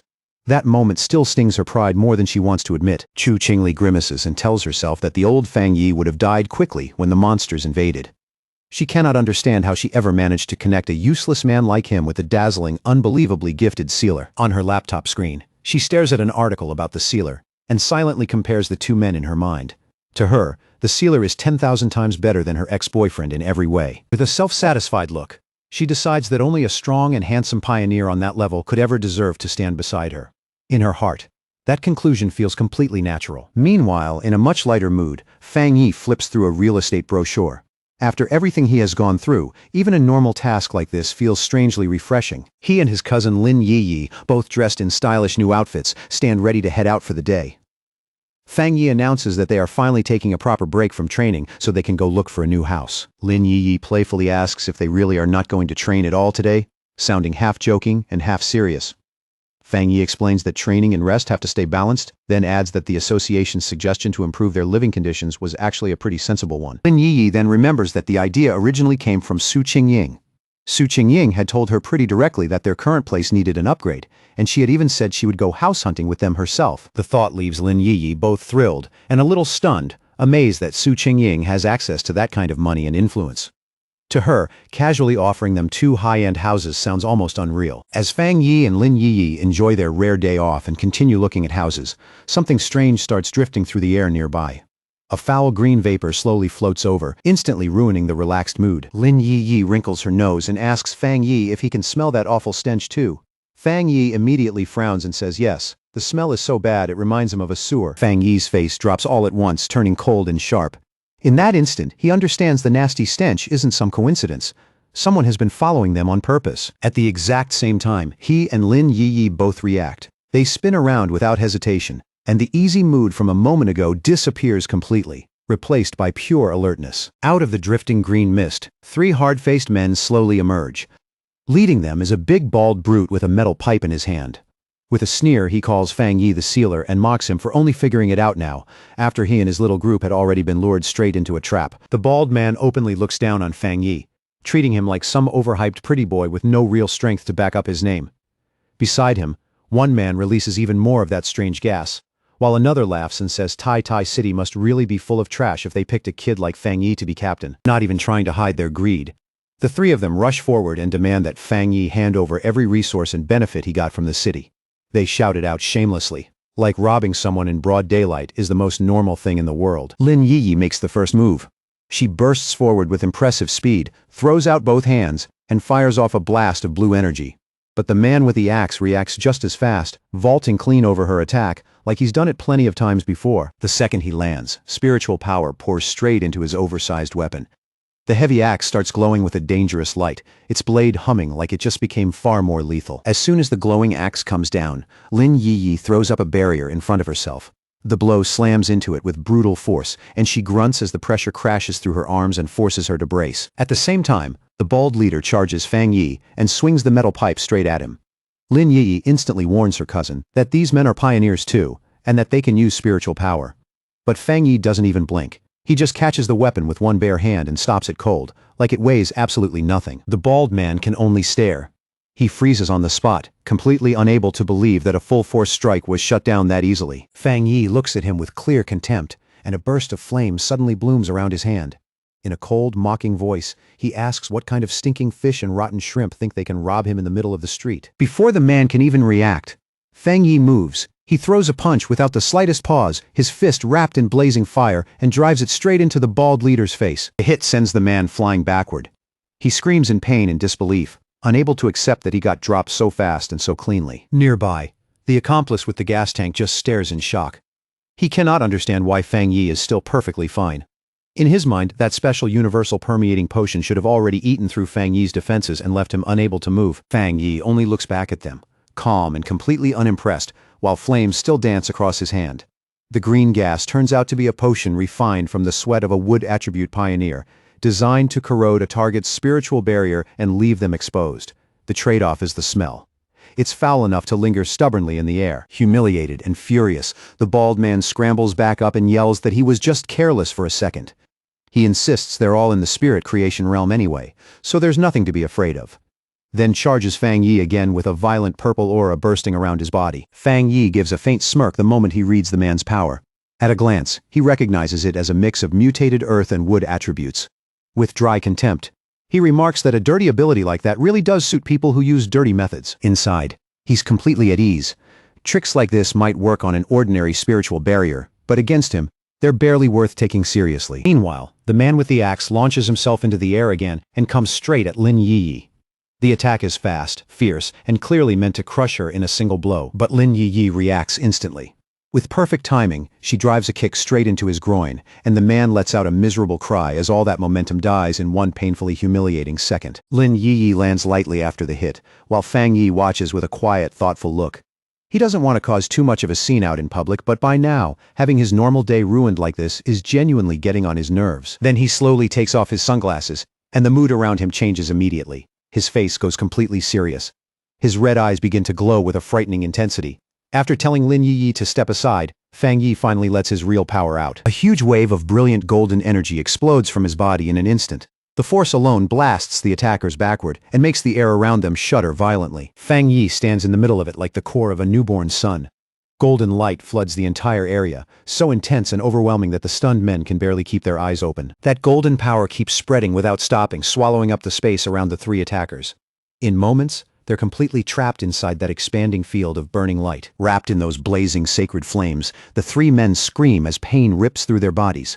Panicked, they cry out and ask what kind of terrifying fire this is. Only then do they finally understand the sealer's real power, and they desperately beg for the agony to stop. Just when Fang Yi is about to push his power even further and end this for good, Su Qingying suddenly rushes in, her voice cuts straight through the chaos as she shouts for him not to kill them, catching Fang Yi off guard. Seeing the three wrecked men collapsed across the street, Su Qingying lets out a relieved breath and explains that they're important targets already under the association's watch. Fang Yi glances at her and asks if she plans to take them away for official processing. Su Qingying nods right away and says yes. The association has already started registering all pioneers, and troublemakers like these, especially repeat offenders, are now under close watch. Standing over the beaten men, Fang Yi coldly tells them they got lucky today. He says he hates being disturbed, and if they ever bother him again, it won't end this simply. That earns him an annoyed sidelong look from Su Qingying. As paramedics arrive and start loading the injured men onto stretchers, Su Qingying tears into them without holding back. She tells them that if this had happened just 2 days earlier, the association would never have stepped in, and they would have deserved to die right where they fell. She reminds them that the sealer spared their lives for the association's sake, then grimly tells them to think carefully about the punishment waiting for them. Arms crossed, she watches the ambulance drive off and mutters in irritation about the idiots who actually dared challenge the #1 pioneer. Still looking a little uneasy, Lin Yi quietly asks what kind of punishment those men will get. Su Qingying explains that all three already have criminal records, so even though they're in the spirit creation realm, they'll be sentenced to life in prison, stripped of both freedom and civil rights, and made to serve as pioneers behind bars for the rest of their lives. After hearing that, Fang Yi goes quiet for a moment. Then he says the method actually isn't bad. To him, it sounds practical, and it seems effective for dealing with dangerous pioneers. Su Qingying then turns to Fang Yi with an exasperated look and calls him the association's precious sweet bun and the future of Shaguo. She complains that even after all the effort they put into promoting him, clueless idiots still keep coming to provoke him, and it seriously makes her wonder if their publicity has been way too restrained. She goes on to say that it's the association's job to recruit strong pioneers like him and help them keep growing. Her tone turns completely firm as she says they cannot let brainless troublemakers ruin the good relationship they've only just started building with Fang Yi. Then her whole mood flips in an instant. Su Qingying brightens right up and flashes a cheerful smile, excitedly telling Fang Yi and Lin Yi that she's taking them to pick out a new villa and a new car. Standing in front of a tall, sleek apartment building, Su Qingying says they need to make an example out of those attackers so nobody else gets the same idea. Then she lays out 2 housing options, a top-floor penthouse in the city center, and a private 3-story villa in the mountains that would be perfect for both living and training. Holding up a golden model of the villa, Su Qingying explains that both places are fully furnished and ready to move into right away. Lin Yi looks them over and honestly admits that both choices are really appealing. After listening quietly, Fang Yi lifts 2 fingers with a faint, confident smile. In the calmest tone possible, he says he'll take both. That answer leaves both Lin Yi and Su Qingying staring at him, speechless. Fang Yi playfully asks if that's allowed, saying he trusts Su Qingying's sincerity. She gets flustered for a second, but then quickly agrees with obvious delight and assures him it's no problem at all. After that, the 3 of them head together to a luxury car dealership. On the way, Su Qingying explains that the association has an ongoing partnership with the showroom, so they can choose any car they want. As they look around the cars, some people nearby can't help glancing toward Lin Yi and whispering to each other. They quietly admire her fair skin and elegant looks, clearly struck by how eye-catching she is. Outside the dealership, a few men watch the group from a distance and size them up in silence. To them, Fang Yi is the one who stands out the most. Even dressed plainly, he gives off the feeling that he might be the son of some powerful family. Inside the showroom, one of Chu Qingli's friends happens to be there too. Seeing the scene, the people around her start guessing that Fang Yi must be buying a car for his girlfriend. The moment Chu Qingli's friend gets a proper look at him, her expression changes on the spot. She clearly never expected to run into Fang Yi here of all places. She quickly realizes exactly who he is. Chu Qingli's ex-boyfriend, and the same young man the university principal had personally come out to greet before. That detail makes the whole situation feel even stranger. Her mind jumps back to the argument she had with him earlier, and irritation rises almost immediately. Seeing Fang Yi shopping for a car with another girl only makes that feeling worse. Trying not to draw attention, she quietly pulls out her phone and starts secretly recording Fang Yi, Lin Yi, and Su Qingying while they stand near a sports car. Her eyes stay locked on them, full of restless curiosity. Not long after, Her phone buzzes as she sends the photo she just took to Chu Qingli. The message goes out right away, carrying the beginning of a new round of trouble. Excited by what she just found, she quickly messages her friend that she spotted Chu Qingli's ex-boyfriend at a VIP dealership. And with obvious satisfaction, she adds that he looks like he's buying a car for a beautiful girl. Chu Qingli answers almost right away, but her reply is cold and flat. She just says, "So what?" like none of it means anything to her. But sitting there in the lecture hall, Chu Qingli is clearly more bothered than she wants to show. A hint of irritation settles on her face, as she wonders where Fang Yi suddenly got that kind of money. Then she sneers to herself and assumes he must have survived the disaster by pure luck and ended up under the care of someone rich. A cold, self-satisfied smile slowly forms on her lips. In her eyes, the distance between her and Fang Yi has already grown so wide that there's no way he could ever catch up. She walks through the lecture hall with a calm, proud expression. She tells herself that once she rises to the top of the pioneer world, things like this won't even be worth noticing. To her, Fang Yi is just a vulgar fool, not someone worth a second thought. After picking their new place, Fang Yi and Lin Yiyi arrive at the modern villa together. The second she sees it up close, Lin Yiyi lights up, runs up the stairs, and shouts in disbelief that they really do have a villa of their own now. Inside the elegant living room, she spins in place and stares all around in open amazement, taking in the polished floors and luxurious furniture. Fang Yi walks in behind her carrying their bags and teasingly tells her to wipe her drool, reminding her with a smile that they still have the penthouse in the city too. Too excited to stand still, Lin Yiyi announces that she's going upstairs to check everything out right now.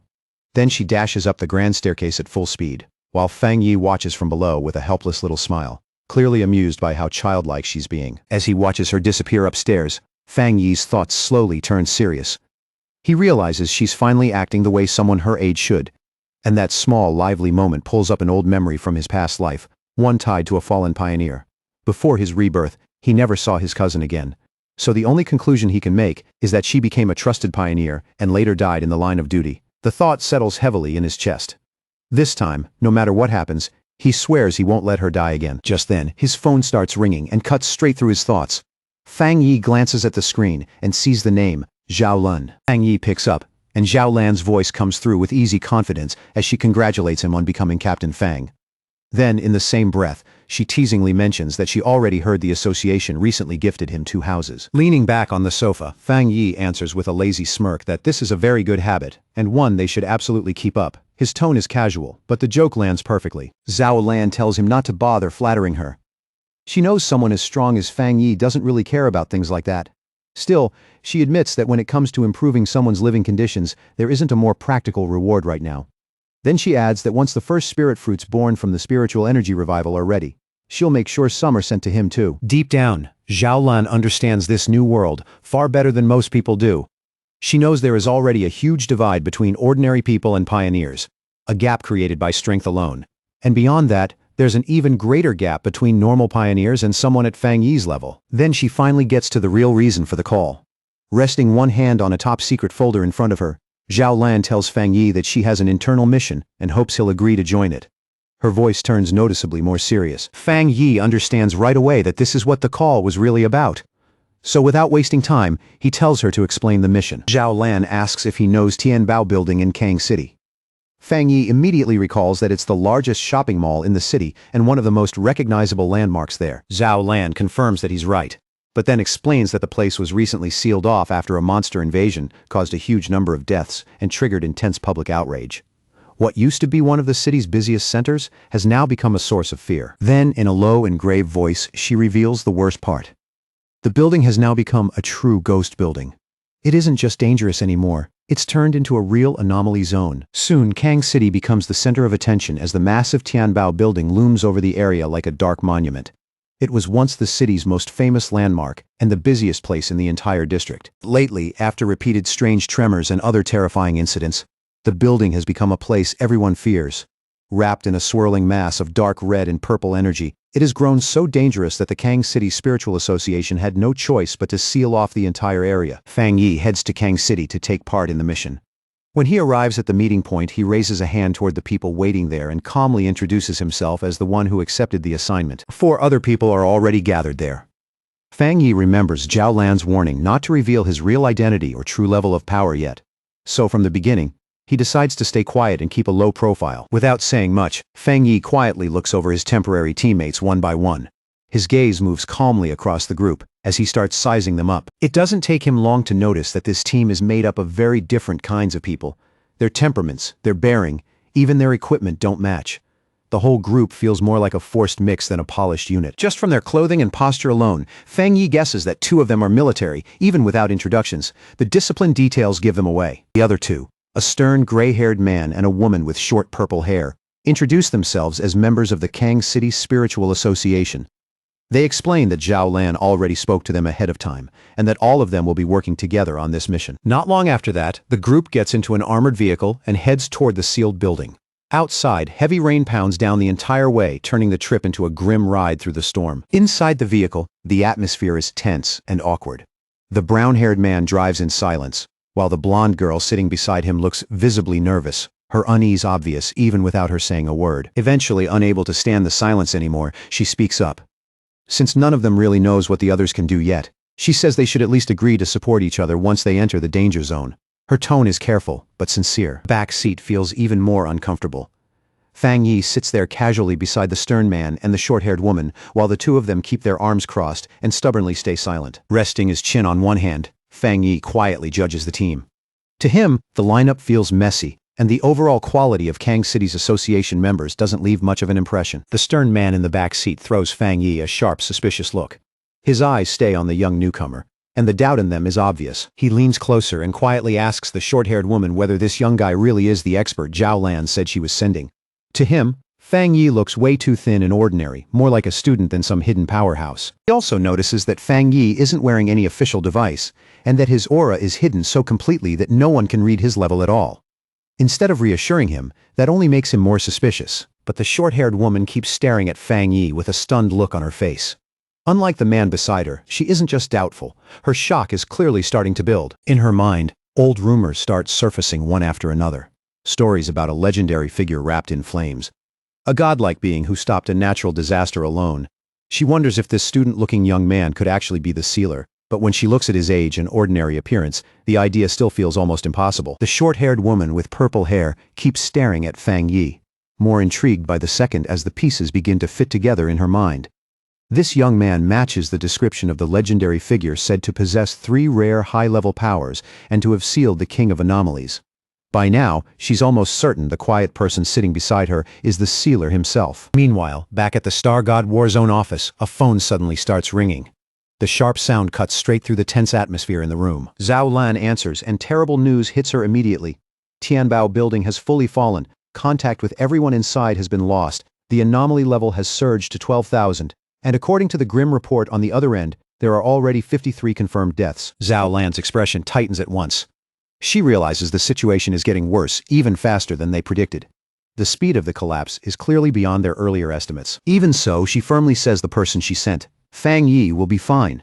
No matter what's happening inside that building, her trust in him doesn't waver for a second. Then she ends the call in a firm, unquestionable tone, saying that since the mission has already been handed over to them, there's no need for any more questions. Her decision is final. Back in Kang City, Tianbao building stands wrapped in a horrifying swirl of red and purple energy. The whole structure looks like it's been swallowed by a living nightmare. The armored vehicle finally pulls in, and the team steps out into a heavy, unnatural rain that falls thick and dark like blood. The second they leave the vehicle, the oppressive atmosphere crashes down on all of them. Fang Yi studies the area with a grave look and quickly judges that the situation is worse than expected. Just from what he can sense already, the creatures inside seem much stronger than the enemies he's faced before. The whole group lifts their heads toward the towering skyscraper. Dark stains smear the outside of the building, and when Fang Yi points them out, the others feel a chill run through them as they realize the entire side is splashed with massive amounts of blood. The short-haired woman tells Fang Yi that the building has 40 floors and is the tallest structure in the city. She adds that even though many people were evacuated, the narrow interior layout made the operation extremely difficult and chaotic. The moment he hears that, Fang Yi understands the problem. Some civilians must have refused to cooperate before the lockdown fully took effect, which means a considerable number of ordinary people are still trapped somewhere inside. Fang Yi asks if there's any way to contact the people still inside. The brown-haired driver tells him no. Ever since the anomaly first began, no information has come out at all. Then he adds that he personally took part in the operation on the second day of the lockdown. The driver recalls it with visible dread from the very start, he says. The whole building looked like a dead zone, like it had rotted for decades in the span of a few moments. And the worst part was what came from above. Mangled body parts kept dropping from the windows, some already torn open and half-eaten by monsters before they even hit the ground. He goes on in a strained voice saying that in less than a week, the dark aura around the building has only grown heavier. Day by day it feels thicker and more oppressive, like the entire place is sinking deeper into something monstrous. Hearing that, Fang Yi turns toward the group with a sharp look that instantly chills the air. He realizes at once that with no contact from anyone inside, the reported death toll of 53 is nothing but a rough estimate based on the body parts found outside. Coldly, he rebukes the Kang City Spiritual Association for taking the situation far too lightly, leaving the driver sweating as he nervously stammers that they really had no other choice. Fang Yi quietly turns that over and quickly sees the grim truth. The association's numbers are almost certainly far below the real count. For ordinary people, an anomaly on this scale is basically a living apocalypse. And once they're trapped inside a sealed place like this, they're nothing more than helpless sheep with nowhere left to run. Not wanting to waste another second, Fang Yi orders the team to enter the building immediately. In a firm voice, he explains that some anomalies grow stronger by feeding on humans, so the higher the death toll climbs, the more dangerous the monsters inside will become. But the second Fang Yi takes charge, the gray-haired man pushes back without hesitation and reaches out to stop him with a hand on his shoulder. Even while admitting the military told them to follow Fang Yi's lead, he insists Fang Yi explain the plan first before dragging all of them into what sounds like a suicide charge. Fang Yi turns his head and looks at him with cold impatience. "What plan is there to discuss?" he asks, when they know almost nothing about what's happening inside. To him, the answer is obvious. They go in first, and they see it for themselves. The gray-haired man still doesn't buy it and keeps pressing the issue. He argues that everyone there has experience dealing with anomalies, and as the acting commander, Fang Yi should at least understand the abilities of the people under him. Then he starts criticizing him more openly, pointing out that Fang Yi hasn't even joined the official organization and has no formal training at all. Before the argument can get any worse, the short-haired woman with purple hair suddenly steps forward. Her face is tight with anger, and the way she cuts in instantly snaps the tension in half. She moves between them and sharply tells the gray-haired man to shut up, reminding him that they are already out of time. Then she adds that Fang Yi only took this mission because Zhao Lan personally recommended him, so questioning Fang Yi now is no different from openly questioning a high-ranking officer. Fang Yi watches the whole exchange in silence, and doesn't say a word while the others argue around him. But inwardly, he looks down on it. For a team about to enter a life-and-death mission, internal conflict is the worst possible mistake. Without wasting another breath on it, Fang Yi turns and walks straight toward the dark entrance. In a cold voice, he tells them that if they don't want to come in, they can stay outside. That blunt resolve is enough to make the rest of the team, even the hesitant ones, hurry after him. The group steps into Tianbao Building and is greeted by a scene that feels ruined and deeply wrong at the same time. Wrecked cars are crushed where they shouldn't be. Garbage is strewn everywhere, and even in all that destruction, the blonde girl is the first to notice that something here feels unnaturally off. For all the devastation around them, there isn't a single sound. The silence is so complete, so unnatural, that it presses against their nerves harder than any scream could. Then, without warning, a dark shape drops from the ceiling high above. It moves so fast and so suddenly that it looks like a living shadow peeling itself out of the darkness. A split second later, the gray-haired man senses something and instinctively looks up. Confusion flashes across his face. He knows something is there, but he's already too late to react properly. Before he can do anything, a horrifying monster with glowing green eyes comes diving down from the darkness overhead, shrieking as it launches its ambush. The attack is direct and savage, aimed straight at him before the team can even get into position. Fang Yi moves first, faster than anyone can even shout a warning. In the same motion, a sword appears in his hand, and the blade erupts with fierce, blazing fire. With one clean, ruthless swing, Fang Yi sends a wave of flame straight at the descending creature. His expression never changes.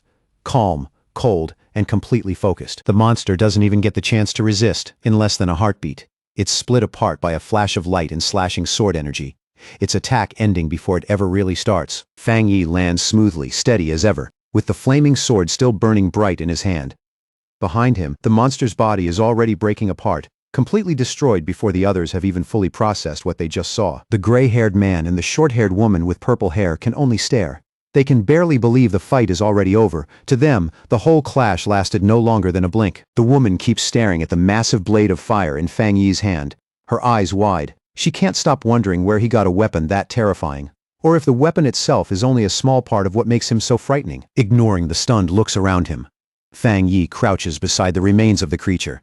His focus shifts immediately from combat to analysis, calm and efficient. He picks up a piece of the corpse, studies it closely, then rises to his feet again. From its twisted shape he judges that the monster looks like some grotesque mix of a bird and a gecko, and from how badly its body has mutated, he grimly concludes that it has already devoured a large number of humans. The short-haired woman with purple hair steps closer to get a better look, and the moment she does, something flashes across her face.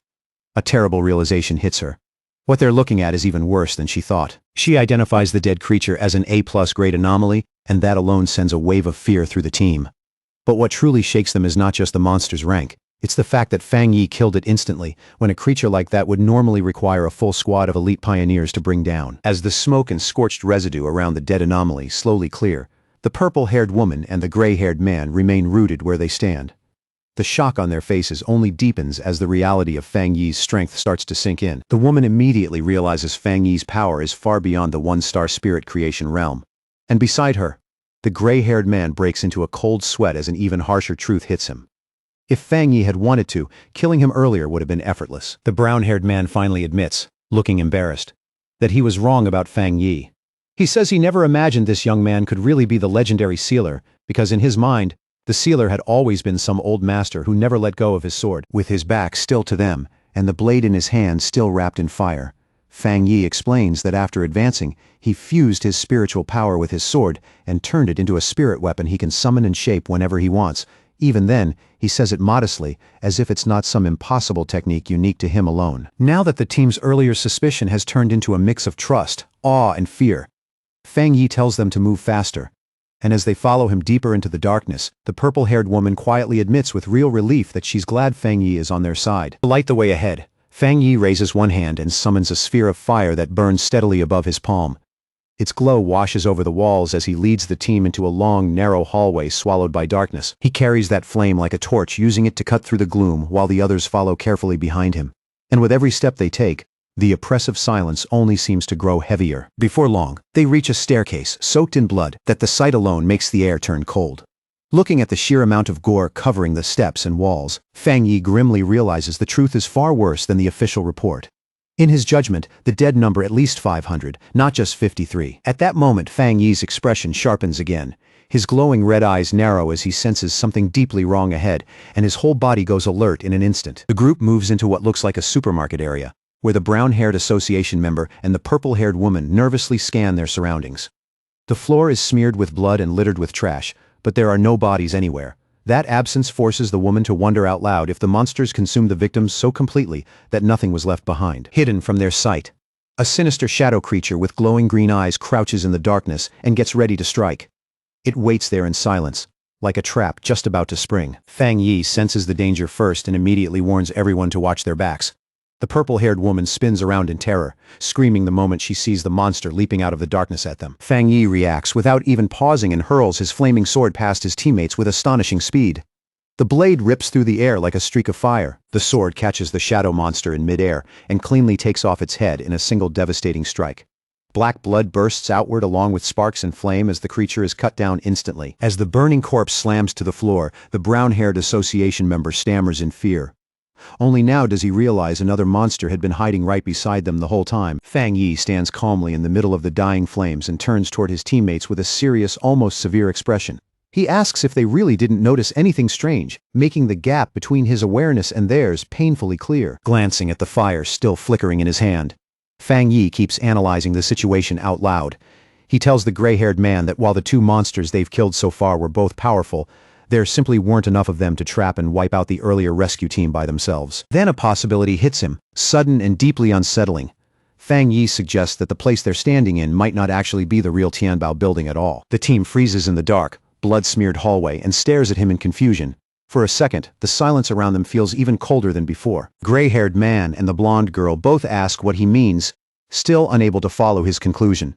Their voices are filled with the same mix of confusion and unease. Fang Yi explains that even though the hallway is drenched in blood, the smell is all wrong. The strongest scent in the air comes from dark attribute energy and from the monsters themselves, but there's no matching stench of rotting corpses anywhere nearby. Once that thought clicks into place, Fang Yi decides he has to verify it right away. Guessing isn't enough anymore.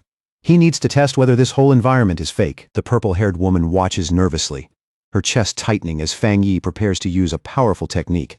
Even before he makes a move, she can already feel the air around him beginning to change. She gives a small nod and quietly agrees. The whole place feels unnaturally empty to her, like nothing truly alive has ever existed here in the first place. Fang Yi quickly pieces it together and guesses that this entire area is only a hollow imitation, a blank copy stitched together by the monster. He slowly lifts one hand, and a tremendous wave of purple energy begins pouring from his palm. If his judgment is right, he says, then this whole place has already been stripped down to nothing but an empty shell. A massive sphere of black energy gathers in his hand, the boundless dark realm, and the sight of that dark attribute power leaves his teammates visibly stunned. Then a system window suddenly pops up and confirms his suspicion. It detects a similar dark power called the Inner Dark World and asks whether he wants to view the details. The system explains that the Inner Dark World is a special space created by splitting the dark attribute, a nest-like domain that invades the original area and replaces it. It goes on to reveal that if they want to reach the true Inner Dark World, they first have to find the door that forms it and keeps it in place. Fang Yi understands immediately.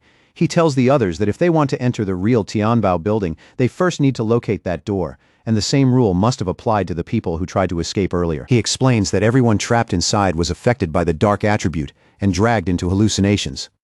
Most likely, they mistook the windows for an exit. He guides the dark energy with one hand.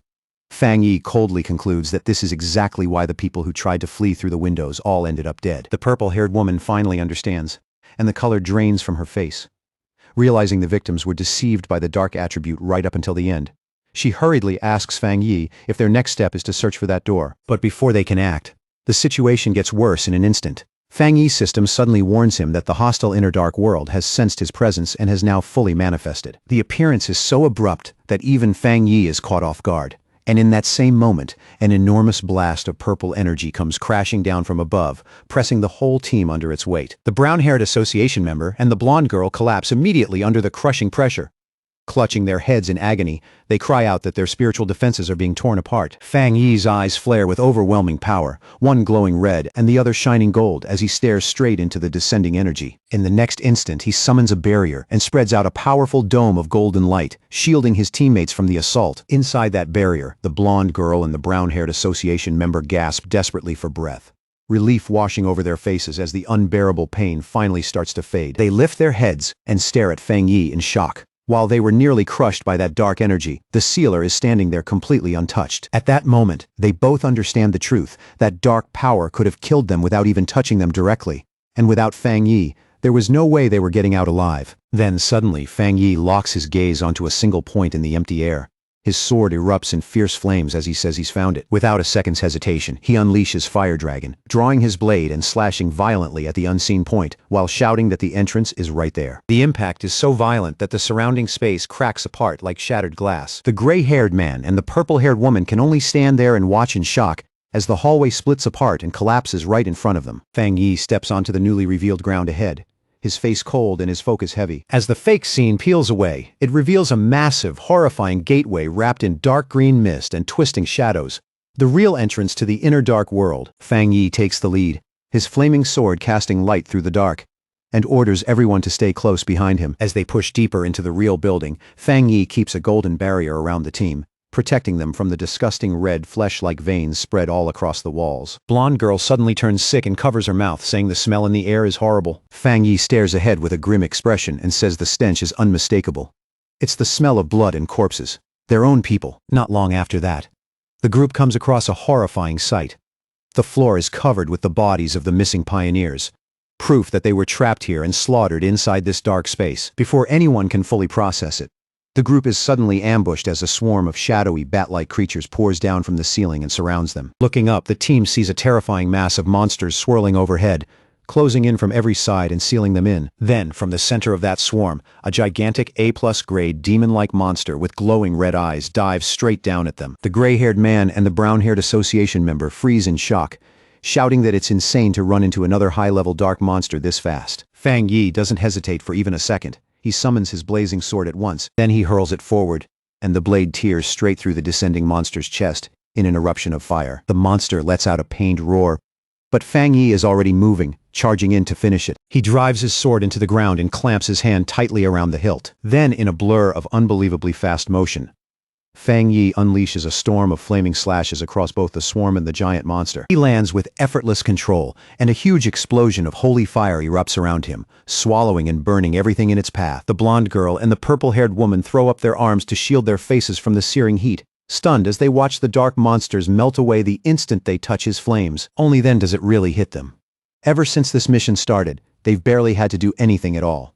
Meanwhile, Fang Yi walks through the burning aftermath, his sword glowing red like molten lava. Then he slowly reaches one hand down toward the floor, where the bodies of the earlier victims still lie. Using his fire with surprising care, Fang Yi gently cremates the innocent dead, giving them the dignity of a proper burial instead of leaving them behind in this corrupted place. The brown-haired association member and the blonde girl watch the flames with deep awe, saying Fang Yi truly deserves the title of sealer. Fang Yi turns back to the group and begins giving orders. Now that they're inside the building, he tells them, it's time for them to do their part. He instructs them to search the first floor for survivors while he heads upstairs to deal with the remaining monsters. The others, including the gray-haired man and the purple-haired woman, immediately stand ready to obey. Whatever doubt they had before is now completely gone, replaced by respect. Fang Yi keeps sweeping through the building floor by floor. By the time he reaches the 10th floor, he's already fighting through a swarm of flying shadow creatures, swinging his flaming sword to keep them from surrounding him. Even in the middle of the fight, he studies them and realizes these enemies have evolved to at least the one-star spirit creation realm. Even so, he cuts through them with ease, noting that while they've grown stronger, their actual abilities haven't changed that much. Fang Yi leads the team up the escalator toward the 15th floor, his sword dragging behind him and leaving a long trail of fire to light the dim passage. With every step higher, the air grows heavier, pressing down on their chests like an invisible weight. The blonde girl winces and says the freezing dark power is starting to seep through even her barrier. Then they reach a hallway packed with bodies, and the sight alone makes the already suffocating atmosphere feel even colder. The gray-haired man suddenly notices something wrong with the corpses. He quickly warns everyone that something is moving inside them, and that the remains are corrosive. In a tense voice, he tells the team not to breathe in the spores no matter what. A single drop of thick liquid falls from above and lands in the puddle below with a sharp, eerie plink. In that unnatural silence, even a sound that's small feels like the start of something much worse. Then, in the next instant, a massive spike-like shadow rises violently behind Fang Yi and the brown-haired association member. The hidden monster finally shows itself, towering over them in a twisted, terrifying shape that makes the whole corridor feel even tighter. It's a horrifying creature covered in eyes, all of them staring down from above with a sick, hungry intelligence. Then it throws back its head and roars, unleashing a relentless storm of energy spikes that tears through the air. Fang Yi doesn't show even a trace of fear. Instead, he smiles, and there's almost a note of excitement in his voice when he says things are finally starting to get interesting. Fang Yi spins his sword at blinding speed, and the motion instantly forms a burning shield of fire around him. One after another, the incoming energy spikes slam into the flaming barrier, only to be knocked away in bursts of sparks. The monster drops lower and charges in for a direct attack, but Fang Yi is already ready to meet it head-on. In that brief clash, he realizes the creature still isn't fighting seriously. It's stalling, buying time so it can keep evolving. Without hesitation, Fang Yi hurls his flaming sword forward with crushing force. The attack catches the monster off guard, and the instant the blade hits, a violent explosion fills the corridor with blazing light. Fang Yi reaches a hand toward the burning aftermath, almost looking disappointed. He tells the defeated monster he gave it too much credit, because he was expecting at least something on the level of a 3-star spirit creation opponent. The gray-haired man stays fully alert and sharply turns the moment he hears a faint sound nearby. At the same time, Fang Yi lifts his gaze toward the source and calmly asks who's hiding there. Looking inside, Fang Yi asks if they're survivors. A young man hiding nervously behind the door stammers in fear and disbelief, asking if they're the forerunners sent to save them. The team soon finds 5 people still alive inside what looks like a hidden storage room, belonging to a luxury brand store.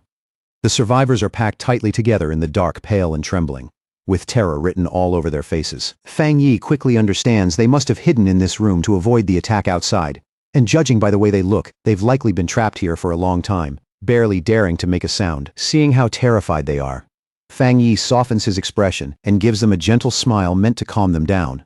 He reassures them that things are under control now and tells them clearly that they came here to rescue them. The brown-haired association member steps forward with a warm smile and introduces the group as members of the Kang City Spirit Association. He tells the survivors the monsters outside have already been dealt with and urges them to come out quickly while it's safe. The young male survivor stares at Fang Yi with wide eyes, clearly struggling to take it in. His lips tremble as he stammers, unable to believe that rescue really made it here. And he suddenly blurts out in shock, asking if Fang Yi really killed all those terrifying monsters with a single slash.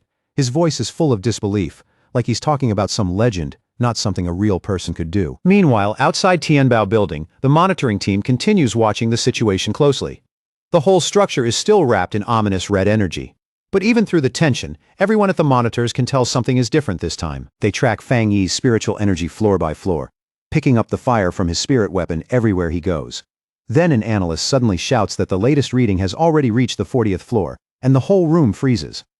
In stunned disbelief, they report that the sealer cleared Tianbao building from bottom to top in just 9 minutes and 56 seconds. Right away, they realize this news is going to shake the entire pioneer world in Kang City. But before the room can fully celebrate, a red alarm suddenly blares through the station. One of the staff members warns them it still isn't over, because an S-class monster eruption has just been detected on the very top floor. Back on the top level, Fang Yi stands in the middle of shattered rubble and slowly lifts his eyes. His expression turns serious. The air around him goes still and tense, like the entire floor is holding its breath before the real battle begins. He realizes immediately that he's found the main target. Looming high above him is a massive skeletal creature wrapped in glowing green energy and black feathers, and Fang Yi identifies the terrifying thing at once as the anomaly king of this place, the Bone Bird. Without wasting a second, Fang Yi charges straight at the enormous anomaly king.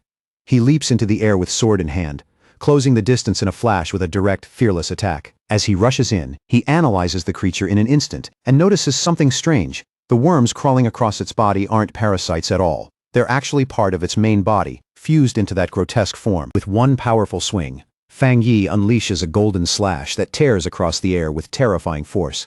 But the Bone Bird raises its thick cage-like bones and blocks the attack head-on, stopping the blow before it can break through. For the briefest second, a flicker of surprise crosses Fang Yi's face when his strike is stopped.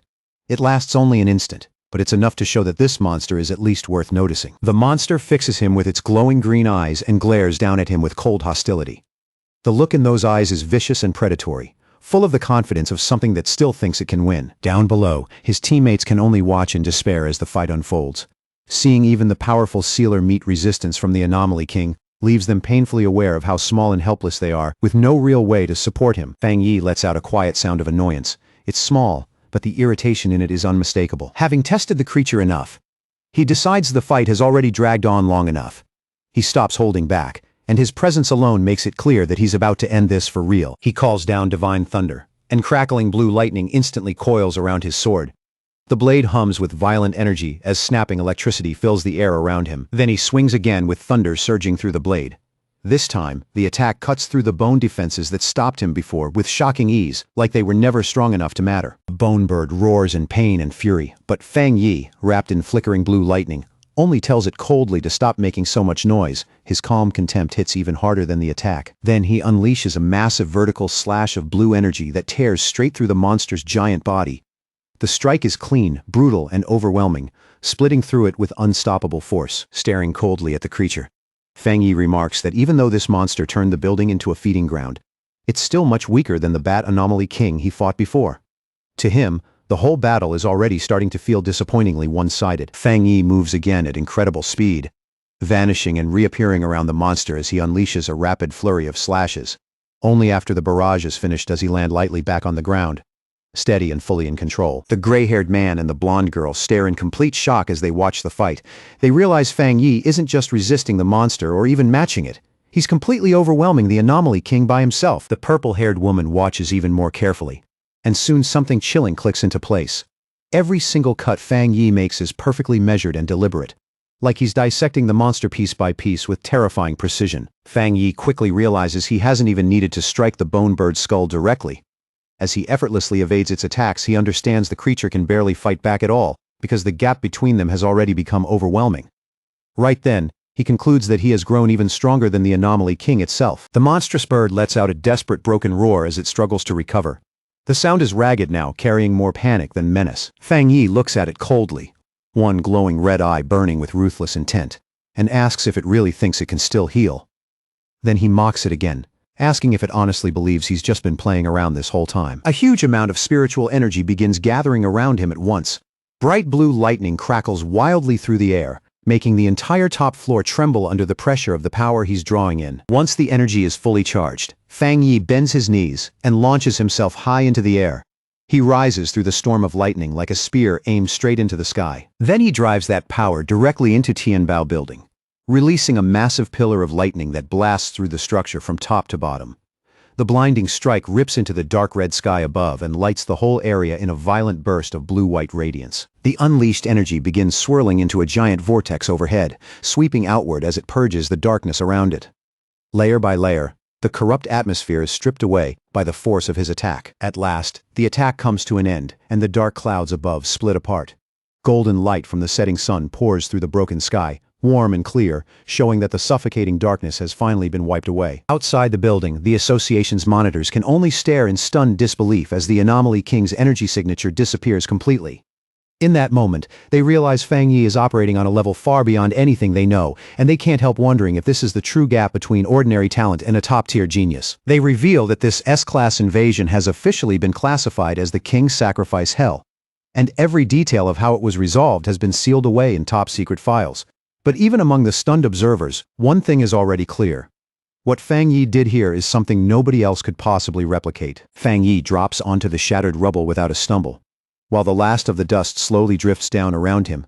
The brutal collision is finally over, and there he stands in the thinning haze, calm and completely untouched by the wreckage around him. He turns to the purple-haired woman and the gray-haired man, then tells them in a steady voice that the bone bird is dead.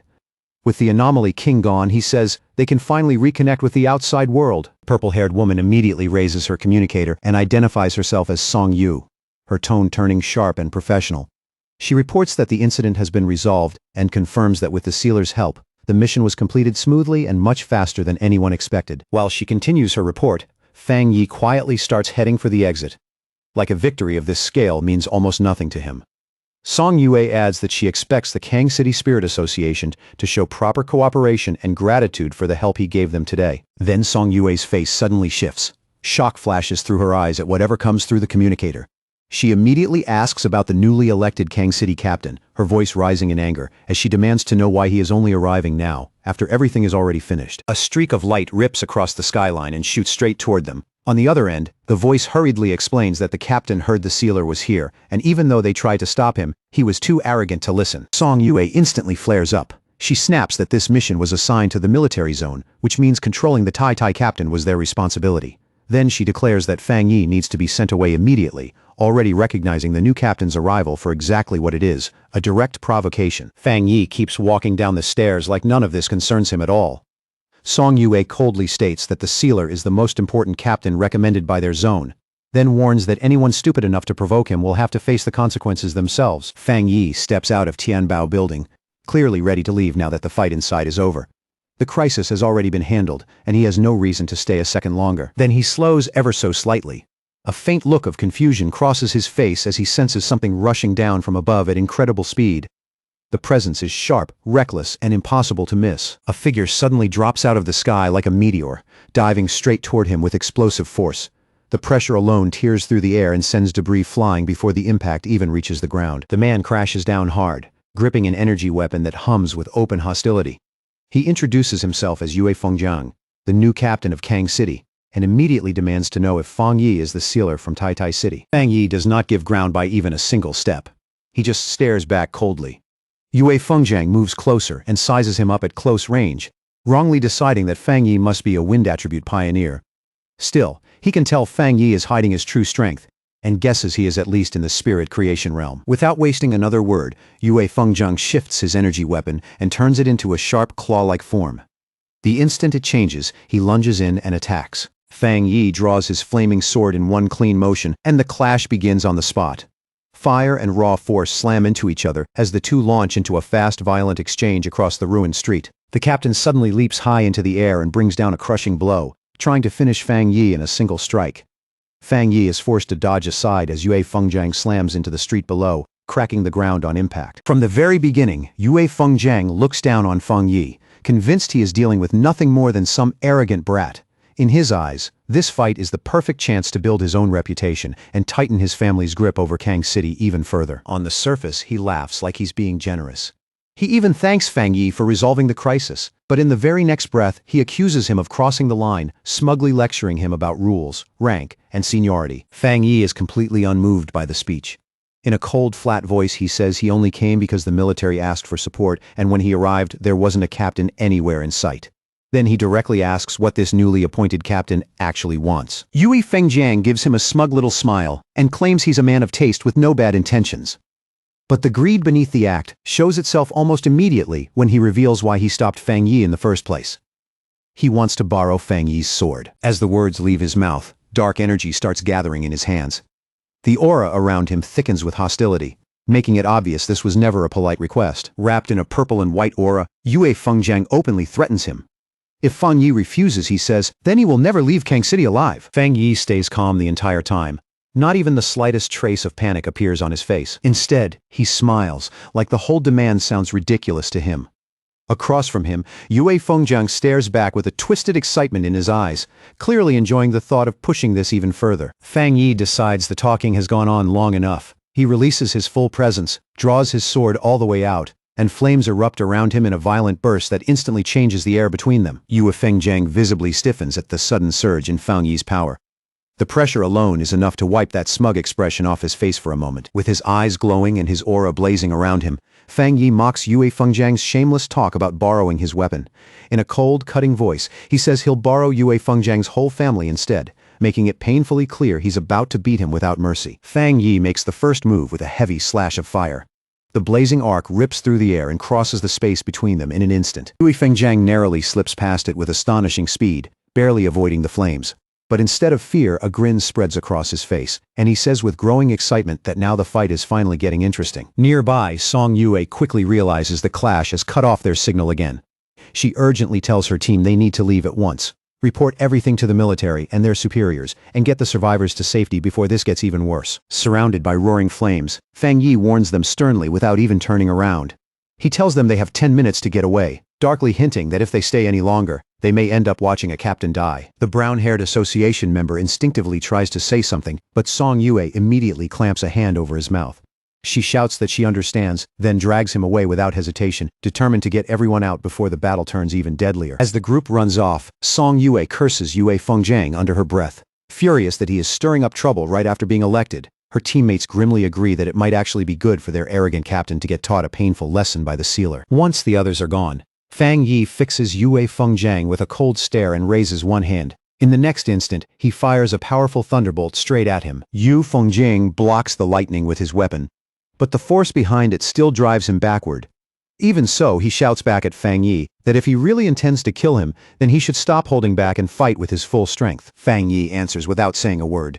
Instead, he brings down a crushing attack loaded with terrifying weight, and violent shockwaves burst through everything around them. A massive explosion erupts behind Yue Fengjiang, blowing apart the nearby buildings in an instant. Fire and debris surge upward, turning the ruined street into a chaotic field of destruction. Yue Fengjiang is forced to slide backward just to steady himself, his boots scraping hard against the ground. When he finally regains his balance, he can't help but think that the feeling behind that strike was genuinely terrifying. Sweat starts running down his face as he looks at Fang Yi again. A growing sense of alarm settles in as he realizes Fang Yi's yang power is not just overwhelming, but violently explosive in a way that's incredibly hard to defend against. For the first time since the fight began, the arrogant captain has to admit it to himself. He's afraid. Across from him, Fang Yi stands inside the raging flames like a dark silhouette with glowing red eyes, then gives a faint smirk at Yue Fengjiang's earlier challenge about using his full power. He coolly replies that if he really fought with 100% of his strength, Yue Fengjiang probably would not even last 10 minutes. His voice stays calm, but the contempt in it cuts harder than a direct insult. Yue Fengjiang only smiles back, forcing his confidence to hold. Even now, his pride refuses to crack all the way. Then he bursts into manic laughter, convincing himself that the real power must be in the sword, not Fang Yi. In his mind, it has to be some newly developed secret weapon from the Spirit Association, and Fang Yi is just lucky enough to be the one carrying it. Fang Yi does not bother answering. He only looks at Yue Fengjiang with a cold, unimpressed stare, as if the man's delusion is too foolish to even deserve a response. In Yue Fengjiang's imagination, he pictures the weapon sealed inside a containment tube, like some terrifying classified prototype. The thought only makes him more jealous that something so valuable ended up in the hands of a kid like Fang Yi. He presses a hand to his chest and decides that coming to this city was worth it after all. Because in his eyes, he has just found a priceless treasure waiting to be taken, completely swallowed by greed. Yue Fengjiang tears off his shirt as purple energy surges across his body. He arrogantly calls Feng Yi nothing more than a two-star cultivator, demands the blade, and openly threatens to kill him for it, shouting that Feng Yi still hasn't shown enough strength to truly impress him. Meanwhile, back at Tai Spirit Association headquarters, the mood is tense and heavy. A superior slams both hands onto the table in fury after hearing that the Kang City captain has started a fight with their own captain, Fang Yi. Su Qingying looks deeply worried as the superior breaks into a sweat, finally realizing how serious this has become. She points out that the sealer was invited by the Star God Warzone, which means this is no longer some simple personal conflict, but a clash tied directly to high-level military politics. The superior suddenly freezes when his assistant leans in and whispers a new update. Staring in disbelief, he asks the assistant to repeat the ridiculous news, like he can't trust what he just heard. The assistant explains that they already reached out to Kang City, but the response they got back was unbelievably arrogant. The other side said that if the fight is not stopped within 10 minutes, things will become irreversible, clearly assuming Fang Yi is the one about to lose. In their eyes, Kang City ranks third among the cities, so their captain simply cannot be defeated. The Tai officials are stunned, and just as insulted. The contempt in that reply is impossible to miss. Kang City is openly looking down on them. Superior slams his fist onto the desk again, his face darkening as he curses the Kang City officials for being complete idiots. He realizes they think sealing a top-level monster is some simple routine job and that they have no idea what kind of person Fang Yi really is. The assistant quickly adds that the Kang City captain is rumored to have only recently reached the 3-star rank. On top of that, he comes from a massive family with resources that seem almost endless, which is exactly why he has grown so arrogant and untouchable. The superior turns toward the window and lets out a cold scoff at the mention of a mere 3-star. With a grave look on his face, he says Fang Yi holds multiple top-level powers, and his real combat strength has long gone far beyond the realm written on paper. Then he reaches a grim conclusion. Since Kang City never went through the King's Sacrifice hell themselves, they have no clue what Fang Yi's title really means.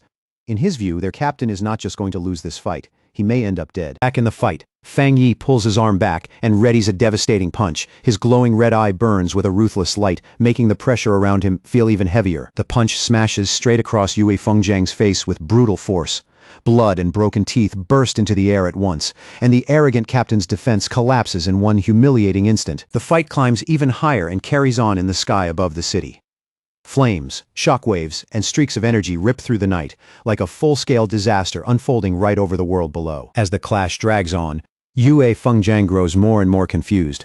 No matter how he attacks, his power cannot seem to break through Feng Yi's flames, and he cannot understand why that fire blade feels so endless, like it can never be worn down. And the longer they fight, the worse it gets. Yue Fengjiang is horrified to realize that the moment his spiritual power touches Fang Yi's flames, it starts disappearing, as if everything he releases is being swallowed by some vast sea. Under Fang Yi's relentless pressure and non-stop assault, he starts to feel completely overwhelmed. Then, without warning, Fang Yi appears right beside Yue Fengjiang's face. In a cold voice, barely above a whisper, he tells him they have arrived. Yue Fengjiang jerks his head to the side in shock. And right there beside them, he sees the Kang City Spirit Association building. The realization hits immediately. Fang Yi has dragged the battle all the way back to his own territory. Fang Yi hovers over him, his presence so heavy it feels terrifying. Then he tells Yue Fengjiang that out of respect for Kang City and the military, he is willing to give him one last chance. But before Yue Fengjiang can even respond, Fang Yi drives a brutal kick into him and sends him hurtling downward. And he is not stopping there. Right after that, Fang Yi unleashes a huge barrage of fire slashes toward the building below. He shouts that he is worried some people might still be hiding inside, so he decided to make sure his arrival cannot be ignored. The words sound mocking, but the warning behind them is deadly real. Yue Fengjiang is caught in the middle of the blast, and his face twists with shock and pain. The arrogance he wore so easily before starts burning away, replaced by raw fear. The explosion that follows is massive, bright enough to light up the whole skyline. Down on the streets, people stop where they are and look up in confusion, wondering if some giant fire just broke out in the middle of Kang City. Panic starts spreading through the crowd as the temperature suddenly spikes.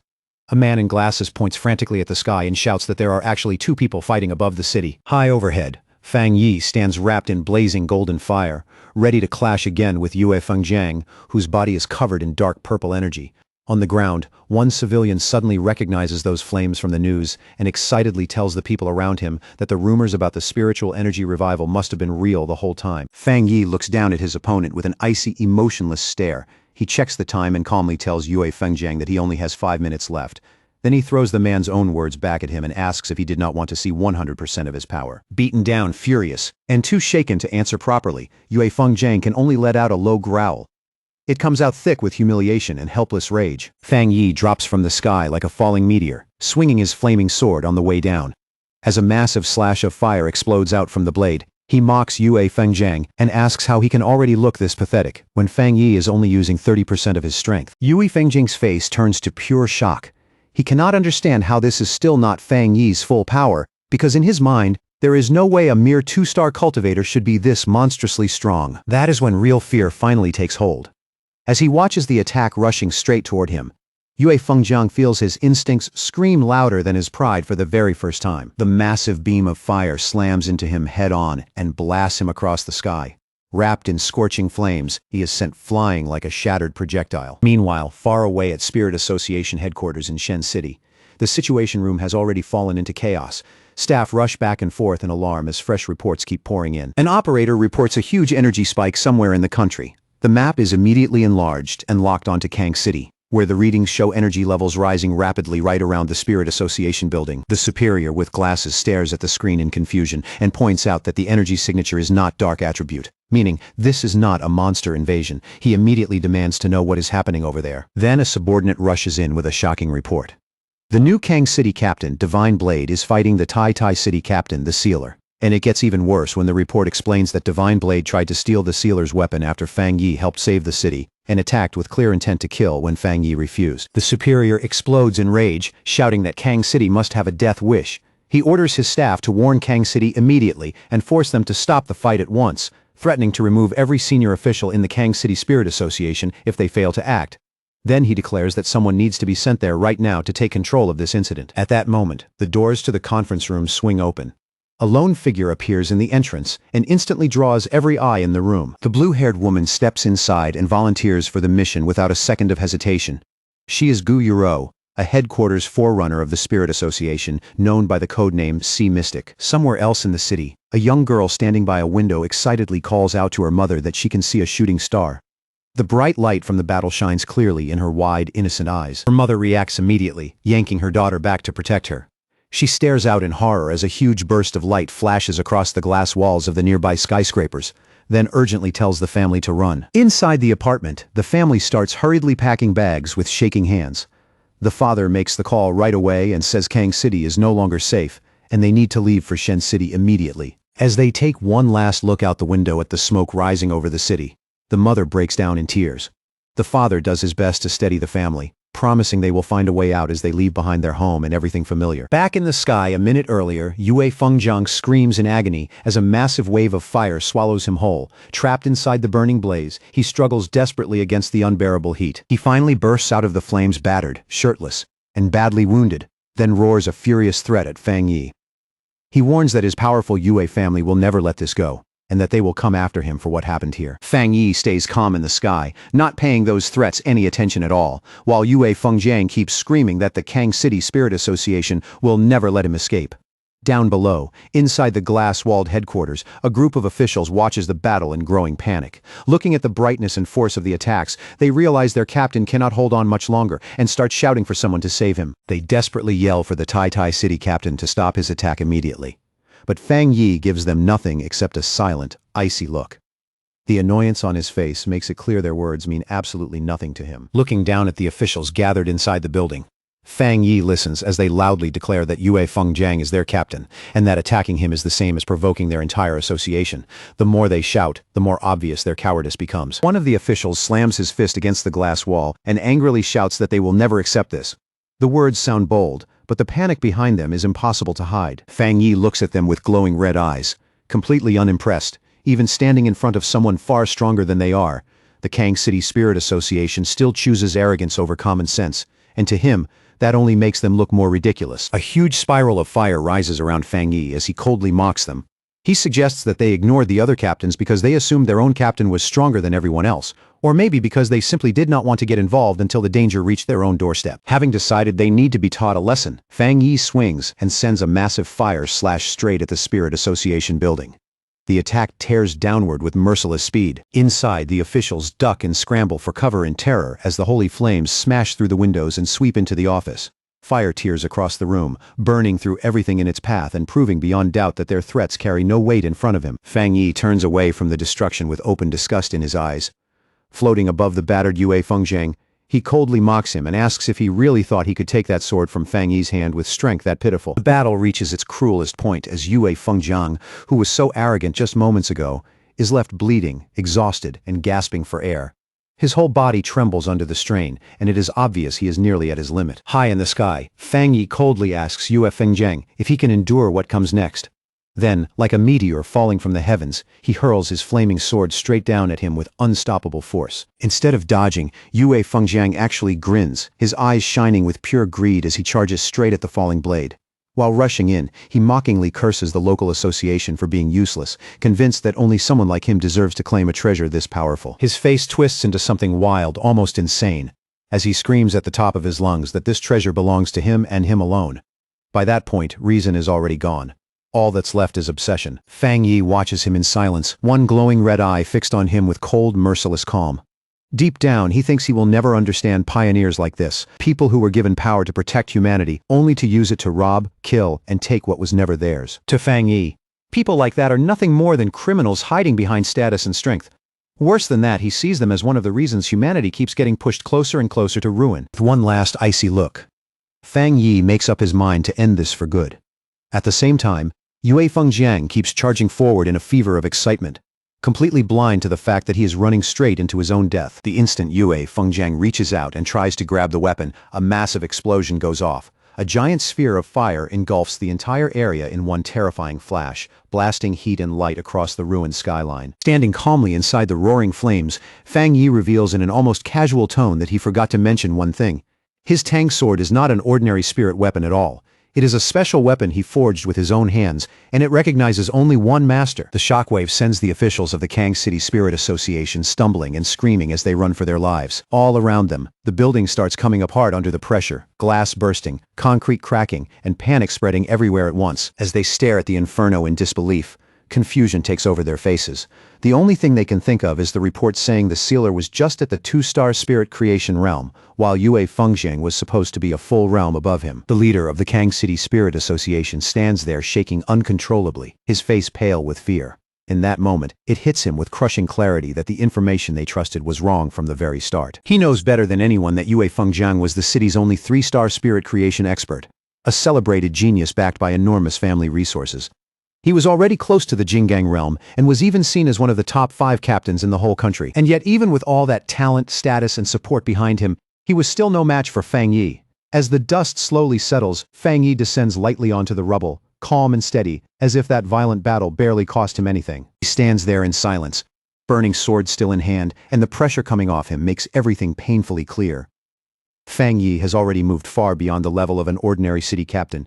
If he truly wanted to, he now has the terrifying power to wipe out an entire city by himself. Wang Zhong, the leader of the Kang City Spirit Association, is trembling so badly he can barely stay on his feet. Looking at the destruction around him, he wonders in horror if Fang Yi really plans to bury the entire Kang City Spirit Association along with their defeated captain. Overcome with fear, Wang Zhong collapses to the ground beside his terrified subordinates and begs the Tai City captain for mercy, shouting that this whole thing was their fault. Just then, the distant sound of an approaching helicopter cuts through the burning silence. That sudden mechanical roar breaks the suffocating tension and makes everyone look up at once. Inside the cockpit, the pilot quickly reports to his superior that there is an extremely pure and overwhelmingly strong Yang attribute source up ahead.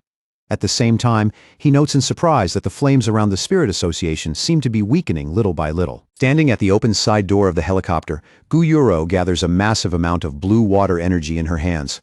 Feeling the heat even from this distance, she narrows her eyes and wonders whether the fire below is really dying out, or if something even more dangerous is still hiding inside it. Afraid they may have arrived too late, Gu Yuro stops hesitating and releases her power. Streams of blue energy pour down from the sky like rain, washing over the burning ruins as she tries to put out the remaining flames. Looking down at the destruction below, even Gu Yuro has to admit how frightening Fang Yi's strength is. To herself, she thinks it is truly astonishing that one person came this close to wiping out the third largest city through sheer power alone. She quickly realizes that Fang Yi's strength has already reached the level of a true national-class pioneer. But as her rain keeps falling, she notices something even more important. Her water is only able to extinguish the flames because Fang Yi has already chosen to hold back. In other words, he showed mercy. If he had not pulled his power back on his own, her water alone would never have been enough to suppress those flames. On the ground, Wang Zhong looks up in sudden delight and shouts toward Fang Yi that headquarters has arrived to save them.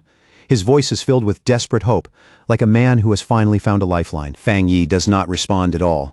He just stands there in silence, expression unreadable, and lifts his eyes toward the newcomer in the sky. From the helicopter above, Gu Yuro quietly stares back at him. As a water attribute pioneer herself, she can immediately sense just how astonishingly pure and dense the power around Fang Yi really is. The more carefully she feels it, the more certain she becomes that Fang Yi's pure energy far surpasses anything Yue Fengjiang ever had. The gap between them is not small. It's overwhelming. In her judgment, that alone puts Fang Yi among the strongest pioneers she has ever personally encountered. It is the kind of power that stays with you the moment you feel it. Then Gu Yuro's expression shifts, and a flicker of surprise passes through her eyes when she notices something specific. Her attention leaves the ruined battlefield and locks onto the weapon in Fang Yi's hand. She studies the flaming Tang sword in Fang Yi's grip with a sharp, trained gaze. From the purity of its power and the astonishing level of fusion inside the weapon, she immediately understands one thing. The Tai Tai City Spirit Association does not have the technology needed to create a spirit weapon this advanced. As Fang Yi calmly sheathes the sword and draws the flames back into his body, like they naturally belong there, Gu Yuro arrives at the only conclusion that makes sense. That spirit weapon was not given to him by anyone. Fang Yi made it himself. Now that the helicopter is overhead, Wang Zhong suddenly finds a little courage and points a trembling finger at Fang Yi. In a shaky but self-righteous voice, he demands to know whether the sealer really needed to be this ruthless and asks how Fang Yi plans to explain himself now that headquarters has arrived in person. Fang Yi turns his eyes on him with terrifying intensity, and the pressure alone nearly makes Wang Zhong stop breathing. In a cold voice, he reminds the official that he already gave them a full 10 minutes to settle the matter, yet during all that time, they failed to offer even a single explanation. And Fang Yi turns away like Wang Zhong is not even worth another look. In his eyes, their silence already said everything. It meant they had silently agreed that their own captain deserved to die. Without warning, Fang Yi releases a massive wave of fiery energy that whips around the terrified officials and traps them in scorching heat. In a voice that allows no defiance, he warns them that if they dare speak to him with that same disrespect again, he will kill every last one of them along with their fallen captain. At that exact moment, Gu Yuro descends from the sky wrapped in swirling blue water energy, her entrance sharp and commanding. Calling out to the Tai Tai City captain, she orders him to stop this aggressive behavior at once. Fang Yi slowly turns his head in silence to face the new arrival. His expression stays calm, but his eyes make it clear that he is judging her the moment she lands. Wang Zhong is suddenly overjoyed. Convinced Fang Yi has finally crossed a line he cannot escape. In his mind, no matter how strong the sealer may be, there is no way he can kill a city captain and walk away without consequences. If something like that were allowed, then every captain in the country would be living under threat. Gu Yuro lands firmly and introduces herself without wasting a second. In a stern voice, she asks how the Spirit Association is supposed to manage its regional branches at all if chaos on this scale is allowed to happen unchecked. Hearing that, Wang Zhong's face twists into a wicked, relieved smile. He eagerly assumes she has come to take his side and waits for her to punish Fang Yi for destroying their headquarters. But to the complete shock of everyone there, Gu Yuro does not move against Fang Yi at all. Instead, she steps forward respectfully and admits that this entire incident was a failure of duty on the Spirit Association's side. She lowers her head in apology and sincerely promises Fang Yi that headquarters will give him a proper explanation for everything that happened here. Her tone is serious, with no room for misunderstanding. Fang Yi's expression softens just a little, and the faintest smile touches his face. He simply lets out a quiet hum in acknowledgement, accepting her apology without saying anything more. Wang Zhong freezes where he stands, his face going blank with disbelief.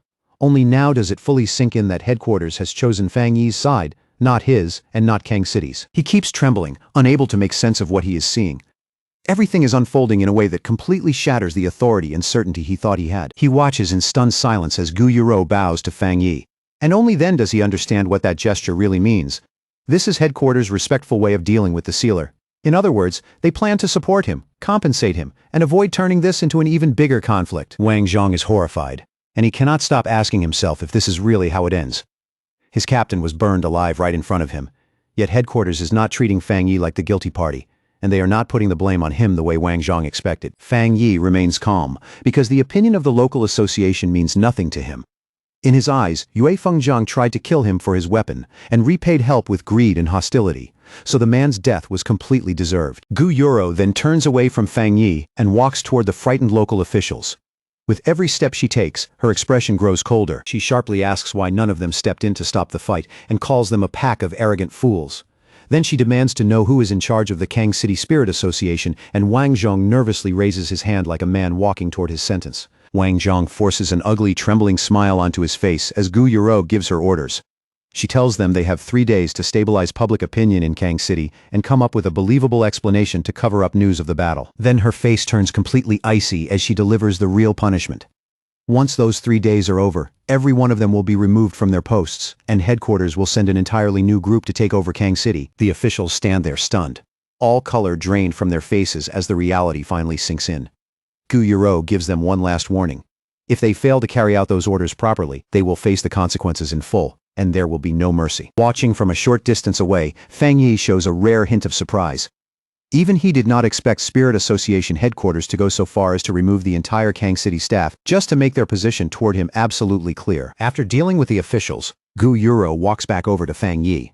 In a calm but serious voice, she explains that this time, headquarters needed to make its stance unmistakable, with no room left for anyone to misunderstand it. She says it plainly. Anyone who dares provoke the sealer again will end up just like Yue Fengjiang in the Kang City Spirit Association.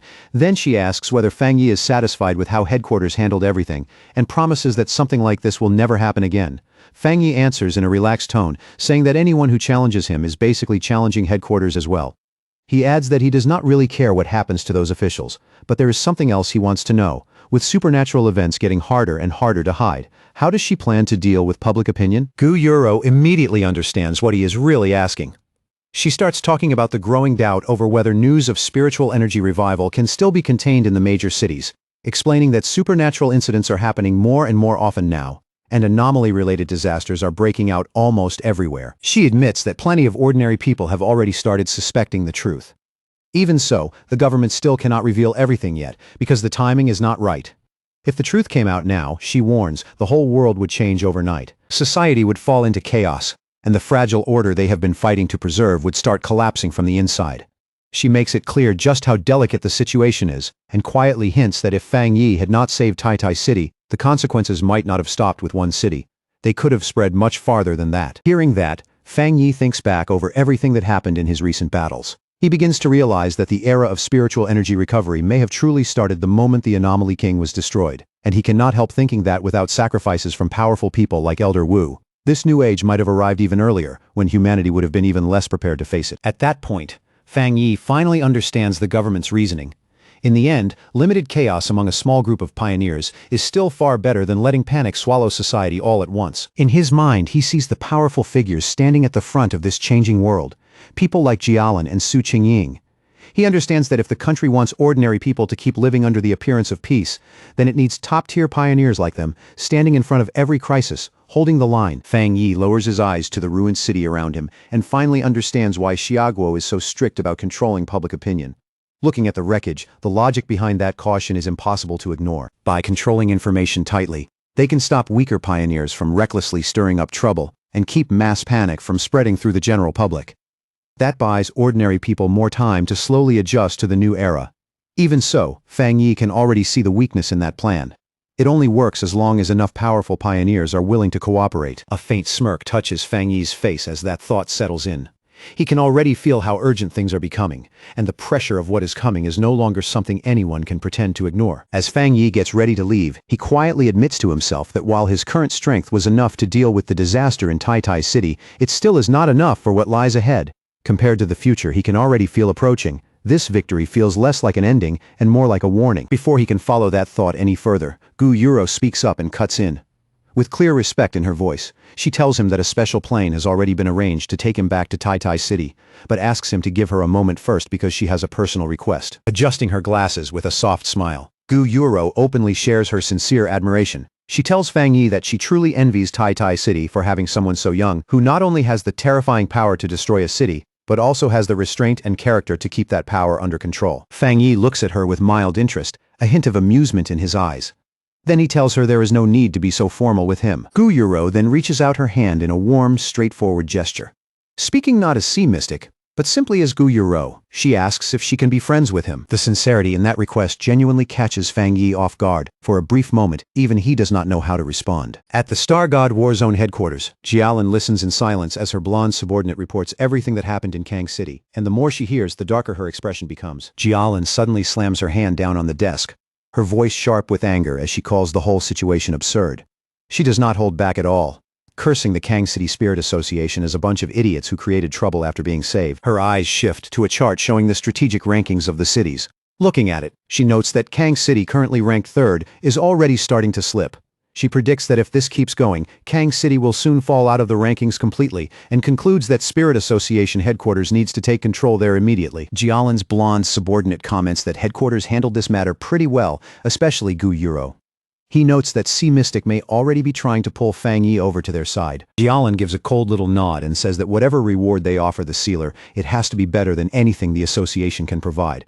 Without any hesitation, she decides to double the original reward promised for Fang Yi's help in Kang City. The subordinate then openly praises Fang Yi's strength, saying that the balance he shows between ruthlessness and control is exactly what makes him fit to stand as a city leader.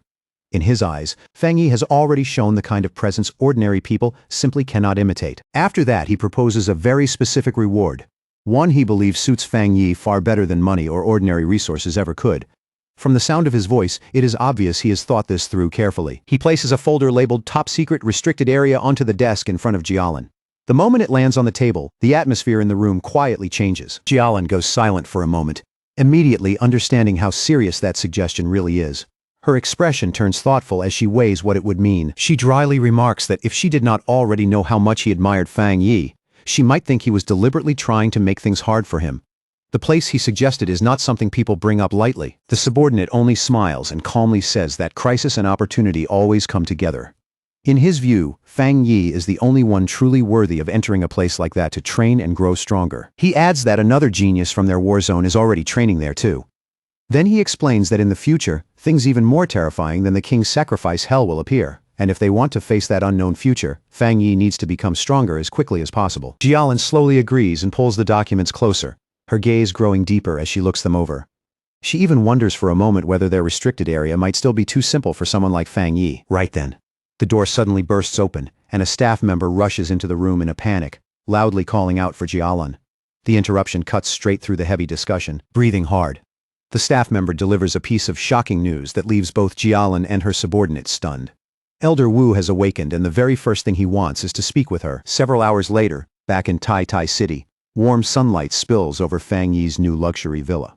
After all the destruction and tension in Kang City, the quiet scene almost feels unreal. Inside the villa, Fang Yi sits casually on the couch while checking his phone. The calm, ordinary silence around him feels like a complete contrast to the chaos he had just walked through. Then a bank notification suddenly pops up on the screen, telling him that 10 million yuan has been transferred into his account. He quickly figures this is most likely the reward Jialin promised him earlier. Just then, Lin Yi walks in and happily welcomes her cousin home. At the same time, she tells him she already saw everything about the Kang City incident spreading across the forums. Fang Yi lightly reassures Lin Yi and tells her not to worry so much, but she still looks uneasy. The internet is already full of wild rumors claiming that he brutally killed Kang City's captain, Divine Blade. Fang Yi says those rumors are obviously exaggerated, then flicks her forehead in a familiar teasing way. He tells her to stop wasting time reading forums all day and focus properly on her training instead. After that, Fang Yi gets to his feet and says he is going to train for a while. Calmly, he adds that he wants to try for another breakthrough. Lin Yi stares at him in shock, almost thinking she heard him wrong. She asks if he is moving too fast, because he only just advanced not long ago, and now he is already talking about reaching the 3-star spirit creation realm. Fang Yi just laughs and says nothing is certain yet. After he leaves, Lin Yi stays standing there alone, hands clasped together, worry written all over her face. Deep down, she can tell her cousin is carrying something heavy inside, even if he refuses to put it into words. Upstairs, Fang Yi sits cross-legged on his bed as dark energy slowly swirls around him in heavy currents. The room grows quiet and oppressive as his power starts drawing inward. In his hand, he holds a sphere of golden energy containing the purest dark attribute taken from the Bone Bird, the anomaly king he defeated. Even compressed down like this, the energy still gives off a chilling kind of purity. Fang Yi decides to merge that energy into his boundless dark realm and push the technique to a higher level. The moment he activates it, the spirit of the bone bird appears, as if the lingering will inside that power has just been awakened. A system window instantly appears in front of him and asks whether he wants to embed the dark attribute. The prompt glows quietly in the dim room. Fang Yi accepts without any hesitation, and a golden sphere of energy immediately blooms around him as the fusion begins. Power ripples through the room in silent waves. The system soon confirms that the fusion succeeded, and that his boundless dark realm has been upgraded. From now on, any enemy pulled into his dark domain will not only face the realm itself, but also the bone bird and the other anomalies sealed inside it. Fang Yi remains suspended in deep meditation, his body floating slightly as power glows around him.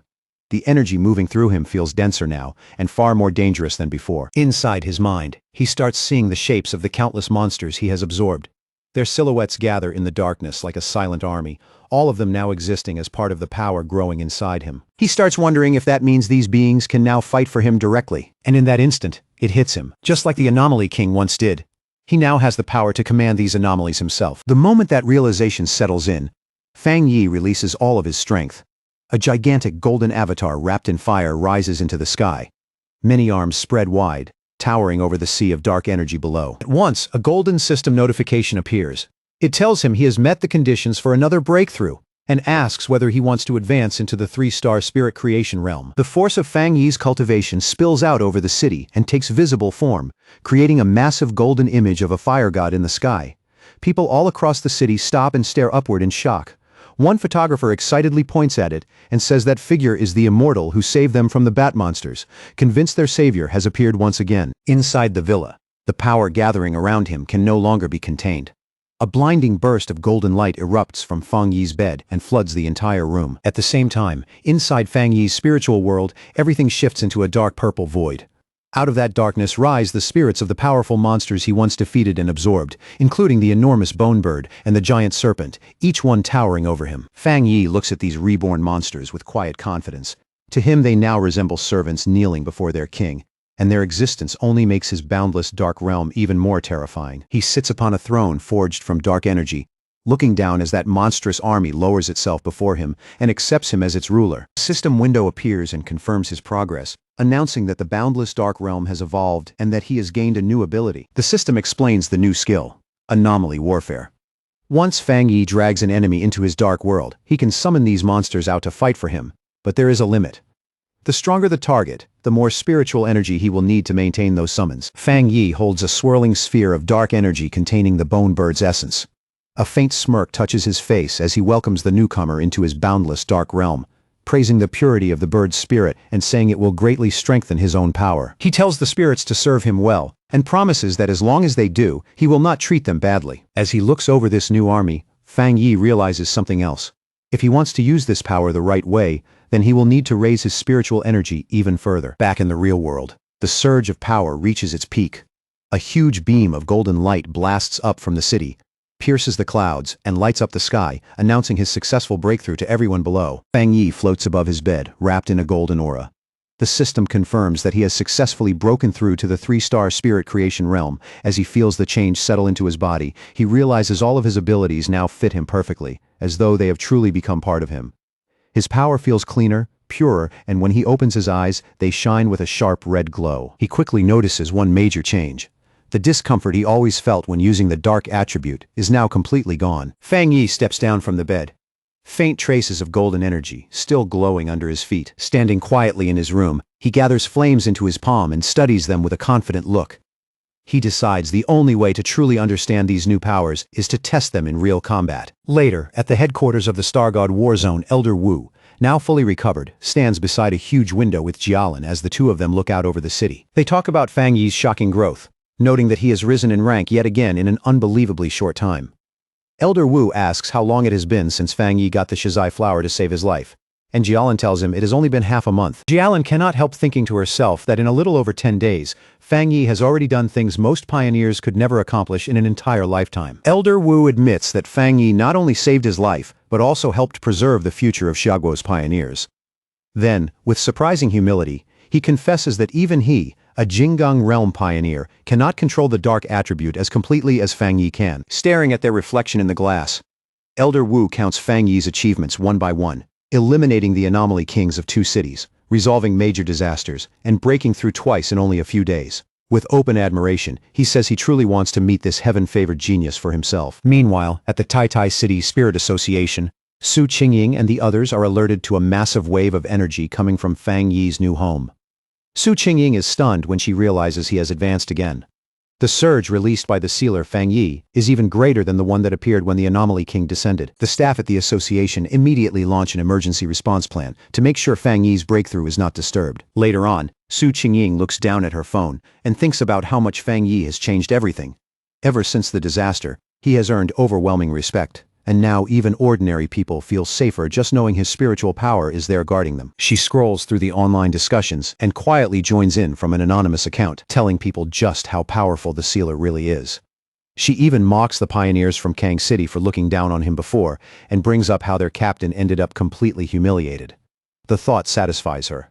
The stronger Fang Yi's reputation becomes, the less trouble he should have to deal with later. At the same time, in an office in Kong City, Chu Qingli sits in front of a computer with an irritated look on her face. She bitterly complains that cultivation is way too difficult, and that she has been stuck forever trying to break into the 2-star Ghost Axe realm. She searches for information about the sealer on the Pioneer Network, only to find that no one answers her messages. That only makes her more annoyed, and she curses the other pioneers as a bunch of mediocre fools. Deep down, she resentfully thinks the real problem is that she just does not know the sealer well enough. She even starts wishing she could meet him face to face, completely confident in her own beauty. But even then, a thought still nags at her. In this new era, her current status and position may no longer be enough to catch his attention. Looking out over the damaged city, she reads online that Kang City has completely offended the sealer, and is no longer a place worth staying in. The moment she sees that, she decides she needs to return to Tai City as soon as possible. With determination in her eyes, Chu Qingli turns and walks out, resolved to grab whatever future and opportunity she still can. Sunlight falls across the modern house as Lin Yi asks her cousin if he has finally finished breaking through. Inside, the two of them sit across from each other at a large dining table.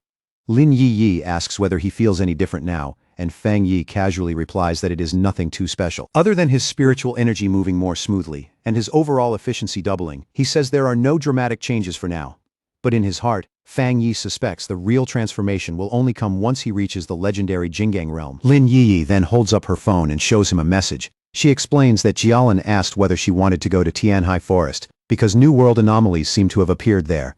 Fang Yi says he received the same invitation. He guesses the Star God Warzone is trying to make up for what happened in Kang City. Since both of them were invited, he decides they should go together, and Lin Yi immediately cheers with delight. Not long after that, they arrive at Tianhai Forest. It sits on the border of the Star God Warzone's territory, with warning signs posted everywhere forbidding entry. The forest used to be ordinary, but over the last 5 years it has grown wildly out of control. The spiritual energy inside is incredibly dense, causing plants and animals to mutate at a very high rate. It is both an ideal training ground and a place full of unknown danger, which is why it remains under military control. Under the bright sunlight filtering through the forest, Fang Yi and Lin Yi are greeted by a familiar face. The purple-haired woman from the Kang City mission waves at them and warmly welcomes the captain from Tai City. She asks whether he still remembers her, then explains that she is stationed here right now. She adds that Jialan specifically told her to receive them and brief them on the current situation. She tells them that not long before they arrived, a strange new change appeared in the forest. A mutated flame emerged, but unlike the dark attribute, this fire feels deeply gloomy and cannot be extinguished. Fang Yi guesses that it may be some new and unknown type of fire attribute. The purple-haired woman agrees that it is possible and offers to go with them for safety. Fang Yi, however, turns to Lin Yi for her opinion, clearly implying that they may not need a guide at all. Lin Yi agrees without hesitation. The purple-haired woman accepts their choice and says she will stay behind and wait for them, though she still warns them to be extra careful. As she watches the two of them, she realizes all of her attention had been on the sealer, and she had barely even noticed the girl beside him. Then she suddenly feels just how strong Lin Yi's spiritual energy really is, and it shocks her. It may even be stronger than her own. As Fang Yi and Lin Yi head deeper into the forest, she watches them go with a faint smile, wondering what kind of luck or destiny could make them both this absurdly gifted. The two of them step onto the scorched ground, hearing the dry earth crack under their feet as they enter the affected zone. Then they stop in front of a horrifying sight, an entire forest burning beneath a strange, violent blaze that stretches up toward the sky. Fang Yi looks ahead and asks if this is the place. Fang Yi slowly reaches out and carefully probes the energy in front of him. The second it brushes against his senses, his face changes. The death aura raging inside it is unbelievably violent, and the cold, murky energy hidden within feels just as overwhelming as the dark tide itself. He instantly remembers the warning. This strange fire cannot be put out, and once it catches, it only keeps spreading. Fang Yi doesn't waste a moment. He activates the golden sun breathing technique, and a fierce burst of golden power erupts from his body as he urgently tells Lin Yi to get back. Almost as soon as his power rises, the surroundings react like a living thing. From deep inside the burning forest, dark tendrils suddenly lash out, cutting through the flames with murderous speed as they rush straight toward them. As Fang Yi blocks the attack, he quickly realizes these flames are far more dangerous than normal fire. They are not just burning whatever they touch. They seem to crave human spiritual power, as if they want to consume cultivators from the inside. The dark energy slams directly into his own power, and the resistance is harsh and violent. Fang Yi narrows his eyes when he notices that even his supreme yang attribute is not suppressing it as easily as he expected. That only makes this strange fire even more troublesome. Fang Yi immediately raises a golden barrier around Lin Yi, enclosing her in a warm, protective glow. He tells her the source of the black fire is somewhere up ahead. Since her spiritual power is wood attributed, she is naturally at a disadvantage against fire, so she has to stay inside his protection, no matter what. Lin Yi nods at once and says she understands. With danger closing in from every direction, Fang Yi calls out his spirit sword. The blade appears in his hand with a sharp hum, shining brightly as he lowers his stance and prepares to cut a way through the burning forest. Then he swings, with one heavy slash. He cuts straight through the blackened trees ahead. The trunk split apart in an instant, sliced clean through even with those violent dark flames still wrapped around them. Fang Yi and Lin Yi move through the path he just opened. Flames roar on both sides like living walls, but under his protection.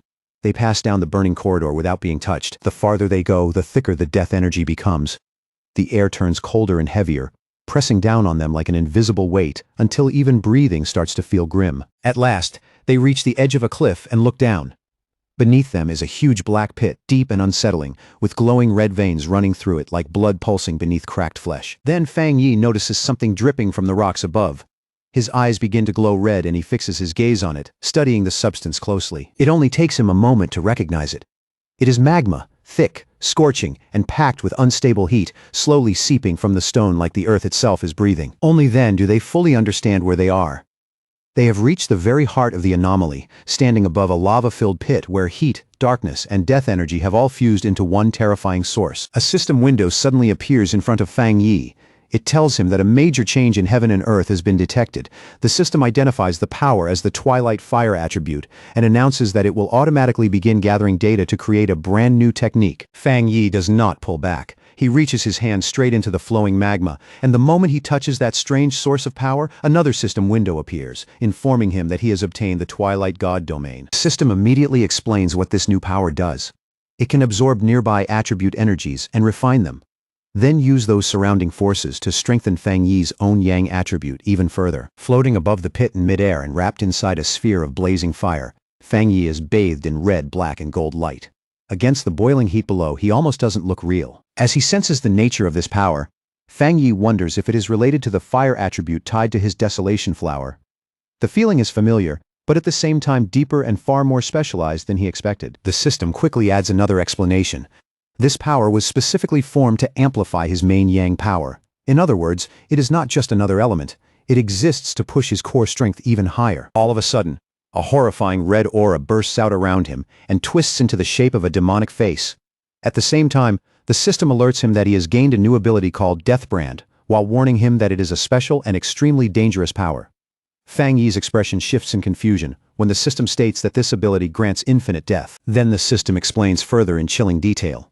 If Fang Yi is killed, the brand will be placed on the killer, trapping that person in an endless cycle of death. Yellow spring flames will burn them forever. Death collapse will tear their body apart piece by piece, and a vision of hell will rise around them as evil spirits welcome them into the grave. Hearing that, Fang Yi does not get excited. Instead, his expression turns serious. He can tell right away that this ability is terrifyingly powerful, but something about it feels too extreme, too sinister, and not suited for him to use right now. After a brief pause, he gives the system a clear command. The Death Brand ability will be stored for later, but he will not learn it or activate it now. With that dangerous ability set aside, Fang Yi turns his attention back to the Twilight Fire itself. As he absorbs it, red and black energy begins spiraling together, condensing into a swirling orb that slowly settles once the process is complete. Watching from a safe distance, Lin Yi is completely stunned. Even from where she stands, those flames feel like something out of a nightmare. Yet Fang Yi is handling them with shocking ease, as if even this hellish power cannot truly threaten him. As Fang Yi stands within the newly obtained twilight fire, surrounded by that strange and ominous glow, Lin Yi quietly realizes that he has gained yet another power. Right before her eyes, the gap between him and everyone else seems to widen again. Then Fang Yi's expression suddenly changes, and a sharp smile appears on his face. One of his eyes glows red as he warns Lin Yi to stay focused, telling her that something else is already nearby and closing in fast. A massive shadowy creature with glowing red eyes suddenly emerges from the smoke behind Lin Yi. She freezes on the spot, and the first thing she can force out is a trembling question, asking if that thing is a dragon. Fang Yi moves instantly, dropping down between his cousin and the monster without the slightest hesitation. Power gathers in his glowing hand as he calmly corrects her. That is not a dragon, it is a mutated lizard. The creature finally reveals itself completely. A gigantic demonic lizard with wings, a twisted body, and a savage presence thick with mutation and death. Fang Yi looks at it with clear disgust, and coldly mocks it as nothing more than a slightly larger four-legged bug. But instead of backing away, Fang Yi's interest only grows right there on the spot. He decides this creature is the perfect test subject for his newly acquired Twilight Fire domain in real combat. The huge demonic lizard does not wait for him to make the first move. It throws open its jaws and blasts a violent stream of lava straight at Fang Yi, the attack roaring forward with brutal heat and destructive force. Fang Yi reacts the instant it moves. His eyes flash red as he leaps into the air to avoid the attack, and at the same time, a blade of fire extends from his hand, sharp and blazing like a weapon forged from living flame. The fierce swing, he sends out a golden slash that crashes head-on into the monster's dark energy. The impact is so violent that it produces a massive shockwave, blasting heat, dust, and scattered fire in every direction. The collision is so overwhelming that the ground beneath them splits apart. Cracks race across the earth, and red energy bursts from those openings as if the volcanic pit itself is being forced awake. In the very next instant, a blinding burst of light erupts. The already unstable power inside the volcanic pit loses balance completely, and the compressed energy detonates with terrifying force. The explosion tears through the forest like a full volcanic eruption. Fire, ash, and shattered earth burst outward in a horrifying wave, making the whole area look like the mountain itself has exploded. At the forest's edge, the purple-haired woman Song Yue and Wang Liang are all thrown backward by the shockwave. Wang Liang panics and shouts that they need backup immediately, his voice cracking as he realizes just how bad the situation has become. At the same time, a monitoring station lights up with a flashing red warning screen. The staff are alerted that a new mutated lifeform has appeared inside Tianhai Forest. The readings show a 1000% spike in spiritual energy, and the threat is immediately classified as S-level. Back at Stargod Warzone headquarters, Jialin and Elder Wu receive the report right away. Jialin finds it strange that the forest's energy had remained stable until now, only to spiral out of control the moment the sealer entered to train. Elder Wu, already suited up in combat armor, says that while he trusts Fang Yi's strength, they should still go confirm the situation for safety. Neither of them wastes another second. Elder Wu and Jialin shoot into the sky at astonishing speed, streaking across it like two beams of light as they rush toward Tianhai Forest. As they get closer, Wang Lang and Song Yue are already fleeing the danger zone as fast as they can. In the middle of their retreat, both of them look up and spot two brilliant trails of light slicing across the sky above. They recognize who it is immediately. Relief floods their faces, and they shout out that Officer Jialan and Elder Wu have arrived. Elder Wu descends first, dropping like a meteor from the heavens. The impact is so heavy that the ground beneath him shatters the moment he lands, sending broken stone and dust exploding outward. As the dust begins to clear, Elder Wu is revealed standing at the center of the impact, wrapped in a dense yellow aura. His posture is steady, his expression calm, and he looks completely prepared to face an S-level threat head-on. Song Yu rushes forward, unable to hide her shock at the speed and presence of the man in front of her. She cannot help wondering if this is what the true power of a Jinggang realm pioneer looks like. In her mind, she compares him to Fang Yi. The sealer often brings huge, explosive visual impact, but Elder Wu feels completely different, restrained, heavy, and terrifyingly solid. Only a few seconds later, they reach the exact source of the disturbance. Jialin lands gracefully beside him, quickly scans the area, and confirms in a serious voice that the target is right in front of them. Elder Wu steps forward with a grave look on his face. He raises his armored hand toward the solid rock barrier blocking the path ahead, as if weighing it first and deciding exactly how much force it deserves. Then, with what looks like a simple swing of his arm, he unleashes a terrifying burst of force. The rock wall cannot hold for even a moment. It shatters on the spot, exploding into fragments as the path ahead is blown wide open. With the path now broken open, Elder Wu gives a firm order to move in. He goes first without a second thought, Jialan right behind him, while Song Yue and the other soldiers follow as the team pushes deeper into the danger zone. Deep inside the pit, Lin Yi throws up her arms to shield herself from the violent waves of energy still tearing through the air. Fighting against the pressure, she calls out to her cousin in a worried voice, asking if Fang Yi is all right. As the dust slowly thins out, Fang Yi comes into view, standing there completely calm with his flaming sword still in one hand. Behind him lies the massive corpse of the mutated lizard, motionless and crushed by his power. He tells Lin Yi he is fine, then adds evenly that it looks like someone has come looking for them. Fang Yi turns toward the entrance, one eye glowing red as he senses several powerful figures closing in from outside. In the next moment, he quietly suppresses part of his aura, and the dark energy around him fades away, as if it had never existed. Elder Wu steps out from the tunnel first, the yellow aura around him slowly fading as he comes to a stop. Then he and Fang Yi face each other in silence, and the first meeting between two generations of top-level power carries a natural weight of its own. In the end, Elder Wu is the one who speaks first. Looking straight at Fang Yi, he recognizes him as the man who saved his life, and respectfully addresses him as the sealer. A moment later, Song Yu and the others arrive from behind, their faces tense and full of shock as they take in the wrecked battlefield. Between the scorched land and the giant corpse sprawled nearby, the whole scene leaves them visibly rattled. Elder Wu pays no attention to any of them. From the moment he arrives, his focus stays entirely on Fang Yi, as if everyone else has faded into the background. Then his eyes shift to the giant carcass of the S-level mutated lizard nearby, and even he cannot hide his surprise. He asks whether the sealer truly reached this level of strength on his own. As he studies the corpse more closely, Elder Wu realizes the creature had already been on the verge of a perfect evolution. Once it completed that final step and became a true dragon, its power would have been comparable to the legendary Jinggang realm. As he continues examining the body, Elder Wu is even more stunned to realize that Fang Yi killed a monster like this with a single slash. Then he senses the lingering twilight fire aura on Fang Yi, and notes that it feels similar to the half-dragon's power, yet much purer and far more complete. At that point, a thought crosses his mind. Maybe the warning signal they received was never picking up the monster at all. Maybe it was Fang Yi's power. Jialan steps forward too, staring at the dead beast in open disbelief. Even with the danger already over, the sight still feels unreal to her. She asks in shock if he solved the problem again, still unable to believe he handled it without even waiting for reinforcements.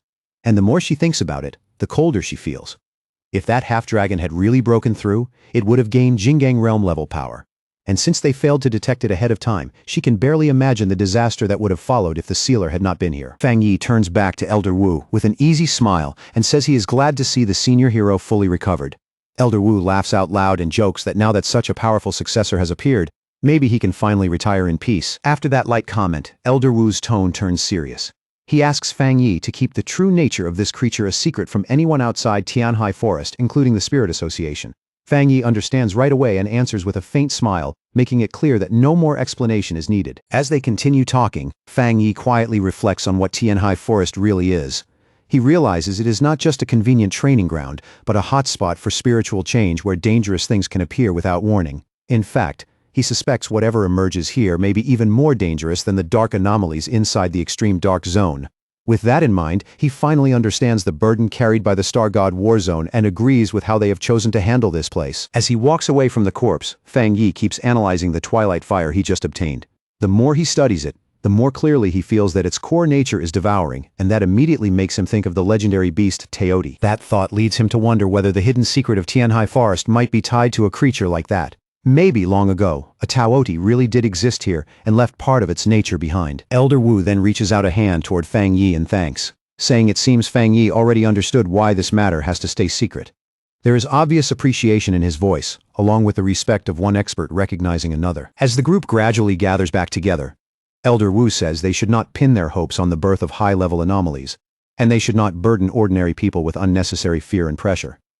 Fang Yi nods, fully understanding what he means. Just then, a strong gust of wind suddenly sweeps through the forest, stirring ash, leaves, and lingering heat all at once. In an instant, the whole atmosphere changes. Fang Yi's expression sharpens right away when he catches a distinct aura hidden in that wind. He lifts his head slightly, realizing the breeze is carrying something far stranger than ordinary spiritual energy. That aura washes over the entire group like a wave. Lin Yi closes her eyes for a moment and smiles, saying the feeling is incredibly fresh and strangely comforting, like the air itself has suddenly come alive. Jialan reacts very differently. Her eyes widen at once as she senses just how intense that spiritual power is. At the same time, High above the forest, a figure streaks through the trees at astonishing speed. Staring upward in disbelief, Jolin blurts out that this monster, a word reserved for true geniuses, could not possibly have already broken through to the Jingang realm. The speeding figure suddenly comes to a stop and finally reveals himself. He is a handsome young man with long blue hair, piercing blue eyes, and a confident smirk that makes him look calm, but dangerously sure of himself. High above the bamboo canopy, Bai Su, the wood attribute a pioneer and ace of the Star God Warzone, descends with effortless grace. In a movement so light it almost looks unreal, he steps onto a single falling leaf in midair before drifting lower. The pioneers on the ground immediately look up in excitement, and their spirits rise at once. Feeling the powerful aura coming from him, they start speculating that he may have already stepped into the legendary Jingang realm, believing their war zone has finally gained a true supreme expert. Fang Yi, however, watches with a much sharper eye, one of his eyes faintly glowing red.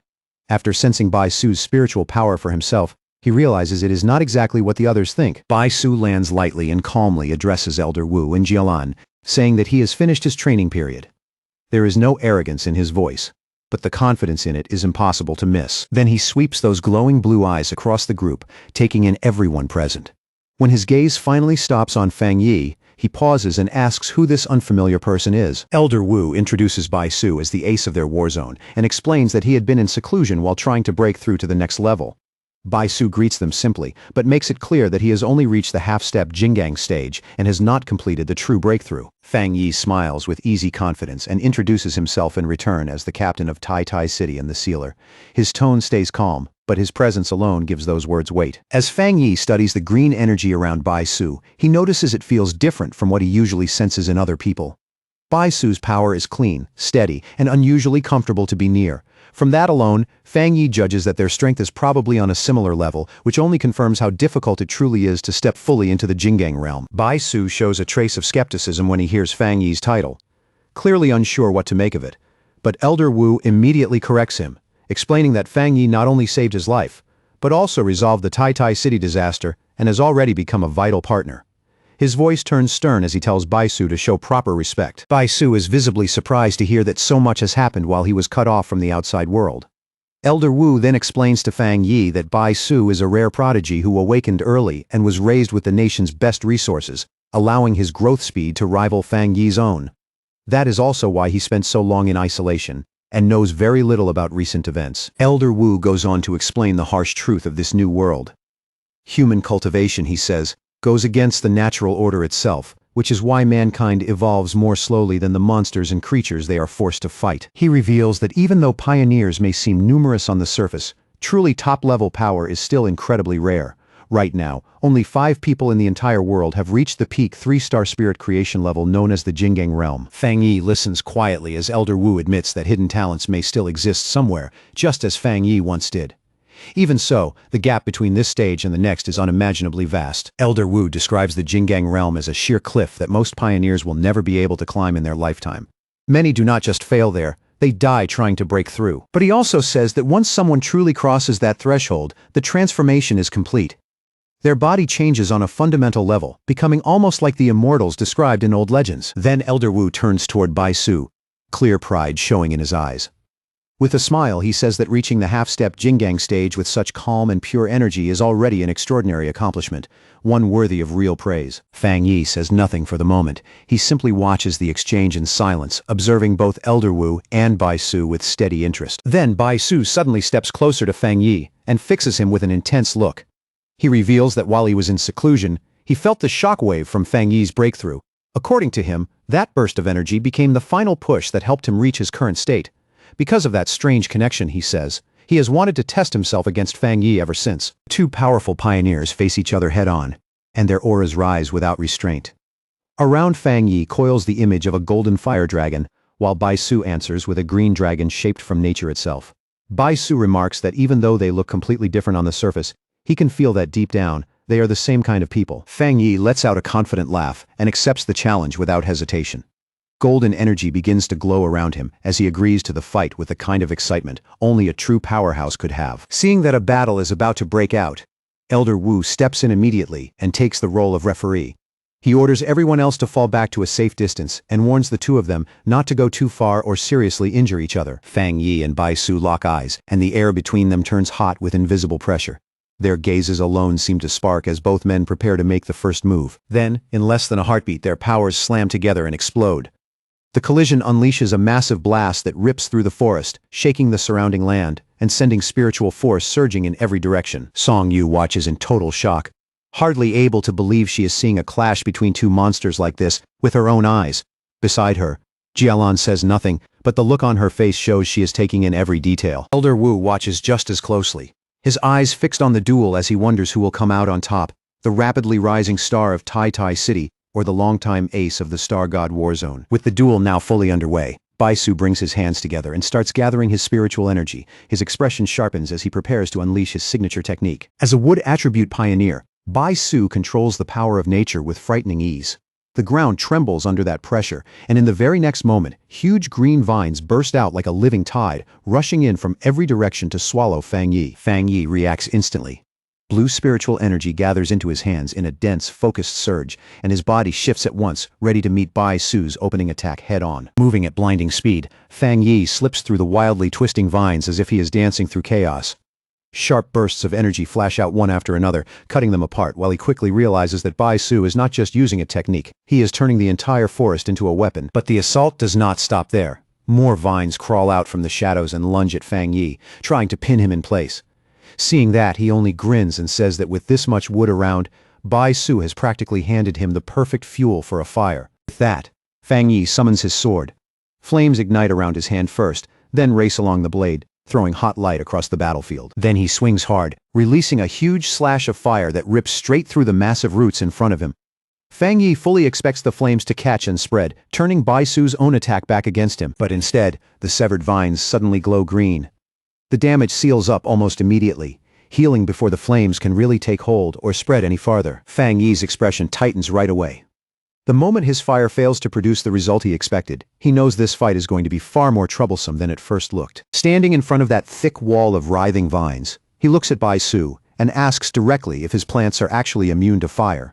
After all, by nature, wood should be weak against flame. Bai Su places a hand on the massive trunk beside him and calmly explains that, under normal circumstances, that would be true. But his plant army is different. These plants have already evolved beyond ordinary fire suppression. Across from him, Fang Yi stares back coldly, one red eye glowing even brighter. Before Fang Yi can say anything else, the ground beneath him suddenly explodes again.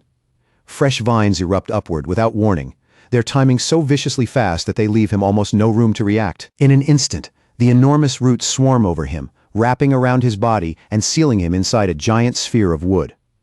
Trapped in total darkness, Fang Yi hears Bai Su calmly ask from outside how he likes the move, adding that if they were real enemies, escaping this cage would have been impossible. Inside the sealed wooden prison, Fang Yi does not panic for even a second. He stays perfectly calm, his red eye glowing through the darkness as he quietly studies the structure around him and judges the situation. He reaches out and presses a hand against the inner wall of the cage, his fingertips faintly glowing with energy. Right away, he senses that the wood energy inside it is exceptionally pure, but the longer he stays in contact, the more clearly he feels a corrosive toxin biting into his skin. Outside, Bai Su watches with complete confidence and warns Fang Yi not to keep touching the wood for too long. He explains that the giant tree naturally carries toxins, and now that it has been infused with his spiritual power, the poison has become far more deadly than before. Instead of backing off, Fang Yi smiles. Golden light begins burning in his eyes as he questions Bai Su's confidence and decides that rather than avoid the poison, he wants to test just how strong it really is. Then, without warning, a blinding light starts pouring through the cracks in the giant wooden sphere. It grows sharper and brighter with every second, like something inside is about to tear its way out. Bai Su's calm expression breaks instantly. The confidence disappears from his face, replaced by raw shock as he feels an overwhelming surge of power rising from inside the prison. In the next instant, a gigantic pillar of golden fire explodes into the sky. It blasts the wooden sphere apart from the inside, completely shattering the prison and lighting up the night with blazing gold. Bai Su stares at the scene in open horror, sweat running down his face as that terrifying heat crashes over him. Even from a distance, the fire feels hot enough to scorch the air in his lungs. He can barely believe what he is seeing. By all logic, this should have been impossible. His spiritually strengthened plants were supposed to be completely resistant to burning, but as the flames devour his creation anyway, Bai Su's shock starts turning into something closer to dread. He realizes this is no ordinary fire and cannot help wondering what kind of terrifying power Fang Yi is actually using. Fang Yi does not let that opening go to waste. Taking advantage of Bai Su's distraction, he drops from above in a sudden attack and coolly tells him that losing focus in battle is a mistake. Bai Su reacts at the last possible moment. His eyes widen as he throws himself aside in a blur of green energy, barely dodging Fang Yi's flaming sword as it crashes down where he was just standing. When he lands, Bai Su is visibly shaken. He cannot understand how Fang Yi, who is still only at the 3-star spirit creation realm, can display combat power that is not inferior to his at all. Fang Yi lands heavily on the scorched ground, fierce waves of fire rolling around him. The battlefield glows red and gold, making him look even more dangerous standing in the middle of the flames. Looking over the burning surroundings, Bai Su suddenly understands what Fang Yi had planned from the start. He realizes Fang Yi anticipated that he would keep drawing on the forest's energy, and deliberately force the battle into a state where that advantage would disappear. Standing amid the spreading destruction, Bai Su accuses Fang Yi of setting the forest on fire on purpose, just to strip away his home field advantage. His voice carries both anger and a grudging trace of admiration. Fang Yi answers with an easy, dangerous smile, and openly admits that he did exactly that. He says Bai Su is too strong to fight carelessly, so of course he had to think a few steps ahead. He goes on to explain that if he had not done this, Bai Su would have been able to keep drawing almost endless strength from the forest around them. And the longer the fight dragged on, the harder he would have been to defeat. Bai Su lowers his head, his body trembling with anger and frustration. For someone praised as a genius everywhere he goes, being pushed into a corner on his own ground is a humiliation he can barely endure. But after that flash of anger, his expression twists into fierce, almost crazed determination. He refuses to accept defeat, repeating to himself that as a half-step Jinggang powerhouse, there is no way he can lose here. Laughing wildly, Bai Su challenges Fang Yi to survive what comes next. Then he slams both hands into the ground, and massive jagged roots erupt upward in violent waves, splitting and tearing the earth apart around them. Fang Yi watches the change with a serious face, his smile now gone. The moment those roots burst out, he can clearly feel that the danger level of Bai Su's attack has risen sharply. The instant they see that reckless surge of power, Elder Wu and Jialan rush forward in alarm. They shout at Bai Su and ask if he has gone mad, warning him that trying to recreate the forest with his own body as the source will drain his spiritual power dry. But Bai Su ignores every warning from his seniors. He keeps forcing his power higher and higher, pushing himself to the absolute limit, until enormous roots start bursting even from the cliffside. His face twists with strain as he roars, veins standing out while his eyes blaze with intense green light. It is obvious he is dragging far more power out of himself than his body was ever meant to handle comfortably. Elder Wu and Jialan can only watch as panic starts building in them. Elder Wu shouts Bai Su's name, already fearing the price this desperate move is about to demand. With a furious cry, Bai Su finally releases the technique he has been forcing into shape, recreating heaven and earth itself through sheer wood-attributed power. A gigantic avatar made of vines takes shape, towering over the battlefield, and the gust from its birth alone blasts Fang Yi backward. The sheer pressure makes the entire area feel like nature itself has stood up to crush him. Even so, Fang Yi does not lose focus. He gathers a fireball in one hand while carefully sensing the astonishing density of wood energy packed inside Bai Su's technique. Instead of retreating, Fang Yi charges straight into the incoming sea of vines. Without even looking back, he tells the worried people behind him that the match is not over yet, and that he will handle it himself. Elder Wu can only stare in silence. For the first time in several moments, even he cannot step in, and is forced to simply watch how this clash plays out. Then all at once, one of Fang Yi's eyes ignites with a golden flame. The change is immediate and unmistakable, clearly signaling that the nature of his power has shifted again. With that change, he starts carving through the dense plants with wave after wave of blazing fire. Every slash tears open the advancing mass, scattering burning fragments in all directions. High above the battlefield, Fang Yi raises his power and condenses it into a massive sword of energy. The moment Bai Su looks up and sees that giant blade forming overhead, he realizes he has left himself exposed. Fang Yi brings the enormous blade crashing down in a devastating slash.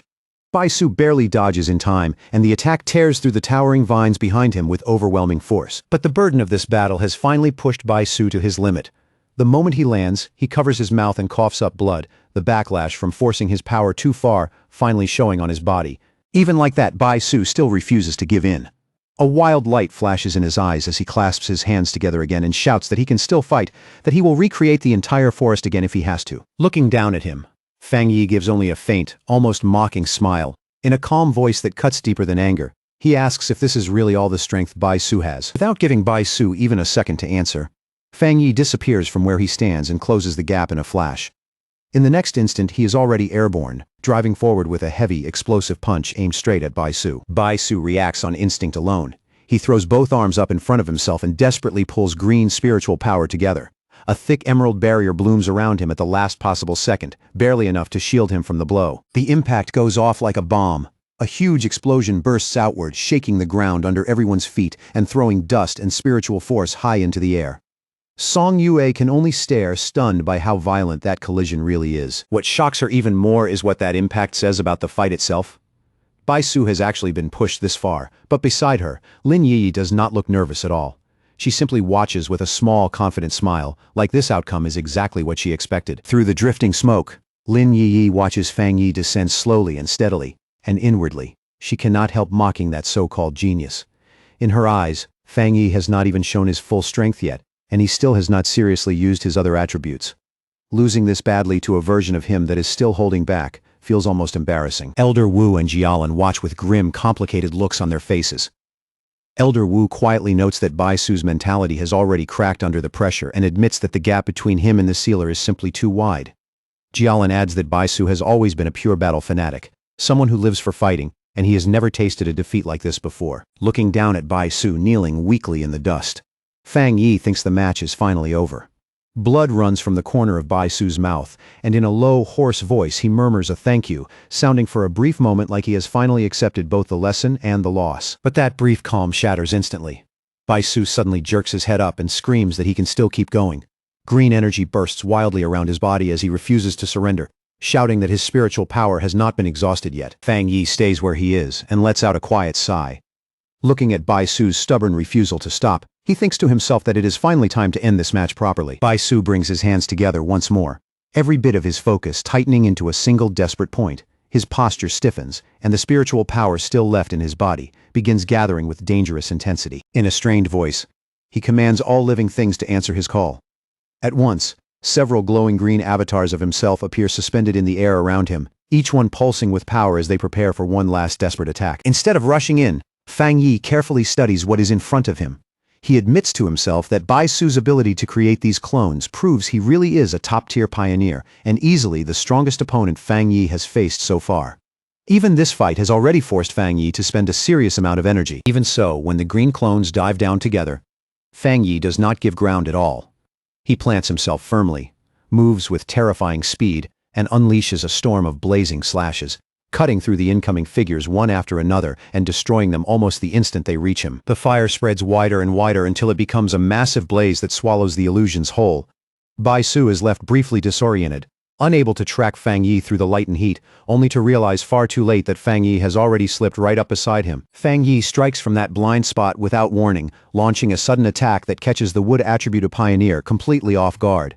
The timing is so sharp and clean that Bai Su has no chance to put up a real defense. In the next moment, Bai Su is swallowed by a vortex of golden fire. The violent spiral locks around him so tightly that he seems frozen in place, his whole body going stiff with shock, as if even moving has become impossible. Sweat runs down Bai Su's face as he stares upward in disbelief. In that overwhelming heat and pressure, he finally sees the true gap between their power, and that realization hits harder than any strike. Above him, Fang Yi stands on the head of a massive dragon made of golden fire, its presence both majestic and crushing. Pointing his sword down at Bai Su, he calmly asks if they can finally end this match now. Elder Wu watches that astonishing scene in silence, already knowing Bai Su's defeat is no longer in doubt. All he can do is marvel once again at how the sealer keeps exceeding every expectation placed on him. Jialan lets out a breath and says that while she did expect Bai Su to lose in the end, she never imagined the defeat would be this one-sided. Behind her, Lin Yi only smiles and lightly says that she already knew this was exactly how it would turn out. Song Yue and Wang Liang both agree that, honestly, the result is not all that surprising. After all, Fang Yi is the man who resolved two anomaly disasters by himself, so even defeating Bai Su fits the pattern of what he has already shown. The duel finally comes to a close as Fang Yi lands back on the ground with calm, controlled movements. Across from him, Bai Su is still standing but only barely, breathing hard as the weight of defeat settles over him. Bai Su stares at the man who beat him and mutters under his breath in disbelief. He cannot tell whether Fang Yi is merely half-step Jinggang, or whether calling him a monster would actually be closer to the truth. A bitter look passes over Bai Su's face as he finally admits, at least to himself, that compared to Fang Yi, this really is all the strength he has. The thought clearly cuts his pride deeper than his injuries ever could. After a long breath, Bai Su clasps his hands and bows respectfully to Fang Yi, genuinely humbled by the result. He thanks the sealer for the lesson, but then abruptly apologizes too, saying he has urgent business to deal with and must leave at once. Before anyone can stop him or even ask another question, Bai Su turns into a streak of green light and shoots off into the distance. Jialan calls after him, but his voice drifts back through the air, saying that he is returning to seclusion to continue training. Jialan turns to Elder Wu in obvious frustration and says the war zone still needs Bai Su right now. Elder Wu, however, watches that disappearing streak of light with calm understanding and says that this is the first time that proud genius has ever felt frustration this deeply, so they should let him go. Only then does Elder Wu turn his eyes back to Fang Yi, who is casually putting out the flames still lingering around his hand. Even after a battle that fierce, Fang Yi still looks remarkably composed. Elder Wu walks over and makes a serious proposal. He asks Fang Yi whether he would consider staying with the Star God War Zone, suggesting that he could hold an official position there, while still continuing to serve as the captain of Tai Tai City. Then Elder Wu reveals what he truly means, his expression turning even more solemn. What he wants is not just Fang Yi's help for a while. He wants Fang Yi to become his successor. Fang Yi is clearly caught off guard by how direct and serious the offer is. For the first time in a while, genuine surprise flickers across his face. Elder Wu keeps going without pause, explaining that the Star God War Zone holds the second best cultivation resources in all of Xia. This is not just an empty invitation. It is an offer backed by enormous real value. He goes on to describe Shen City, the true center of power and the largest city in the nation. According to him, the people standing at the top in Shen City are the absolute peak among pioneers, the ones who truly shape the future of the country. Elder Wu promises that if Fang Yi accepts this path, he will eventually be brought into that highest circle. In other words, this is not just an invitation to join a faction.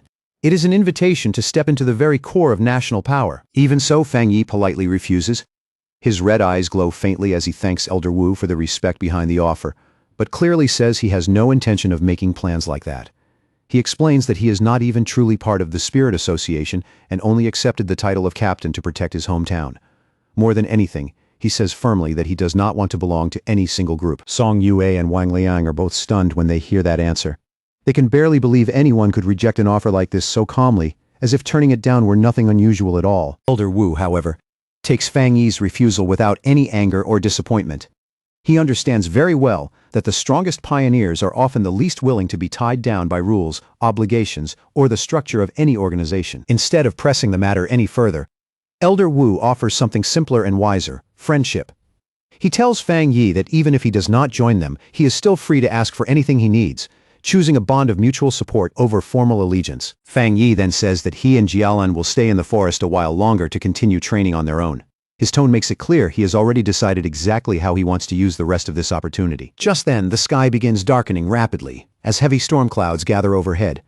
Elder Wu lifts his head and notes that the forest is rich in elemental energy, and that a thunderstorm is about to break over the area. He quickly realizes that the violent battle they just witnessed must have stirred up the natural energy of the forest, causing the thunder attribute to grow especially intense. And that thought reminds him of something else. Fang Yi did not even use his thunder power during the match. Laughing out loud, Elder Wu once again praises Fang Yi's terrifying potential. Then he immediately orders everyone else to withdraw from the forest and leave the area to Fang Yi, making sure no one interferes with his next stage of training. As he watches Fang Yi, Elder Wu thinks to himself that as long as Fang Yi remains a pioneer of Xia, that alone is already one of the greatest blessings the nation could hope for. Fang Yi smiles faintly, understanding right away that Elder Wu has already seen through his intentions. There is no need for any more explanation between them. As he leaps into the air, Fang Yi reflects that the Star God War Zone will not try to force him because his strength has already become too great. In that moment, he understands very clearly that true power is what gives him the greatest freedom of all. Blue lightning begins to flicker in Fang Yi's eyes as he senses the storm building above him. Almost immediately, the thunder in the sky seems to answer that awareness. Floating high in the air, Fang Yi opens himself to the lightning without fear. He activates his divine thunder technique, and a huge web of electricity spreads around his body as he begins a new round of training in the heart of the storm. In Tianhai Forest, beneath a sky growing darker by the second, Fang Yi flies straight into the raging storm of lightning. His figure rises into the chaos as if he is entering a battlefield made entirely of thunder. On the ground below, Bai Su, still trying to recover from the humiliation of that fight, raises a protective barrier and looks up in disbelief. To him it seems insane that someone with such a powerful fire attribute would dare reach for an equally pure thunder power. Bai Su knows exactly how dangerous that is. Two extreme powers at that level should collide violently and end in self-destruction. Even pioneers with dual attributes usually have one dominant force and one supporting one. Never two pure opposing extremes this terrifying. As Bai Su watches Fang Yi get completely swallowed by violent lightning, disbelief floods his mind. He cannot help wondering if the sealer really does not understand something as basic as the clash between conflicting elemental powers. Then, without any warning, a massive bolt of lightning rips down from the sky and strikes Fang Yi head-on. The flash is so fierce it looks like it tears the storm itself apart, and yet Fang Yi is not hurt at all. Instead, the corners of his mouth lift into a confident smile. Blue electric light flares in his eye as he calmly absorbs the thunder's power, as if that lightning came not to destroy him, but to nourish him. From a safe distance, Song Yue panics and calls out to Elder Wu and Jialin, demanding to know why they are not stopping him. She warns that thunder power this violent is far too dangerous for any living being to approach. But to her surprise, neither Elder Wu nor Jialin looks concerned in the slightest. Jialin turns to the others and calmly reveals the truth. Fang Yi is not in danger because he also possesses a top-tier thunder attribute. Then she drops the real shocker. The pioneer known as the Tyrant and the Sealer are actually the same person. Song Yue and Wang Liang are left completely frozen by that revelation. Song Yue thinks that while dual attributes are not unheard of, Fang Yi's level of mastery is beyond absurd. At that point, calling him a monster no longer feels like an exaggeration at all. Seeing their reaction, Jialin gives a faint smile and admits that she felt exactly the same the first time she learned the truth. Even now, just thinking back on it still feels unreal. She reflects that everyone has been so focused on Fang Yi as the Sealer that they nearly forgot something just as terrifying. He is also the Tyrant, one of the most gifted geniuses of his generation. At the center of the storm, Fang Yi steadily reigns in the berserk current swirling around him. In his mind, the logic is simple. The stronger the lightning, the more power he can absorb, and the more thoroughly he can temper and strengthen his body. Wrapped in a raging whirlwind of crackling electricity, Fang Yi throws his voice up toward the heavens and demands more. He shouts that he still needs more spiritual power, far more before he will ever be satisfied. Suspended inside that violent storm of lightning, Fang Yi uses divine thunder to temper every inch of himself. He is no longer just enduring the lightning now. He is forging himself inside it. He feels that immense force rush through his bones, muscles, meridians, and flesh, refining everything it touches. The sensation is painful and exhilarating at the same time, like being torn apart and rebuilt in a single breath. As the tempering continues, the different attributes within Fang Yi, fire, yang, and even dark, begin settling into one another with greater balance. The forces that once clashed inside him now start harmonizing far more naturally. One system notification after another appears, confirming the changes happening inside him. Every attribute has been tempered, and every one of them has grown more refined than before. At last, a final message appears, announcing that the divine thunder tempering is complete. It states that his body and spiritual power now fuse together more smoothly, and even the energy he previously spent has already been restored. A confident smile spreads across Fang Yi's face as he feels the change for himself. In that moment, the sensation is so overwhelming that it feels like he has been reborn all over again. To test this newly tempered power, Fang Yi casually flicks a bolt of thunder toward a distant mountain. The strike lands with terrifying force and instantly blows the peak apart in a roaring explosion. Looking at that shattered mountain in the distance, Fang Yi quickly realizes that the thunder inside this forest is no ordinary force. There is something unusually pure and unusually powerful about it. From the ground below, Bai Su watches in open awe. He knows the spiritual stones in the forest are nourished by this same thunder power. Yet Fang Yi just destroyed a mountain with a single strike. And even more frightening, Bai Su can clearly sense that Fang Yi did not use even a third of his full strength. That realization leaves Bai Su badly shaken. As far as he knows, no other pioneer could possibly do something like that from such a distance. As the storm gradually starts to calm, Bai Su watches Fang Yi descend from the sky.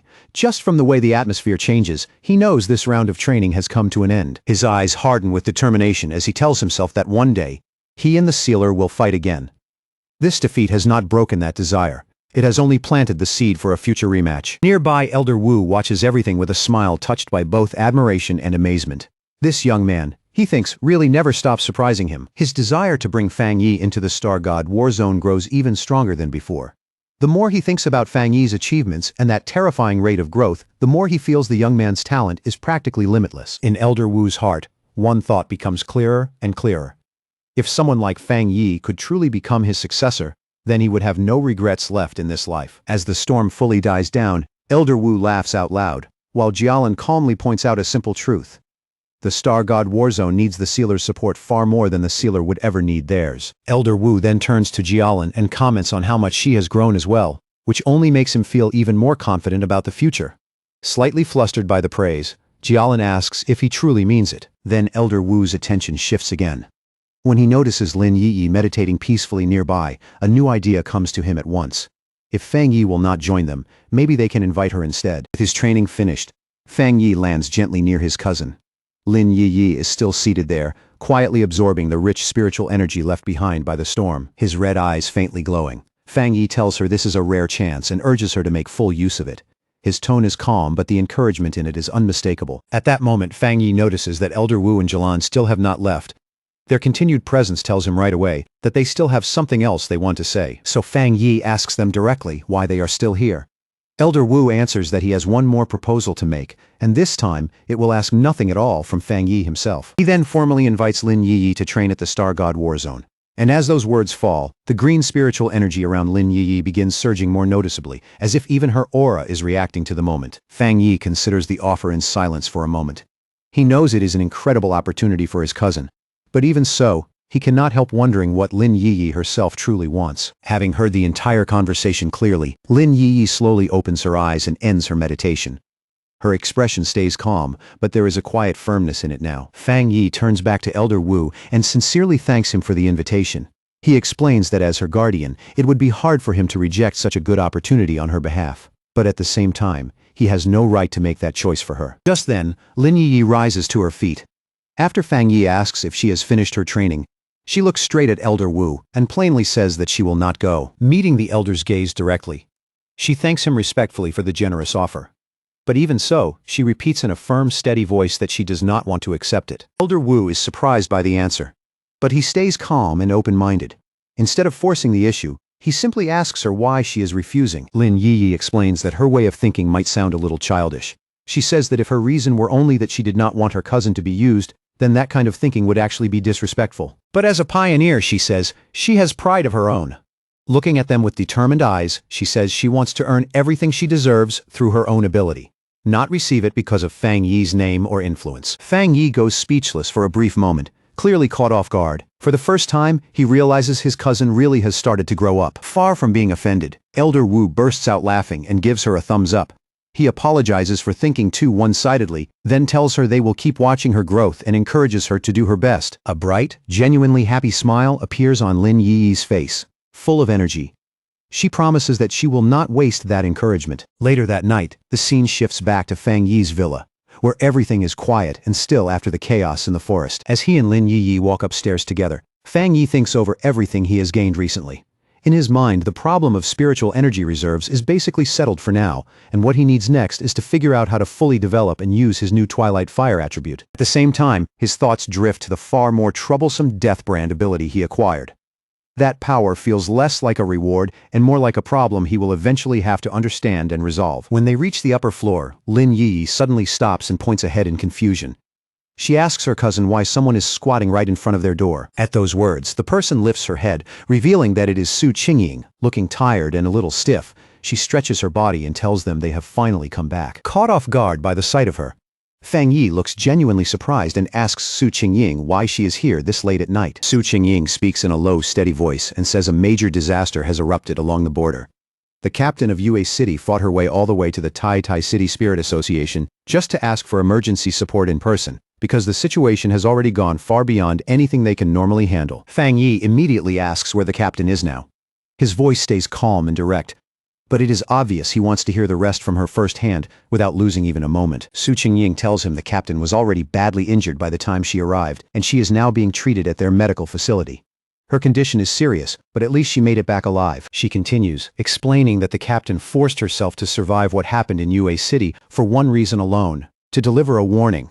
With every other option gone, she came here specifically to seek out the sealer, convinced that only someone at his level might still be able to change the outcome. At the Tai Spirit Association Medical Center, Fang Yi and Su Qingying head inside to meet the injured captain face to face, both of them already knowing that whatever they are about to hear will not be simple. In the quiet hospital corridor, a young woman with short, messy dark hair suddenly turns when someone calls her name. Fresh bandages wrap around her face and arms, and even through the exhaustion in her eyes, there is still a sharp flash of alertness. It is Su Qingying who has come with Fang Yi. The moment the young woman sees her, relief shows clearly on her face. But when her eyes shift to Fang Yi, she pauses and asks, a little puzzled, who the man beside her is. Without hesitation, Su Qingying introduces him as the captain of Tai City and the sealer himself. Then she turns and formally introduces the injured young woman as Chen Ruo, the captain of Yue City. The instant she hears that, Chen Ruo steps forward at once, greets Fang Yi, and grabs both of his hands in desperation, begging him to help.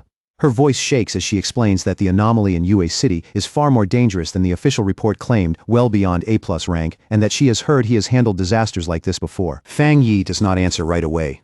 He just looks at her in silence, his expression calm and unreadable, as though he is measuring every word, every wound and every trace of panic on her face. Realizing she has gone too far, Chen Ruo quickly lets go and apologizes, saying she is simply too desperate to stay composed.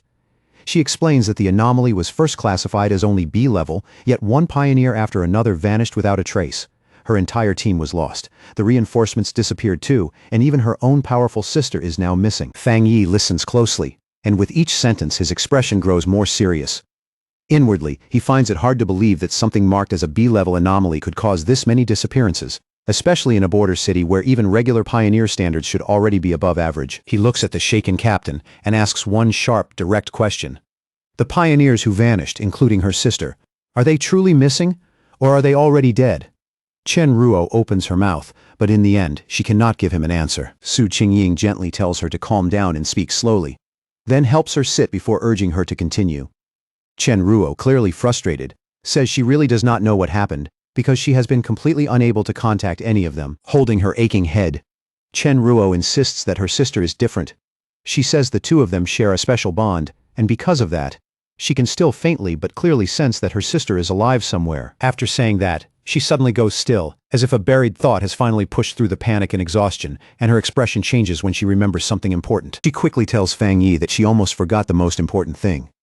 She brought him a gift, both as thanks and as an offering in exchange for his help. With hurried, slightly trembling hands, she takes a small dark brown box out of her bag and offers it to him with both hands, quietly pleading that she truly has no other road left. Fang Yi takes the box and immediately senses that whatever is inside has been sealed with great care. Even so, something still leaks through. Beneath the layers of restraint, he feels a familiar Yang-attributed energy coming from within, warm and sharp enough to catch his attention at once. He asks what it is, and why it had to be sealed in the first place. The moment she sees the change in his expression, hope lights up in Chen Ruo's eyes. For the first time since meeting him, she starts to believe her gamble might actually pay off. Chen Ruo explains that the gift is a spirit crystal formed from a mountain in Yue City after a massive eruption of Yang energy. It contains an enormous amount of spiritual power, and has long been considered one of Yue City's rarest and most valuable treasures. She opens the box, revealing a glowing yellow crystal inside. Then she explains that they once hoped to use it to cultivate a Yang-attributed pioneer, but no one in the city could absorb its power. Some people were even burned the moment they tried to touch it. Standing beside Fang Yi, Su Qingying stares at the crystal in open shock. Even for her, seeing a real spirit crystal with her own eyes is enough to make her pause and catch her breath. She quickly explains that spirit crystals are extraordinarily rare and valuable. For pioneers who have not awakened a specific attribute yet, absorbing one can trigger that awakening, which is exactly why treasures like this are so fiercely sought after wherever they appear. With a small, confident smile, Fang Yi closes his hand around the crystal and absorbs its golden glow straight into his body as if it were nothing. He tells Chen Ruo they have a deal, then asks if they should leave right now. Chen Ruo stares for a second, clearly startled by how easily he handled it. But the relief on her face is even stronger as she hurriedly says there is no problem at all. Later, the group rides by car along the winding mountain road toward Yue City, the vehicle cutting through the dim landscape while the mood inside grows heavier with every mile. Inside the car, Fang Yi asks Chen Ruo to describe the anomaly from the very beginning. She steadies herself and explains that it all started when strange tombstones began appearing in the mountains out of nowhere. The villagers who found them first said they could hear disturbing sounds coming from inside the tombstones, like something was moving within. But when pioneers were sent to investigate, the tombstones showed no obvious abnormal signs at all. They sealed off the area just to be safe. But that same night, a skeletal arm suddenly burst out from one of the tombstones and dragged a villager straight inside before anyone could even react. Just as Chen Ruo finishes that part of the story, the car comes to a stop beneath pounding rain, the sound hammering against the roof and making the whole moment feel even heavier. They arrive at a village now surrounded on all sides by a vast field of gray tombstones stretching through the rain and mist. In a low voice, Chen Ruo tells Fang Yi, "This is the place," then asks what he thinks. Fang Yi quietly looks over the eerie scene in front of him. But the thing that stands out most is how wrong it feels. In spite of the terrifying sight, he cannot sense any obvious abnormal aura at all, and that only makes it more disturbing. As they move deeper into the tombstone field, the graves giving off a faint purple glow in the wet darkness, Chenruo explains that more and more of them have been appearing all across Yue City with no pattern anyone can predict. At completely random moments, skeletal arms reach out from the graves and drag living people inside. Chenruo glances around, then suddenly goes pale. In less than a day, the number of tombstones has risen dramatically again. Forcing herself to stay focused, she tells Fang Yi and Su Qingying to keep following her to where the others are gathered. As they keep walking, Fang Yi thinks about how strange this whole situation is. The anomaly's energy is unbelievably faint, so faint that it almost feels like it is being hidden on purpose. He wonders whether that weakness is meant to lower people's guard, or if there is some deeper reason behind it. The more he considers it, the more it feels like these disappearances are not random attacks at all, but part of a ritual. Resting one hand on a tombstone, Fang Yi suddenly comes to a conclusion. He explains that anomalies are not always mindless monsters. Some of them can carry out sacrifices to awaken or revive something far larger and far more terrifying. He recalls what happened in Tai, where bat-like anomalies slaughtered local residents to bring forth their anomaly king, using death and fear as part of the summoning itself. Hearing that, Chenruo stops in her tracks.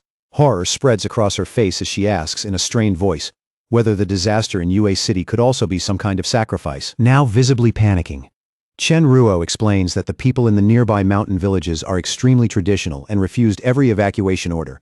Even worse, they are planning to hold a ceremony of their own the very next day. Before anyone can answer, she suddenly cries out that it is happening again, her voice sharp with alarm as she points straight ahead. A skeletal purple hand explodes out of the ground, right in front of Fang Yi, dirt and broken stone flying into the air as it lunges at him without warning. Fang Yi shifts aside with effortless ease, avoiding the attack in one clean motion. As he watches it, he calmly notes that the creature's strength is nothing impressive, and really is only around the reported B level. Without a second of hesitation, he summons his flaming sword. Its heat flares, bright even in the rain, and with one swift strike, he cuts the skeletal arm clean in half. But before the severed limb even finishes falling, another skeletal hand bursts violently from the ground and clamps around his glowing blade, stopping it with eerie precision. Fang Yi does not flinch. He simply watches with a sharp, focused gaze, studying the reaction as if this is exactly what he had been waiting to confirm. That skeletal hand is connected to something much worse. A far larger monstrous skeleton with multiple limbs, tearing its way up from underground in a violent eruption of dirt and grave dust. All around them, more skeletal creatures start bursting out of the ground, one after another, quickly closing in on Su Qingying and Chenruo from every side. Chenruo cries out in stunned disbelief, unable to understand why these things show no fear at all toward Fang Yi's overwhelming yang attribute. In just a few breaths, the entire area is overrun by a massive horde of glowing purple skeletons, their numbers rising so fast that the whole grave field seems to awaken around them. Instead of looking troubled, Fang Yi's lips curl into the faintest smile. He thinks his theory is starting to prove true, though he still needs one last confirmation, and quietly remarks that this mission has suddenly become much more interesting than he expected. Right in the middle of the chaos, Chenruo lifts her flute and plays straight through the storm of bones around her.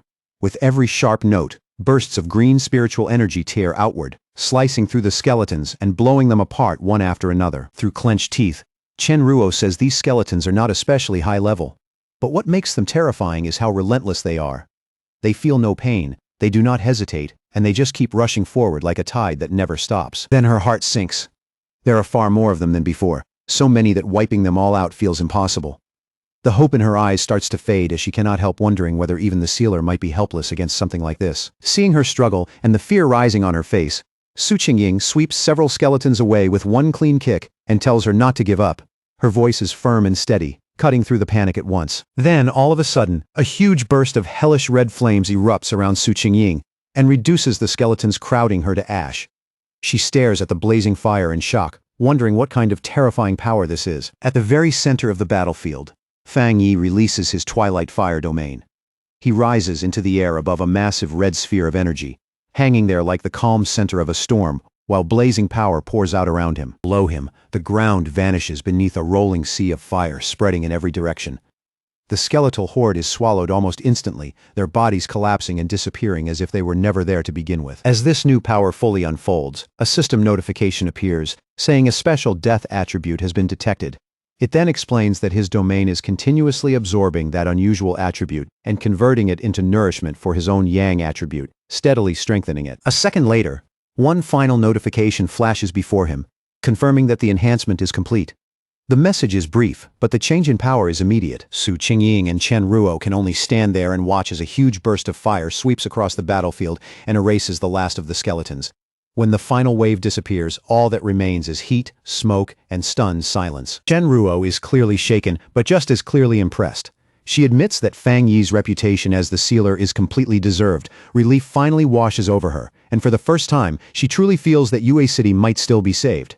After apologizing for how she acted earlier, she says she will take them to meet the rest of her team. Chen Ruo leads them back to a camp, now serving as the temporary base of the Yue City Spirit Association. As soon as she arrives, a group of tired, battered pioneers looks up and calls out to their captain, relief plain on every face. Chen Ruo quickly introduces Fang Yi and Su Qingying, telling them she managed to bring back reinforcements.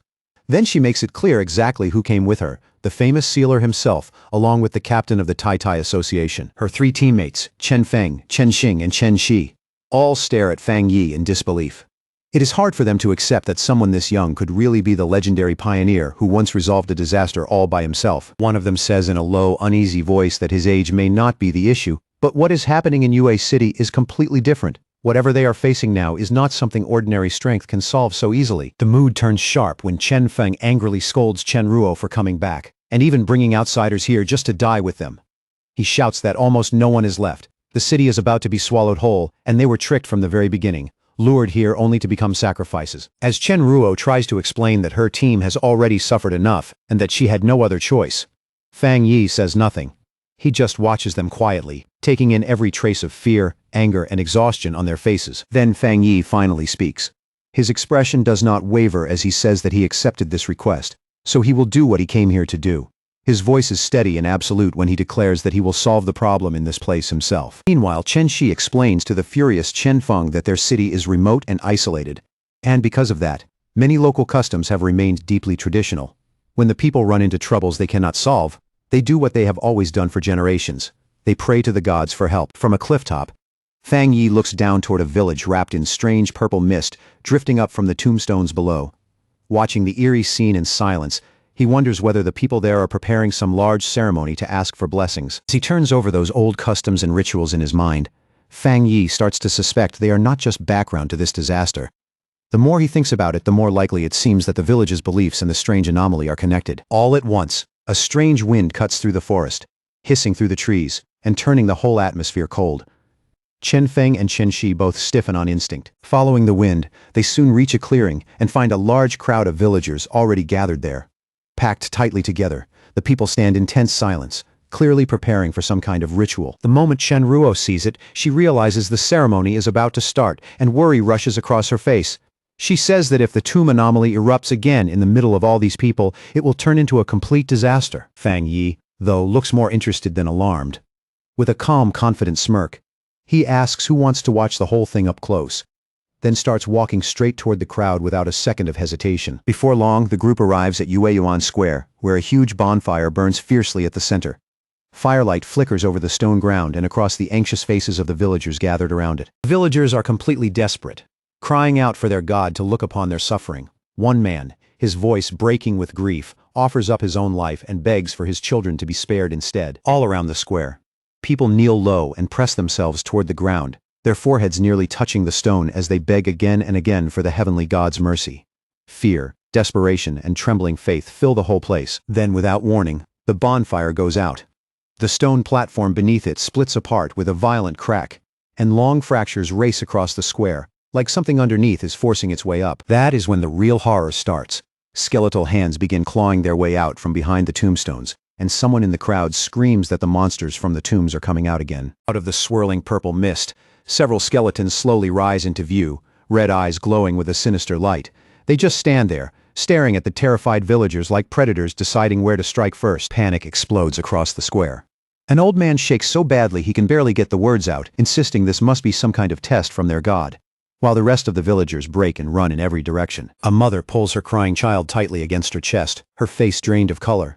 Through tears, the child looks up and asks in a trembling voice whether their god is still going to save them. Then the chaos gets even worse as the skeletons suddenly charge into the crowd. The villagers scatter in total fear, stumbling over one another and screaming for help as the whole square collapses into madness. In the middle of that panic, one skeleton slams into the mother and throws her away, separating her from her child in an instant.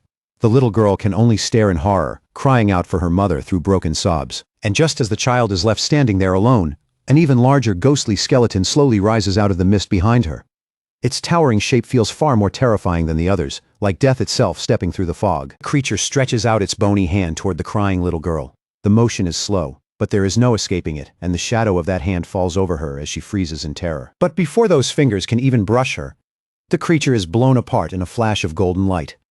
The strike comes so fast and so hard that it is over, before anyone fully understands what happened. Right after that, a huge wave of holy fire tears across the square, sweeping through the attacking skeletons and burning them down where they stand. In a heartbeat, the entire place turns into a blazing sea of sacred-looking flames. The surviving villagers gradually stop running, too stunned to go any farther. One by one, they turn back toward the burning square, struggling to believe what they are seeing. The fear drains from their faces and is replaced by pure awe when they recognize the flames.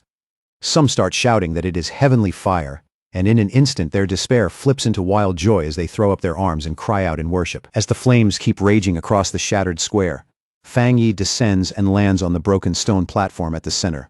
Framed by fire and smoke, his arrival makes the entire scene go even quieter. Standing against the firelight, Fang Yi looks over the stunned crowd and tells them they do not need to keep praying anymore. His voice is calm, but it carries across the square with unmistakable force. Then, with a cold and serious expression, he gives them the truth without softening a single word. There are no gods in this world, and no god is coming to save them. For a brief moment, the villagers fall completely silent. Still kneeling on the ground, they can only stare at him, trying to process what he just said, but they misunderstand him completely. Tears of joy spill down their faces as they start shouting that a god has descended and defeated the disaster for them. Right away, they begin begging this new god to save them from the other monsters too. Watching their reaction, Fang Yi can only let out a quiet sigh. They have misunderstood him so completely that even he has no idea where to start fixing it. Standing in the middle of the flames, Fang Yi slowly raises one hand, his eyes glowing with power.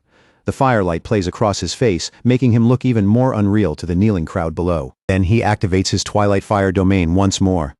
In an instant, a huge swirling red sphere appears in the sky, spinning like a vortex, and pulling in all the deathly energy, and shattered skeleton remains scattered across the ground. After that, Fang Yi turns to the stunned villagers and makes himself perfectly clear.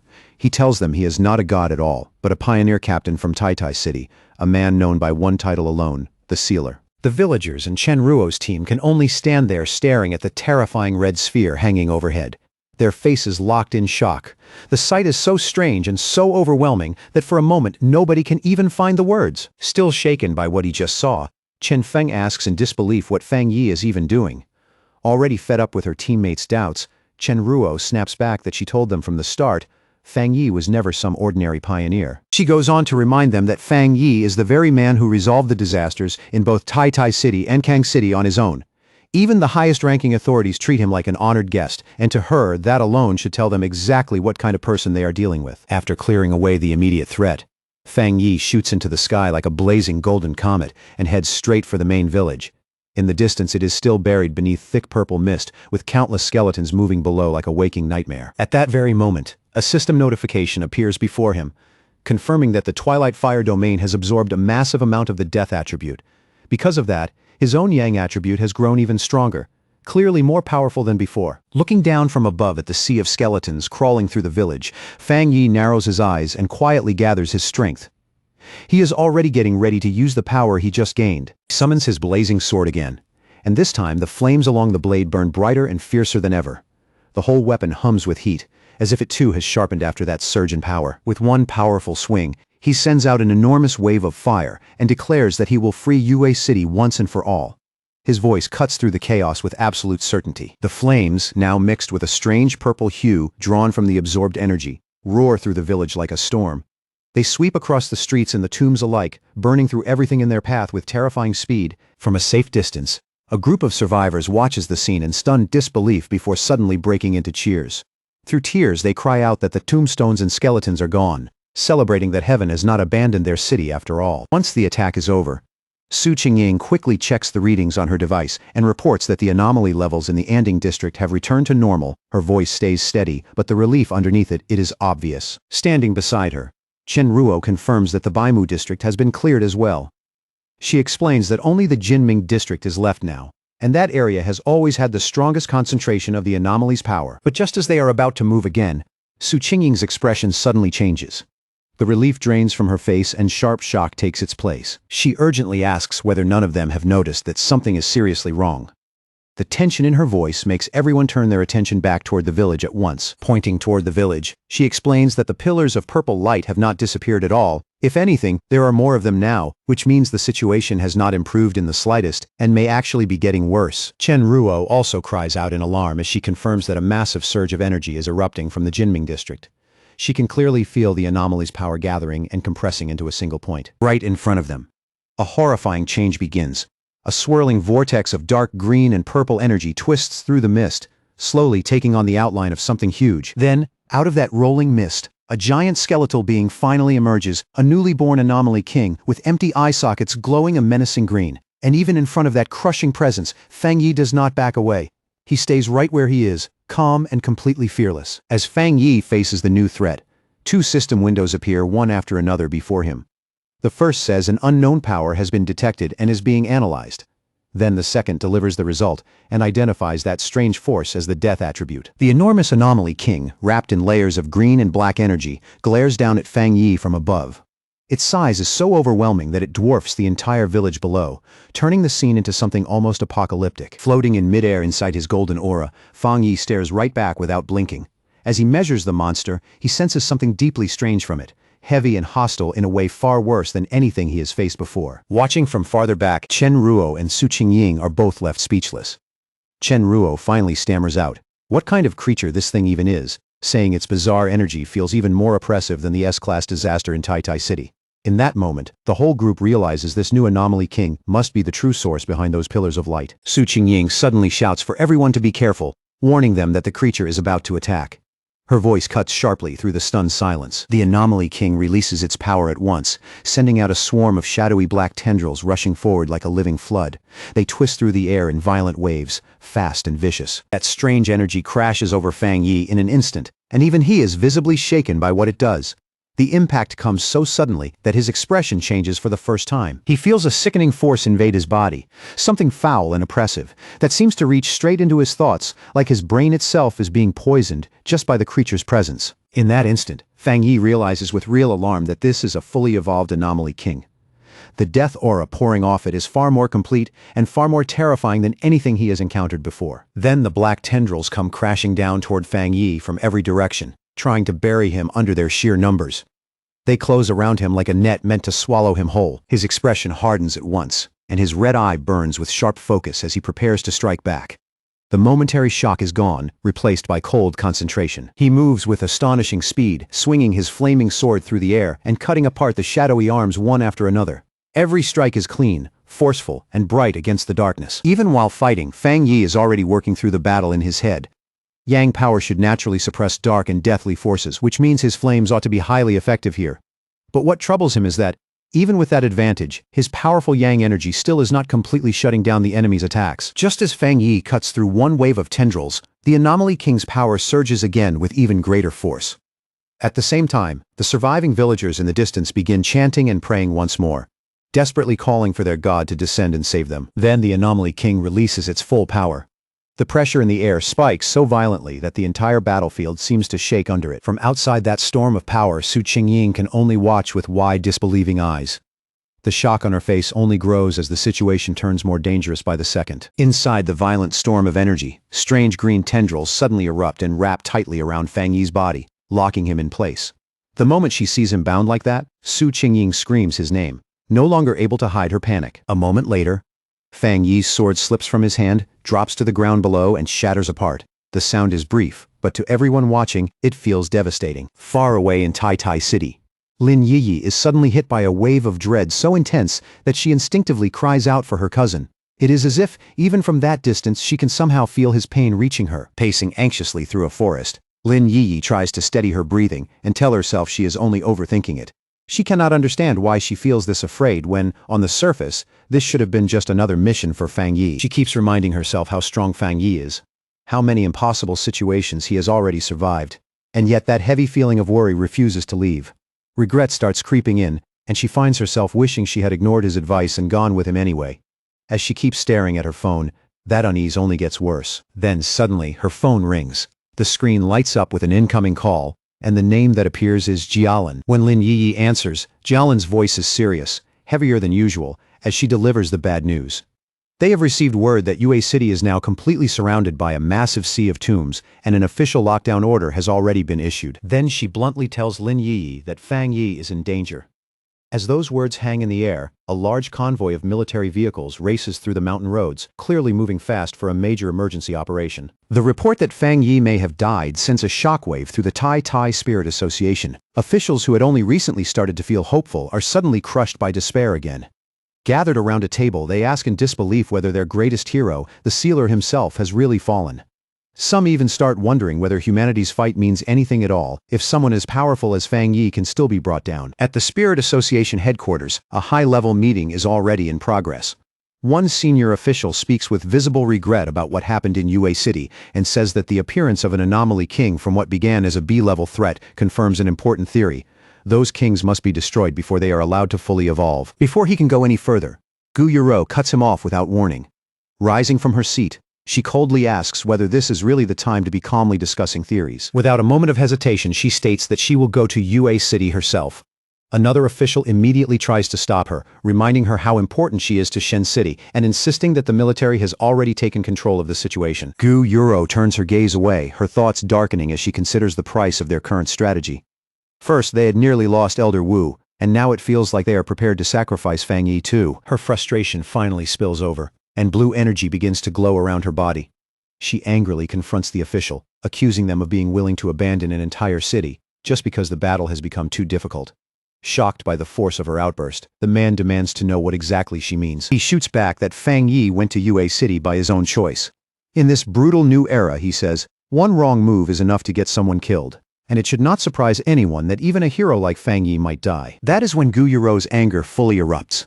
Her blue aura surges outward as she glares at the officials and demands to know what the point of fighting even is, if all they are going to do is sit back and wait to die. She throws Shen City back in his face and asks, anger plain in her voice, why Elder Wu would have risked his life back then if their real answer now is to abandon any city that cannot be saved easily.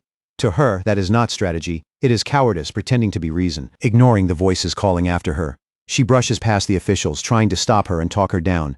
Their words do nothing, and she does not slow for even a second. With open disgust, she calls them a pack of fools in her heart. She is sure of one thing. She has seen the sealer's real strength with her own eyes, and she refuses to believe someone like Fang Yi could go down that easily. Out on the outskirts of Yue City, a massive military convoy has already formed a blockade. Vehicles line the roads in layers, lights flashing through the gloom, while the whole area feels tight with the pressure of an approaching catastrophe. Inside one of the command vehicles, Elder Wu watches the battlefield feed on a monitor, his expression grave. He explains that this new anomaly king carries a mutated form of the dark attribute, a strange power they are now identifying as the death attribute. Seated inside the vehicle with Jialan and Lin Yi, Elder Wu gives his judgment in a low voice. He believes Fang Yi was most likely defeated because he ran into some unavoidable rule, some fatal law imposed by the monster that raw strength alone could not escape. Elder Wu and Jialan step out of the vehicle and are immediately met by waiting soldiers. One of them quickly reports that none of their military units have been able to break through the outer zone at all. Jialan tells the soldier to explain everything clearly from the start.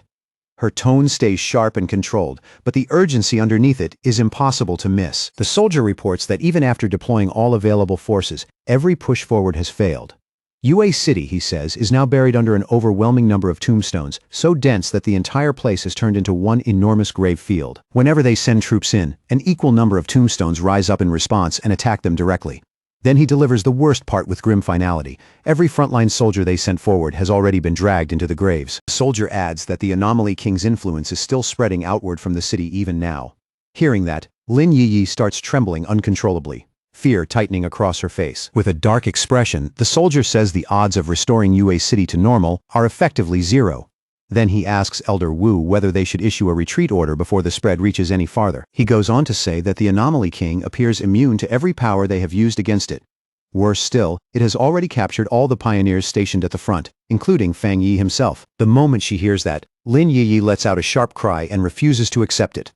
The words hit her like a blade, and disbelief flashes across her face almost at the same instant as panic. She turns to Elder Wu and Jialan, thanks them for everything they have done, and then firmly says she will go back to Yue City alone.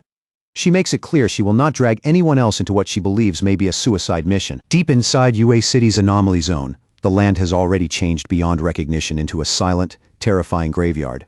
The whole place is soaked in eerie green light, making everything feel cold, dead, and cut off from the living world. Then the ground starts to shake, and massive tombstones burst violently out of the earth, one after another.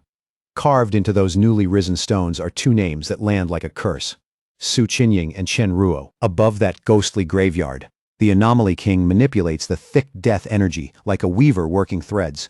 The power twists and braids through the air with sinister precision. As the energy keeps gathering, it condenses into the shape of a stone coffin, standing upright in the middle of the graveyard.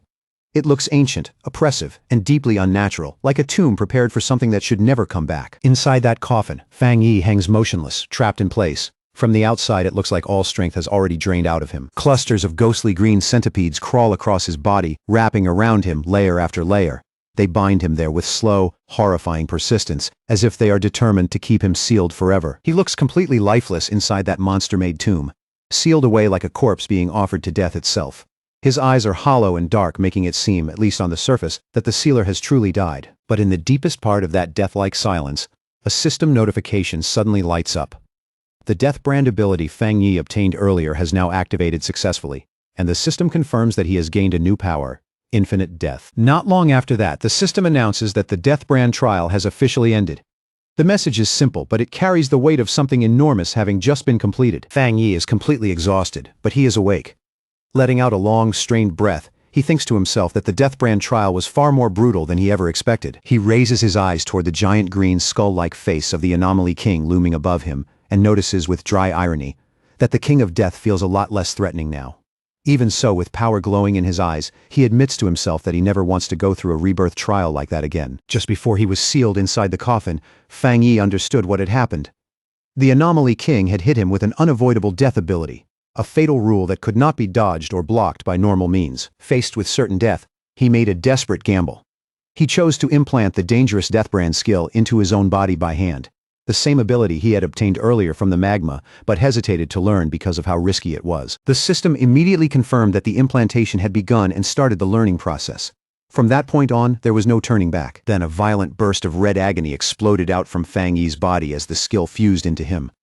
The pain was overwhelming, like something alive was being carved directly into his soul. While the system prepared to activate the skill completely, that terrible energy compressed tighter and tighter around him. Every second felt like he was being crushed from the inside out. At the same time, Fang Yi could only stand there in front of the Anomaly King, unable to escape, while the monster calmly prepared to kill him.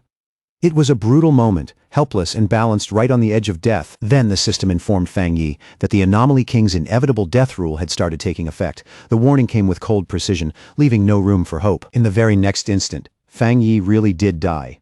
His eyes rolled back, his body went limp, and every sign of life vanished. The system confirmed his death and announced that step 1 of the ability was complete. But because Fang Yi was killed by the monster while carrying the brand, the system immediately identified the killer and declared that the Death Brand had been planted into the body of the King of Death itself, completing step 2. As Fang Yi's lifeless body fell, wrapped in the monster's dark and deadly power, the system entered its final phase.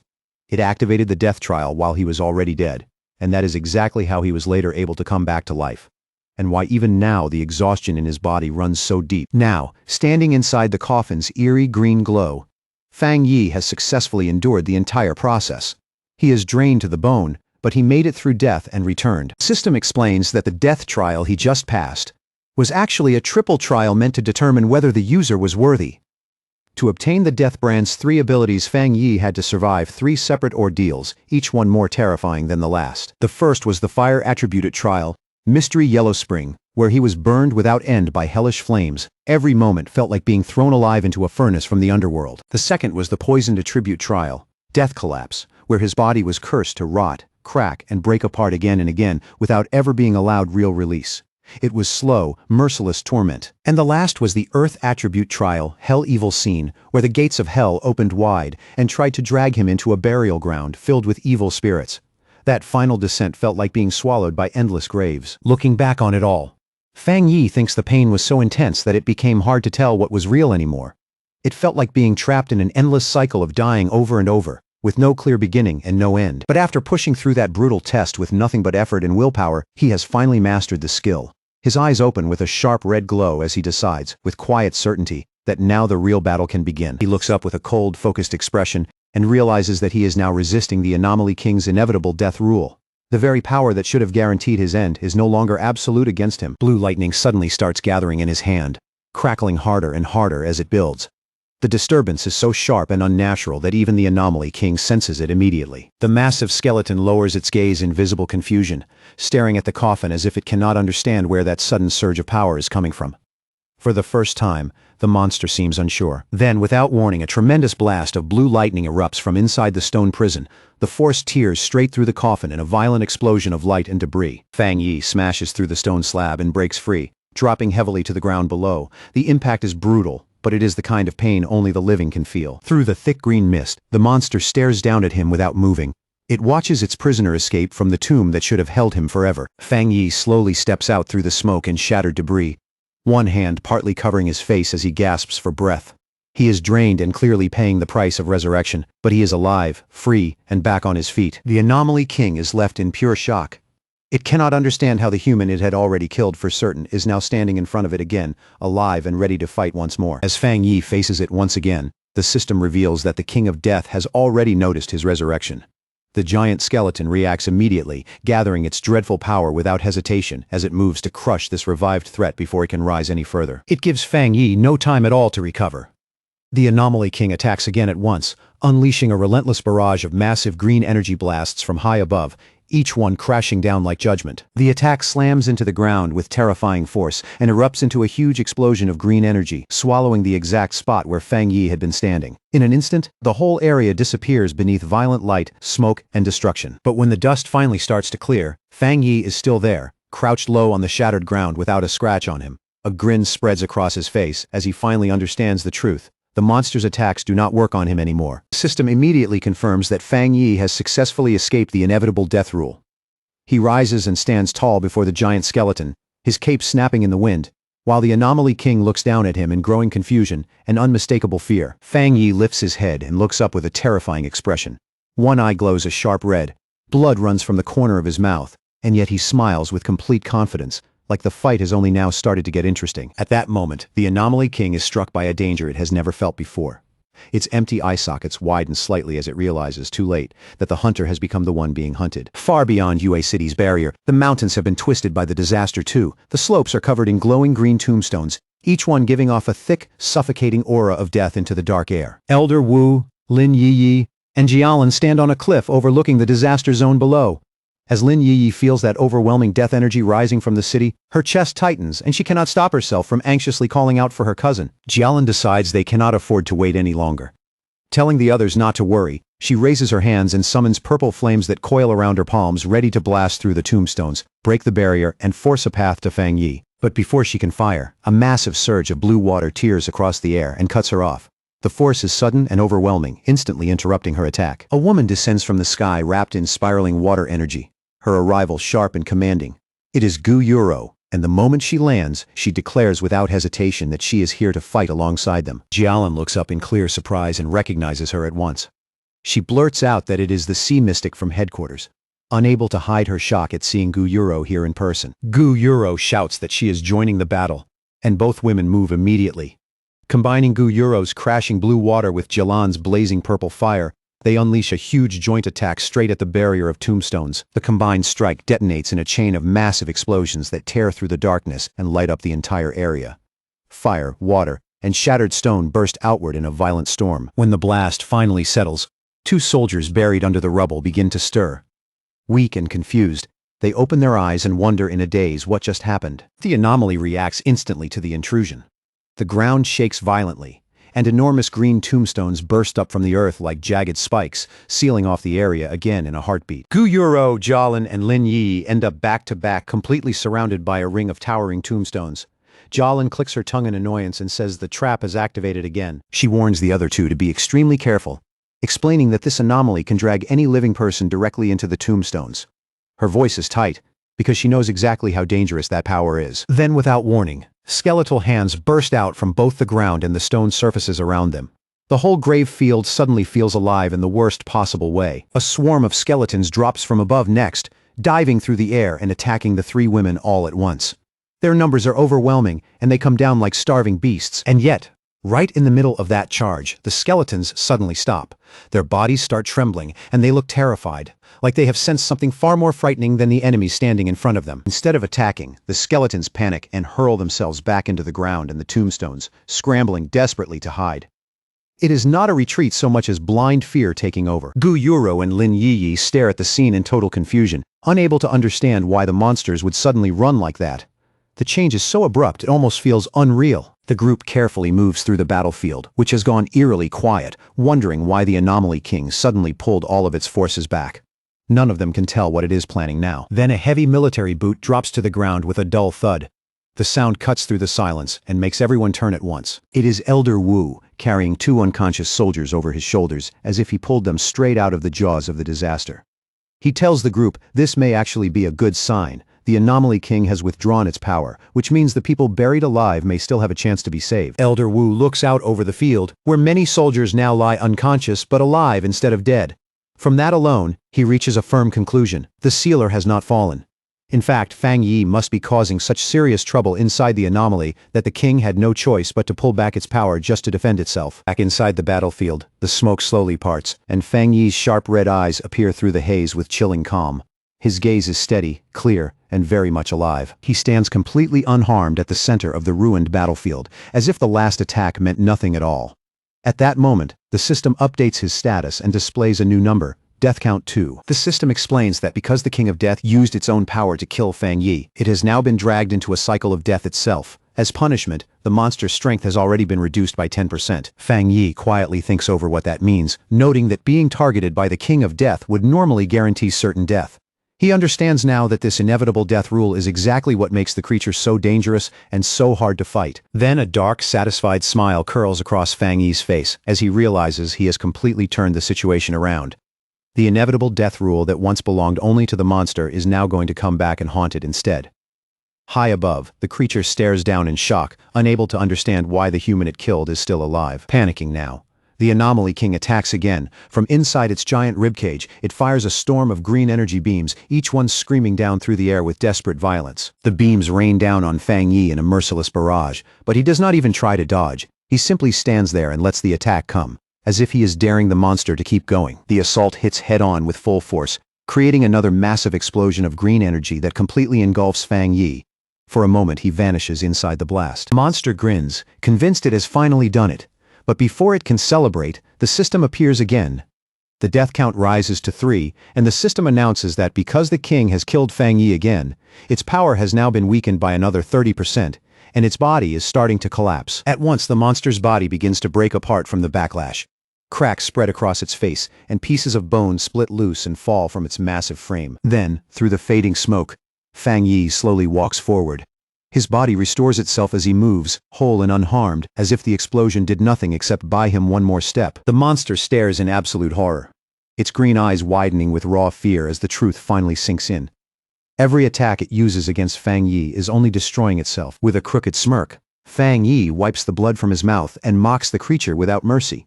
He is fully ready to keep repeating this deadly cycle until the monster is worn down and erased for good. Focusing his mind, Fang Yi gathers his power and fires a massive beam of energy straight at the monster. The attack tears through the air in one bright, violent line, but the monster lifts one hand and casually knocks the beam aside, deflecting it with almost effortless force. Even weakened, it is still monstrously strong. At that exact moment, a system notice appears and announces that a new mark has been activated. Instantly, red hellfire erupts across the monster's body, burning through and mixing with its eerie green aura. The monster glances down at its own arm in baffled confusion, unable to understand when or how that fire latched onto it. For the first time, it looks thrown off balance. The moment that opening appears, Fang Yi leaps high into the air and draws his sword. The blade is blazing with intense fire, its heat flaring so violently that it lights up the space around him. As Fang Yi closes in, the system confirms that the monster has been afflicted with a hellfire-burning debuff. From this point on, it will keep taking damage without pause as the flames continue eating through it. The monster glares down at Fang Yi with its glowing green eyes, furious at being forced back and wounded like this. Rage pours off it just as heavily as the death energy. Fang Yi brings his blade down with all his strength and unleashes his heavenly fire slash. The strike is fierce, direct, and packed with the kind of force meant to split the battlefield in two. The monster throws up its huge hand and blocks the slash head-on, and the collision erupts into a violent clash of power. Fire and death energy crash into each other in a storm that shakes everything around them. The strike hits with horrifying force, and the damage is instant. The monster's massive body jerks from the impact, and a shock runs across the battlefield for everyone to see. A system notice appears right away, cold and exact. The death count has climbed to 4, and the monster's total strength has now been cut down by a brutal 45%. As the violent energy of the battle keeps twisting through the air, another system window suddenly opens. The next stage has begun. The death collapse mark. The effect kicks in immediately, fast and merciless. Cracks spread across Fang Yi's body like shattered glass, making it painfully obvious that the cycle of death has started again. Even after taking that much damage, the monster still refuses to go down. It surges forward, grabs Fang Yi, and crushes him in its grip with savage force. Then it yanks him closer, dragging him right in front of its face, towering over him, as if it wants to break his spirit before it breaks his body. But Fang Yi doesn't show an ounce of fear. He meets that stare with a calm, taunting smile, and even with blood running down his face, he looks completely at ease as he coolly tells the monster to look at itself. The monster pauses. For just a second, it looks visibly shaken, unable to understand how someone already standing on the edge of death can still smile like that. Then suddenly, flames explode around Fang Yi in a violent burst of heat and light, and yet all he gives is a faint smirk, standing in the middle of the blaze without a single trace of harm. The fire races straight onto the monster's hand, and it can only stare as its bones begin to blacken, split apart, and crumble into ash right in front of it. The system confirms another terrifying update. The death count has now reached 5, and the monster's power has been crushed even further, dropping by a total of 60%. Another notice flashes across the air, announcing that the Hell Evil Scene mark has activated, speeding up the destruction of the monster's body with ruthless force. Monster throws back its head and roars, furious and disbelieving. But no matter how violently it thrashes, it still can't stop its own body from falling apart. Outside the barrier, the giant tombstones around the city start splitting, tilting, and collapsing one after another. Like the unnatural structure behind the whole disaster is finally giving out. Wang Lan stares in disbelief as it hits him all at once. The anomaly itself is breaking down, and the entire cursed domain is collapsing with it. High overhead, the thick black clouds begin to break apart, and long-buried light spills through at last. Lin Yi looks up and smiles, relief washing over her the moment she realizes her cousin is still alive. Elder Wu instantly activates his armor and wastes no time. He orders the team to enter the city, rescue every survivor they can, and evacuate the injured as quickly as possible. Now that the mission is clear, Elder Wu, Wang Lan, Gu Yuro, and Lin Yi shoot forward without hesitation and head straight into the city. Deep inside the shattered remains of the anomaly, a hand suddenly bursts up through the ground, clawing through the debris as someone fights to get out. At last, Su Qingying pulls herself free. She drags in breath, her whole body shaking from exhaustion, while fear and leftover shock still linger across her face. Still on her knees and struggling to steady her breathing, she tries to understand what just happened, forcing her scattered thoughts back together piece by piece. She remembers her life force being drained away little by little, along with that suffocating feeling of being trapped inside a green, hellish void somewhere within that giant skeleton. But then she realizes it had all ended just as suddenly as it began, as if some unseen power had shattered that nightmare and let her come back alive. Her eyes snap to a nearby tombstone, and in that instant, she knows what she has to do. Panicked, she rushes over and starts digging frantically at the grave, marked with Chen Ruo's name, calling out to her the entire time. Su Qingying tears through the dirt and finally finds Chen Ruo beneath it. Unconscious but alive, relief floods through her when she sees Chen Ruo is really here, unlike Chen Ruo's sister, whose body had once disappeared without a trace. Then Su Qingying suddenly stops and looks up, her expression shifting as she feels something enormous changing in the air around her. She stares upward in shock as the swirling green vortex above begins to split open, cracks spreading across it like a fragile shell finally breaking apart. A moment later, the monster's enormous skull drops from above and slams into the ground with a thunderous crash that shakes the ruins. And even in that ruined, collapsed state, the monster still refuses to admit defeat. It glares upward in blazing hatred and declares itself the noble king of death, demanding to know what Fang Yi even is to stand against it. More than anything, it burns with rage that a mere human would dare look down on it. Then, out of the surrounding darkness, Fang Yi's undead army appears. Countless shadow spirits emerge in silence, their crimson eyes glowing through the gloom as they fix their gaze on the monster. The system delivers another merciless update. The Hell Evil Scene mark has now weakened the monster by a crushing total of 80%. The monster goes stiff. More cracks spread across its face as the truth finally hits it. It doesn't have any real power left anymore. Its destruction speeds up all at once. The system bar surges straight to 100%, and the monster's green soul shatters into nothing. System confirms the final outcome. The monster's power has been completely stripped away, and that very power now belongs to Fang Yi. Fang Yi slowly opens his eyes, and the red is gone. In its place is a strange purple glow, mystical and overwhelming, distant but impossible to ignore. And the system coldly announces the result for all to hear. The old king has fallen, and a new king has risen. Fang Yi stands victorious atop a high cliff, wrapped in swirling purple energy. The newly claimed power of death coils around him like a living storm, while behind him, the dark clouds split open and golden sunlight pours down on the new king. Then Fang Yi slowly descends from the churning purple energy above. Divine light washes over him as the clouds continue to part, making it clear that this long nightmare is finally ending. Down below, the survivors can only stare in stunned silence. Su Qingying helps support the injured Chen Ruo, while Gu Yuro adjusts her glasses with trembling fingers, still shaken by everything she just saw. She can't understand how Fang Yi managed to survive the Anomaly King's inescapable death rule, let alone summon those hellish spirits that rose up and swallowed the monster whole. Elder Wu looks up at Fang Yi, awe in his eyes, and a heavy thought settling in his chest. Fang Yi's true strength may be far beyond anything any of them had imagined. Fang Yi has done the impossible. Since he couldn't escape the rule of death, he broke it apart instead and seized the very power that controls life and death. Gu Yuro turns to Elder Wu and asks in a shaken voice whether a human being should really be able to wield power on a level like this. As she stares at Fang Yi, she suddenly thinks she sees the ghostly skeletal face of the King of Death overlapping his own. Panic rises instantly, and she wonders if the Anomaly King has awakened inside him. But Wang Lan steps forward with a calm, confident smile and tells Gu Yuro not to panic and to take a closer look at the battlefield. Across the barren ruins, something incredible is happening. The shadow spirits, Fang Yi summoned, aren't attacking anyone at all. Instead, the people believed to be dead are slowly sitting back up, completely unharmed. The power of death itself is now being used to save them. Amid the scattered rubble, the villagers find Chen Xing. He's bruised, battered, and barely conscious, but he is unmistakably still alive. As Chen Xing slowly wakes up, still dazed and out of it, he weakly asks if he wasn't already dead, making it clear that he really has somehow been brought back. All across Yue City, the surviving villagers lift their eyes toward Fang Yi's floating figure, staring up at him like they're looking at something no longer bound by human understanding. Some people in the crowd stare at the dark aura around Fang Yi and, with fear in their voices, call him a god of death. But others immediately push back, saying no. He's the sealer, the one who saved them when nobody else could. Then all at once, the little girl Fang Yi saved earlier speaks up over the noise, blurting out that sealer sounds way too ugly and doesn't fit him at all. With a bright, innocent smile, she remembers the golden flames that protected her before. To her, Fang Yi isn't some cold title or distant legend. He's their god, the one who drove out the evil and gave them hope again. High in the night sky, Fang Yi decides it's time to end this once and for all. He slowly lifts one hand, and above him, a huge, jagged scythe of dark purple energy begins to take shape. His expression turns cold, serious, with one eye still glowing that ominous red.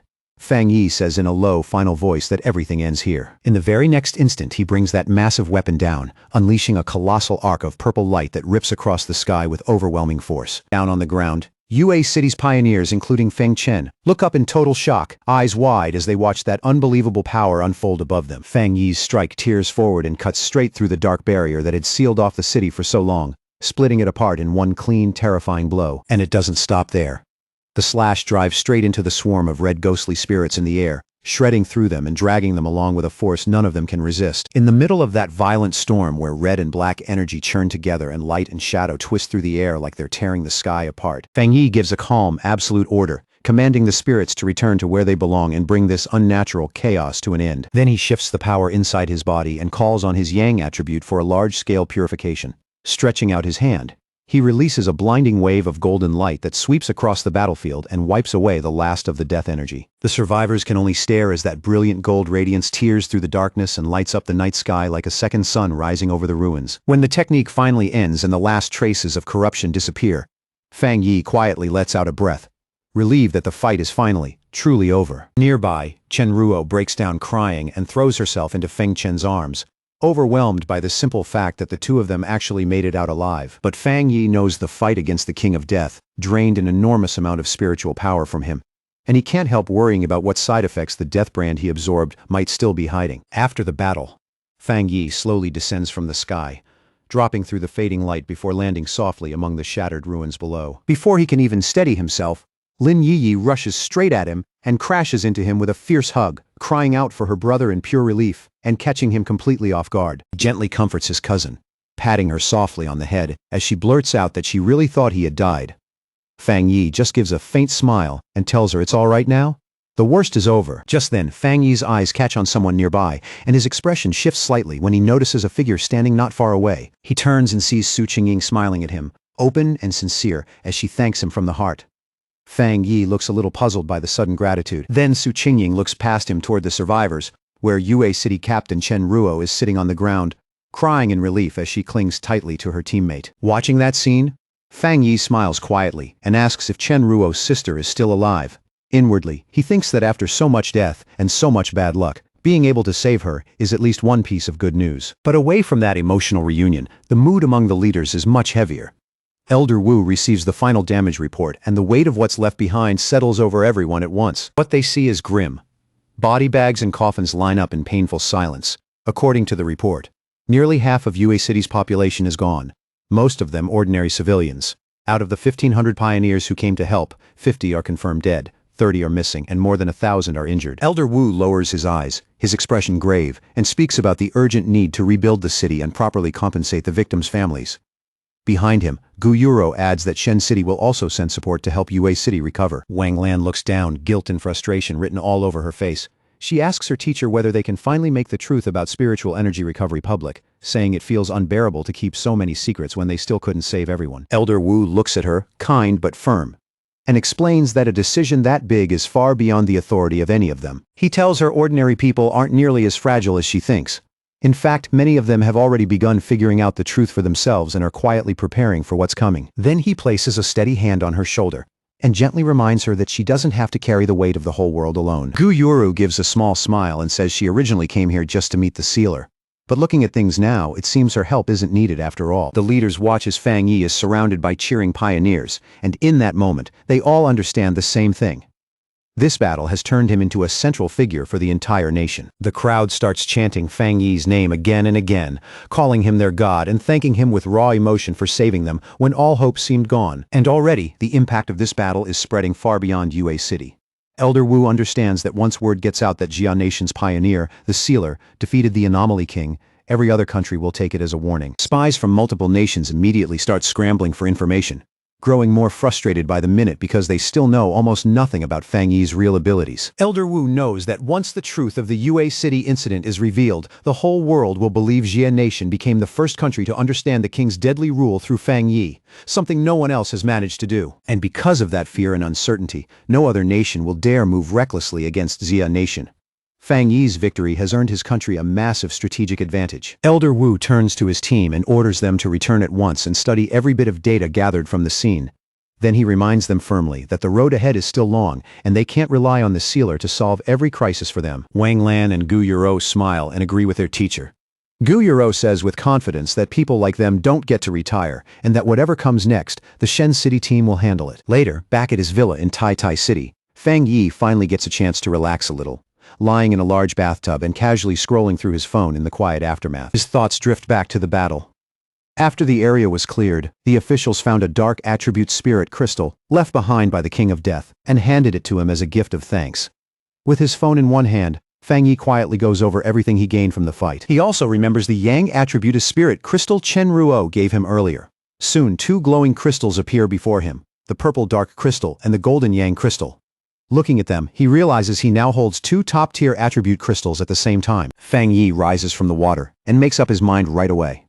Light and dark attributes normally clash, but since the system recognized him as the new King of Death, he figures absorbing the dark energy shouldn't be a problem. Without another second of hesitation, he presses the purple crystal to his chest and lets the dark energy inside pour out and swirl around his body. A system window appears instantly, confirming that a dark attribute has been detected and identifying the spirit crystal. Then it announces that an ultimate calculation is beginning and starts generating a brand new technique. Not long after, the process finishes, and the system announces the creation of a new dark attribute technique called Death Walk. The moment Fang Yi activates it, purple shadows spread across his body, and the system explains that this skill lets him move by teleporting directly through darkness itself. Fang Yi thinks to himself that, fancy name aside, it's basically teleportation, just with a much darker, cooler style. To test it out, Fang Yi vanishes from the second-floor balcony in an instant, then appears on the floor below, as smoothly as if he had just stepped through the air. He gives a satisfied nod, immediately realizing that a skill like this, one that combines mobility and evasion, would be incredibly useful in a real fight. Fang Yi then looks inward and carefully checks the state of his own body. It doesn't take long for him to notice that after surviving the Death Brand trial, something at his core has changed. His body can now absorb dark attribute energy directly, almost as if it had always been built for it. He summons his skeletal avatar, and right away, he can feel how much sharper his control over dark spiritual power has become. After taking in the Anomaly King Spirit Crystal, Fang Yi knows one thing for sure. He is now only a single step away from entering the legendary Jingang realm. His eyes drift toward a nearby cabinet where a soft golden glow is quietly spilling out. Resting inside is the Yang Attribute Spirit Crystal, the reward Chen Ruo had promised him. That brings a faintly amused look to Fang Yi's face. After the battle, the city officials thought it was far too casual for Chen Ruo to hand over something that valuable in private. So they ended up arranging a huge formal ceremony just to present it to him properly, and he even heard they put up a statue in his honor afterward. Letting that thought pass, Fang Yi reaches out and takes the golden crystal into his hand. Even to him, holding two top-tier spirit crystals at once feels like absurdly good luck. He slowly raises it to eye level and watches the pure yang energy moving inside.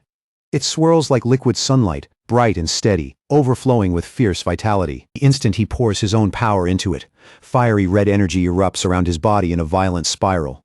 The whole room turns scorching hot, and the air grows heavy with a burning pressure. The system activates again at once, immediately picking up the crystal's powerful yang energy.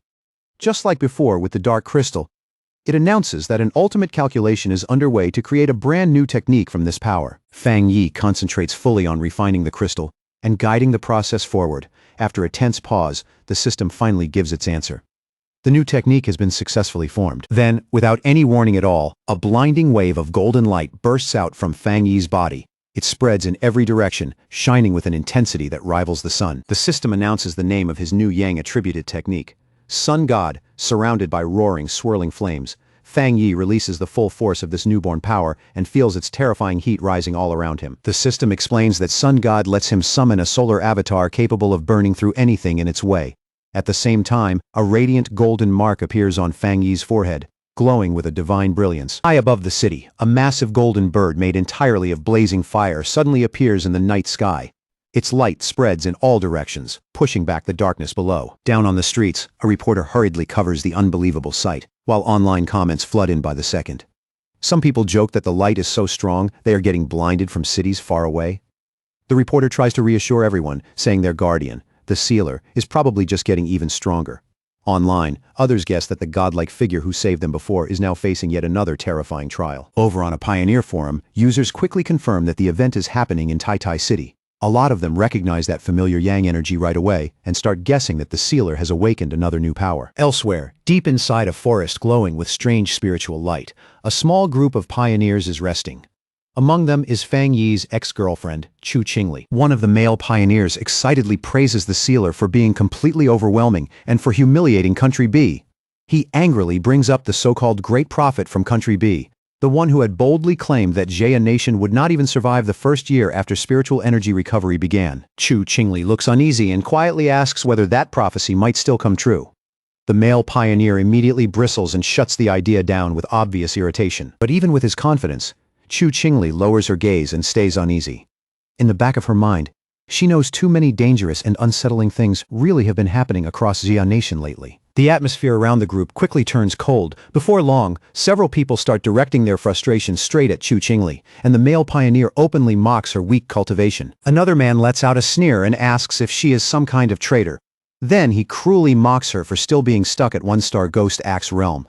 With obvious satisfaction, he points out that she used to be a rich young miss, but in this new world, she is nothing more than trash in everyone's eyes. Chu Qingli folds her arms tightly and forces herself to keep her pride intact. She fires back that their strength means nothing compared to the sealers, and unless they can become as powerful as him first, they have no right to laugh at her. The male pioneer bursts out laughing and mockingly asks if she seriously thinks she could team up with the sealer. The three men laugh at her together and remind her that the sealer is known for acting alone. Then, without the slightest hesitation, they coldly tell her she is no longer part of their team. As the men turn and start walking away, Chu Qingli reaches out in desperation and shouts after them. If they are throwing her out, then they at least need to give her the share of the reward she earned. The leader glances back with a greedy, contemptuous smile and coldly tells her she should be thankful they are not asking her to pay them instead. Then, without another word, he releases a blast of wind energy. It slams into Chu Qingli and sends her flying backward as he yells for her to get lost and disappear. Chu Qingli trembles on the ground, her whole body aching, her chest tight with humiliation and anger. In silence, she swears to herself that they will pay for this. At the same time, social media is drowning in fear and panic, as a great prophet from Country B publicly predicts that Jia Nation will be destroyed within a year. Inside the Tai Tai Spirit Association office, a superior discusses the situation with Fang Yi and explains that these spreading rumors are already seriously damaging the morale of local pioneers. Su Qingying explains that Country B is clearly using psychological warfare. They are trying to shake people's confidence and weaken them before any real fight even begins. The superior adds that news of Fang Yi's strength has already spread far and wide. And that is exactly why Country B has started acting this aggressively. There are even rumors that they secretly manipulated events behind the scenes and nearly triggered a catastrophe in another city. The superior admits the whole incident was deeply strange. Every sign at first pointed to the disaster happening in Country B, but in the end, it nearly wiped out their own elite forces instead. To push back against the rising panic and steady public morale, the association decides that Fang Yi needs to make a public statement himself. Standing in front of a computer, Fang Yi calmly sets his hand on the keyboard and sends out his message with one decisive keystroke. On his verified profile, Sealer 5, he posts a single short sentence, brief, sharp, and impossible to ignore. The apocalypse won't catch up to my speed of breaking through. The internet explodes instantly. Comments flood every platform as survivors come forward to confirm that they saw Fang Yi kill the King of Death with their own eyes.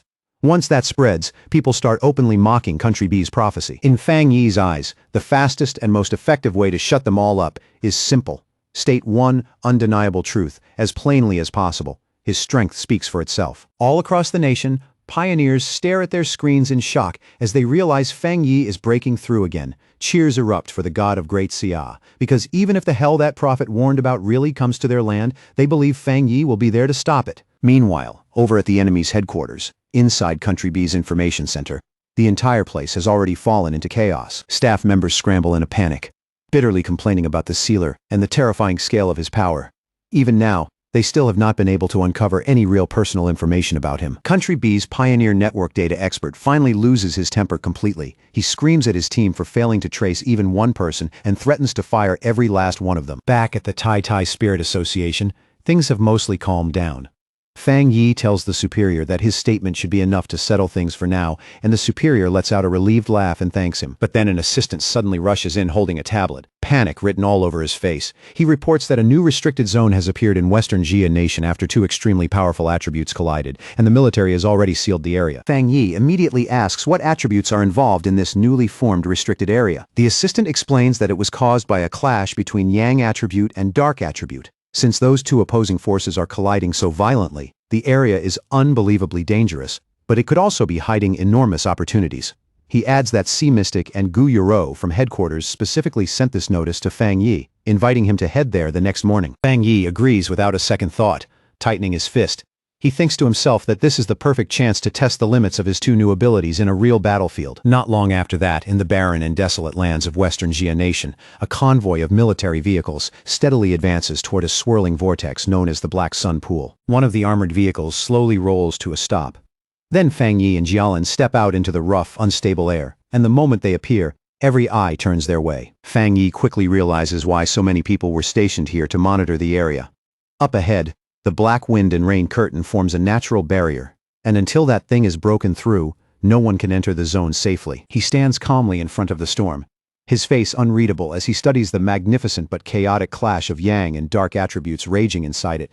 Beside him, someone from the team speaks up in a serious voice and asks if he is ready. Staring straight at that towering tornado of dark energy, Fang Yi quietly steadies himself, then he prepares to face this new and dangerous test head-on. Outside the black wind and rain curtain, with the restricted zone hidden behind that massive dark tornado, Wang Lan steps forward and introduces a newly arrived group to everyone else. She explains that these newcomers are elite pioneers sent from headquarters in Shen City and Haishi City, all of them specially chosen for a mission like this. She goes on to say that these arrivals are top-tier geniuses on the same level as Fang Yi. Every one of them has already reached the 3-star spirit creation realm, and all are expected to break into the Jinggang realm before long. Behind her, the new team members step forward one by one, each carrying intense spiritual pressure. A blue-haired man introduces himself as Wang Zhong, the new captain of Haishi City and a 3-star water attribute pioneer. Next to him stands Song Yiming, a spiky-haired elite from Shen City with powerful dual wind and fire abilities. Wang Zhong then politely apologizes for their late arrival. Wang Lan then addresses the entire group and reminds them of the rules inside the restricted zone.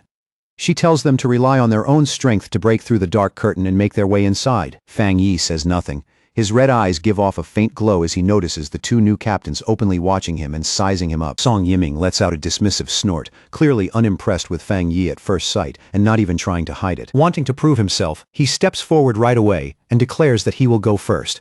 With one sharp motion, he pulls the large blade from his back, ready to show everyone exactly what he can do. As he gathers his energy, he admits to himself that Fang Yi is half the reason he came on this mission in the first place.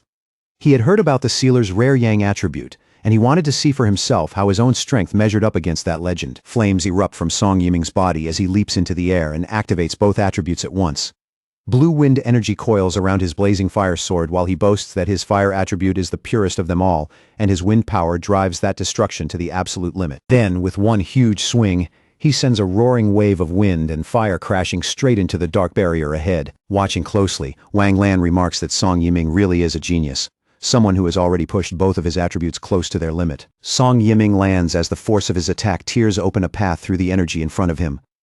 He scoffs proudly and says the dark barrier is nothing but a cheap imitation of bad weather, and far too easy for him to break. After seeing that, Wang Zhong decides it is his turn to move. He activates his spiritual power and summons a sharp blue water construct, its cold surface gleaming as it forms in his hand. Then he charges straight into the dark storm, creating a protective umbrella of water around himself, and forcing his way through the brutal environment with that defensive technique. Inside the twisting darkness, the water shield gives off a bright blue glow that stands out sharply against the black storm all around him. Wang Zhong immediately feels the terrifying pressure of the dark climate crushing in from every side. A chill runs through him as he realizes that if he had entered a place like this, right after first reaching the 3-star spirit creation realm, he might not have made it out alive. He looks up in disbelief, struggling to understand how the yang attribute and the dark attribute could really exist together in one place without tearing everything apart. Ahead of him, a huge vortex of conflicting energy churns across the sky, swallowing light and shadow into one violent, unstable spiral. Nearby, Song Yiming holds a trace of dark energy in his hand and notes that it feels deathly cold,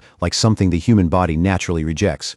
To him, just enduring that force up close is already impressive enough. Wang Zhong starts to worry, and guesses that Fang Yi may only be handling the pressure this well because his fire attribute is naturally closer to yang than theirs is. In a serious voice, he comments that simply getting through the curtain is already much harder than it looked from the outside. At that exact moment, Fang Yi suddenly releases a burst of golden flame and cuts forward with a blazing slash, cleaving straight through the darkness around them. The force behind it is so overwhelming that Wang Zhong and Song Yiming both have to leap away just to avoid getting caught in its path. Wang Zhong watches that golden figure streak past, and the moment he recognizes that pure, unmistakable yang attributed power, his body starts trembling on its own. In one smooth motion, Fang Yi tears through the final layer of the barrier and opens a massive gap filled with blinding light. Then he casually comes to a stop beside Jialin and greets the others like nothing unusual just happened, calmly saying they have all been waiting a long time. Even standing still, the pressure coming off him feels crushing. Song Yiming and Wang Zhong can only stare in stunned silence.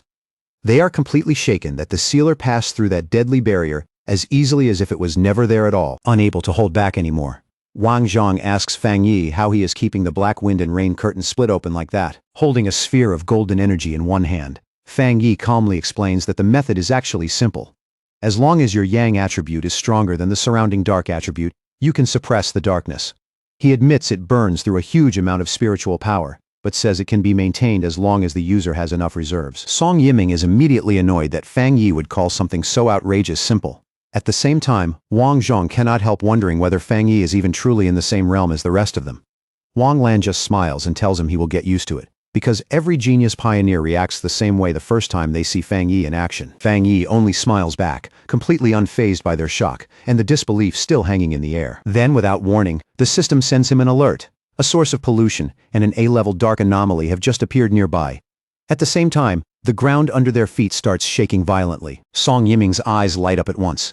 He says that if it is only an A-level dark attribute anomaly, then he wants to test himself against it personally. With Fang Yi in the lead, the whole group immediately rushes toward the source of the disturbance. Up ahead, 3 mysterious figures slowly emerge from the mouth of a cave, walking out without the slightest sign of fear. Fang Yi narrows his eyes immediately and knows at once from their presence and the way they carry themselves that these people are from Country B. Wang Lan and Song Yiming are both stunned to find other people already inside the area.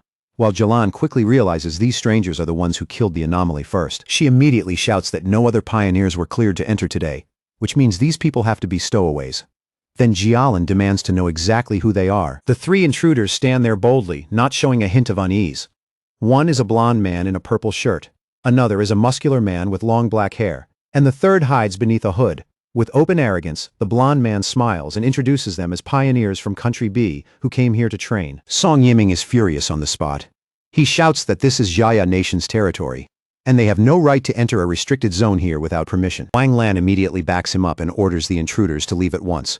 But the three outsiders do not budge. Instead, they coldly reply that the times have already changed. Then the blond man arrogantly declares that if the people of Xia do not want to claim the resources here, his group will gladly take them instead. In his eyes, that is only natural because he believes they are stronger than Fang Yi's team. Hearing that, Fang Yi steps forward without the slightest rush and calmly asks the intruders if they really believe opportunities belong only to the strong. The blond man answers with a smug smile, clearly convinced that his country sent their elite team here for exactly this reason: to provoke a clash and take the advantage for themselves. Fang Yi looks at him and gives him a cold, unsettling smile.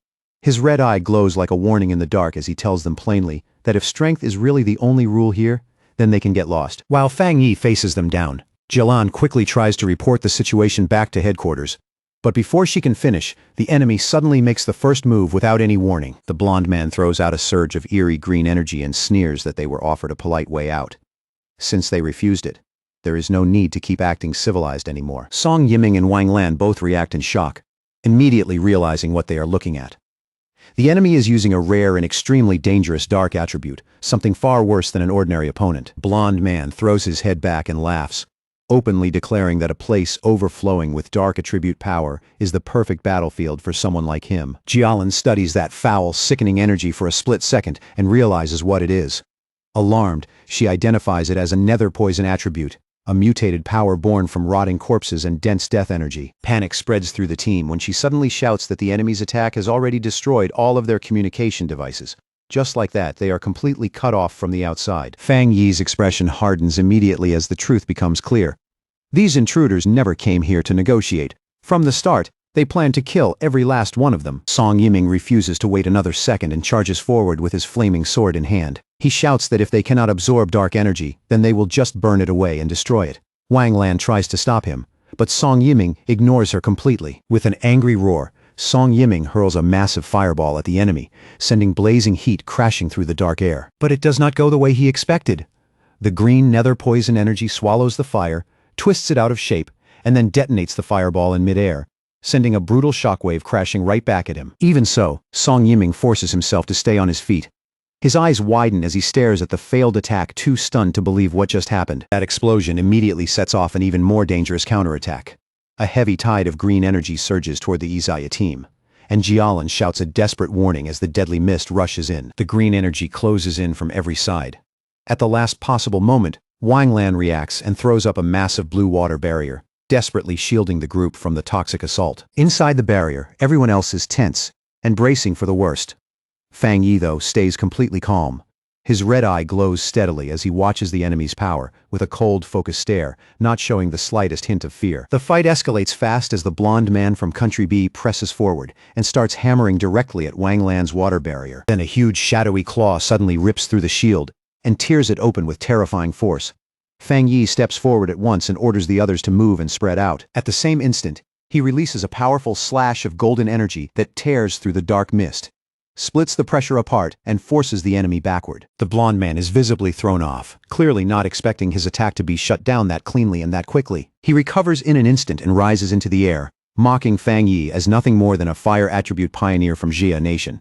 Then, with open contempt, he adds that Fang Yi's teammates look even more useless. Then, without any warning, dark green vines burst out from the shadows and whip around Jialan, Wang Lan, and Song Yiming, trapping all three inside a spreading corrosive mist that eats away at both flesh and spiritual power. Wang Lan shouts a warning to Fang Yi, telling him that this enemy has been hiding his real strength the entire time and is at least at the second level of the Jinggang realm. Seeing the Yeshayat team pinned down so easily, the blond man throws his head back and laughs wildly, full of confidence and cruelty. Meanwhile, far outside the restricted zone, the military personnel can do nothing but watch as the massive black wind and rain curtain closes again, sealing Fang Yi's team inside the deadly zone. One of Wang Lan's subordinates anxiously studies a recording of the blonde man on a laptop and grimly remarks that the rumors were true after all. Someone from Country B really has mastered a branch of the dark attribute. After analyzing the footage, he concludes that while the enemy has not fully mastered pure dark power, he does possess a lethal sub-attribute capable of inflicting wounds that simply will not heal. The blonde man shamelessly gloats that Fang Yi's companions have already been poisoned and will soon rot to death, and that all of their spiritual power will eventually become nourishment for him. Then he demands that Fang Yi return with him to mighty Country B and become part of him, speaking as if Fang Yi no longer has the right to say no. Trapped and furious, Wang Lan screams at Fang Yi to stop holding back and fight back already. At that moment, golden flames erupt from Fang Yi's body and force the darkness around him to retreat. Looking straight at the enemy with open mockery, he asks whether the man still has not realized one very important thing about how their powers match up. Then Fang Yi activates his bonfire domain, creating a massive sphere of blazing golden light that expands outward and forcefully suppresses the nether poison around them. He calmly asks the blonde man if he is surprised that the poison has no effect on him at all. The blonde man can only stare back, completely confused and unable to make sense of it. With a confident smile, Fang Yi unleashes a massive stream of fire.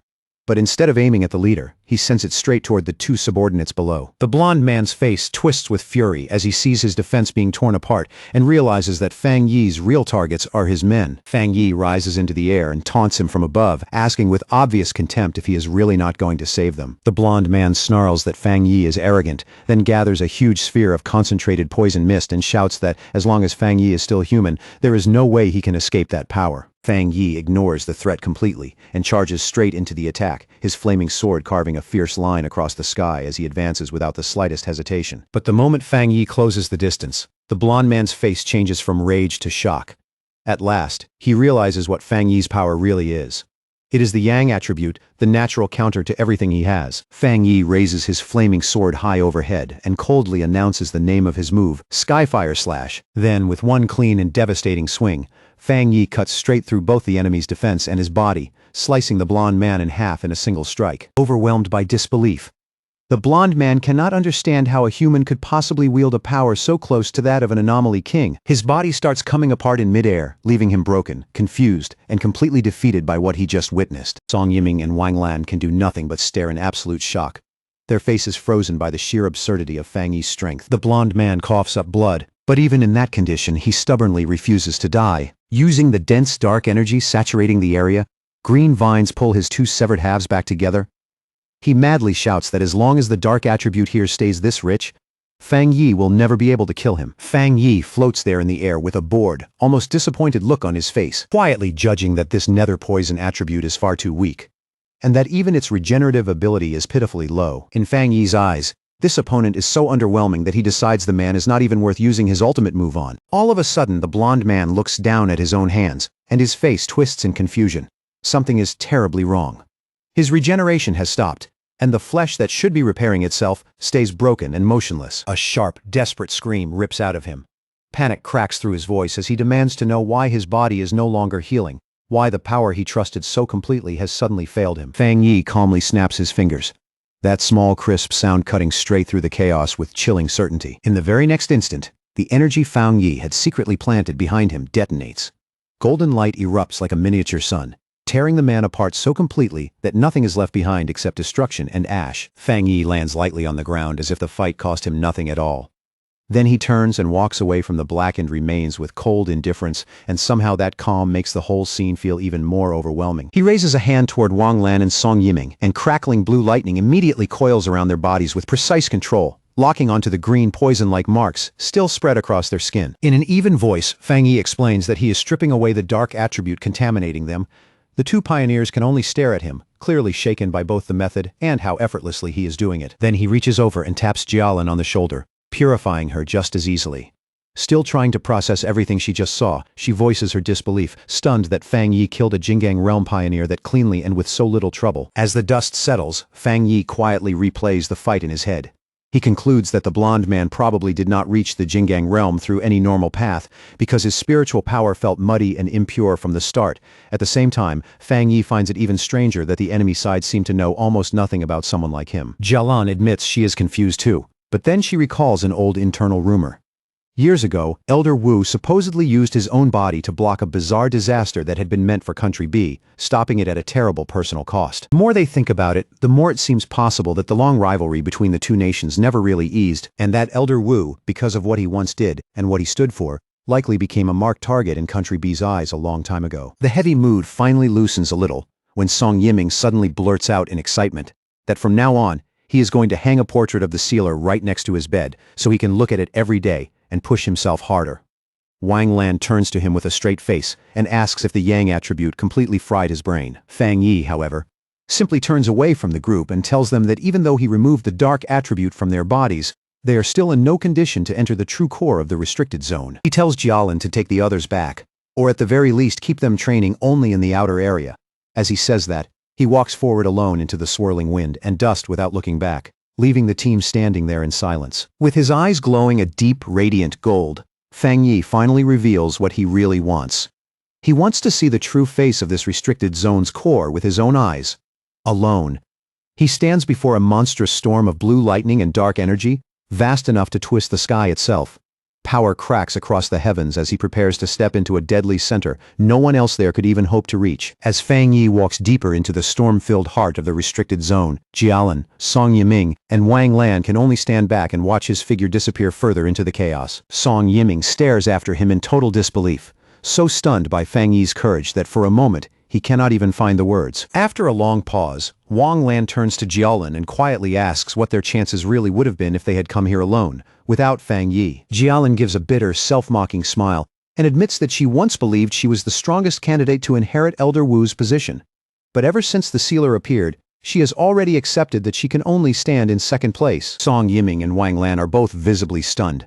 Neither of them expected their proud, fiercely competitive leader to say something like that so calmly, and the shift in her attitude feels almost unreal. Without warning, the dark energy high above them suddenly starts crackling and churning violently, as if the entire sky is being ripped open. Song Yiming panics instantly and shouts out in alarm, demanding to know what is happening now. The moment she senses the danger, Jialan's expression changes and she screams at her teammates to dodge immediately. The defensive barrier rises just in time, shimmering into place a heartbeat, before a massive wave of dark energy erupts outward in a gigantic explosion that swallows the surrounding area. Even with their defense up, Jialin, Song Yiming, and Wang Lan are blown away like leaves in a storm, their bodies sent helplessly through the air by the sheer force of the blast. When the explosion rips across the land, it carves huge burning trails through the earth, leaving scars stretched all across the battlefield. Bruised, disoriented, and sprawled across the scorched ground, the three pioneers finally understand with chilling clarity that this devastating force is the true face of the restricted zone's core. Slowly, they lift their heads and stare in awe at the scene in front of them. A landscape shaped like a giant burning eye, eerily identical to the satellite images they saw before entering. Jialin points through the storm ahead and says Fang Yi is still out there, floating right at the center of that terrifying maelstrom. Fang Yi hangs in midair, his body seeming to bridge two extremes. Behind him, golden fire wings blaze wide, while jagged spikes of dark purple energy twist and surge around him like living weapons. He lowers his eyes to the sphere of dark power gathered in his hand, and for the first time, his expression turns uncertain as he senses a strange, unfamiliar reaction starting inside it. Very quickly, Fang Yi realizes the two opposing attributes, Yang and Dark, are not just clashing.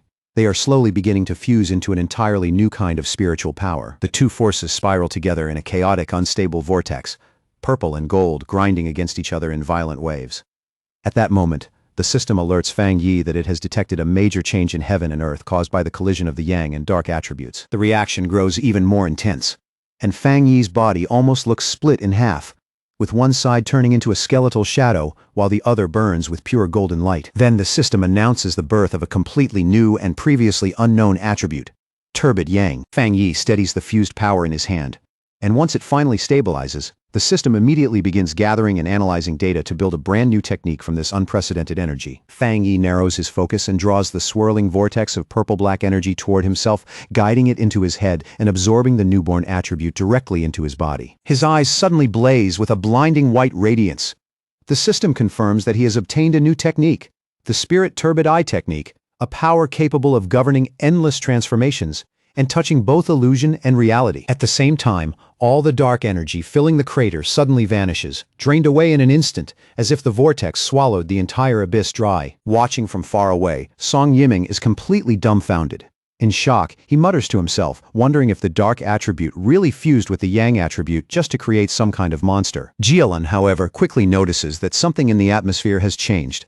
Frowning, she asks the others if they can feel it too. The three of them soon realize that although this new spiritual power looks frightening and oppressive on the surface, the instinctive revulsion and fear that normally came with the dark attribute are completely gone, leaving behind a force that feels strangely pure instead of corrupt. Wang Lan immediately suggests they should try cultivating with this energy, sensing that even a small amount of it could bring huge benefits. Jialun agrees right away, and the three pioneers sit down inside protective spheres to meditate, each of them eager to absorb even the slightest trace of this rare high-level power. Meanwhile, outside the restricted zone, the military observers are left deeply confused.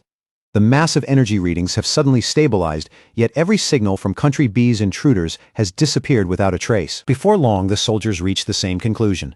The sealer must have already wiped out the enemy forces inside. Thinking back on all the rumors surrounding Fang Yi's ruthless methods, they decide Country B's intruders simply met the end they deserved. The soldiers hurry to contact headquarters, relieved that they managed to preserve video evidence of Country B's actions.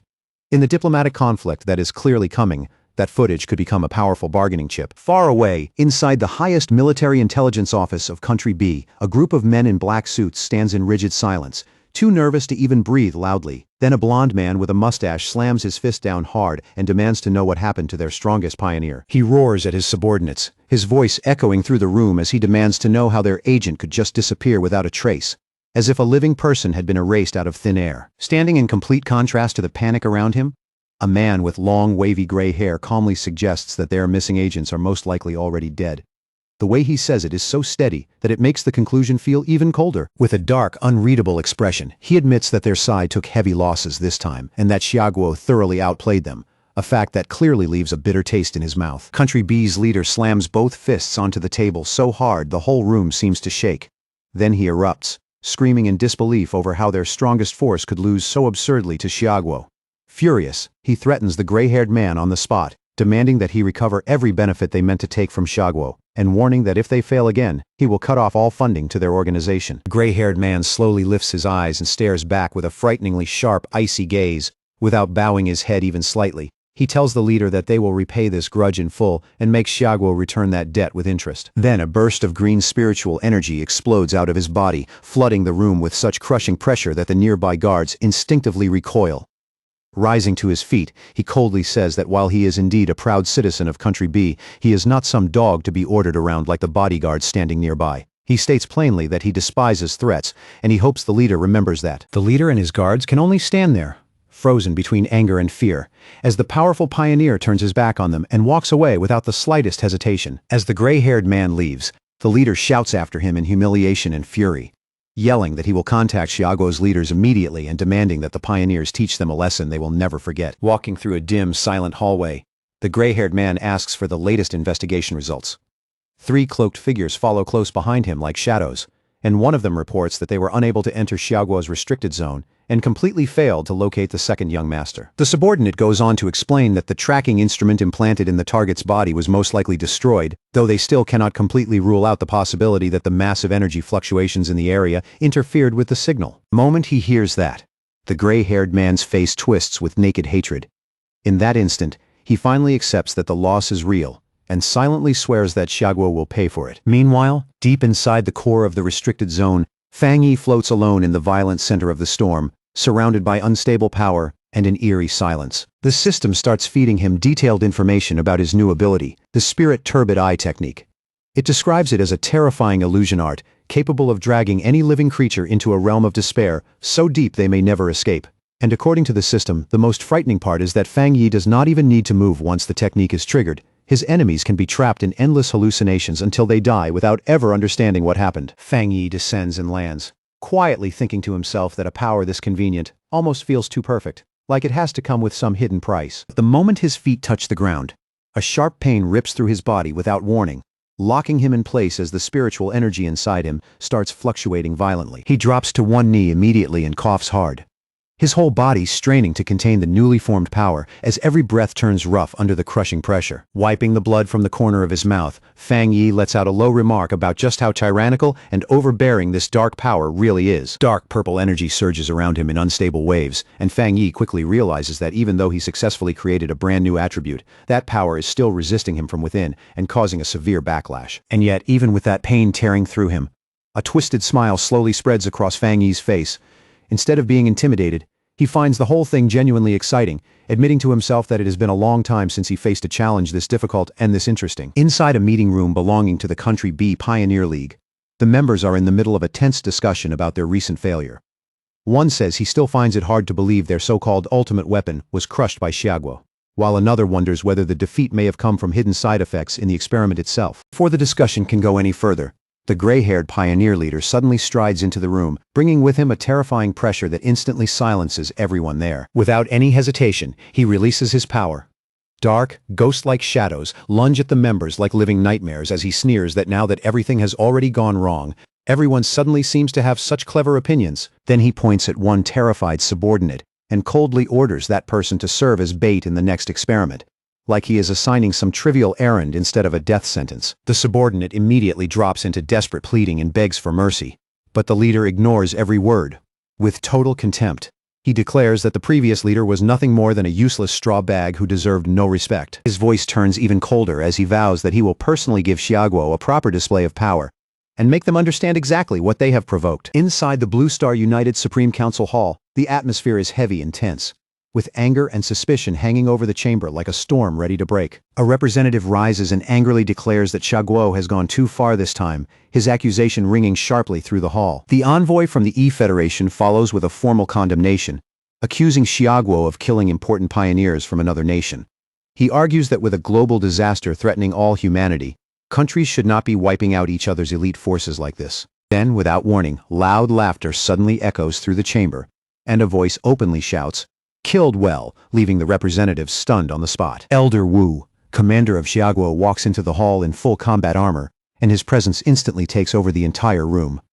He sweeps a mocking glance across the representatives and casually tells his men to replace their drinks with chrysanthemum tea, saying they clearly need something to cool down and calm that fire inside them. The gray-haired pioneer leader is briefly startled to see Elder Wu show up in person, but he quickly buries that reaction and skips straight past any formalities, demanding an explanation for why his country's powerful pioneer died inside Xiaoguo's borders. As he stares at Elder Wu, suspicion flashes through his eyes, and he cannot help wondering how Elder Wu managed to recover so completely. Elder Wu lets his golden aura flare outward and gives a scornful scoff, asking whether the gray-haired leader really thinks he has the right, or even the worth, to stand there and demand an explanation from him. Then he accuses Country B's pioneers of striking first and says they are shamelessly pretending to be victims while acting as the real aggressors from start to finish. The gray-haired leader asks for proof. But beneath that outward calm, fear is already starting to gnaw at him. If Elder Wu truly has returned to his peak condition, then their plans may already be coming apart. Elder Wu calmly lifts a remote control and says that if proof is what the man wants, then proof is exactly what he is about to get, right in front of everyone. On the screen behind him, a video starts playing, clearly showing the blonde leader and his team, and proving that Country B's pioneers illegally crossed the border to steal resources. Elder Wu narrates in an even cutting tone that the intruders destroyed their own recording equipment afterward, but were ultimately killed in self-defense by Xiaoguo's pioneers. He ends by declaring that those arrogant invaders deserve to die. The audience is visibly shaken by the solid, unmistakable evidence of Country B's treachery, and the mood in the hall shifts all at once. Elder Wu fixes the gray-haired leader with a hard stare and coldly quotes that those who commit injustice bring about their own destruction. He warns the entire hall that if any other nation dares come to steal Xiaoguo's resources, they will meet the exact same end. Humiliated and enraged, the gray-haired leader secretly gathers green energy in his hand beneath everyone's gaze, preparing a sneak attack. In the next instant, he violently hurls 3 blades of green spiritual energy straight at Elder Wu, each one sharp and fast enough to kill. But Elder Wu responds with effortless ease, summoning a golden barrier that instantly reflects the attack and sends the green energy flying right back to its source. Reflected force slams into the gray-haired leader head-on and blasts him backward through the air with brutal force. Elder Wu bursts into hearty laughter, openly mocking the sneak attack as nothing more than a petty trick, not even worth taking seriously. The gray-haired leader crashes onto the stairs and his subordinates rush to him in a panic. all of their earlier arrogance gone in an instant. Elder Wu watches the scene with deep satisfaction, and as he does, his thoughts drift to Fang Yi and how many more miracles that sealer may still create for Xiagua. Back at the restricted area, a massive vortex of dark energy continues to churn and roar like a living disaster. Jialan, Wang Lan, and Song Yiming stand right at the edge of it, staring into the chaos with tense, fixed expressions. Jialan looks deeply troubled, her eyes full of worry as she fears that even someone like the sealer may have run into real danger inside that terrifying storm. Deep within the eye of the storm, where the pressure is at its absolute worst, Fang Yi stands there alone, surrounded by unstable power on every side. Then, all at once, his eyes erupt with blazing golden light as the energy inside him surges to its limit and reaches a critical breaking point. He throws his head back and lets out a raw scream as a huge wave of golden power explodes out of him, blasting in every direction and making the entire space tremble under the force. As the violent surge finally starts to calm, it compresses into a dark purple aura that wraps tightly around his body. The system confirms that the spirit turbidite technique has been fully absorbed, and from now on, his body will no longer reject the dark attribute. Fang Yi lifts a hand to his eye, a faint confident smile forming on his face as he decides to try out this new technique for himself. The instant he activates it, reality cracks apart into countless purple fragments, and a chaotic, otherworldly dimension opens up around him. Fang Yi slowly looks around, and for a brief second, his expression tightens as a flash of caution passes through his eyes at the strange world taking shape before him. It does not take him long to notice that the floating shards contain scenes of monsters he fought before. Right away, he realizes these illusions are being pulled straight from his own memories, and that only makes this power feel even more dangerous and intriguing. He quietly reflects that those life-or-death battles, the ones that forced him to grow stronger, one step at a time, would have been a living hell for almost anyone else. As he walks forward along a path split between freezing ice and burning lava, a new idea suddenly comes to him. If he combined this technique with the 3 hellish trials of the Death Brand, the result would be even more terrifying than either one on its own. To test that thought, Fang Yi raises his hand and summons spirits of blue energy and fiery orange energy, bringing both forces into existence right in front of him. The two opposing energies immediately start twisting around each other, spinning faster and faster until they turn into a violent, unstable vortex crackling with pressure. Then, without warning, the system reports a huge overflow of spiritual power and announces that Fang Yi is on the verge of breaking into the legendary Jinggang realm. Fang Yi stomps down hard, and the ground under him bursts apart at once, splitting open beneath the pressure of his rising power. A confident smile spreads across his face as he accepts the sudden breakthrough without the slightest hesitation, almost like he had been waiting for this moment the whole time. Then a massive bolt of blue lightning suddenly tears down from above, ripping through the dimension with blinding force. Out of that overwhelming light, a gigantic, golden-armored avatar slowly takes shape, towering over everything like a divine executioner born from the tribulation itself. Fang Yi does not back off for even a moment. He shoots into the air and charges straight at the enormous figure head-on. His strike crashes directly into the golden avatar, and the collision erupts into a blinding explosion that shakes the entire dimension from one end to the other. Outside, Jialan and Song Yiming both sense the terrifying surge of energy. Jialan's eyes widen at once, and she blurts out in shock that Fang Yi is about to break through to the Jinggang realm. The clash inside the core explodes outward in a storm of golden light and blue lightning, turning the entire storm zone into a dazzling and violent sea of power. When the blast finally fades, Fang Yi is still suspended in the air with crackling energy wrapped around him. He looks calm, almost casual, but there is a trace of confusion on his face as he wonders if that was really all the trial had. A predatory smile slowly forms across his face, and his red eye begins to glow with an eerie light. Realizing the trial may not be enough to stop him, he decides that now it is his turn to strike back. The golden avatar smashes down with crushing force, but Fang Yi refuses to give way. He plants his feet, raises a barrier in front of himself, and unleashes his limitless dark world at full power. With a determined shout echoing through the shattered dimension, he activates his divine thunder tempering technique and drives his power even higher, channeling that enormous force through his body. Fang Yi fires back with a fierce counterattack, unleashing a massive blast of blue lightning straight at the golden avatar. The lightning lands dead on target, setting off a gigantic explosion that rips through the dimension and sends violent cracks spreading across the surrounding space. The system confirms that the breakthrough is fully in motion as Fang Yi absorbs a torrent of golden and purple lightning into his body. In that instant, he successfully steps into the first level of the Jinggang realm, wrapped in a golden aura.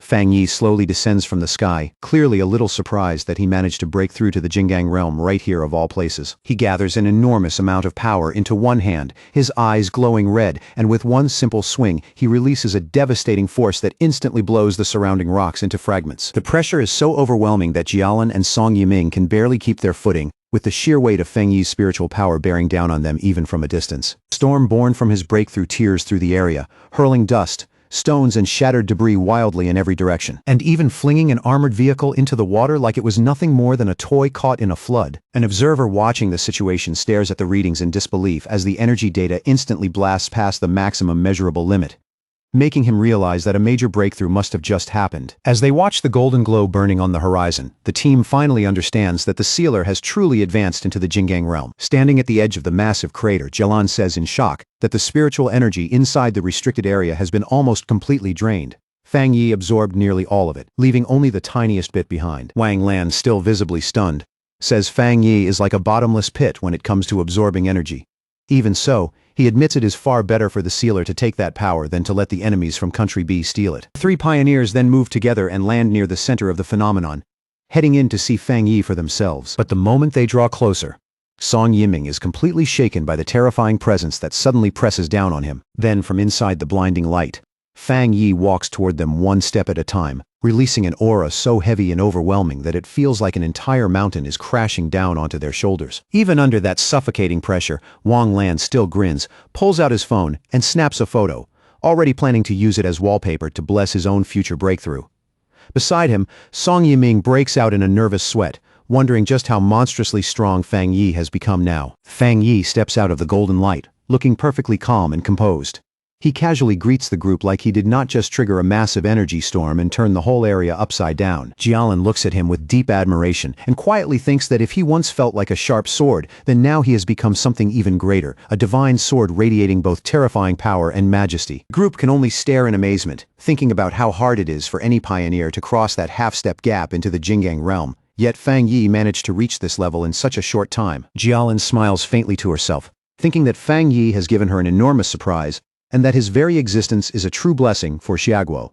As she watches his back, she starts imagining the future he might reach, believing that before long he will shine at the very highest level, standing shoulder to shoulder with her teacher, Elder Wu, or maybe even surpassing him completely. Meanwhile, news of the event explodes across the internet. Reports quickly confirm that the sealer has broken through once again in Xiaguo's western region. Comments flood in non-stop as people realize that an S-level restricted area was practically drained dry by him alone. Citizens celebrate wildly at the thought of their nation gaining another Jingang realm expert, and praise for their hero fills the discussion from every direction. Far away, inside a dark room, a hand slowly reaches out and touches a screen showing the crater, while a voice mutters with heavy hatred and curses the sealer's name through clenched teeth. The gray-haired pioneer leader warns the shadowed figures around him that if Feng Yi is allowed to keep growing at this rate, Xiaguo will become fully united and all of their plans will fall apart. His voice turns even colder as he declares that the time has finally come for them to make their move. He angrily recalls how the sealer ruined their operation in Tai City and saved that place from destruction, then vows that this time, none of their targets will be allowed to escape alive. A woman with long, sharp nails steps forward and reveals two photos of Feng Yi. She explains that her followers hacked into the Pioneer mobile database and pulled out those images in order to trace his true identity. The gray-haired Pioneer leader takes the tablet with a wicked grin and tells her he does not care what methods they use, as long as they get the job done. Clearly pleased with their cooperation, he says he is looking forward to finally uncovering the sealer's true face. At 3 in the morning, while the whole city is still half asleep and silent, a massive red beam suddenly rips down from the sky and slams into the top of a high-rise, lighting up the darkness like a warning signal. Up on the rooftop, Zhonglu slowly finishes his cultivation, red fire aura swirling around his body and rolling waves. Feeling that power settle inside him, he looks completely satisfied with the results. Then he breaks into triumphant laughter, unable to hold back his excitement after finally reaching the 2-star spirit creation realm. Full of confidence, Zhonglu quickly strikes a pose for a selfie, already eager to see how people online are reacting and how many are worshipping the huge phenomenon he just caused. Just as he is about to enjoy the attention, one notification suddenly grabs his eye and pulls all of his focus away. He opens it and finds a news report about the sealer breaking through inside a restricted area, along with the huge uproar and heated debate it has already sparked across the internet. The moment he reads it, Zhonglu flushes with amazement.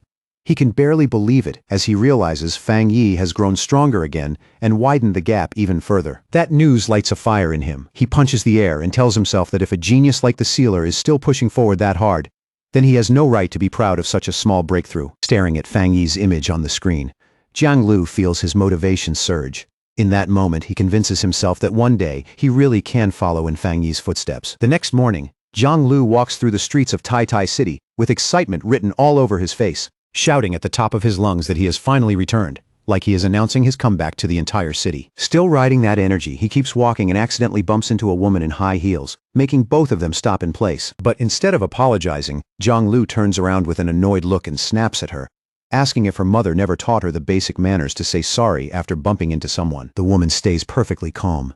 With smooth, measured grace, she adjusts her sunglasses and politely apologizes, her tone so even that it almost makes Jiang Lu look like the unreasonable one. But behind those dark lenses, a complex purple pattern quietly flickers to life in her eye. A strange wave of psychic force washes over Jiang Lu before he even has time to notice. Before he can react, the hypnosis takes hold completely. His eyes go dull, then begin glowing with a faint purple light as his will is swallowed up and he falls totally under her control. A sinister smile curls across the woman's lips.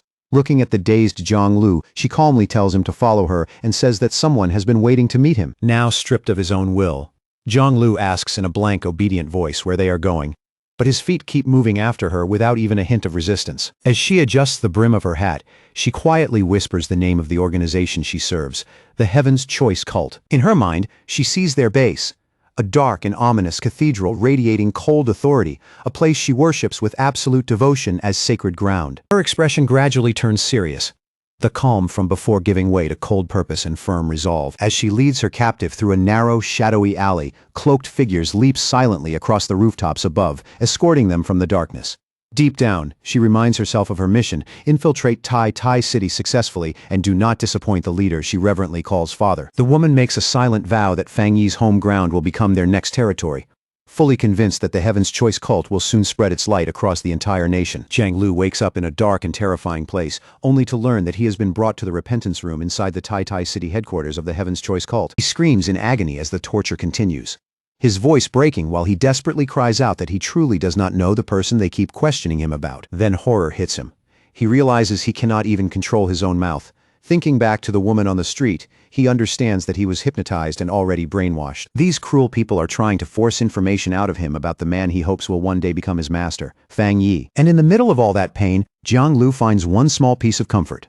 He honestly knows almost nothing, which means there is very little he can actually give away. Elsewhere, inside a grand hall drowned in oppressive silence, a subordinate reports to a woman dressed like a nun and respectfully asks whether the prisoner has said anything useful yet. The woman keeps praying as she answers that although she forced him to talk, the boy seems far too ignorant to offer anything of real value. Hearing that, the subordinate grows uneasy and questions whether Jiang Lu is even worth using as bait in the first place. He openly worries that someone like the sealer may not come in person to save a person who seems this unimportant. The woman answers without a moment of hesitation.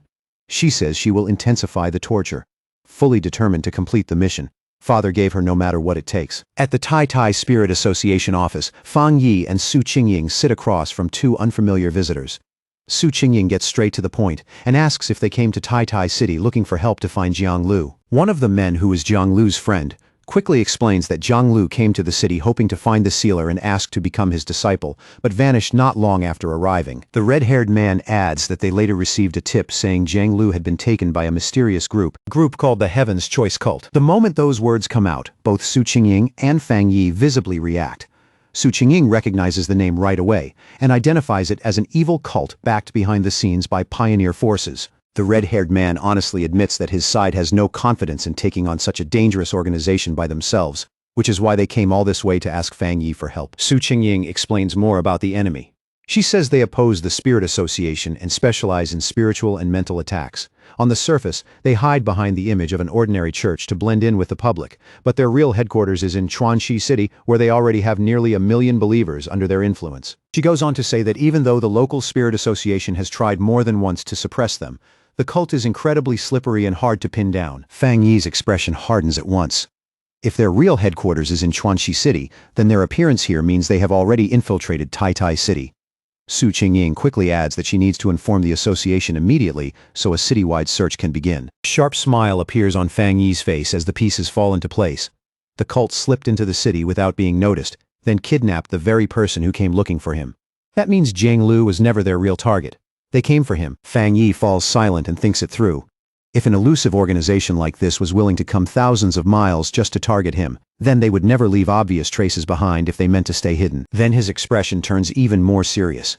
He starts to suspect that the idea of them merely infiltrating Tai Tai City might itself be a false trail. Su Qingying and the red-haired man both look at him in surprise. Fang Yi asks them to confirm whether Chuanxi City is currently the place in Xiaguo with the fewest spiritual anomalies. Su Qingying confirms that it is.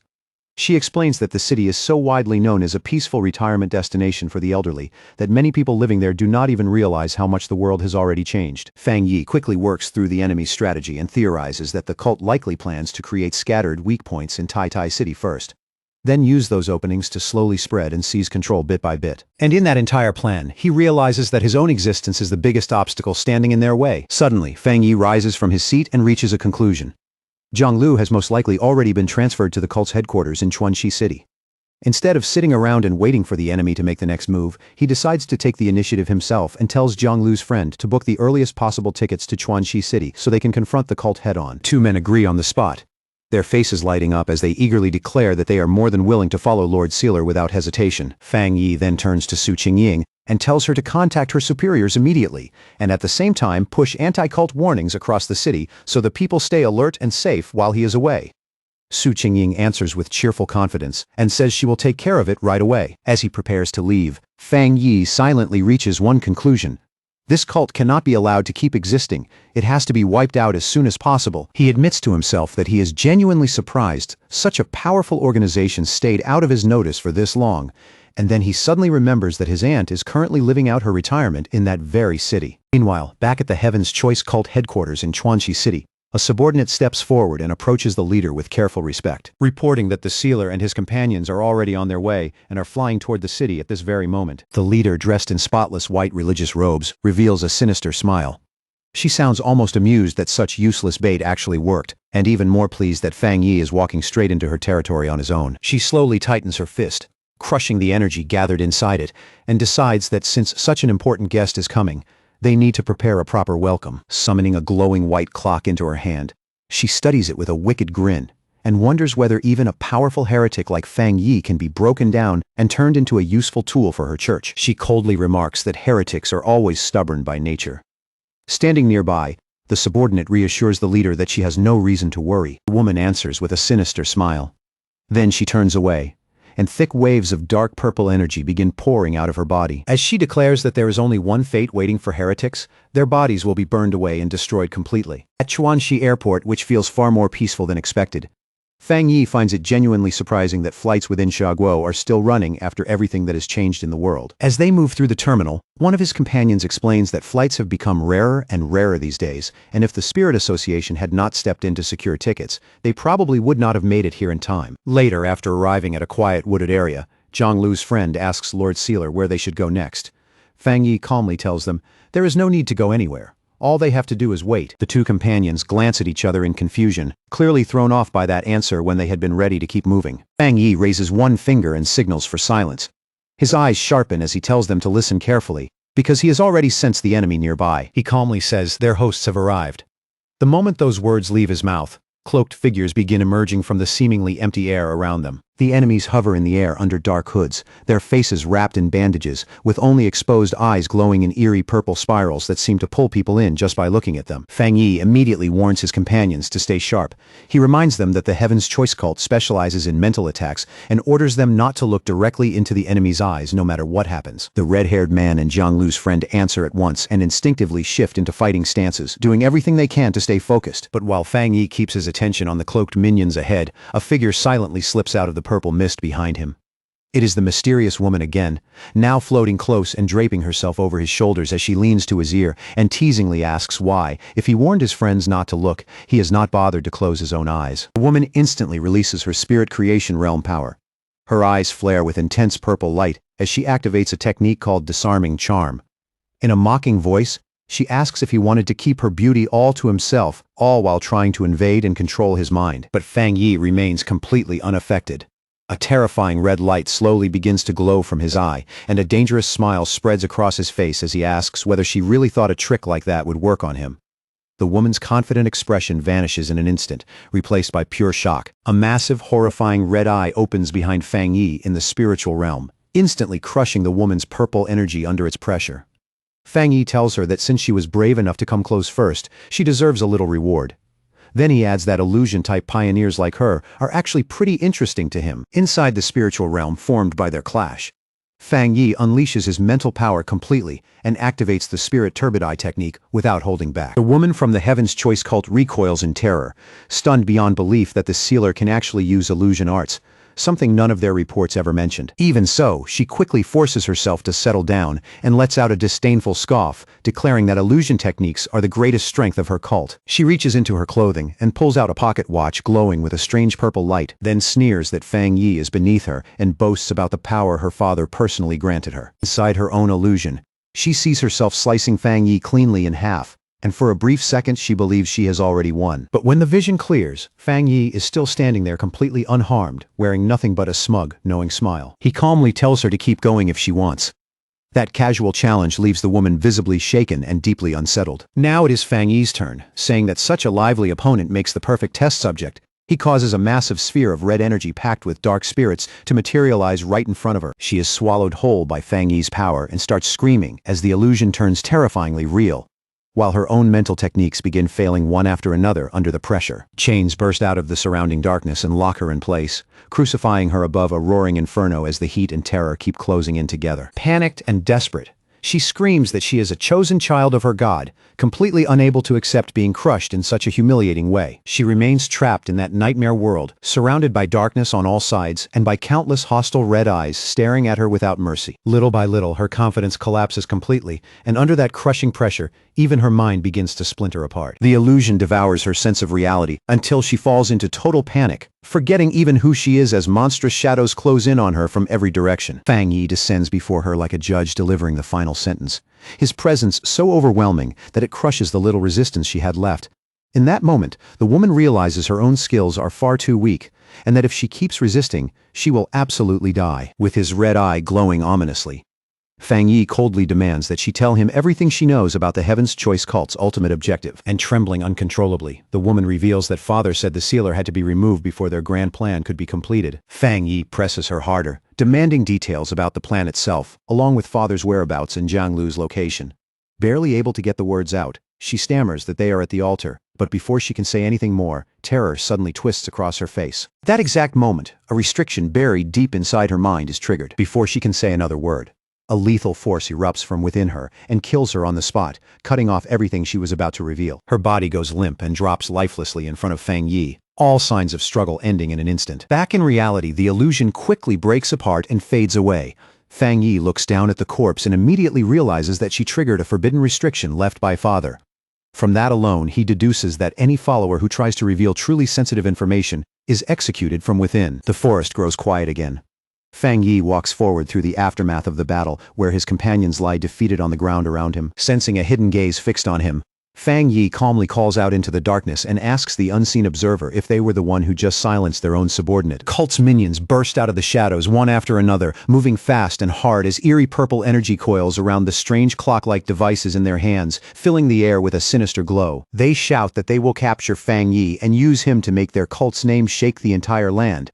Then, in the very next moment, they close in from every direction and threaten to kill his companions on the spot if he dares resist or refuses to surrender. Fang Yi lets out a cold, dismissive scoff, then raises his hand and summons a blade made of pure fire, its burning edge roaring to life with heat fierce enough to warp the air around it. Just as he is about to strike, the strange glow in his eyes sharpens, calmly sweeping across every enemy in front of him as he sizes them up with frightening precision. On the surface, their power looks impressive enough, but Fang Yi sees through it almost instantly.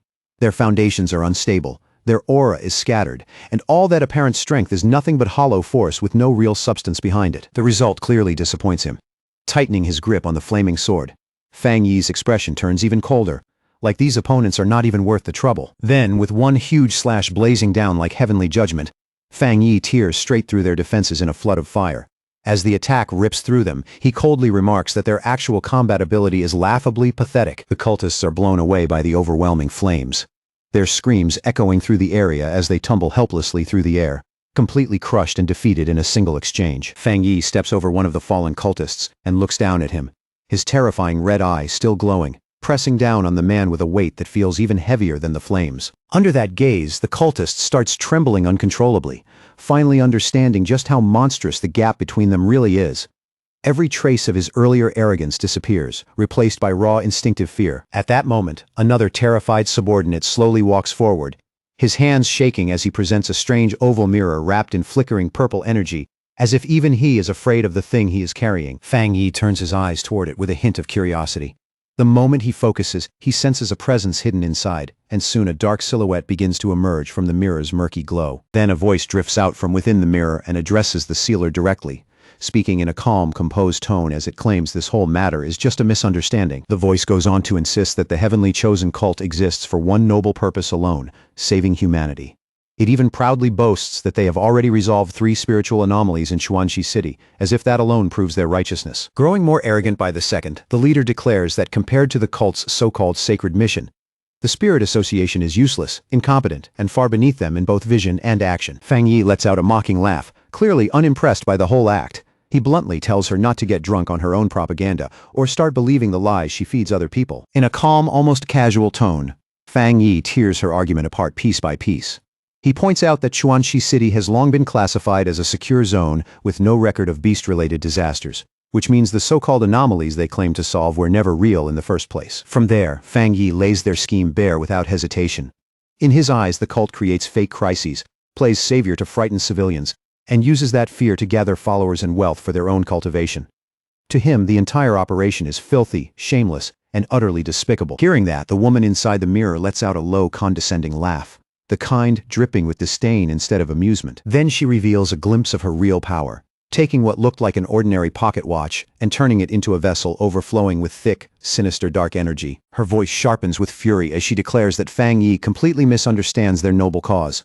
In her eyes, pioneers like him, who keep risking their lives for the Spirit Association, are nothing but hopeless fools who have been brainwashed beyond saving. She sneers at the very idea of protecting ordinary weak people, questioning what sense there is in preserving burdens who contribute nothing. To her, they should simply be abandoned and left to die, while the strong pioneers rise up and rule. Her face twists more and more with fanatic obsession until she is nearly shouting, screaming that they are walking a glorious road of evolution and that history itself will prove them right. Fang Yi remains completely unmoved. Blue lightning begins crackling along his flaming sword, weaving violently through the fire, and in the next instant he surges forward so fast he becomes little more than a blinding streak. The cultist holding the mirror lets out a terrified scream and nearly drops it on the spot, while the leader watching through the connection can only stare in visible shock at Fang Yi's sudden charge. With an expression as cold as winter steel, Fang Yi says that if she truly believes the weak deserve to die first, then she should lead by example and be the first one sent on her way. Without wasting another motion, he swings. His blade turns into a savage blur of fire and lightning as it cuts toward both the cultist and the mirror in one merciless strike. The leader watches in utter disbelief as Fang Yi's attack seems to cut through reality itself. The mirror explodes apart. The connection is severed on the spot, and even the sacred link she relied on is torn open like fragile glass. She screams in outrage and disbelief, unable to understand how Fang Yi managed to break something they regarded as holy and untouchable. The woman jerks back on instinct as the fire slash seems to pass dangerously close to her, and for one brief second, even she is shaken by the feeling of imminent death. Then, still reeling, she realizes the attack was not truly physical at all, but an incredibly powerful illusion. Even so, the shock does not fade. She thinks with alarm that she had nearly been pulled completely into Fang Yi's illusion, and only luck spared her because her real body was not there in person. Inside her mind, the cult leader had already lived through a horrifying scene where an enormous red-eyed Fang Yi dragged her into his mental domain and cut off her head without mercy. And even though it was an illusion, the damage is not entirely fake. A real wound appears on her forehead in the form of a purple energy crack, clear proof that Fang Yi's strange power can cross the line between mind and reality. Back in the forest, one surviving cultist still holds up a mirror reflecting his leader's shocked face. After a brief silence, the woman remarks that Fang Yi's methods are quite interesting, though her tone carries both caution and reluctant attention. Once she regains her composure, she slowly smirks and tells Fang Yi that he really is very strong. Then, with her voice smoothing out, she asks whether the two of them should sit down and talk. Fang Yi notices immediately that the mark on her forehead is not blood. It looks more like corruption, tainted by some dark attribute. From that, he concludes that his illusion still was not strong enough to fully trap her from such a distance, while her real body remained elsewhere. So he gives her a direct ultimatum. She and the heavenly chosen cult must leave Chuanxi City within 3 days. The warning is clear, and Fang Yi already knows that if she refuses, then in 3 days he will make his move himself. Blue electric energy crackles in Fang Yi's hand as he demands that they release the person they captured. At the same time, he stays realistic. He knows this cult will not back off so easily. So for now he decides to watch the situation carefully and respond as it develops. The woman smiles and accepts the terms with surprising ease, saying that the Heaven's Chosen cult will withdraw from Chuanji City. She adds that, as long as she is allowed to leave safely, his companion will be returned in 3 days. Inside the mirror, the image shifts to the cult's base, where two cultists drag an unconscious Zhang Lu forward and throw him hard onto the floor without the slightest care. After seeing that, Fang Yi calmly accepts her conditions, his face steady and unreadable, like he is already thinking several steps ahead. With the agreement reached, the purple portal snaps shut with violent force. As dark energy surges and twists, the cult leader gives Fang Yi one final farewell before the connection collapses completely. The severed connection triggers a brutal backlash that instantly swallows up the remaining minions. They cry out desperately for their father to save them, but the dark energy devours them anyway, while Fang Yi quietly shields himself behind a barrier of light and watches it all end. When the battle is finally over, the aftermath proves too much for one of the men there.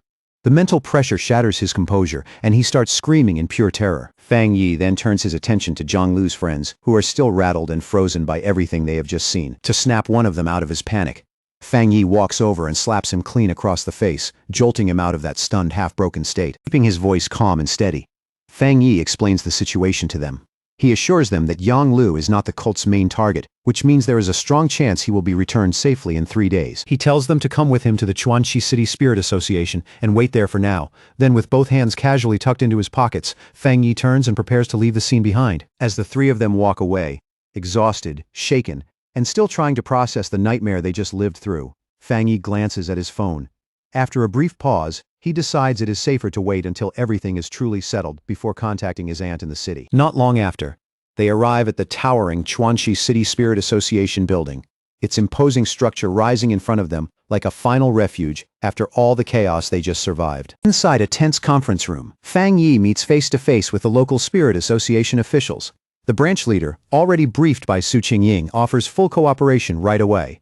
But Fang Yi calmly refuses any direct combat support, saying with firm confidence that he alone is enough to handle this so-called father. Even so, he raises a hand toward Yang Lu's friends and makes one practical request. Since they are independent pioneers who got dragged into this mess, he asks the association to keep them safe and look after them for the time being. The branch leader agrees almost instantly, relieved to be useful in some way.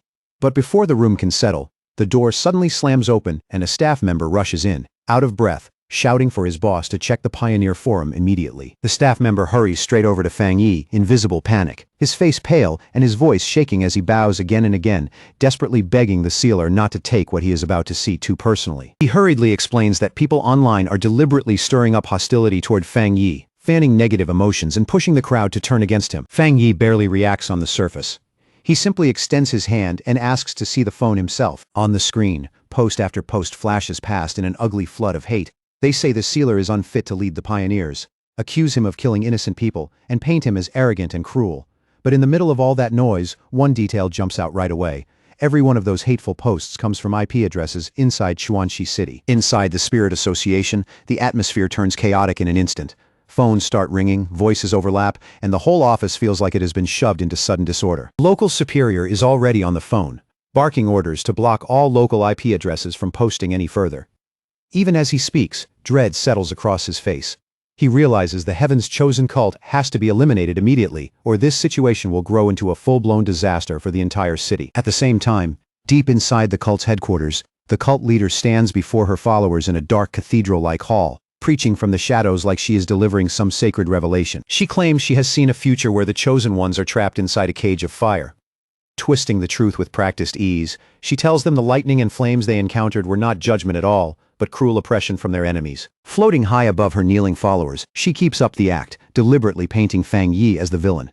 She accuses the sealer of murdering their people in cold blood and declares that this evil obstacle must be removed no matter the cost. Then the cult's propaganda machine fully kicks into motion. A giant hologram appears on the side of a skyscraper, showing a manipulated video of Fang Yi attacking someone, carefully edited to make him look like a monster. Down below, the crowd erupts in cheers, welcoming the cult's so-called justice. The propaganda takes hold fast. Before long, the streets are packed with a massive protest, citizens waving banners that praise the cult as the savior of the world, while accusing the Spirit Association of throwing the city to demons. The furious crowd surges all the way to the front of the Spirit Association building, shouting that harming the cult is the same as harming Chuanxi City itself, their anger growing louder with every chant. High above the chaos, Fang Yi stands beside a window and looks down at the brainwashed citizens below. His expression is cold and unreadable, but the silence around him feels heavier than open anger ever could. Inside the office, the mood is grim to the point of suffocation. The branch leader sits there with his head buried in his hands, bitterly admitting that the association has now lost nearly all public support. After letting out a long breath, he walks over to Fang Yi and helplessly explains that as pioneers, they are not allowed to use force against ordinary civilians, no matter how badly the situation gets. Fang Yi cuts him off before he can go any further, bluntly telling the official not to worry.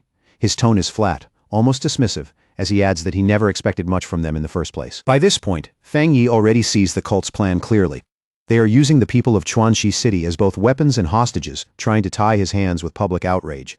Even so, in his eyes, these are still nothing more than cheap, petty tricks. Elsewhere, the leader of the Heavenly Chosen Church grins beneath her hood, her face hidden but her mockery impossible to miss as she taunts the sealer and asks whether he likes the gift she prepared for him. She smugly declares that every citizen has already become one of her puppets.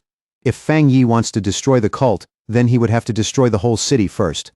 Satisfied with that advantage, she decides to retreat and orders her subordinates to withdraw while returning the trash they captured. One of her subordinates sneers and, under the guise of mercy, hurls a body down toward the furious crowd below like he is tossing away something worthless. Before the crowd can even fully react, a violent explosion rips through the Spirit Association building, shaking the entire structure and blasting the windows apart in every direction. A blinding burst of golden light erupts from inside, so sudden and so bright that the mob below screams and throws up their arms, shielding their eyes from the overwhelming glare. The church leader turns back in confusion, and for the first time, her confidence visibly falters as she realizes something completely unexpected is unfolding behind her. There, outside the skyscraper, Fang Yi floats in midair wrapped in a terrifying aura of golden flames burning like judgment itself. His voice is ice cold as he reminds them that he already warned them. If they failed to leave within 3 days, they would face the consequences. The cultists can only stare up in shock, their faces going stiff with disbelief as they wonder whether he truly is not afraid of turning the whole scene into a massacre. At that moment, it becomes painfully obvious that the cult leader made a serious miscalculation. With violent energy twisting around her, she screams in frustration and blurts out that she should have killed the hostage earlier while she had the chance. Then she glares at Fang Yi and demands to know whether he truly does not care about all the lives surrounding them. Fang Yi answers with a mocking calm sharper than anger.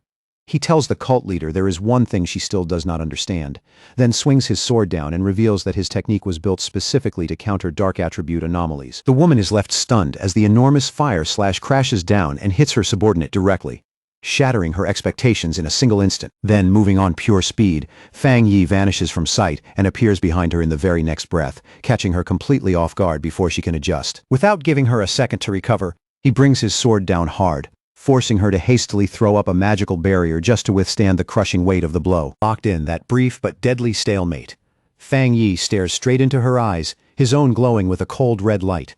A dangerous smile slowly appears on his face as he asks a chilling question and calmly concludes that she is not human at all.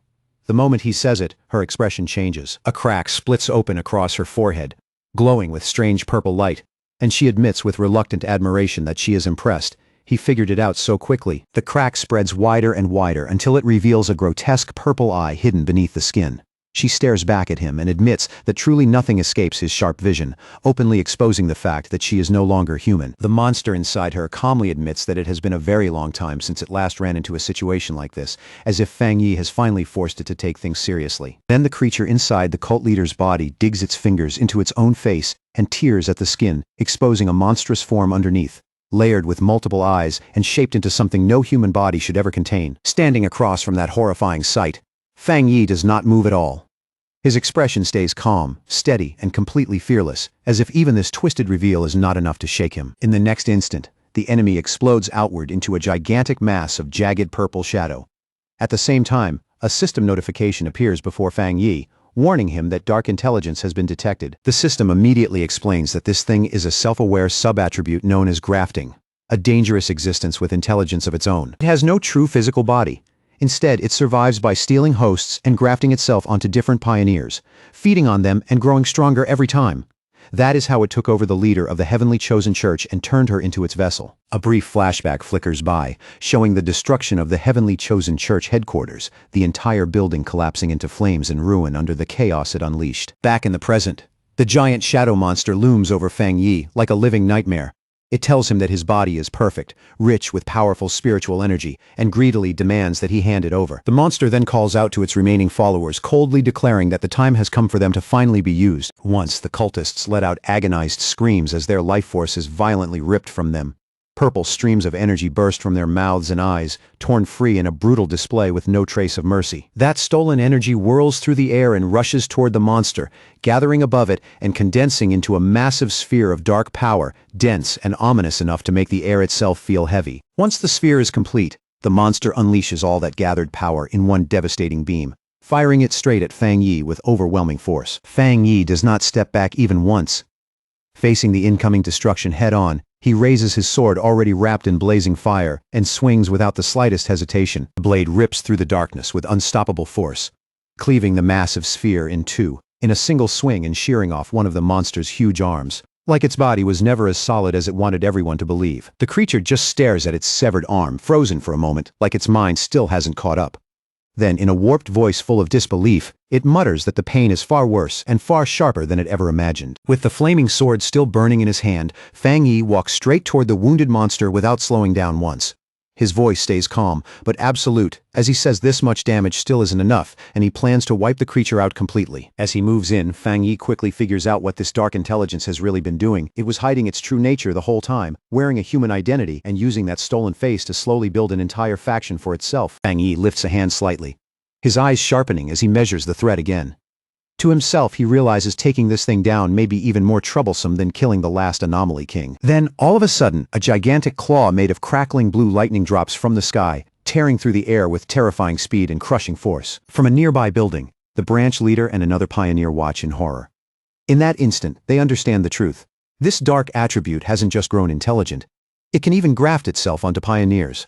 Knowing how dangerous that is, they immediately decide headquarters has to be warned. The massive lightning hand slams down with overwhelming force and clamps around the shadow monster, locking it in place as violent currents explode across its body. Fang Yi slowly closes his fist, controlling the giant energy hand as casually as if crushing the monster is nothing more than a simple decision. But even inside that crushing grip, the monster curls its mouth into a nasty grin. In a shrill, ugly voice, it mocks Fang Yi, shouting that no matter how special he is, he'll still end up as just another body for it to wear. The next second, dark energy surges toward Fang Yi and starts swallowing him whole. The monster sounds almost delighted as it tells him not to be afraid, promising it will take very good care of his body. A gigantic sphere of darkness suddenly blooms over the city, spreading across the sky like a living nightmare. And right at its center, a bright golden light still burns stubbornly, while wild, maniacal laughter echoes in every direction. But inside that raging darkness, Fang Yi actually smiles. Instead of panicking, he calmly admits that this dark intelligence really is powerful, far more interesting than the enemies he usually faces. As the darkness closes in and tries to consume him completely, Fang Yi can feel its suppression pressing down from every side. Even though his yang attribute naturally restrains it, he still has to admit this creature's ability to hold him back is impressively strong. Then Fang Yi's face goes completely still. In the middle of the shadow storm, his red eye begins to glow with an ominous light as he tells the monster, there is still one thing it doesn't know about him. Behind him, a massive red demonic face made of energy slowly rises into view, towering over the darkness with an unnatural presence.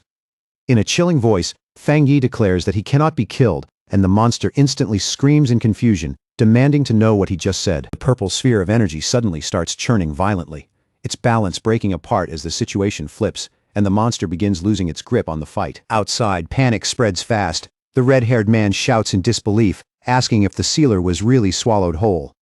Beside him, Jiang Lu's friend holds the injured Jiang Lu tightly and stares up in fear, while the woman forces herself to stay hopeful, insisting Fang Yi can survive, even as she admits this dark intelligence is nothing like any enemy they've seen before. Branch leader raises his voice and cuts straight through the panic, shouting that they have no choice but to trust Fang Yi.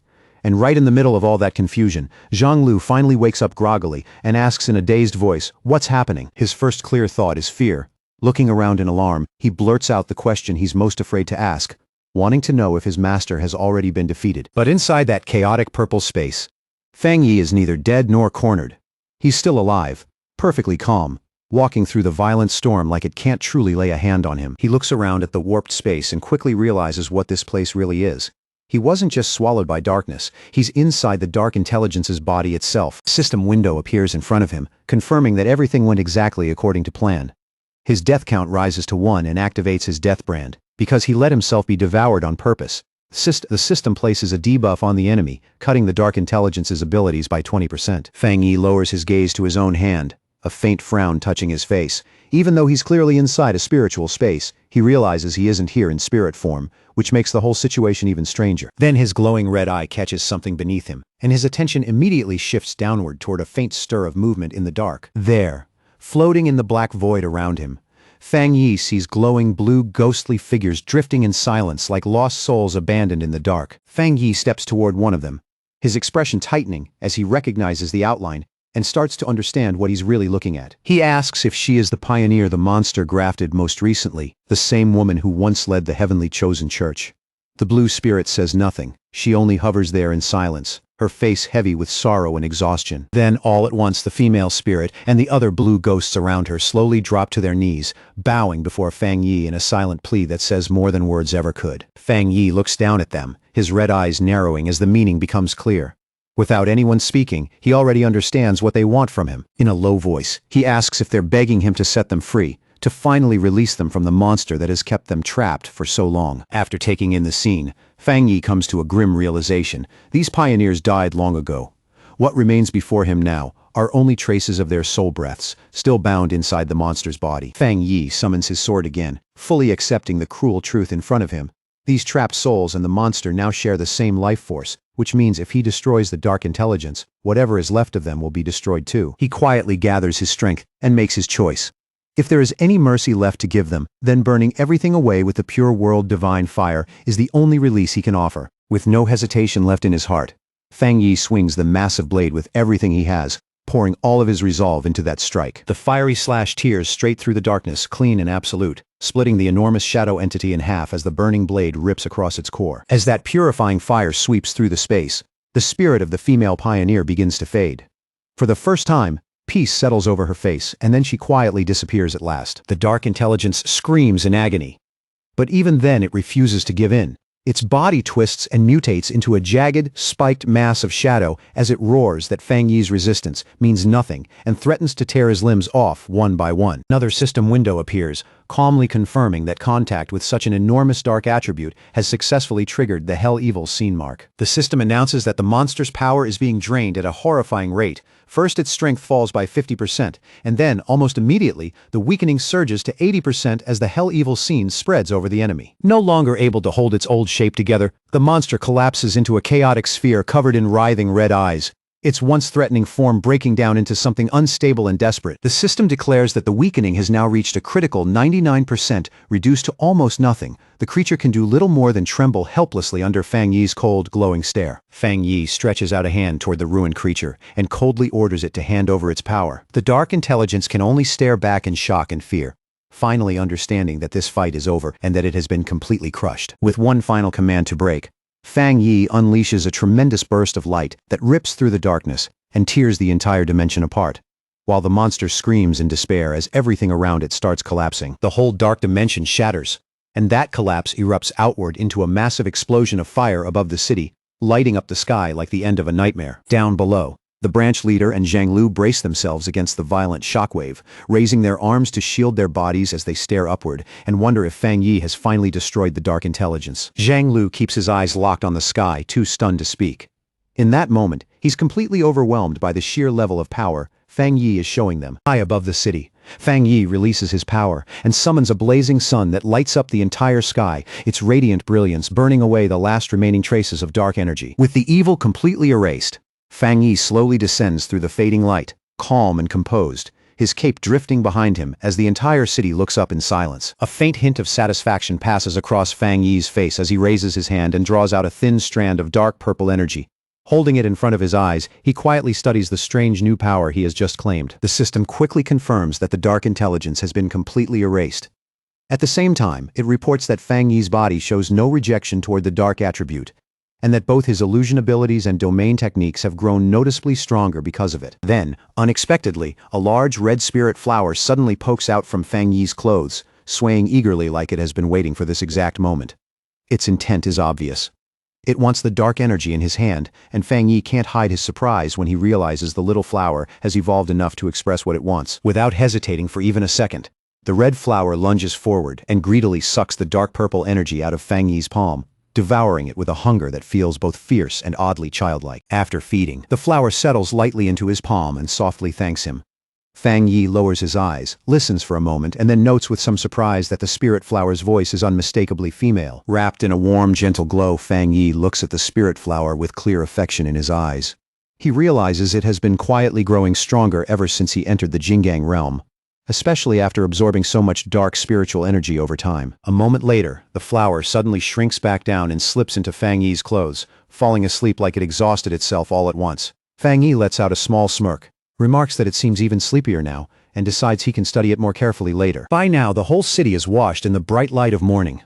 The darkness of the night is finally gone, and the streets glow beneath a calm, open sky. Branch leader, Jiang Lu, the red-haired man, and Jiang Lu's friend all gather together with relieved smiles. The tension finally leaves their bodies as they celebrate the city being saved, speaking with open amazement about how Fang Yi actually destroyed a sentient dark attribute. Smiling brightly, Jiang Lu openly says how satisfied he feels after seeing Fang Yi save the whole city with his own eyes. For him, that alone is enough. In that moment, he feels like he has no regrets at all. But without any warning, a sinister purple aura begins to coil and twist behind Jiang Lu. Quiet and deadly, like something that had been hiding there just waiting for the right moment to strike. Then, from high in the sky, a deadly beam of dark purple energy shoots straight down at him with terrifying speed, aiming to kill him before anyone can react. Just before the attack can hit, a powerful blast of golden energy cuts across and intercepts it head-on, triggering a massive explosion that shakes the ground and leaves Jiang Lu frozen where he stands. Confused, shaken, and still struggling to process how close he just came to dying. Jiang Lu stares blankly and asks in a trembling voice what just happened. At that moment, Fang Yi lands calmly on the street, his hands still wrapped in blazing golden flames. He barely needs to say anything. It's already obvious that he was the one who caught the ambush and blocked it in time. The branch leader quickly rushes over to Fang Yi with a huge, grateful smile on his face.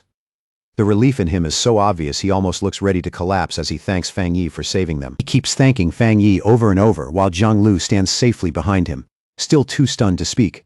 Around them, the concrete is split and cracked from the intercepted strike, making it painfully clear how terrifying Fang Yi's counterattack really was. Jiang Lu stares at Fang Yi with wide, shining eyes, then blurts out with complete sincerity that Fang Yi is the greatest idol he has ever had. With the crisis seemingly behind them, the branch leader warmly shakes Fang Yi's hand to say goodbye, while Jiang Lu and his friends stand nearby, deeply grateful that the evil cult has finally been wiped out. Fang Yi, however, doesn't match their relaxed mood.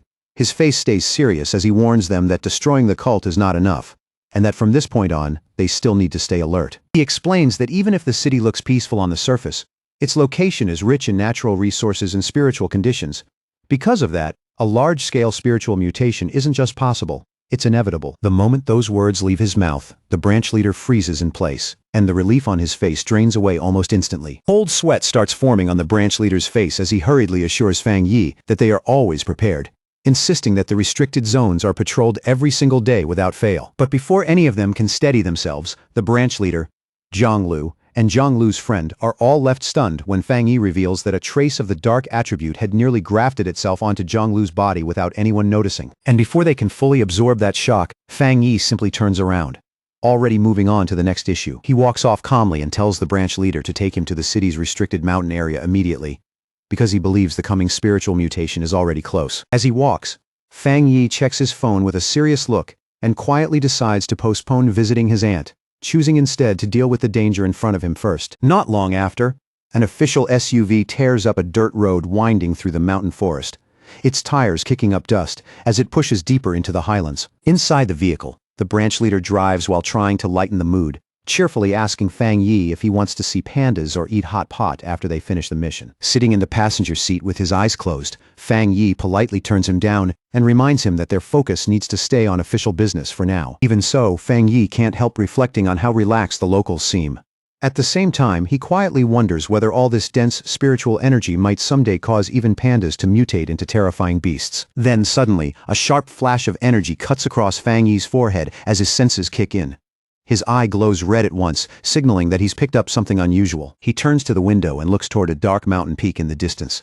A confident smile slowly spreads across his face as he confirms he has found the exact location of the anomaly. Without hesitating, Fang Yi throws open the door of the moving SUV and jumps out, startling the branch leader as he orders him to lock down the mountain highway immediately. Fang Yi dives down the steep cliffside with his red eyes fixed ahead, and as he descends, he firmly orders the branch leader not to follow him no matter what. Left behind on his own, the branch leader parks the car and walks to the cliff's edge, scratching his head in confusion as he wonders what Fang Yi sensed, because he himself felt absolutely nothing. Meanwhile, Fang Yi shoots straight into the shadowy forest below, dropping fast through the trees with clean, controlled movements. As he descends, his eye glows red and blue electricity starts crackling around his hand.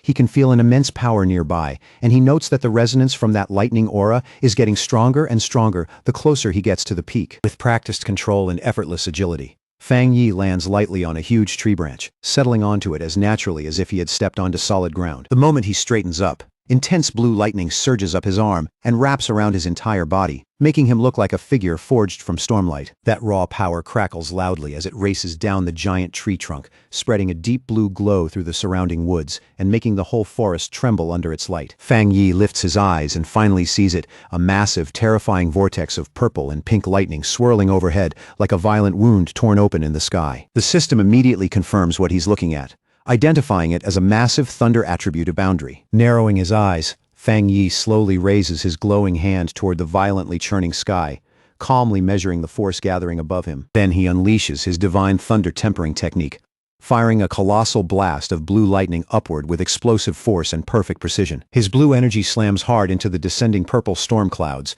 and the collision sets off a spectacular explosion that lights up the heavens and shakes the entire mountain. But in the very next instant, Fang Yi's expression sharpens. He immediately notices a dangerous, unnatural change taking shape in the atmosphere. The purple storm clouds begin spinning together even more violently, tightening and compressing with an intensity that feels ominous even to him. Then the system issues a critical warning as a gigantic spear-like bolt of purple energy plunges down from the sky. It identifies the attack as the legendary divine punishment thunder, an unstoppable force of destruction. Fang Yi reacts instantly, slamming his hand onto the tree branch beneath him and channeling blue lightning into the wood to ground his body. Crouching low with fierce resolve, Fang Yi grits his teeth and shouts his command.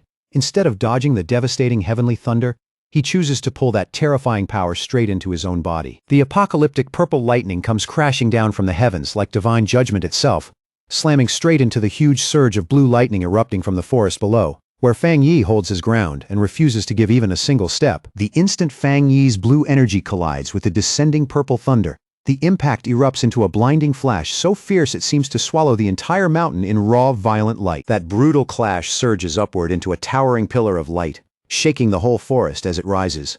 And right in the middle of it, Fang Yi stays rooted in place, meeting that crushing force head-on. Inside the storm of chaotic energy, Fang Yi's system detects an enormous concentration of thunder power and immediately starts processing it at high speed. A moment later, it confirms the absorption is working. The system announces that Fang Yi has gained a powerful new skill, one that lets him call down thunder to strike his enemies and absorb that same force to push beyond the normal limits of his own body. Fang Yi quietly repeats those words to himself, breaking his limits. Then he looks up at the raging storm with calm eyes, because better than anyone, he knows every skill usually comes with a ceiling. And breaking through that ceiling normally takes extremely specific conditions and a massive amount of spiritual power. Even then, most attempts end in failure long before success. Even so, a confident smile slowly appears on Fang Yi's face as he reaches out and grabs a crackling cluster of purple lightning with his bare hand. Quickly realizes what makes this new skill so extraordinary. It ignores the usual rules completely. Standing there unharmed in the middle of that violent purple lightning, Fang Yi understands that heavenly thunder itself can now become fuel for his own growth. He also knows thunder is no ordinary force. It's a natural power that even most cultivators can't withstand, which makes it a terrifying weapon in battle. The thought leaves him genuinely pleased to have gained such a deadly trump card on what should have been an ordinary mountain. Then, just as his thoughts settle, a sharp warning cuts through his focus. He suddenly senses an intense and unusual wave of energy coming from the mountain peak above. Now that the thunder energy no longer rejects him, Fang Yi wraps himself in crackling purple lightning and shoots toward the source at once, moving through the air like a thunderbolt himself. He lands in a clearing where pink and purple energy keeps slamming into the earth in violent pulses. The moment he arrives, the system detects a descending entity and identifies it with one strange word: throne. As Fang Yi steps closer to the eerie glow, the system continues explaining, "This is a thunder throne." And right before his eyes, a throne made entirely of pure purple energy slowly reveals itself. The system tells him these thrones contain ancient spiritual power and descend into the world in search of suitable masters.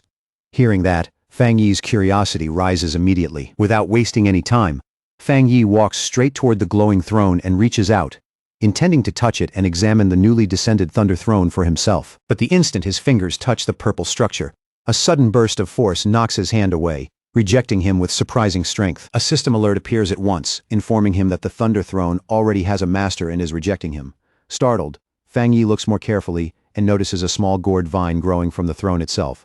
He can't hide his amazement that such an ancient entity chose something as simple as a plant for its master. A small smile touches Fang Yi's face as he thinks about what that means. In this new age of spiritual awakening, all living things, even something as ordinary as a flower or a blade of grass, can receive incredible opportunities and rise far beyond what they once were. Just then, the red spirit flower pokes out from Fang Yi's coat and asks in confusion who is calling for it, like it suddenly heard a voice meant only for its kind. Fang Yi lifts the red flower toward the floating gourd vine and quickly pieces it together.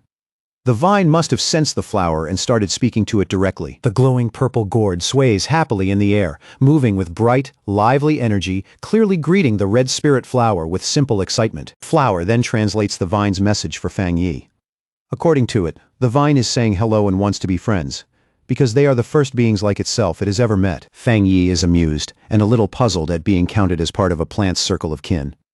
Still, he quickly understands why the gourd vine feels drawn to him.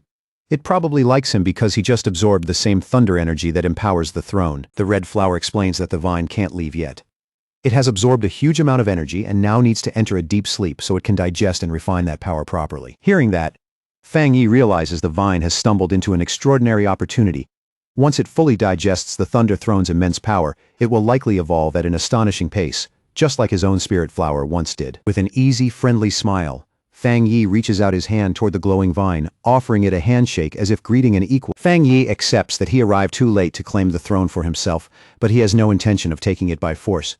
In his eyes, building a friendship with its chosen master is the better choice, especially since fighting over it would cost far too much for too little reward. As he watches the vine gently brush against his flower in a playful, harmless way, Fang Yi notes that despite controlling such powerful thunder energy, its nature is mild and friendly. That puts him at ease, because if it's willing to communicate, then it's far less likely to become a danger to humanity. Even so, Fang Yi's expression slowly turns serious.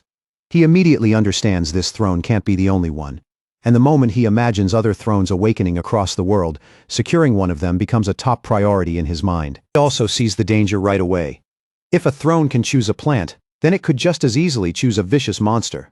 And the moment he pictures some lightning-born beast attacking a city after receiving that kind of blessing, Fang Yi knows humanity's survival would become far more difficult. Rising to his feet, he decides he has to report the existence of these thrones to the Spirit Association and the military so they can begin monitoring them as soon as possible.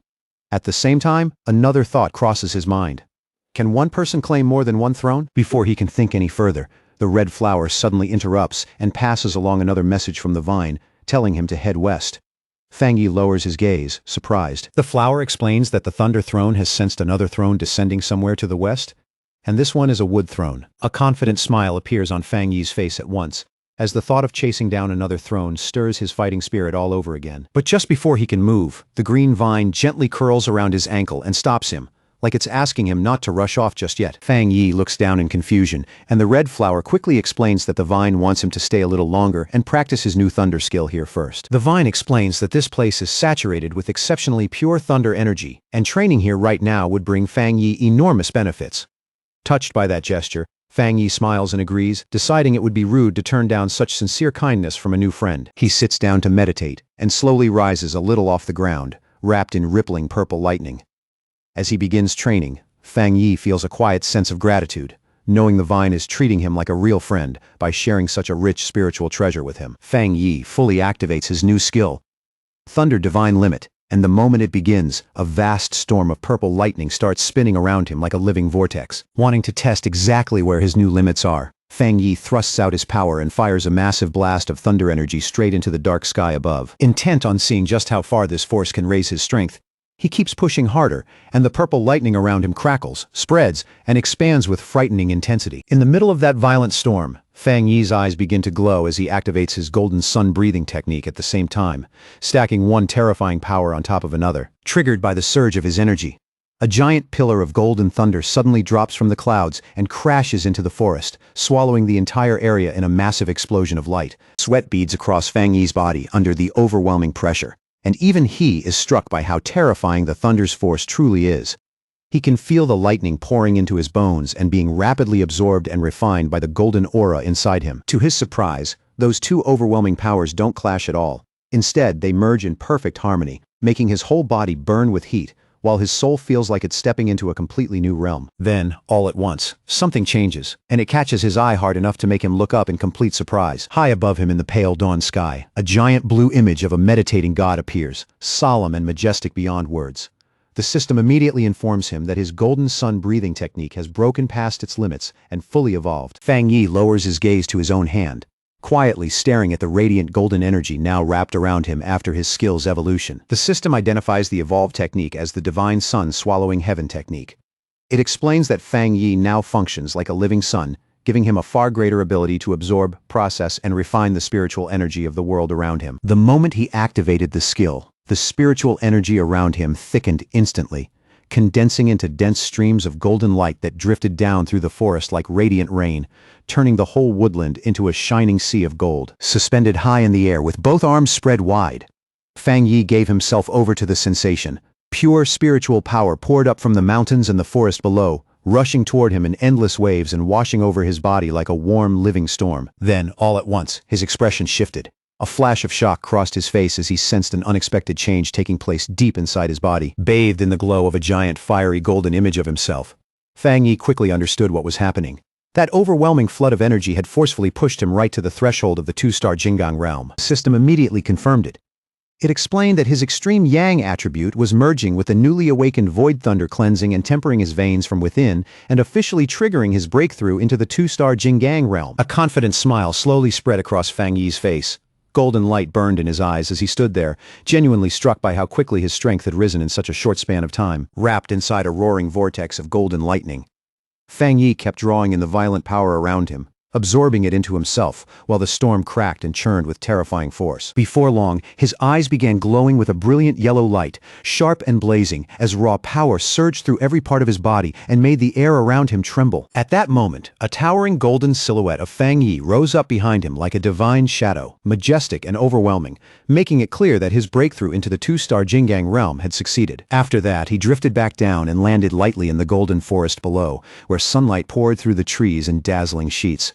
Standing there among the glowing leaves, he quietly took in the reality of his new realm. Taking a slow, deep breath, Fang Yi began reflecting on the cultivation path of pioneers. He understood that while they could absorb spiritual energy from nature itself, not all of that power could be used the moment it entered the body. In his mind, he traced the complicated circulation process needed to refine that energy properly. Only superior cultivation methods could push that conversion rate to a truly high level. That was why, even with the world's spiritual energy growing richer and richer, humanity's current peak still remained stuck at the three-star Jingang realm. Refining that power was simply too difficult. Thinking about that only made his own breakthrough feel even more remarkable. But before long, his thoughts drifted away from his progress and returned to the imposing dark throne he had discovered earlier. His eyes grew serious as the realization settled in. The era of accelerated spiritual recovery had clearly arrived far sooner than humanity ever expected. Just as he was lost in thought, something below caught his attention. Looking down, he noticed his sentient red spirit flower swaying insistently, clearly trying to get him to focus. Through the flower, the sentient gourd vine passed along a message. First, it congratulated him, then explained that the throne also needed to begin its own cultivation now that he had broken through. It gently urged him to leave soon as well, since it was deeply afraid of being discovered by other humans. After thinking for a moment, Fang Yi agreed. He knew his breakthrough had caused an enormous disturbance, one that wouldn't stay hidden for long. He understood he needed to report the throne to the Spirit Association and the military, but he also worried that if word spread carelessly, the harmless gourd vine would become prey for greedy people. He knew all too well that the sheer value of a throne would ignite fierce struggles the moment its existence became public. dragging pioneers into ruthless competition. Still another thought rose in him, and his expression hardened with quiet anger. Who exactly had decided, with that much arrogance, that beings this powerful must automatically belong to mankind? Turning back toward the glowing vine and his spirit flower, Fang Yi spoke in a steady, reassuring voice and promised his new friend that he would never let humans plunder its throne. Since the vine still couldn't leave this place, the two of them could only prepare to part for now. With an easy two-finger salute, Fang Yi said goodbye to his new ally. And before leaving, he gave the vine a name filled with respect and recognition: Lord of Thunder. At the Star God Combat Zone, a heavily fortified military outpost was built directly into the side of a steep cliff, its cold steel defenses and harsh lines giving it the imposing presence of a battlefield fortress. Inside the outpost, Elder Wu spoke first. Headquarters, he said, had detected two massive spiritual energy fluctuations in Chuanxi City, and both were comparable to the level of the three-star Jingyang realm. Then he turned to the matter of the sealer and asked what report had been sent back. Jialin calmly delivered the details, revealing that Fang Yi had already broken through to the two-star Jingyang realm. She also passed along his warning about an S-class spiritual energy phenomenon known as a throne, adding that Fang Yi had formally requested a military investigation into it. Elder Wu listened to the whole report in stoic silence, his expression barely moving.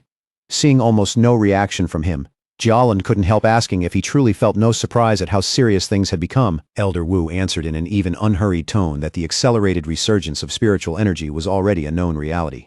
The appearance of high-tier opportunities like the throne, he said, was one of the possibilities their nation had anticipated for some time. Jialin then remarked that Elder Wu had remained at the half-step Jingyang realm for a very long time, and asked whether he was finally close to advancing. Elder Wu confirmed it plainly, noting that as abnormal activity across the world intensified, many pioneers were entering periods of breakthrough, and now, he admitted, he could finally feel signs of his own advancement as well. Jialin's eyes widened slightly, clearly caught off guard by how calmly and directly he confirmed it. Looking over the entire base with a solemn expression, Elder Wu reflected that times like these would bring both great opportunities and equally great dangers.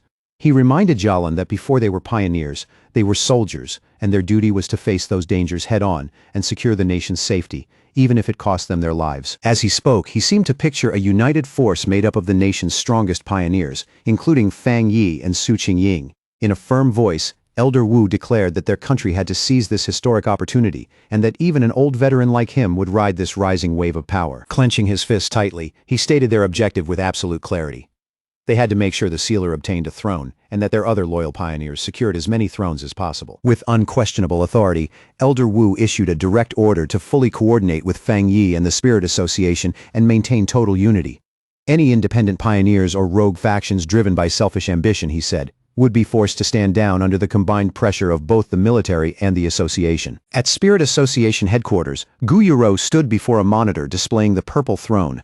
Facing the command center, she announced that they had already received the sealer's intelligence and were launching a nationwide investigation to search for possible thrones and monitor abnormal spiritual energy fluctuations. Her face was grave, her voice steady as she ordered all city team captains to mobilize at once. But under that composed exterior, Gu Yuro couldn't stop worrying about how terrifyingly fast the crisis was escalating and whether humanity could truly survive this turning point. At the Taishi Spirit Association, the local superior received a phone call that left him stunned. His face changed on the spot as he reacted in disbelief to the news that Fang Yi had already advanced into the two-star Jingyang realm. Sweat began forming on his forehead as he quickly assured the caller that the Taishi branch would keep its jurisdiction fully stable and under control, allowing Fang Yi to act freely in Chuanxi without worrying about trouble behind him. After lowering the phone, the superior turned to Su Qingying and confirmed Fang Yi's breakthrough. Su Qingying smiled with obvious pride and said that Fang Yi was now the second strongest pioneer in the entire nation, surpassed only by Elder Wu. She added that even Taishi City itself was benefiting from the prestige attached to his name. But then she rubbed her head with an embarrassed look and admitted that after reaching the half-step Jingyang realm herself, she had gotten a little too arrogant and completely failed to anticipate the enormous worldwide spiritual energy surge Fang Yi ended up triggering. The superior's expression soon turned heavy. He feared that if Taishi were hit by another catastrophic spiritual anomaly, maybe even worse than the last one, the city might not survive at all. No matter what, he said. They had to protect Taishi and make sure they did not become a burden to Fang Yi. 10 hours later, an emergency meeting was convened at the Chuanxi Spirit Association, bringing together all pioneer captains from the surrounding cities in an atmosphere thick with urgency and tension. Gu Yuro stood at the head of the conference table, with a projection of the throne displayed before everyone. She reported that based on the intelligence Fang Yi had provided, headquarters had already detected more than 20 similar spiritual energy anomalies around the world, though they still couldn't confirm whether every single one was truly a throne. Then a map of the nation appeared on the screen, clearly marking 7 confirmed locations within their borders that were showing similarly dangerous energy signatures. Song Yiming, the captain of Fengshi who had recently stepped into the first-level Jinggang realm, leaned back in his seat with his boots openly resting on the conference table. Grinning broadly, he pointed out the obvious in a provocative tone. There were only 7 possible thrones, but far more captains gathered in the room. Still smiling, Song Yiming directly asked how the association planned to divide such scarce and coveted resources among so many ambitious people. Across from him, Wang Lan, the captain of Haishi who had recently reached the half-step Jinggang realm, calmly prepared tea as if the tense mood meant nothing at all. Without the slightest shift in expression, he coolly reprimanded Song Yiming and told him to take his feet off the table during the meeting. That rebuke instantly set Song Yiming off. Being corrected by someone from a lower realm felt like a direct insult, and he shot Wang Lan a fierce glare, openly demanding to know what gave him the right to speak that way. In the next moment, Song Yiming released a burst of wind energy across the table, sharp and oppressive, trying to intimidate Wang Lan while mocking him for daring to covet a throne too. Wang Lan didn't even blink. He quietly sent a spark of lightning energy into his teacup, stabilizing it against the violent gale, then calmly replied that everyone in the room wanted a throne, which made Song Yiming's little display completely pointless. Around the table, the other captains watched the confrontation in silence, saying nothing as the pressure in the room grew heavier and heavier. As the tension kept rising, Chen Ruo, the captain of UXI, remained seated in complete silence, watching the conflict with a cold, unreadable gaze, as if he were weighing every single person in the room. Leaning forward with a nasty grin, Song Yiming kept pressing Wang Lan, his voice dripping with contempt. He mocked the captain of Haishi without holding back, sneering that someone with Wang Lan's attributes had no business dreaming about a throne, and even ridiculed Haishi itself for ever choosing him as its leader. At that point, Wang Lan's patience finally gave out. A cold look settled in his eyes as water and spiritual energy gathered in his palm, twisting into a dense vortex that made it clear he was done tolerating the disrespect, for the clash could spill into open violence. Gu Yuro slammed both hands onto the table with a sharp crack that silenced the room. Furious, she ordered both captains to sit down immediately and banned any fighting during the conference. But in the very next instant, an overwhelming aura suddenly crashed down over the entire room. Gu Yuro, Wang Lan, and Song Yiming all froze where they stood. Shock flashed across their faces as that pressure descended like a mountain, so heavy and oppressive that even breathing suddenly felt difficult. Song Yiming was slammed hard back into his chair, pinned in place by massive phantom-like hands of dark purple energy. The crushing force locked him down so completely that terror flooded his face, and all he could do was gasp under that overwhelming presence. Cold sweat streamed down Song Yiming's face as his thoughts spun out of control. In frantic disbelief, he wondered if Elder Wu from the Star God Combat Zone had personally shown up to suppress the conflict. Then Fang Yi stepped through the doorway, golden energy crackling around his body like living fire. The moment the captains felt the terrifying scale of that power, their hearts sank, because it was frighteningly close to the peak of the 3-star Jinggang realm. Song Yiming started trembling uncontrollably. As he felt that suffocating pressure more clearly, fear mixed with confusion when he realized this monstrous presence didn't belong to Elder Wu at all. Fang Yi walked calmly into the room with a polite smile on his face, like he had stepped into an ordinary gathering, instead of a conference hall on the verge of chaos. He casually greeted the captains, his tone mild, but impossible to ignore. As he made his way toward the table, Fang Yi apologized in an easy voice for being late. Gu Yuro straightened at once and formally acknowledged him, announcing to everyone present that the sealer had arrived. Song Yiming shrank deeper into his seat, stealing nervous glances at Fang Yi from the corner of his eye. Every instinct in his body was screaming for him to back down, and only now did he finally understand that this calm, ordinary-looking young man was the legendary pioneer everyone had been talking about. Then in the next instant, Fang Yi's polite expression vanished completely, as if all the warmth had been wiped from his face at once. His gaze locked onto Song Yiming with chilling force, and he coldly asked what exactly had been going on in the room before he walked in, terrified by Fang Yi's presence. Song Yiming instantly lost all the arrogance he had shown just moments earlier. He stammered that nothing was wrong, insisting they had only been having a normal discussion. Fang Yi said nothing. He just stared at Song Yiming in silence, those piercing red eyes fixed on him like blades, making the pressure in the room even harder to bear. Still pinned under the purple energy claw, Song Yiming was overwhelmed with disbelief. He couldn't understand how his first-level Jinggang realm power had been completely paralyzed, like it meant absolutely nothing in front of Fang Yi. Only after letting the pressure ease did Fang Yi pull out a chair and sit at the table. His tone turned calm again as he greeted Wang Lan and Chen Ruo. casually remarking that it had been quite a while since they last met. Wang Lan immediately responded with respect, welcoming Lord Sealer in a steady voice. He explained that they had only been discussing the matter of the newly discovered throne. Leaning back slightly, Fang Yi said he had come specifically to share what he had learned. As a member of the Spirit Association, he confirmed that the Chuanqi Mountain Anomaly was a thunder attribute throne, a phenomenon with truly world-shaking power. Then he revealed the most important detail of all. The master of the Thunder Throne was not human, but a sentient gourd vine that had already awakened its own consciousness. That statement instantly threw the pioneer captains into an uproar. Several of them argued in outrage that leaving such divine power in the hands of a mere plant was a ridiculous waste, and that a capable human should be the one to take it instead. Song Yiming eagerly jumped in, slamming both hands onto the table with excitement burning across his face. He insisted they had to seize the throne by force, arguing that their nation would become a laughingstock if something as absurd as a plant were allowed to control it. Fang Yi's expression hardened immediately, and every trace of warmth disappeared from his face as he coldly declared that he would never allow that to happen. Looking around the room, Fang Yi addressed every captain present and made it clear that this was the real reason he had come. He wanted his position understood without even the slightest room for misunderstanding. In a calm but unmistakably dangerous voice, he warned them that if anyone tried to snatch the Thunder Throne, then he, as the sealer, would personally take it back with his own hands. The warning was so direct and so serious that the entire room dropped into stunned silence. No one dared speak, and more than one captain sat rigid in their seat, sweating under the weight of Fang Yi's words. Just then, a bandaged arm slowly rose into the air, cutting through the heavy silence hanging over the conference room. It was Chen Ruo. Calmly raising her hand, she broke the tension by saying she agreed with Fang Yi's decision, her voice steady and without a trace of hesitation. Gu Yuro followed immediately, warning the captains not to underestimate plants favored by spiritual energy.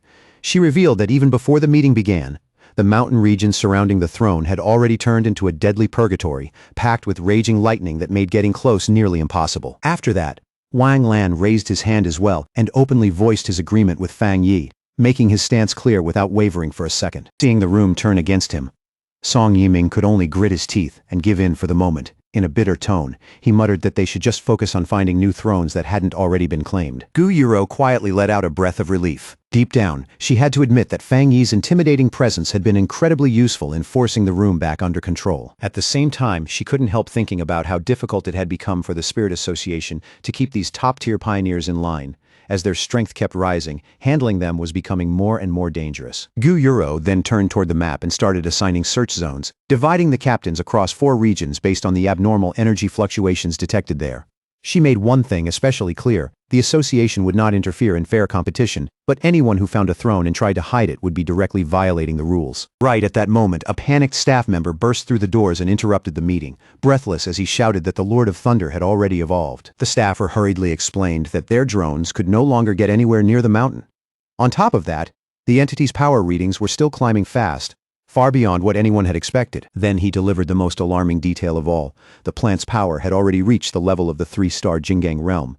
Fear spread through the captains at once, because they instantly understood that an entity like that could dominate the entire nation if left unchecked. Unlike the rest of the room, which had fallen into alarm, Fang Yi stayed calm and composed. To him, that kind of rapid growth wasn't surprising at all, considering the Thunder Throne carried immense ancient power from the start. When he noticed the forecast calling for severe thunderstorms, Fang Yi quietly decided he should head back to the mountain himself and check on the progress of his plant friend. The decision came naturally, like he had already made it in his heart. Gu Yuro brought the meeting to a close. As the captains rose from their seats with determination in their eyes, she wished them luck in securing thrones of their own in the dangerous days ahead. After the meeting, just as Fang Yi was about to leave, Gu Yuro called out and stopped him. She told him headquarters had sent a message asking him to remain in Chuanqi City for the time being. Fang Yi paused and turned back. Gu Yuro explained that headquarters feared rogue pioneers might try to attack the Thunder Throne, and she added that even though the Dark Intelligence incident appeared to be over on the surface, they still weren't willing to let their guard down. Hearing that, Fang Yi narrowed his eyes slightly and asked whether the association suspected the shadow monster had actually survived. Adjusting her glasses, Gu Yuro confirmed that his suspicion matched their own concerns. She explained that both the throne and that shadow creature were products of the world's rapidly accelerating spiritual recovery. While the association could keep monitoring the ancient powers surrounding the throne, what truly worried them was the possibility that fragments of the Dark Intelligence were still hiding somewhere out there. Since Fang Yi had only weakened and trapped it in Chuanqi, it could still grow into a catastrophic threat again if it recovered. Glancing down at his phone, Fang Yi swiped past his aunt's contact for a moment, then locked the screen again. Quietly, he decided that his planned visit to see family would have to wait. He agreed with Gu Yuro's caution, admitting that it was better to prepare for the worst than get caught off guard. He said he had already been thinking along the same lines and confirmed that he would stay in the city for now. Later, Fang Yi returned to the restricted mountain zone and calmly walked straight into the forbidden area. Violent purple lightning crashed all around him in wild streaks, yet he remained completely unfazed, as if the storm itself couldn't threaten him at all. Feeling that fierce power rolling through the area, he smiled instead of backing away, taking the raging storm almost like a form of welcome. He even decided on the spot to use that thunder energy to further strengthen his cultivation skills. As he moved through the storm-lit mountain and approached the glowing Thunder Throne, a voice suddenly rang out. With a hint of amazement, it remarked that Fang Yi's cultivation speed had already surpassed even its own. Now fully intertwined with the throne itself, the sentient gourd vine softly thanked Fang Yi for everything he had done. In the middle of that stormy air, its voice carried a warmth that felt surprisingly sincere. Fang Yi blinked, a little caught off guard, wondering what exactly he had done to earn that thanks.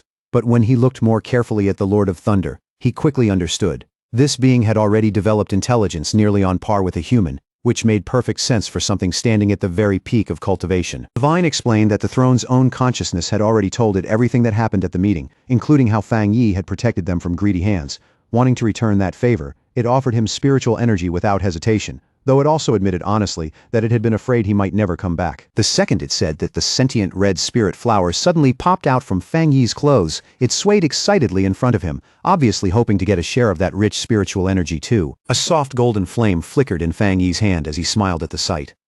In a relaxed voice, he admitted that he had already planned to include the little spirit plant in this round of cultivation from the start. Taking the offer, Fang Yi sat down cross-legged right away and slipped into meditation. Beside him, the red spirit flower settled down as well, happily soaking in the throne's dense aura like a child basking in sunlight. In response, the gourd vine began releasing its power for real. Waves of purple lightning and condensed spiritual energy surged out at once, rushing toward Fang Yi and the spirit flower with violent, crackling force. Inside that swirling storm of power, the red spirit flower spun through the currents with pure delight. It absorbed the fierce energy far more easily than expected, using that crushing spiritual pressure to fuel its rapid growth. Wrapped in lightning and blazing golden light, Fang Yi sharpened his focus completely. He intentionally used the overwhelming pressure around him to force his red fire blade technique toward the next level. As power surged through his body and lit up his glowing eyes, Fang Yi gave his weapon a silent command. Above him, a fiery golden blade began to take shape, vast and radiant, like a heavenly weapon forming in midair. Then that massive sword came crashing down. It burned with blinding heat and overwhelming pressure as it slammed straight into the storm, colliding head-on with thunder and lightning in a spectacular clash. At that moment, a notification from the system appeared, reporting that an enormous amount of thunder power had been detected in the surrounding environment. As the blade kept drawing in the wild lightning pouring into it, the system confirmed that the red fire blade technique had finally reached the point where a true breakthrough was possible. Keeping his mind steady, Fang Yi refined that chaotic power wave after wave, pulling order out of violence. At the same time, the system announced that his blade technique had entered the process of evolution. He stayed deep in meditation, while columns of golden fire and blue lightning rose around him like twin tempests. The skill kept climbing higher and higher until it was pushed all the way to its limit. Then Fang Yi's eyes snapped open, burning with fierce red light. At that exact instant, the system confirmed that the red fire blade technique had finally evolved. Gripping his newly upgraded sword, Fang Yi swung with devastating force. The technique had changed completely. It was no longer just fire, but a terrifying fusion of flame power and thunder. That strike erupted in a monstrous blast of fire and lightning, roaring across the mountain and ripping through the ground in one terrifying sweep. Earth, stone, and scorched debris were wiped out under the sheer violence of his new strength. The system then informed Fang Yi that heavenly thunder had successfully tempered his blade technique, broken through its former limits, and evolved it into a fully fused thunder fire attribute skill. As Fang Yi lifted the weapon and felt its transformed power humming through his hand, the system gave its final confirmation. The blade's enhancement was now completely finished. Force released by that breakthrough triggered a huge and dazzling eruption of fire and lightning at the mountain peak. It lit up the night sky so brightly that it looked as if the mountain itself had awakened. Watching from afar, Wang Lan and Chen Ruo instantly recognized that fiery display. Both of them stared toward the restricted area of the Thunder Throne, wondering what exactly Fang Yi was doing inside that forbidden zone, not far away. The already uneasy Song Yiming narrowed his eyes and suspected that Fang Yi had gone back on his word and returned to seize the throne for himself. But his subordinate quickly reminded him that Fang Yi had never treated that entity like prey. He treated it like a friend. Back at the Spirit Association, red warning alarms started blaring through the building. Staff members hurried in with reports that the energy concentration inside the restricted zone had risen past observable limits, forcing them to withdraw every surveillance drone they had sent in. The branch leader stood there, watching the distant glow with a heavy look on his face. The scene clearly worried him, and he could not help wondering whether Fang Yi was already locked in a brutal fight with the throne itself. Back on the mountain, Fang Yi tightened his grip on his newly evolved sword. The blade shone with such intense brilliance that it was almost hard to look at, as if it had been reborn in the very heart of the storm. With his eyes still glowing red, Fang Yi smiled in open satisfaction. The sword in his hand felt as though it had been reforged by a master smith, tempered and perfected by the overwhelming force he had just endured. And Fang Yi was not the only one benefiting from the dense spiritual energy filling the area. His sentient red spirit flower was pushed into a new stage of evolution as well, growing smarter while further strengthening its already unusual attributes. Thrilled by the surge of power flowing through it, the now much larger flower playfully wrapped itself around the glowing structure of the throne. Surrounded by drifting flames and crackling light, it moved with pure childlike excitement. The flower quickly conveyed its delight to Fang Yi, and after sensing that joy, he decided it was time for them to move fast and start searching for the next throne. Just then, the sentient gourd vine floated down and hovered above him, clearly trying to stop him for a moment before he left. The vine spoke to Fang Yi warmly, sincerely congratulating its friend for achieving such a powerful breakthrough in so little time. Then it told him about a premonition it had received during cultivation.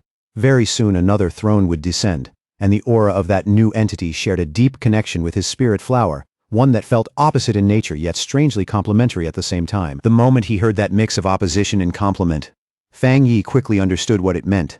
In his view, the incoming entity had to be a wood attribute throne. The glowing gourd vine immediately confirmed his guess and told him that the new throne was already descending somewhere in the distance, even now. Then the vine sent a wave of green spiritual energy toward Fang Yi, offering to share the general location it had sensed through the psychic link between them. Fang Yi closed his eyes and focused, quietly opening his mind and accepting the vine's sensory transmission without any resistance. A confident smirk slowly appeared on his face.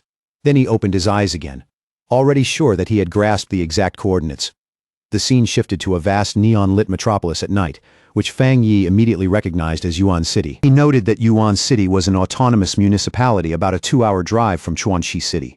Across the country, it was famous for its extreme luxury, extravagant lifestyle, and dazzling reputation. But beneath all that glamour, the city had another face, one far uglier and far more dangerous. Hidden under the glitter was a chaotic and brutal underworld. The city was notorious for the ruthlessness of its locals, and for years it had held the grim distinction of having the highest crime rate in the nation. When Fang Yi arrived downtown, he walked calmly through the crowded streets beneath the dim neon glow. Around him, the whole city pulsed with noise, shadows, and restless energy. As he moved forward, Fang Yi recalled the intelligence reports from the Spirit Association.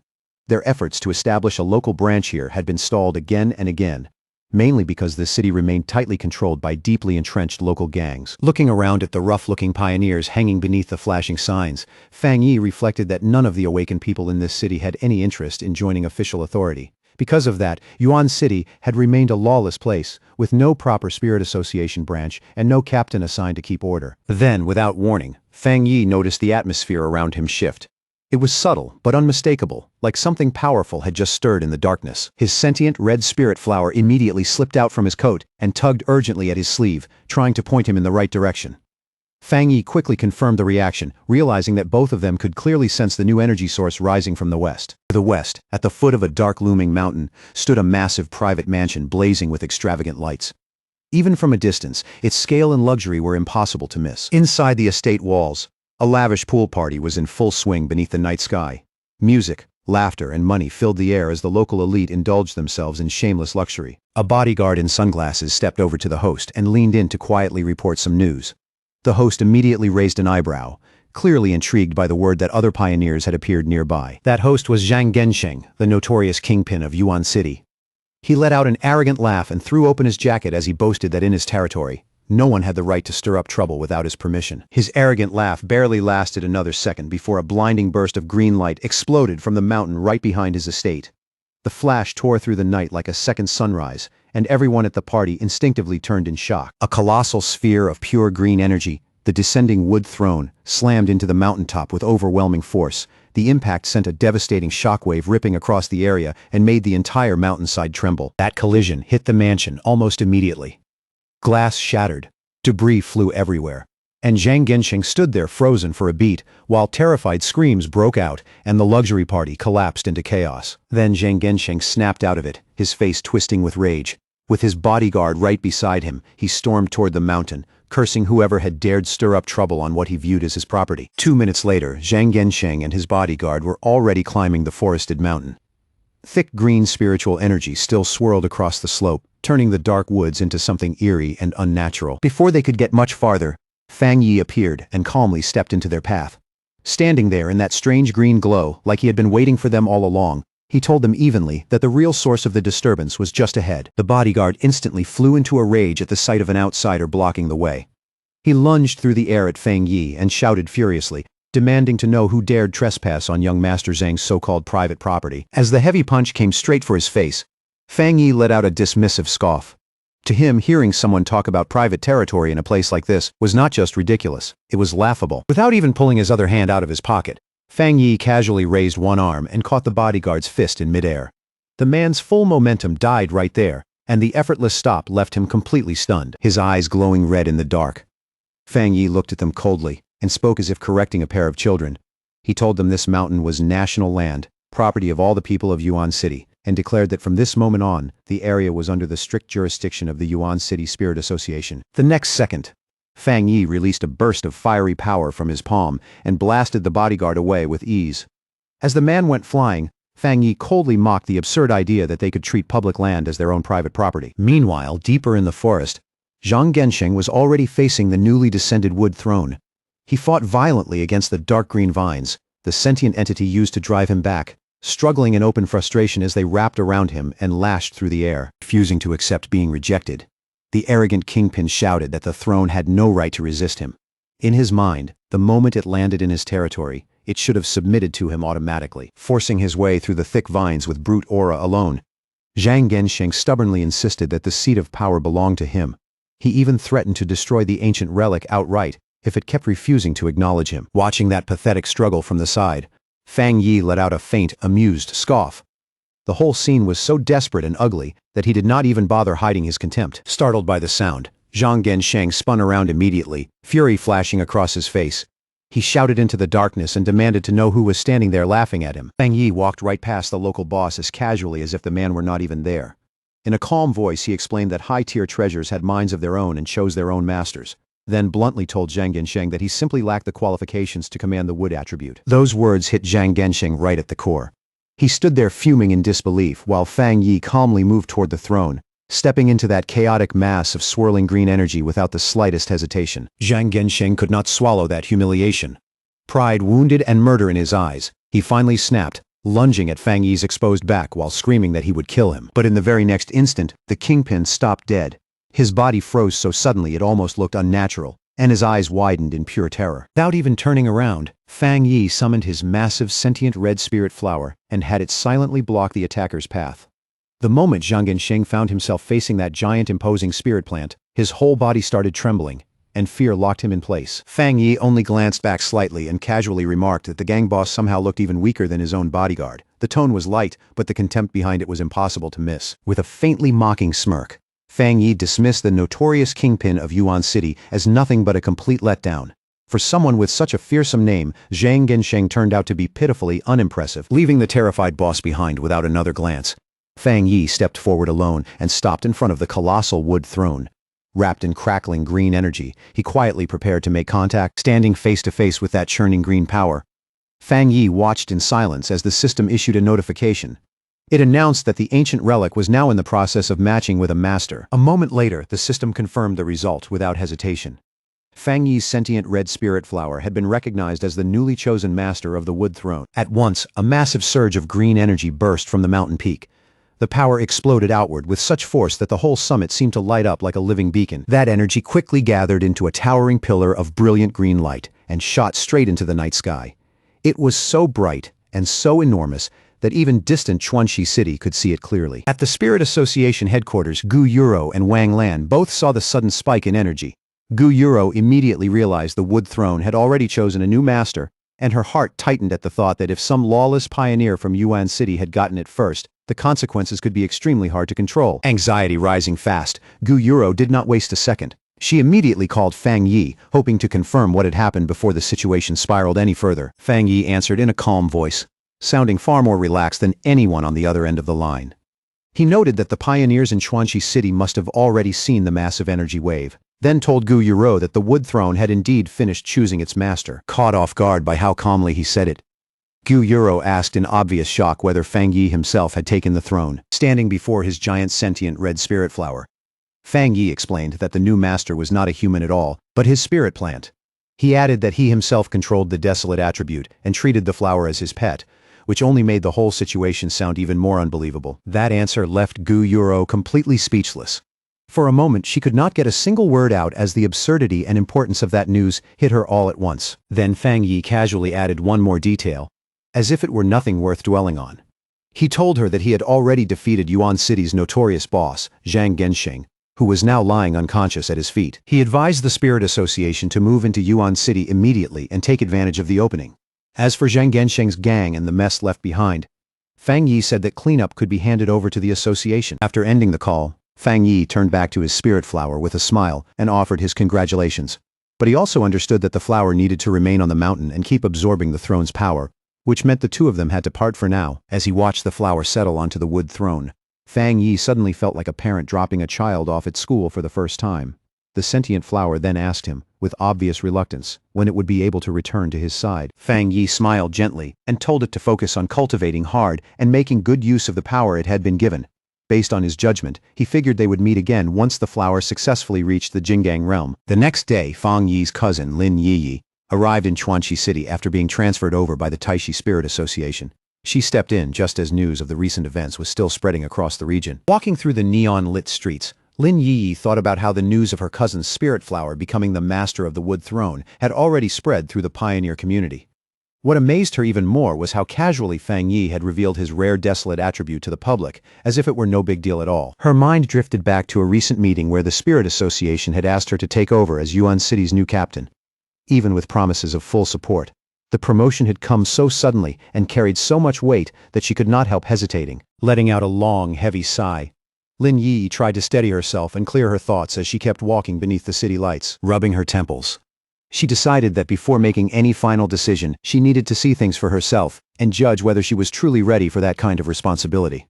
For now, she pushed work to the side and decided to visit her mother instead, assuming she was still living a quiet, peaceful life in Chuanxi City. Without any warning, a violent tremor suddenly shook the streets under her feet. The jolt startled Lin Yiyi and instantly sent the nearby pedestrians into a panic. Chaos broke out around her as people screamed about an earthquake and ran toward whatever looked safe. But the moment Lin Yiyi sensed the wild surge of spiritual energy in the air, she realized this was not a natural disaster at all. It was a dangerous spiritual anomaly. At the Chuanxi Spirit Association, red alarms flashed throughout the building while staff rushed around in confusion. Gu Yuro and her team could not understand how an anomaly on this scale had formed without triggering any of their early warning systems. A panicked staff member rushed in with a report, saying that a massive spike of spiritual energy had erupted inside the restricted mountain zone. According to him, the sudden surge had driven the wild beasts in the mountains into violent mutation. Soon after that, a terrifying horde of mutated beasts came pouring out of the forest and charged straight toward the Chuanxi urban district. Among them were giant armored flying creatures and enormous predators covered in savage spikes, each one looking like something out of a nightmare. The monsters flooded into the city streets, smashing through buildings and tearing apart everything in their path. All around them, terrified civilians screamed for their lives as the urban district descended into chaos. Caught right in the middle of the chaos, Lin Yiyi reacted on pure instinct. She twisted aside just in time, narrowly avoiding a savage strike from a huge beast covered in staring eyes, its attack ripping through the space where she had been standing a heartbeat earlier. As she weaved desperately between the rampaging monsters, Lin Yiyi kept trying to call her mother again and again, only to find the signal completely dead. Then a shadowy beast silently rose up behind her, and her heart sank. In that instant she realized with chilling clarity that her mother was in serious danger. The monster lunged with violent force, jaws wide open, and glowing eyes locked onto her like a predator that had already chosen its prey. Lin Yiyi whipped her head around, and the moment she saw the beast almost on top of her, her eyes flew wide. It was too fast, too close, and for one brief second there was nowhere to dodge. But just before it could reach her, a blinding arc of purple energy slammed down and split the monster cleanly in half. The familiar spiritual power hit her immediately, and she recognized it at once. Fang Yi stepped out through the dust and debris, calm even in the middle of disaster, and said that Chuanchi City had already fallen into a mutation outbreak. Relief hit Lin Yi so hard it almost made her collapse.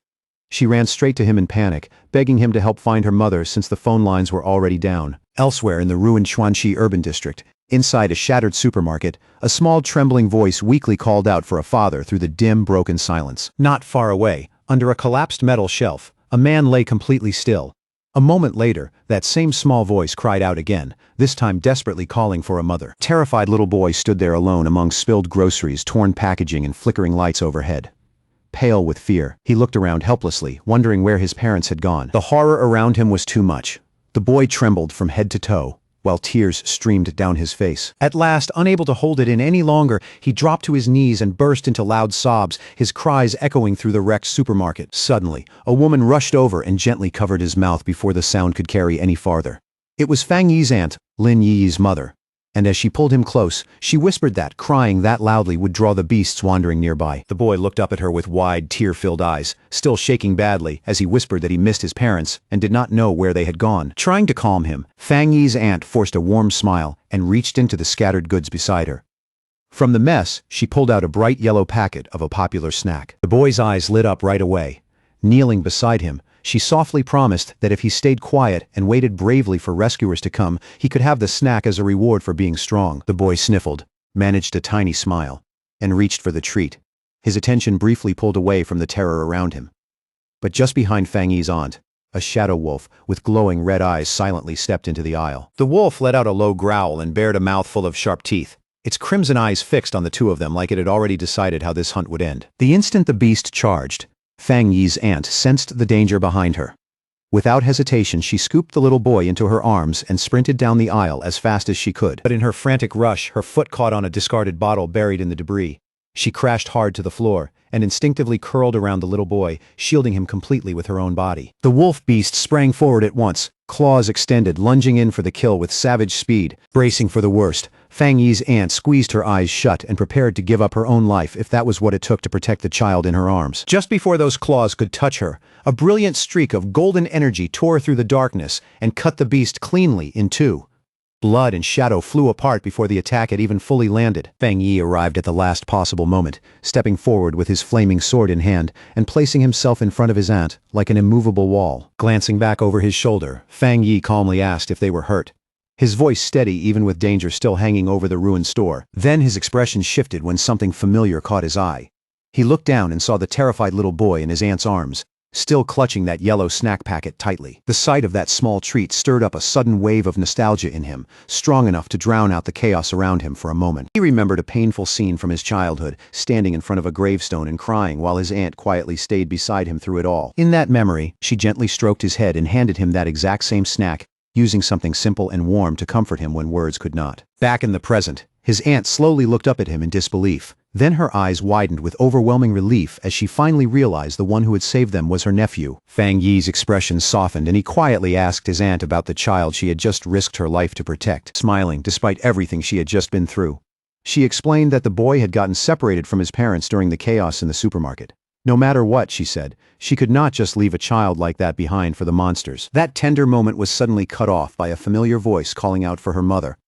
Fang Yi's aunt turned in surprise just as Lin Yi rushed into the ruined supermarket. With tears already spilling down her face, Lin Yi threw herself straight into her mother's arms and choked out that she had been terrified something happened to her. Smiling gently, her mother stroked Lin Yi's hair again and again, soothing her in a soft voice, and assuring her that she was safe now. Fang Yi stood quietly off to the side and watched the reunion between his aunt and his cousin, a faint warm smile appearing on his face, even in the middle of this disaster. Then his attention shifted. When he felt a small hand lightly tug at his sleeve, Fang Yi lowered his gaze, a little surprised, wondering what the child wanted from him. The little boy looked up at him with bright, hopeful eyes and called him a superhero.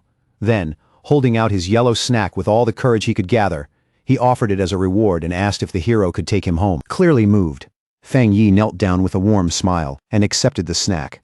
He told the boy to make a wish on it and promised that somehow, some way, it would help him find his family again. But then an alert suddenly flashed through Fang Yi's mind. The warmth vanished from his face in an instant, replaced by a deadly glare as he sensed a massive spiritual presence closing in fast, shouting for everyone to get back immediately.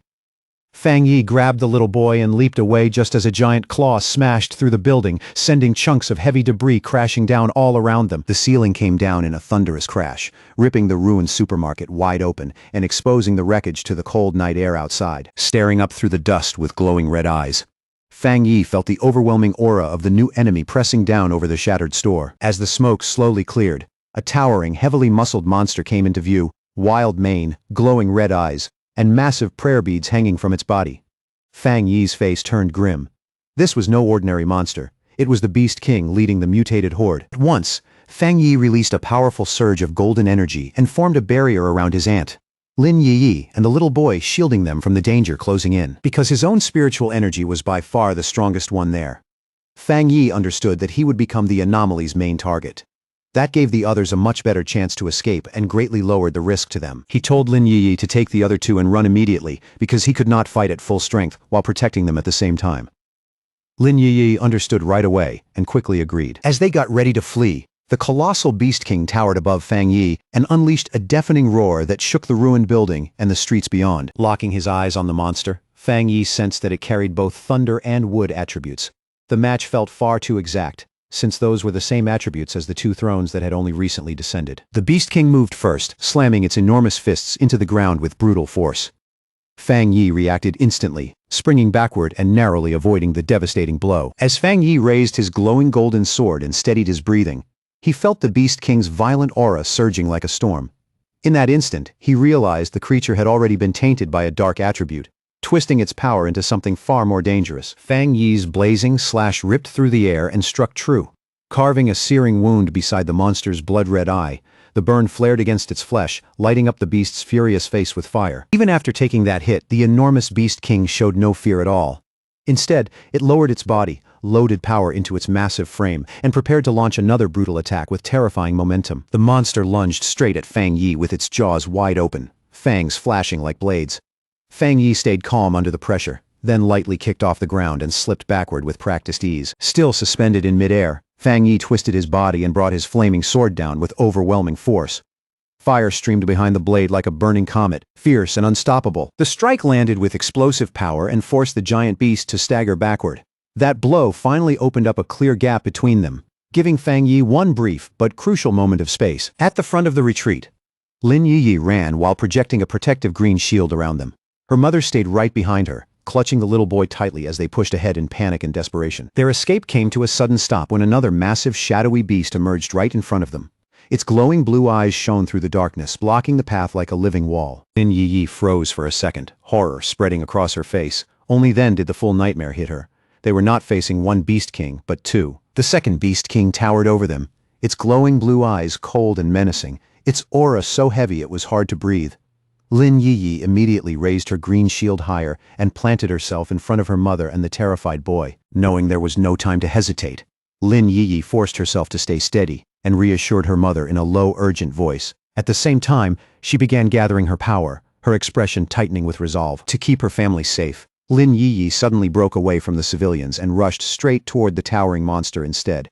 By throwing herself into danger, she deliberately pulled the Beast King's deadly attention away from them. The Beast King reacted at once, opening its massive jaws until they looked wide enough to swallow her whole. Deep in its mouth, a dense, swirling sphere of greenwood attribute energy began to gather and compress. A devastating beam erupted from the monster's jaws with violent force. Lin Yi met it head-on, her own green aura blazing as it slammed into the beast's overwhelming breath attack in a brutal clash of power. Driven to the edge of her limits, Lin Yi strained against the crushing force of that beam. Every second felt heavier than the last as the pressure threatened to break through her defense. Fear gripped her chest, and the strain burned through her body, but Lin Yi still refused to give ground.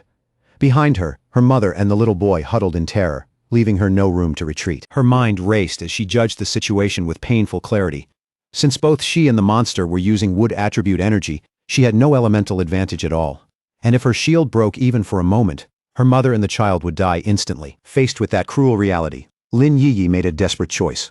She resolved to offer up her spiritually rich body to the beast, believing it would gain nothing from devouring ordinary humans, and hoped to trade her own life for theirs. Inside the chaotic control room of the Chuanxi City Spirit Association, staff crowded around holographic tables while alarms kept flashing. Watching the battlefield data deteriorate by the second, They were horrified to confirm that an S-class disaster had truly been born. On the tactical map, 2 huge anomaly king signals burned inside the city limits like warning beacons. Nearby monitors showed hostile energy levels spiking fast while local pioneers threw themselves into danger to cover the evacuation of civilians. Out in the burning streets, cloaked pioneers fought the invasion from the air through smoke and flame.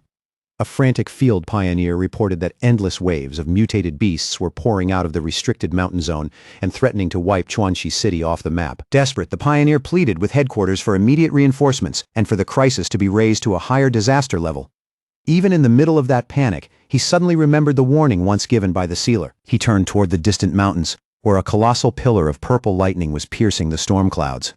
In that moment, he realized the terrifying surge of energy was coming from the exact territory where the Thunder Throne had descended. Elsewhere, Fang Yi easily suppressed another beast and pinned its massive snout to the ground without much effort. As he wondered whether it had fled from the restricted mountain, he recognized the intelligent gourd vine's involvement in the situation. Before he could get a clear answer, a vortex of crackling purple lightning suddenly twisted across the sky above him. Fang Yi looked up and began to suspect that his plant friend, the new master of the Thunder Throne, might have accidentally triggered the beast stampede. He quickly ran through the implications and felt the whole problem getting heavier. If claiming a throne could cause this much destruction, then every pioneer who approached one would be facing extreme danger, which completely clashed with his system's claim that thrones were beneficial, leaving him wondering what hidden issue had been overlooked. The second Beast King raised its enormous claw high into the air, murderous intent rolling off it like a wave. It was clearly preparing a killing blow meant to crush Lin Yiyi where she stood. Lin Yiyi gritted her teeth and poured even more power into her green barrier, forcing it to thicken and harden against the descending strike. Even now, she refused to let the monster devour her without a fight. She stole a quick glance over her shoulder and felt a flicker of relief. Her mother was crouched behind the barrier, using her own body to shield the boy from the falling rocky debris. The frustrated monster let out a furious roar that shook the air around them. Even so, Lin Yiyi did not move an inch, her green aura burning brighter and brighter as it rose against the beast's savage pressure, gathering every last bit of strength she had left. Her eyes shining with fierce light. Lin Yiyi declared that the beast would have to step over her corpse before it could touch her family. In that moment, she fully committed to a fight to the death. Then, without warning, a surge of purple lightning ripped open the darkened sky. The desperate battle was cut off in an instant by a force so overwhelming that everything seemed to pause beneath it. A colossal pillar of thunder crashed down from the heavens in blinding light. And from inside that descending brilliance, the glowing form of the sentient gourd vine slowly emerged, majestic and impossible to ignore. Not far away, 2 members of the Spirit Association looked up and froze in absolute shock. The moment they felt that overwhelming energy, they understood right away that the Lord of Thunder Throne had arrived on the battlefield. They could only stare in awe as the massive radiant purple vine unfolded above the city. Its presence dwarfed everything below, making the entire battlefield feel small beneath its power. Fang Yi lifted his gaze to the sky and went silent. For a brief moment, even he could only stand there and take in the unbelievable sight above him. But instead of attacking under that terrifying pressure, the ferocious Beast Kings suddenly faltered. Their bodies shrank back as they whimpered, completely overwhelmed and intimidated by the presence hanging over them. Watching the Beast Kings tremble before the giant vine, Fang Yi finally put the truth together. The beasts had never been following the throne's orders at all. They had only absorbed its leftover energy, mutated because of it, and now stood frozen before the true master of that power. From that, Fang Yi reached a clear conclusion. Neither the throne itself nor the sentient gourd vine had intentionally caused the beast stampede that threw the city into chaos. Huge glowing purple gourds hung from the ancient vine's branches, each one pulsing with dense and astonishing spiritual power. Their light washed over the battlefield with an eerie but magnificent glow. Without warning, one of the gourds split open and released a swirling stream of green energy. The current lashed through the air like a living ribbon and coiled tightly around the raging Beast Kings. That mystical energy began purifying the corrupted monsters the moment it touched them. In an unbelievable transformation, the terrifying Beast Kings lost all their menace and turned into harmless fluffy creatures. A softly glowing gourd lowered itself in front of Fang Yi, as if approaching him with care. Through their psychic connection, the sentient gourd vine apologized for causing such a disaster, explaining that it had only just completed its breakthrough and wanted to leave the mountain. While dangling the newly transformed helpless little animals in front of Fang Yi, the vine gently asked for mercy on their behalf. Instead of killing them, it wanted permission to take them back into the mountain and keep them as pets. Back inside the Spirit Association control room, the staff stared at the satellite feed in open disbelief. They were stunned to see the Lord of Thunder apologizing to Fang Yi, confirming that the entire disaster had been nothing more than an accident. One of the monitoring staff broke into a nervous sweat as he marveled at the throne's terrifying power, which let a mere plant purify S-class anomalies with ridiculous ease. Standing behind him, a younger staff member could only stare enviously and mutter that he wished he could be chosen by a throne too. At last, the officials arrived at a deeply shocking realization. Seeing an existence as powerful as the Lord of Thunder act so respectfully toward Fang Yi, they understood that the Spirit Association had to completely reassess the sealer's true strength and status. At the Chuanqi Spirit Association headquarters, the conversation quickly turned to just how fast the world was changing. Inside, the branch leader told Fang Yi, Lin Yi, and Fang Yi's aunt that the peaceful days they once knew were over. Even so, he promised that the combat zones and the Spirit Association would do everything they could to protect the people. Hearing that, Fang Yi's aunt could not hide her worry and asked whether humanity was really heading toward extinction. Branch leader gently reassures her and says things have not reached that point yet. He brings up Fang Yi's incredible record as the sealer, explaining that even S-class anomaly kings are afraid of him. Then he turns to Lin Yi and praises her as one of the core pioneers, even mentioning that Yuan City wants to bring her in as a captain. Sitting close beside her daughter, the aunt quietly says that in a world this dangerous praise like that does not really make her feel any better. She says the only thing she truly cares about is whether these two young people are hurt, exhausted, or pushing themselves too far. More than anything, she fears the day they might throw their lives away. Branch leader softly tells her not to think that far ahead. Fang Yi then shifts the conversation and asks about Jiang Lu and the others, pointing out that they were nowhere to be seen during the recent beast mutation crisis. Looking a little fed up, the branch leader explains that he had them sent to the hospital, but they slipped out overnight. He says Jiang Lu in particular had been restless, desperate to keep training because he could not accept how powerless he had felt. All of a sudden, a panicked man and woman rush into the room, frantically calling out for Zhao Hao. The little boy lights up the instant he sees them and happily cries out that they are his parents. His mother immediately pulls him into her arms, tears streaming down her face. Then, after recognizing Fang Yi's aunt and the others, she thanks them again and again for saving her son. The father bows deeply to Fang Yi and his aunt, saying that even though they are just ordinary people, they will come running the moment they are ever needed. Fang Yi's aunt quickly shakes her head and humbly says they only did what anyone should have done. Not long after, the family leaves the building in high spirits, with the boy happily riding on his father's shoulders. As he watches them go, Fang Yi turns to his aunt and suggests that she move back to Taishi City with him and Lin Yi. Soon after that, a plane cuts across the sky, carrying Fang Yi, Lin Yi, and his aunt back to Taishi City. When they arrive, a crowd is already gathered outside a large modern villa, holding up a red banner to welcome the sealer home. Among the people waiting there is Su Jingying, who warmly greets Fang Yi as he returns with his family. Once inside, Fang Yi's aunt looks around the enormous living room in disbelief, stunned by how spacious and luxurious it is. With a playful smile, Lin Yi covers her mother's eyes, clearly setting up some kind of surprise. Fang Yi grins and asks his aunt to guess what they prepared for her. Still smiling, Fang Yi pulls out a property deed and reveals the truth. He tells her they bought this villa for her, so she can live safely near his home, and the family can see each other whenever they want. His aunt is left speechless by the gift, but Fang Yi keeps going. He explains that they also bought her a replacement home in Chuanqi City, so she will still be comfortable even if Lin Yi accepts the transfer to Yuan City. Deeply moved, the aunt says she could not be prouder of them.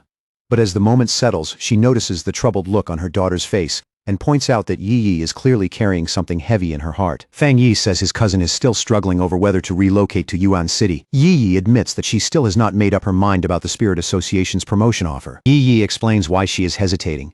She suspects the officials in Yuan City are less interested in her ability and more interested in using her connection to Fang Yi.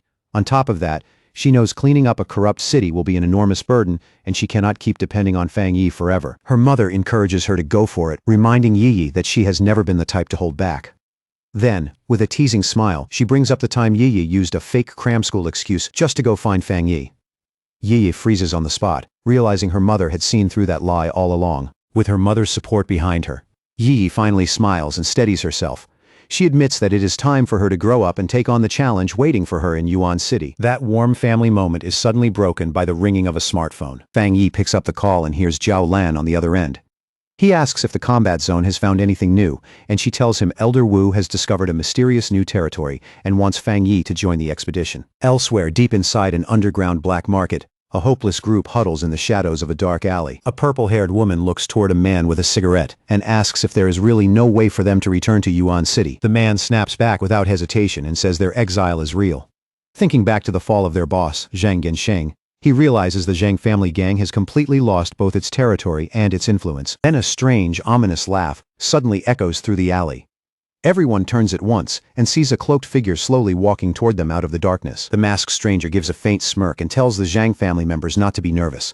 He says their goals happen to line up, then offers them a deal that feels anything but harmless. At the Star God combat zone, Fang Yi walks up to the towering metal gates of the military facility. But just then, his instincts flare. Sensing danger in an instant, he turns sharply toward the incoming ambush. Elder Wu comes charging straight at him and throws a heavy punch.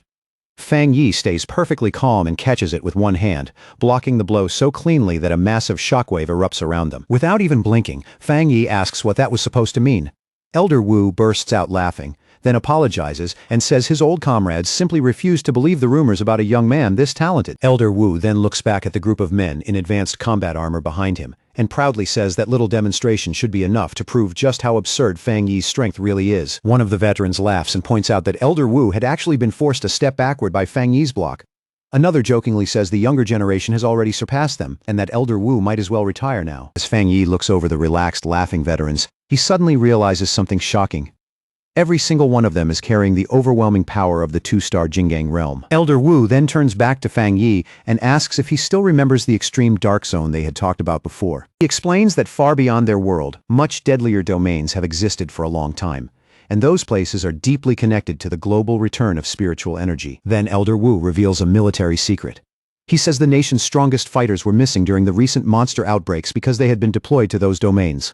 According to him, those places are the real front line, where humanity had already been fighting a hidden war long before the public even knew spiritual energy existed. Fang Yi recalls the intelligence he got from Jialan and remarks that these domains are like unstable time rifts. They are packed with chaotic forces, along with a dark attribute that constantly gives rise to horrifying monsters. Elder Wu confirms it and warns him that these classified domains have become especially active lately, with new rifts continuing to open across space. But with that danger comes an enormous opportunity. Elder Wu explains that entering these domains is the only way to build higher-level cultivation paths, allowing pioneers to advance into the ghost acts and creation stages. As he listens, Fang Yi begins to understand how far ahead the government had been thinking. He realizes this is why the nation had been restricting polluted zones long before spiritual energy fully awakened. Looking at the veterans in front of him, Fang Yi is struck by the weight they have been carrying all this time. To quietly step into those hellish places and protect the nation from the shadows takes a level of resolve most people could never imagine. And judging by how solid their two-star Jinggang cultivation is, he realizes the true military strength of the Star God combat zone is far greater than it appears on the surface. Elder Wu's face turns serious as he brings everyone back to the mission at hand. Then he reveals their destination. They are heading into the most dangerous zone of all, a monster-ridden cavern known as the Tomb Cluster. As Fang Yi stands there with Elder Wu and the veteran fighters, then another figure slowly steps out from the shadows inside the base. Elder Wu turns to Fang Yi and introduces the man beside them. It's Zhang Tian, an elder from the Star God combat zone. Zhang Tian gives a cold, dismissive snort, then turns his back and starts walking away without saying a thing. Elder Wu lowers his voice and quietly tells Fang Yi that old Zhang has always been stubborn and never easy to deal with. Even so, Elder Wu says that when it comes to pure combat strength, Zhang Tian ranks in the top 3 out of their entire group. He goes on to explain that they brought Zhang Tian along as extra protection because his loyalty is beyond question. Fang Yi stays composed and says he has nothing but respect for veterans who fight for their country. As for a difficult personality, that just comes with the man. Trying to smooth things over, Elder Wu calls out to Zhang Tian again. This time, he introduces Fang Yi properly as the captain of the Tai Chi Spirit Association, codenamed the Sealer. He also mentions that Fang Yi recently dealt with an S-class disaster entirely on his own. The second Zhang Tian hears that, he stops mid-step and looks back. His interest finally stirred. Now that everyone has gathered, Elder Wu announces that it's time to open the path into the mysterious domain. The team heads toward a massive blue vortex suspended in the sky. This is the door of the void, the gateway leading into that unknown realm. Fang Yi studies it in silence for a moment and notes that, on the surface, it looks surprisingly ordinary for something hiding such terrifying power inside. As Elder Wu leads them closer, Fang Yi notices a spiritual seal placed on the gateway. Right away, he understands what that means. Someone repaired this rift in the past. The moment his hand touches the swirling blue current, Fang Yi feels just how unstable the area really is, and quietly reminds himself not to let his guard down. But what surprises him even more is the sheer density of the power pouring out of the vortex. The energy is far stronger than he expected. A powerful force suddenly pulls the entire group upward and into the giant blue tunnel. As they drift through it, Fang Yi watches the strange images flickering around them and wonders if they're only a side effect of the overwhelming energy. But almost immediately, he senses something much deeper. Out in the void, he catches flashes of twisted space and ghostly shapes that look like giant whales. Their aura feels completely alien, like beings that were never meant to exist in this universe. As they pass by clusters of green energy vines, Elder Wu warns everyone not to get close and not to stare too long. The power inside those things is so violent, it could erase them in an instant. Fang Yi can feel the chaotic mix of elemental force and void energy pressing in from every direction. He knows even the slightest contact would be enough to destroy both body and soul. And because these dangers are made from pure elemental power instead of living beings, his death seal is useless against them. Looking out at the shattered reflections of countless worlds hanging in the void, Fang Yi finally understands just how massive this threat really is. If a rift on this scale ever broke loose, their world would be facing a disaster big enough to wipe out the planet. At last, the tunnel opens into a dark, empty stretch of space. Elder Wu's face hardens as he says they've arrived. The group comes to a stop in front of a massive black tear floating inside the blue energy.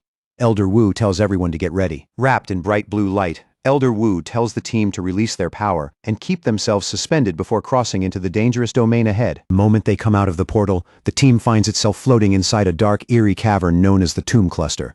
Right away, they feel a heavy aura of death hanging all around them. Below them, a thick pool of green energy begins to bubble, as if something underneath is about to rise. The instant he sees it, Elder Wu orders everyone into battle formation and says they need to finish this fast. Then without any warning, a massive pillar of dark green energy erupts from deep within the cave. That violent energy quickly starts taking form, turning into a terrifying shadow monster with glowing green eyes.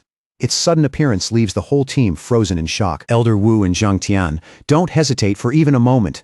The two of them charge straight at the giant creature. The shadow monster reacts instantly, raising its hand and firing a deadly beam of dark green energy. Elder Wu and Zhang Tian answer with golden power of their own, combining their strength to create a Jinggang realm barrier and block the blast together. But the monster's attack is far too overwhelming.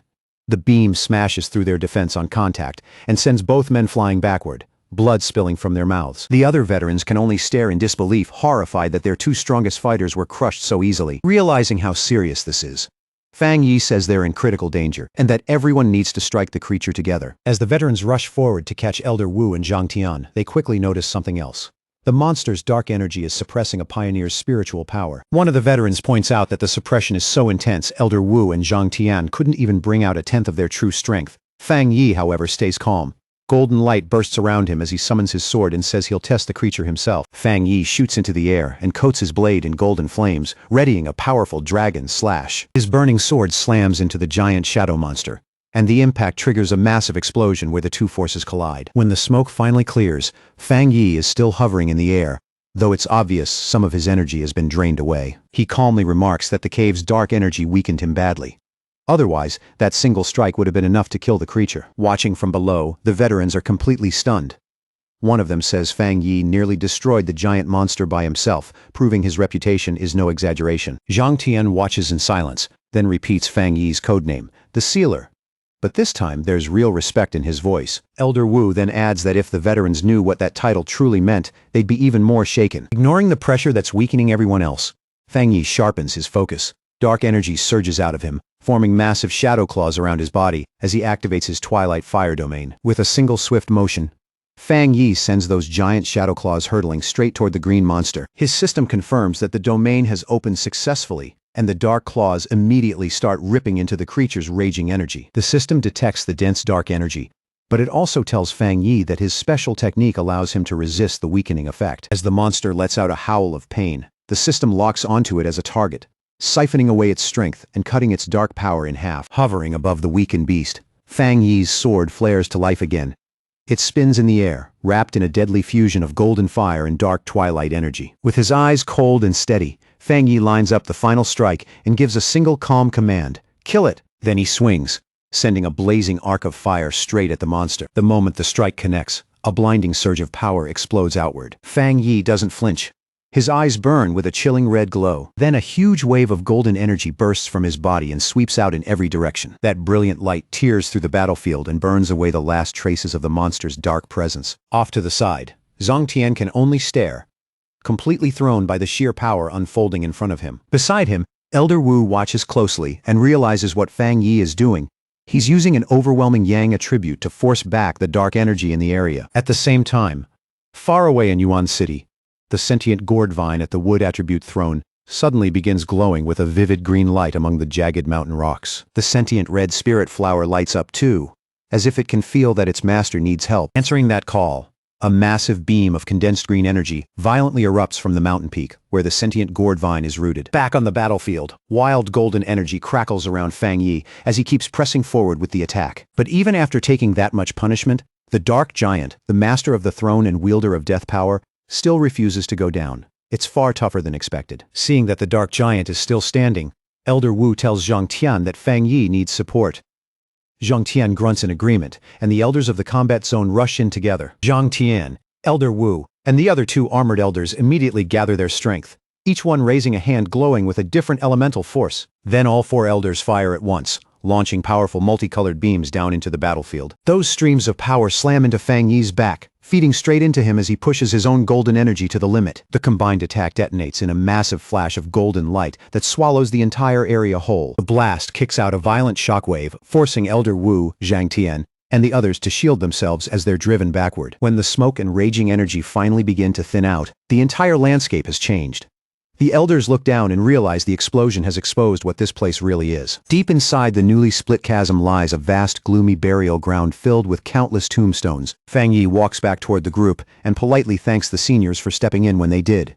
He admits that without their help, bringing down the dark giant would not have gone nearly as smoothly. He also admits that he underestimated the enemy earlier, then asks if anyone was injured in the blast that came after. Caught off guard by Fang Yi's humility, Zhang Tian awkwardly apologizes for how hostile he was before and sincerely thanks Fang Yi for saving his life. Elder Wu smirks at the sight and jokes that Zhang Tian must be possessed because the old stubborn mule actually managed to say thank you for once. But that brief moment of relief vanishes instantly when the ground suddenly splits apart and skeletal hands glowing with eerie green light burst out of the earth. A horrifying swarm of glowing green skeletons crawls up from the newly exposed graves and starts closing in on Fang Yi and the stunned elders. Still calm, Fang Yi asks Elder Wu if he remembers the mutated natural disaster in Moon City.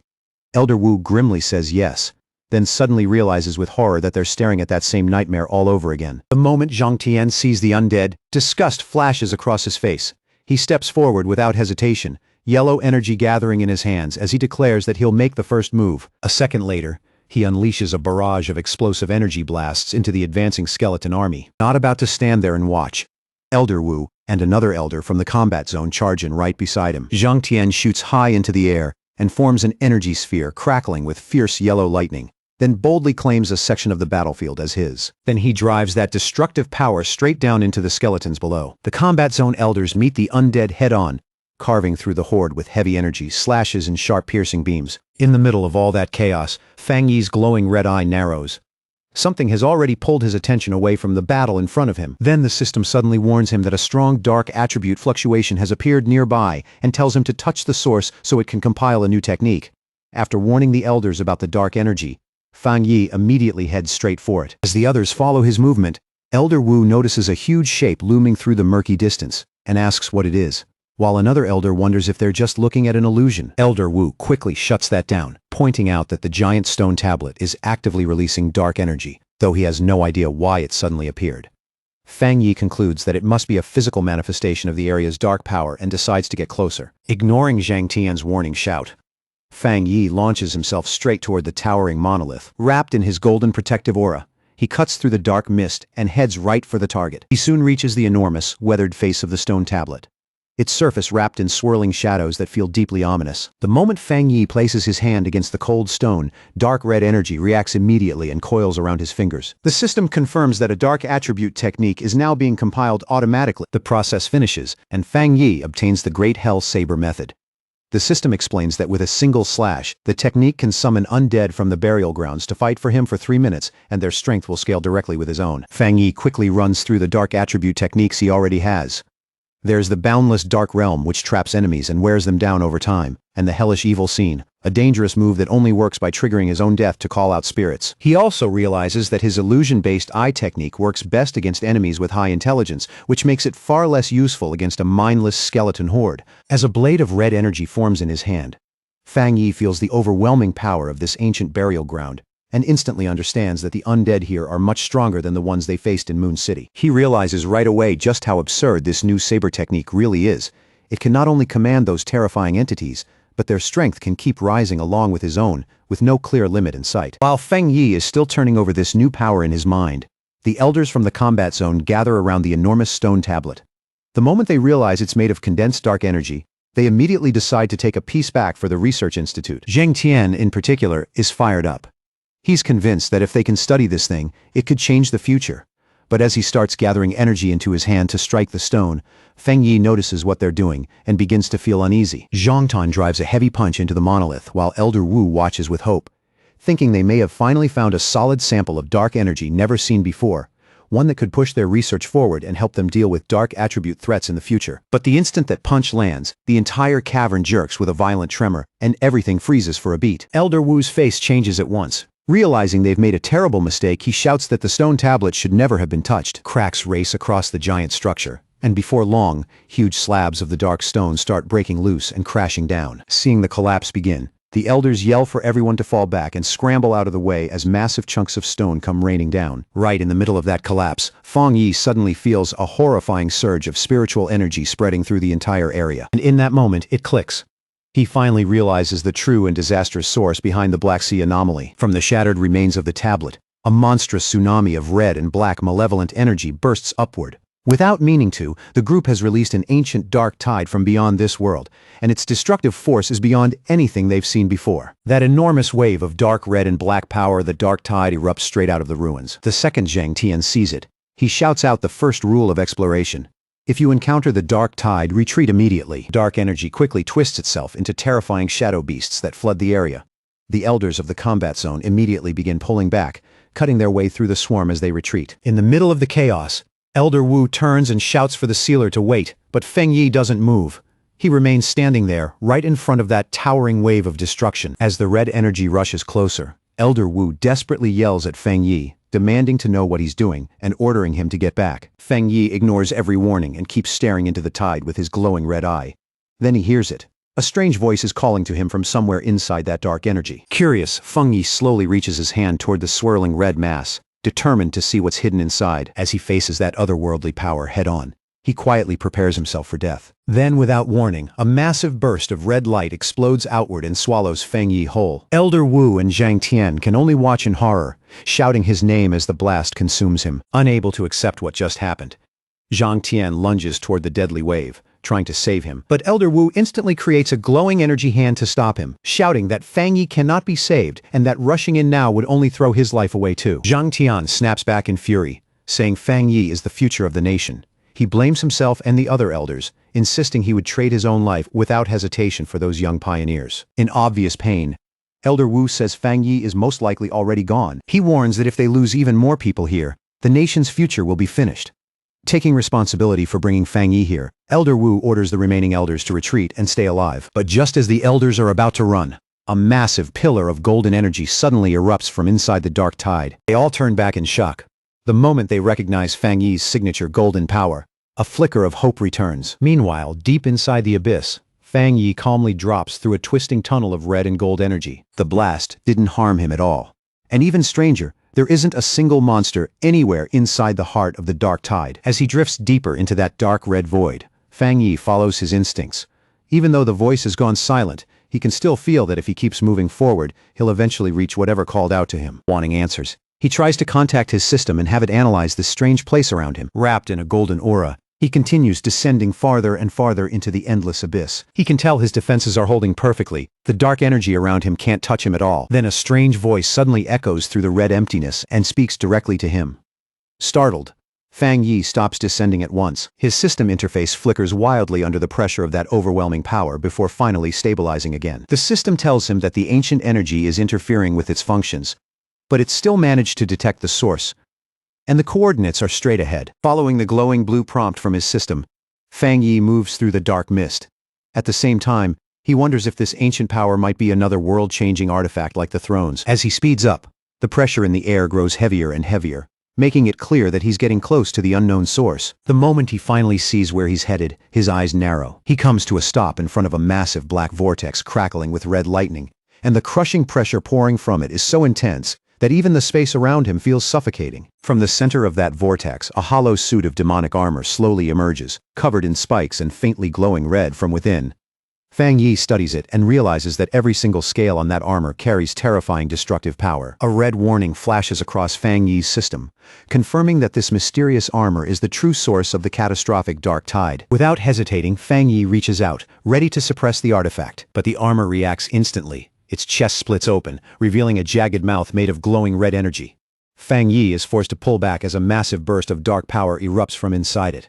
Even he is left stunned, realizing this relic carries far more energy than any of the thrones he had encountered before. Caught off guard by the armor's sudden attack, Fang Yi hurriedly throws up a golden energy barrier to shield himself. As the dark power slams against his shield and keeps grinding forward, Fang Yi starts to strain under the pressure. He's shocked to discover that the armor's killing intent is strong enough to weaken his protective yang attribute, even though that power should naturally suppress dark energy. But instead of backing off, that resistance only makes Fang Yi want the artifact even more. He releases a burst of golden energy to force the pressure back, then activates his boundless dark realm, enclosing himself inside a giant sphere of dark purple power. Fang Yi pulls out his blade and unleashes the great Hell Saber. In an instant, the attack tears open the abyss and summons an entire legion of glowing red undead, each one radiating a vicious, ghostly presence. With a single command from Fang Yi, that shadowy army dives from above and rushes the floating demonic armor in a perfectly timed assault. Fang Yi keeps his eyes fixed on the clash, but the confidence on his face quickly starts to crack when the armor strikes back. A violent burst of razor-sharp red tendrils erupts from the armor and tears through the spectral army like it's nothing, wiping them out in seconds. Watching his strongest move get crushed that easily, Fang Yi finally admits how terrifying this thing really is. Its dark aura is on a completely different level from his own, so overwhelming that it can shut his techniques down by force. The demonic armor follows up at once, unleashing a lightning-fast storm of red energy slashes that blasts Fang Yi backward. Even after seeing that kind of power, Fang Yi still refuses to give in. He fixes his eyes on it and declares that this battle will decide which one of them ends up subduing the other. The entity speaks again, trying to lure Fang Yi into giving in and becoming the same as it. At the same time, dark energy creeps across his face and forms a jagged mask, making him realize it's trying to corrupt his mind and take over his body. Fighting to stay in control, Fang Yi activates his Divine Sun Swallowing Heaven technique, using it to clear his mind and keep himself from slipping under. Fang Yi grits his teeth and roars that the entity has underestimated him. In the very next second, a huge surge of blue energy explodes out from his body. Pushed all the way to the brink, he orders his system to release every power and technique he has at the same time. The system immediately sounds a critical alert. It reports that although Fang Yi is only at the 2-star Jingang realm, his true combat potential can't even be measured. But the system also warns him about the cost. If he forces all that power out at once, his body will almost certainly collapse, with a 99% chance of total destruction. Even so, Fang Yi stares into the darkness without flinching, ready to risk everything. Forced all the way to the brink, Fang Yi has no room left to retreat. With everything on the line, he throws himself into one final, desperate attempt to suppress the demonic entity before it completely overwhelms him. Golden light and dark crimson power crash violently around him, tearing through the space like two storms colliding. In the middle of that chaos, Fang Yi grits his teeth and orders the system to draw out every power he has, staking his life on a single vow. Either he wins here, or he dies here. The system answers Fang Yi's command without hesitation. In the very next instant, every cultivation method he has mastered begins activating at once, surging through his body in a terrifying flood of power. But forcing so many opposing energies to run through him at the same time comes with a crushing price. The pressure inside Fang Yi's body becomes almost unbearable, as if every meridian and bone is being pulled in different directions. Fang Yi grabs his head with both hands, his face twisted in raw agony. The raging power inside him threatens to rip his body apart from the inside, and he can only struggle desperately to keep even the last thread of his sanity intact. At last, the burden becomes too much. Fang Yi's eyes lose focus, turning completely blank, and in the next moment, a catastrophic burst of red energy erupts from his body like a violent explosion tearing through the abyss. The system instantly detects the fatal overload consuming Fang Yi's body. With his life hanging by a thread, it triggers its emergency failsafe and activates the Death Seal technique. One after another, elemental forces surge around his lifeless body. Lightning flashes, a protective aura wraps over him, and dark chains coil into place, dragging him back from the edge of death and confirming that Fang Yi has somehow survived. Deep within the abyss, Fang Yi drifts silently through the darkness until his eyes suddenly snap open, glowing a fierce red. At that moment, the system declares that the ancient artifact has been defeated by the combined force of his cultivation methods. The system then confirms the impossible. The ancient entity has yielded.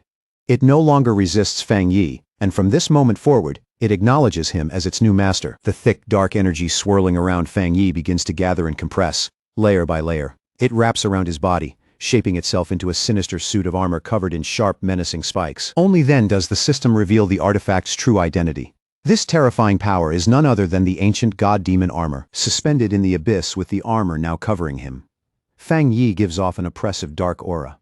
As the energy settles around him, the system grants him a brand new ability born from this ancient power. The ability is a secret technique known as Dark Torrent.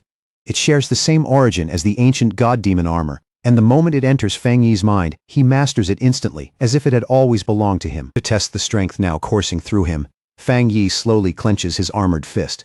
The simple motion unleashes a massive shockwave of dark energy, rippling outward through the abyss with terrifying force. As Fang Yi watches the power gather and move around his hand, something about it feels strangely familiar. Dark veins pulse across his face, and with a sudden jolt of realization, he understands that he may now be able to command the dark tide itself. With this new mastery, Fang Yi no longer sinks into the chaotic dark tide. He walks across it. Even more shocking, the destructive energy obeys his will, retreating the moment he commands it to pull back. Fang Yi thinks back to the way his old dark attribute used to feel. Back then, every time he used dark energy, it drained his stamina and spiritual power constantly, making it as much a burden as a weapon. Now the dark attribute responds to him, almost like a loyal pet waiting for orders. As the energy coils and swirls in his palm, Fang Yi looks at it with confidence and declares that it will never hold him back again. After lingering in the abyss long enough, Fang Yi decides it is finally time to return. With a calm, almost effortless snap of his fingers, he prepares to leave that dark place behind. As he departs, one thought crosses Fang Yi's mind. He has no idea how much time has passed outside, and he suspects that his sudden disappearance may have already thrown the world beyond the abyss into complete chaos. At the Jie Kingdom Spirit Association headquarters, Ye Xiao slams both fists down onto his desk in a fury. Beside him, Gu Yuru remains quiet, watching the president's anger build without saying a word. President Ye Xiao angrily scolds the elders from the combat zone, his voice sharp with blame. They took Fang Yi, the entomber, with them on the expedition, yet they failed to bring him back alive. Ye Xiao condemns them for being unable to protect even one junior pioneer, despite their many years of cultivation and all the nation's finest resources supporting them. Under that accusation, Elder Wu lowers his head in silent shame. The president questions whether they are even worthy of their positions. After relying on Fang Yi to escape with their lives, how could they possibly face the Xia Kingdom now that he was the one left behind? Outside the office, Galen hears every word clearly. After standing there and listening for long enough, she finally decides she can no longer remain silent. Galen strides directly into the office, cutting into President Ye Xiao's furious reprimand with her own perspective. Nearby, Elder Wu and Elder Zheng sit with heavy expressions, looking as if the weight of failure has drained them completely. In Galan's eyes, Fang Yi was powerful enough to escape if he truly wanted to.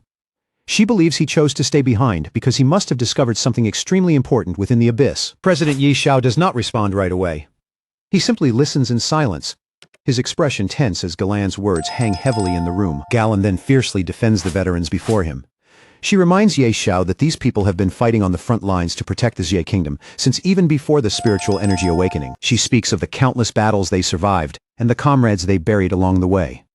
Fang Yi may be a genius rarely seen in a generation, but Galen reminds Ye Xiao of the despair Elder Wu and the others felt when Fang Yi vanished into the void. Galen insists that if there had been even the slightest chance, Elder Wu and the others would have gladly traded their own lives to bring that young pioneer back safely. But President Ye Xiao remains unconvinced.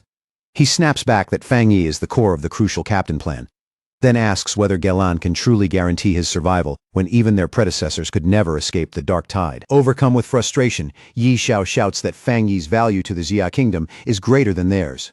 Gu Yuru quickly tries to calm him down, but Galen refuses to back away and challenges the idea that falling into the dark tide automatically means death. Galen fixes him with a fierce glare, pressing him on his own logic.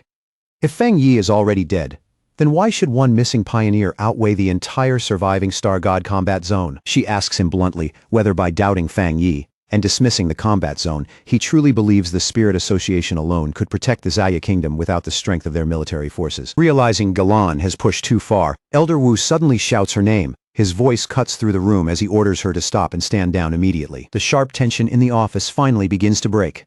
President Ye Xiao lets out a long sigh, the anger fading from his face, and admits that his earlier words were spoken out of frustration. In the end, he concedes that Galen is right. Now visibly exhausted, Yi Xiao turns to the real problem before them and asks how they should handle the crisis. If news of Fang Yi's disappearance spreads, he fears it will ignite panic across the entire nation and give their enemies the courage to strike. To keep the Jia kingdom from falling into chaos, they decide to seal off all information about Fang Yi's disappearance.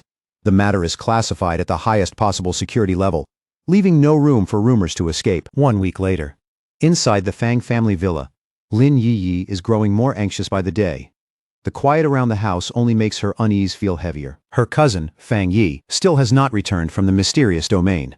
Every passing moment makes his absence feel less ordinary and far more troubling. When Lin Yi hears movement at the door, hope flashes across her face, and she immediately calls out for her cousin. But when the door opens, it is not Fang Yi at all, it is only her mother. Her mother notices how long Fang Yi has been gone and points out that his silence has dragged on for quite a while. She gently suggests that Lin Yi should try calling him. Lin Yi explains that this situation is different from before. The place Fang Yi went is far too dangerous, and worse, there is no signal there, so a normal phone call would never reach him. Her mother agrees that even with those circumstances, this still feels unusual. For Fang Yi to remain completely out of contact for such a long time is not something they can easily brush aside. And her mother asks about Lin Yi's assignment as Tai City's new captain. Lin Yi explains that she had been waiting for Fang Yi to come back so they could do a trial run together, but with him missing, the association has suddenly gone quiet as well. That silence only makes Lin Yi's worry deepen. This has never happened before. Fang Yi always returned quickly in the past, yet this time Captain Su knows nothing, and Galan has not replied to a single one of her messages. Unable to sit around and wait any longer, Lin Yi abruptly tells her startled mother that she is going out. Her decision comes so suddenly that her mother barely has time to react. Lin Yi races through the pouring rain, her thoughts spiraling faster with every step. If something really has happened to her cousin, then the entire Jia kingdom could be thrown into turmoil, and the captain plan itself may collapse along with him. Lin Yi tried to calm the uneasiness in her chest, quietly telling herself that someone as powerful as Fang Yi couldn't possibly be in real danger. After all, the city was still standing. The streets hadn't fallen into panic, and everything around her looked strangely peaceful for the moment. But that fragile comfort shattered in an instant. High above the towering skyscrapers, the storm clouds suddenly lit up as huge, unstable arcs of purple lightning ripped across the sky, twisting wildly like something had torn open the heavens. Lin Yi froze where she stood, her eyes widening in disbelief. Around her, pedestrians began screaming and scattering in every direction as a blazing meteor-like object tore downward through the storm, heading straight for Tai City. The impact erupted with a blinding flash, forcing Lin Yi to raise her arms and shield her face from the violent burst of light. But in that same moment, she felt the familiar pressure in the air and immediately understood what it was. Another ancient throne had descended. A gigantic column of blue energy surged upward from the impact point, bathing the entire skyline in an eerie glow and making the rain-soaked city look as if it had been swallowed by a supernatural beacon. From a nearby high point, several captains stood watching the scene unfold from a distance. Their silhouettes remained still against the storm as they stared toward the massive blue pillar rising over the city. The moment the artifact descended, it didn't just draw the attention of the defenders. Deep within the city's darker corners, sinister figures began to stir, their red eyes glowing from the shadows as cruel smiles spread across their faces. To them, the new throne wasn't just a mystery. It was a chance to spill blood and seize power. Meanwhile, inside that chaotic blue void, Fang Yi continued drifting through the strange space, leaping from one piece of floating debris to the next. A dark red aura now wrapped around his body, flickering like living flame, but the endless domain around him still felt like a maze with no exit. No matter how far he moved, he couldn't lock onto the coordinates that would return him to reality, and the frustration in his chest only grew heavier. He lowered his gaze toward the shadows stretching beneath him, knowing it was actually the subdued ancient god demon armor. With a sharp look, Fang Yi asked whether even it was having trouble finding a way out of this place, but the system gave him nothing in response. Just like before, it remained completely silent, without even the faintest signal to guide him or explain what had gone wrong. Fang Yi frowned as he considered the possibilities. Maybe dragging the ancient god-demon armor out of this mysterious domain had triggered some unexpected butterfly effect. Or worse, perhaps something unseen was deliberately keeping both of them trapped here. At that moment, the dark aura around him suddenly reacted, flickering with a strange pulse. Fang Yi immediately questioned it, but the shadowy figure quickly shook its head, almost anxiously denying that it had caused the situation. Fang Yi's eyes narrowed as another question came to mind. He asked why the entity had suddenly lost the ability to speak, especially when it had clearly used a human voice before to lure him into the dark tide. The shadow only trembled in place, its form wavering nervously as if it understood the question but had no way to answer. No words came from it, only that uneasy silence. Fang Yi let out a low sigh and chose not to press the matter any further. Whatever had happened to the armor's voice could wait. Their only real priority now was finding a path back out. Just then, the red glow in Fang Yi's eyes sharpened. His expression changed as he finally sensed something faint beyond the surrounding chaos. A thin connection leading back toward the outside world. Back in reality, the storm over Tai City split apart as a massive beam of blue energy tore down from the sky. It slammed into the city with overwhelming force, marking the arrival of a mysterious new throne. As the heavy rain poured down and terrified pedestrians ran through the streets, Lin Yi pushed forward against the chaos, sprinting straight toward the place where the energy had fallen. She understood exactly how dangerous this timing was. With Fang Yi missing, the sudden appearance of a throne could throw the entire city into disorder. So even knowing the risks, Lin Yi decided she had to investigate the situation herself. Her shoes splashed across the wet pavement as she raced through the rain. But before she could get much farther, her instincts suddenly flared, warning her that someone was waiting to strike. A sinister man carrying a knife stepped into the road ahead of her, blocking her path with a smug grin. He called her Miss Lin with unsettling confidence, and Lin Yi immediately stopped, shifting into a defensive stance as she demanded to know who he was. More armed thugs emerged from the curtain of rain, one after another, cutting off the routes around her. Lin Yi glanced across them and mocked their recklessness, calling them fools for daring to wander into Tai City during such a chaotic moment. Her eyes hardened as she demanded to know what they wanted, but before they could answer, she struck first, releasing a fierce shockwave of green spiritual energy that blasted outward and violently forced back the attackers closing in on her. Without wasting a single movement, Lin Yi guided that energy into thick, twisting vines. The vines shot forward and coiled tightly around one of the older thugs, pinning him before he could react. She followed instantly with a powerful kick to his chest, driving the air out of him as she demanded answers from the stunned man trapped in her vines. The man was sent crashing down hard onto the rain-slick pavement, his body skidding against the wet ground from the force of the blow. After seeing their first attempt fall apart so quickly, another thug reacted at once. He raised a whistle to his mouth and blew a sharp signal, calling for reinforcements without hesitation. Almost immediately, the surrounding area erupted with movement. More enemies appeared from the shadows, from narrow side streets, and even from the rooftops above, all carrying different weapons as they closed in and completely surrounded Lin Yi. At the center of the ambush, the leader stepped forward, wearing a red bandana. With an arrogant tilt of his head, he raised his massive sword and pointed it directly at her. He sneered at Lin Yi, dismissing her as nothing more than a little girl borrowing fame from the Entombre's reputation. Then, without any hesitation, he ordered all of his men to rush her together. Green light began to burn in Lin Yi's eyes as she glared back at them. Instead of backing down, she asked if they were seriously looking down on her, then declared that this was the perfect chance to test the multi-target combat training she had been working on lately. The next second, she pushed her spiritual energy outward, sending a storm of sharp, whip-like green vines whipping through the rain in every direction. Those vines struck fast, catching several attackers in midair and yanking them off balance. At the same time, Lin Yi kept moving in close combat, landing quick kicks on anyone who managed to break through and get near her. With a sharp motion, she commanded the vines to tighten. The captured enemies were squeezed harder in their bindings, leaving them trapped and struggling helplessly in the air. The older thug twisted against the vines, cursing through gritted teeth as panic finally entered his face. Only then did he realize that Lin Yi's unique wood attribute wasn't just restraining their bodies, it was actively suppressing their spiritual energy. Now fully controlling the pace of the fight, Lin Yi drew the bound thugs together, gathering them into one tangled cluster with her vines. Then with one powerful sweep, she hurled the entire group through the rain-soaked air. As they went flying, she fiercely told them to get lost, her voice cutting through the storm. But before she could relax, a sharp projectile made of dark purple energy suddenly tore through the rain, slicing straight toward her with deadly speed. Lin Yi's expression changed the moment she sensed it. This wasn't ordinary fire. It was a flame ability mixed with a corrosive dark attribute. Normal fire would have trouble burning through her strengthened vines, but this dark flame was on a completely different level of danger. She tried to move out of the way, twisting her body to dodge the incoming strike. But the dark energy still grazed past her, cutting sharply into her arm. Lin Yi gasped from the sudden pain, her eyes widening as fresh blood spilled from the wound and mixed with the rain running down her skin. The moment they saw her injured, the bandana-wearing leader and the remaining thugs seized the opportunity. They lunged in from every direction at once, raising their weapons to finish her off. Just before their blades could reach her, Lin Yi released a surge of green light and summoned a glowing barrier around her body. The barrier exploded outward with intense force, violently repelling every attacker and sending them flying back across the wet street.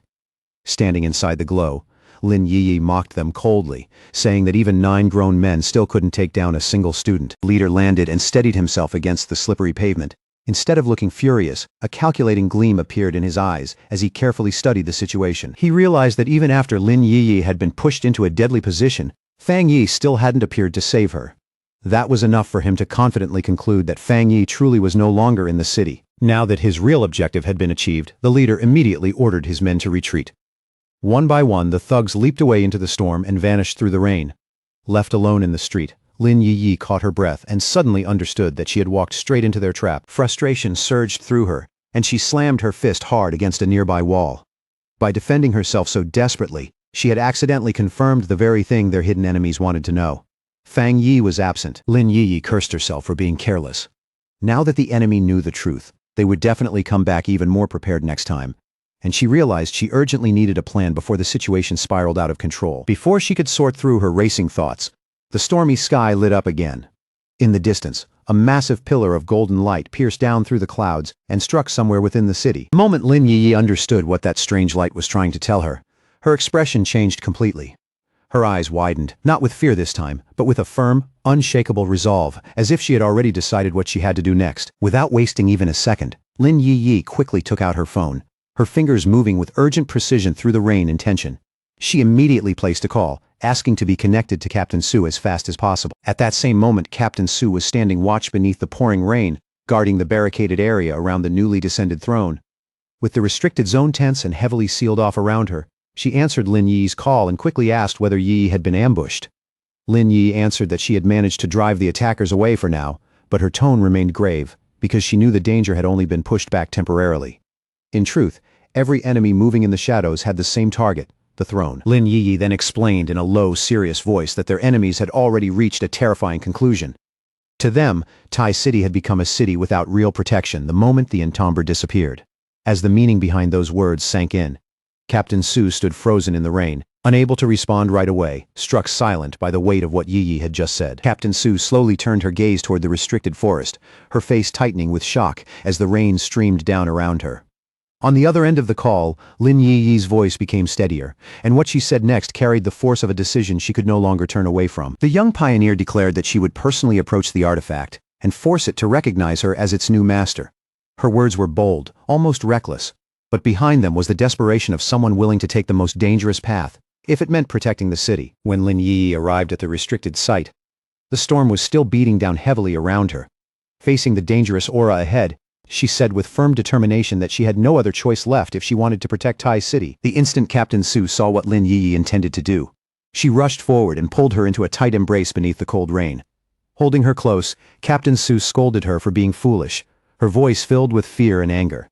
She warned Yi that this newly descended artifact carried the metal attribute, and that meant its power was unimaginably sharp, far more lethal than the anomalies they had faced before, perhaps 100 times more dangerous. Captain Su reminded Lin Yi that her own wood attribute offered almost no protection against metal.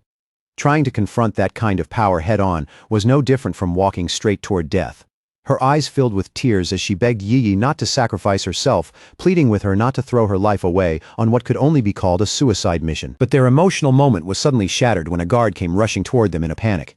His face was pale, his breath uneven, and the urgency in his voice made it clear that something terrible had just happened. The guard reported that large numbers of underground groups and neutral factions were now rapidly closing in on the area. And as if that were not already bad enough, even registered pioneers had begun flooding into Tai City, turning the situation into a crisis from every direction at once. Meanwhile, in the darker corners of Tai City, a massive crowd of rogue pioneers and mutants began to gather like a storm waiting to break. Fueled by rumors that the entomber was dead, they no longer feared the military or the Spirit Association's authority. In their eyes, the city had become a lawless battleground, a brutal free-for-all where only strength mattered. Blinded by greed, they prepared to charge the restricted zone, convinced that whoever seized the throne would rise to become the new absolute ruler of Jaya. At the same time, far away from the chaos in Tai City, a rescue team moved through a swirling portal and entered the mysterious domain. Their mission was clear. They had to locate the exact place where Fang Yi had disappeared. Elder Wu and Yi Xiao stepped out into a vast, bright white desert beneath an unusually clear sky.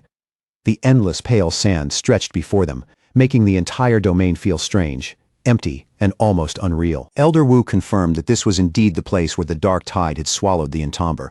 Yet, as he looked around at the transformed landscape, confusion spread across his face. because the environment before him was completely different from what he remembered. He could not understand how the oppressive dark energy that once filled this place, along with the ancient tombstones that had carried such a terrifying presence, had vanished so cleanly, leaving not even a trace behind. Then, without warning, the sky above them split open, a terrifying surge of dark energy burst out from the crack, rolling across the air like a black tidal wave, and the entire rescue team stared upward in stunned awe at the overwhelming force pouring down before them. From within that dark rift, Fang Yi suddenly dropped down and landed on the white sand. His arrival was abrupt and powerful, sending a silent shock through the strange desert around him. Fang Yi himself looked surprised to find that he had landed in this place. He had only been following the energy signature of the newly descended throne, using that trace as a guide to return to reality, and had not expected it to lead him here first. When Elder Wu and Ye Xiao saw the golden aura radiating around him, their eyes widened in recognition. It was Fang Yi, alive. But what shocked them even more was the spiritual power surging from his body, a power that had grown so tremendously that it now seemed to surpass Elder Wu's own strength by an almost unbelievable margin. Elder Wu felt the pressure of Fang Yi's aura pressing through the air and immediately realized that this young pioneer had undergone a staggering transformation. The force around him had already gone far beyond the third level of the Jinggang realm. When Fang Yi heard someone call his name, he slowly turned his head toward the voice. His glowing red eyes settled on the figures approaching from above, and he recognized the combat zone elders as they descended toward him through the air. Ye Xiao stepped forward first, his expression warm and relieved. Reaching out, he grasped Fang Yi's hand in a firm greeting, as though finally seeing him alive had lifted a heavy burden from his chest. He introduced himself as Ye Xiao, the president of the Xia Nation Spirit Association, and then spoke with unmistakable sincerity. He told Fang Yi that they had come all this way to bring the entomber home. Fang Yi accepted the greeting calmly, but his thoughts moved quietly behind his expression. Since he had never heard of Ye Xiao before, he naturally assumed that this man must have been appointed to his position during the time he was missing. Ye Xiao observed that the newly descended throne might be the reason behind the strange spatial disturbances. Fang Yi then explained that he had been trapped inside the domain, wandering aimlessly without any way to locate Earth's coordinates, until he happened to run into their rescue group. A sudden sense of urgency seized Fang Yi, and he immediately asked to return to Tai City without delay. Elder Wu and the veteran pioneers agreed at once, their faces filled with eagerness, proud that they could personally assist such a powerful young pioneer. They wasted no time. The group began channeling their spiritual energy together, and a massive blue portal quickly opened before them, swirling with light as the path back home took shape. As Fang Yi stepped into the portal and crossed back toward reality, a heavy feeling of dread suddenly washed over him. An ominous premonition struck his heart, making him fear that his cousin, Lin Yi, was in deadly danger, and all he could do was desperately hope that this terrible feeling was only his imagination. Inside the swirling blue void, the group flew forward at high speed, surrounded by twisting streams of light. Elder Wu kept his face composed, forcing himself to hold back the questions pressing in his mind. Even so, Elder Wu could not stop wondering silently how Fang Yi had survived the catastrophic dark tide, and even more unbelievable, how had he emerged from it with such an enormous breakthrough in cultivation? Far away from the portal, Tai City had already fallen into complete chaos. Heavy rain poured down over the city, soaking everything as smoke drifted through the broken streets. Across those ruined roads, the defending pioneers fought with everything they had, desperately trying to hold back the overwhelming wave of hostile invaders flooding into the city. At the front of the battle, the Spirit Association's lead official raised a golden shield, just in time to block the strike of a cloaked rogue. As the attacker sneered and mocked their stubborn resistance, the official's expression turned grim. He could clearly see how arrogant these underground factions had become, trying to tear down order itself just so they could seize power for themselves. With a fierce motion, the lead official unleashed a blazing golden shockwave that blasted the attackers away. He immediately ordered his people to counterattack. But in the middle of the fight, a frantic report came through. The defensive perimeter around the newly descended throne had been breached. Understanding how serious the situation had become, the official ordered his subordinates to reinforce the squads defending the throne's front line. Declaring that he would hold this position by himself, he raised his power again and fired a barrage of golden flames, intercepting the assassins as they leapt toward him. When one of his subordinates hesitated, unwilling to leave him behind, the official snapped out a stern order and told them to obey. Then, touching his earpiece, his expression hardened, not only with resolve, but with a renewed glimmer of hope. He revealed that there was crucial news. If they could survive this wave of attacks, victory would be guaranteed. Elsewhere in the rain-drenched streets, two defending pioneers were struggling to hold their ground against the enemy forces. Just then, Wang Lan and Song Yiming appeared through the downpour, and the exhausted defenders looked toward them with hope, asking whether headquarters had finally sent reinforcements. Song Yiming calmly explained that every pioneer had their eyes on Tai City's now vulnerable resources. Wang Lan, however, wore a faint smile as he said that they had come for a different reason. They were here to repay a favor. Without another word, Song Yiming drove his fist forward, unleashing a blazing punch that exploded into the attackers. Fire roared through the street, swallowing the enemy forces in a devastating blast. Watching the enemies collapse under the attack, they laughed at how weak the invaders truly were. They mocked them for fighting so desperately over the Untitled, a man they all believed was already dead. Song Yiming then declared that a weak and disorganized mob like this had no right to even dream of taking the immense power of the newly descended throne for themselves. When the opposing pioneers arrogantly shouted that the metal-attributed throne belonged to them, Wang Lan answered with action instead of words. He released his water abilities in a violent strike, and in an instant, the enemies were frozen solid, their bodies transformed into rigid ice sculptures. The invasion soon reached Fang Yi's private villa. A group of armed thugs gathered outside, quickly realizing that they had found the Untimed's home. One scarred thug laughed with greedy excitement, already imagining Fang Yi's possessions as his own, and then his expression turned even more unsettling as he mentioned the two defenseless women inside. But before the thugs could break through the doors, a haunting melody suddenly drifted through the rain. Nearby, a pioneer lifted a glowing green flute and began to play, sending out waves of magical sound. The power struck the invaders at once, forcing them to scream and dance uncontrollably, their faces twisted with shock at such terrifying mind control. The one who had intervened was Moon City pioneer Captain Chen Ruo. Standing calmly on a nearby rock, she looked down at the struggling thugs with cold, unreadable eyes. As she watched them writhe helplessly under the melody's control, Chen Ruo thought back to her mother's teaching. People who were weak yet still driven by endless greed were, in their own way, truly terrifying. At the foot of the restricted mountain, a massive burst of blue energy suddenly erupted upward into the stormy sky. The brilliant surge cut through the rain and instantly drew the attention of countless rogue pioneers swarming nearby. Above the gathered crowd, an invader wrapped in roaring flames floated in the air. He laughed wildly into the storm, his confidence overflowing as he declared that the throne was already his. A blinding column of fierce blue light suddenly crashes down into the restricted zone, tearing through the air like a divine judgment from above. The moment it lands, a brutal shockwave bursts outward, slamming into the approaching invaders and forcing them back before they can take another step. The rogues stare in stunned horror, instantly recognizing the suffocating pressure pressing down on them. It is the raw, overwhelming might of the metal attribute throne. The invaders quickly realize that this artifact is not merely resisting them. It is powerful enough to push back even their strongest fighters. That can only mean one thing. Someone from Tai City has already made contact with the throne. Rage spreads through the bloodthirsty crowd, and with murderous eyes fixed on the city below, they decide to wipe out the Spirit Association and slaughter anyone connected to the Untitled, believing that only then can they fully seize Tai City for themselves. Then, cutting clean through the chaos and the roar of battle, Fang Yi's calm voice suddenly rings out, asking who has been calling his name before the mob can even react. He appears behind them without warning, his figure wrapped in a terrifying aura of dark red energy that coils around him like a living storm. The entire group of invaders goes rigid on the spot, their faces draining of color as fear overtakes them completely. Their voices tremble, barely able to form the words as they stammer out the title of the man they were certain had already died. The Untitled. Fang Yi raises his hand, and from a swirling dark red portal, his massive sword slowly emerges into his grasp.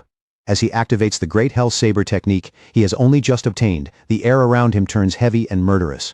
The terrified invaders can do nothing but watch, frozen in place, as an overwhelming killing intent gathers around his body like a storm about to break. With no hesitation at all, Fang Yi grips the massive blade and swings it once across the battlefield.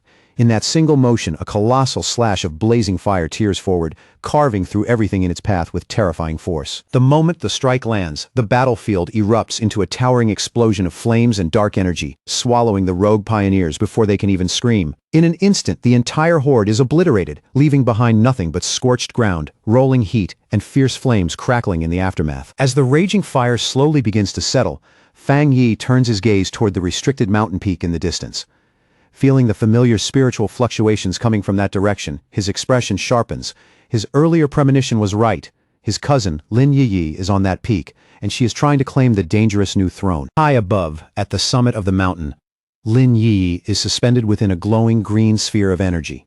In front of her stands the intimidating metal attribute throne, radiating a pressure so powerful that the entire peak seems to tremble beneath it. Even so, Lin Yiyi has already stepped into the throne's domain with no sign of backing down. Her resolve is absolute. and she is prepared to risk her life. Shencher sacrifice everything, if that is what it takes to protect Tai City. Down below, Captain Su is struggling with everything she has to maintain the protective barrier surrounding Lin Yi. Sweat runs down her face, her body visibly strained under the pressure. Yet she refuses to let the defense collapse. Even if she has to burn through her own life force, she is determined to shield Yi until her spiritual power is completely drained, silently begging the young pioneer to succeed. All of a sudden, Fang Yi pierces straight through the green barrier, breaking into the protected space and throwing the defensive formation into disorder. Captain Su immediately shouts in alarm, her eyes widening as she desperately tries to understand who could have slipped past their perimeter so easily. A sudden breach sends a violent backlash surging through the barrier and straight into Captain Su. Her body jerks under the impact, and in the next instant, she coughs up a mouthful of blood. As Captain Su's strength gives out and she begins to collapse, her blonde guard quickly catches her before she hits the ground. But when the guard looks up and sees the figure who has entered, shock floods her face, and she stammers out the Entomber's title in complete disbelief. Fang Yi looks at Captain Su and greets her with a calmness that feels almost impossible in the middle of the chaos. Captain Su stares back at him, stunned beyond words, her expression caught between absolute disbelief and overwhelming relief as she realizes that Tai City's greatest protector has finally returned. Seeing that the broken barrier has left his cousin exposed and vulnerable, Fang Yi acts immediately. He stretches out his hand, and swirling red energy flows from him, reaching toward Lin Yi as she falls, catching her gently in midair before the dangerous forces around the peak can swallow her. Fang Yi's immense power spreads around Lin Yi, forming a huge glowing sphere of protective energy that completely surrounds her.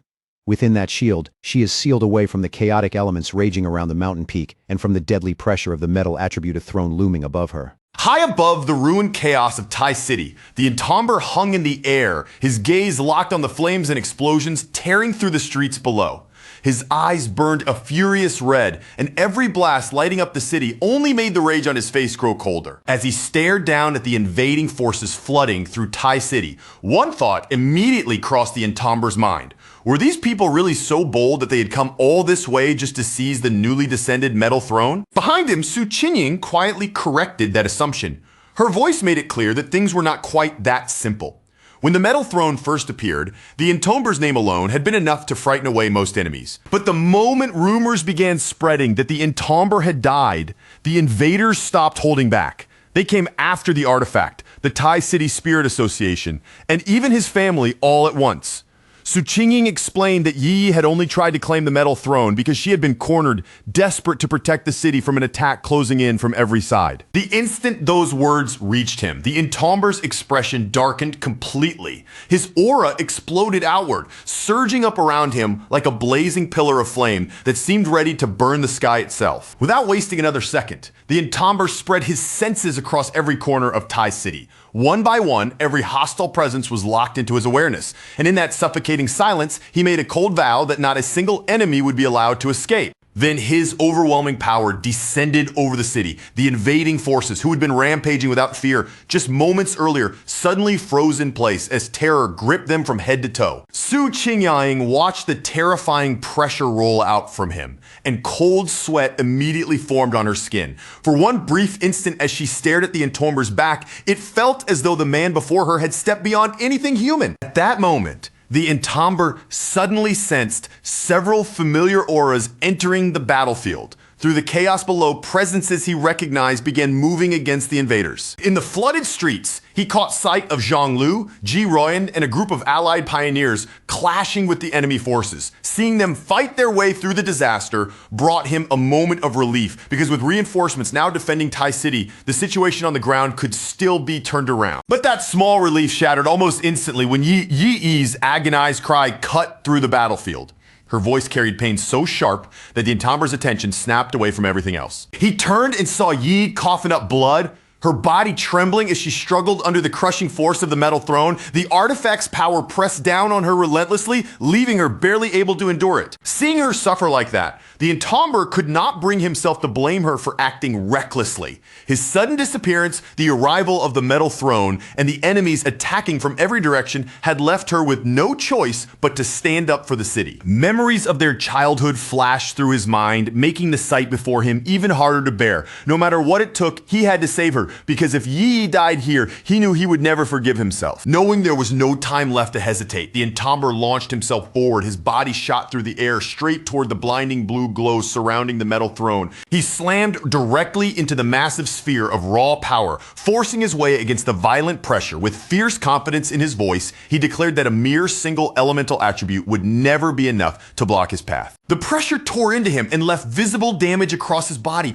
but his expression did not waver. Instead, his eyes burned brighter, filled with a determination that refused to bend. Before pushing any farther, the Entomber warned Su Qingying to protect herself. Then, without the slightest hesitation, he charged straight into the deadly domain of the artifact. The Entomber forced himself deeper into the raging energy, pushing his body beyond its limits with every step forward. Su Qingying could only stare in shock, stunned by how fearlessly he was throwing himself against a power that should have crushed anyone else. As the metal throne's force continued tearing at him, the Entomber's system activated a healing technique to keep him alive. A surge of green light wrapped around his body, drawing vitality from the surroundings and rapidly repairing his injuries almost as quickly as they appeared. Covered in that restorative glow, the Entomber let out a faint smirk. He realized this was the perfect moment to use the life-giving technique, because against the brutal assault of the metal throne, it was exactly the kind of counter that could let him survive.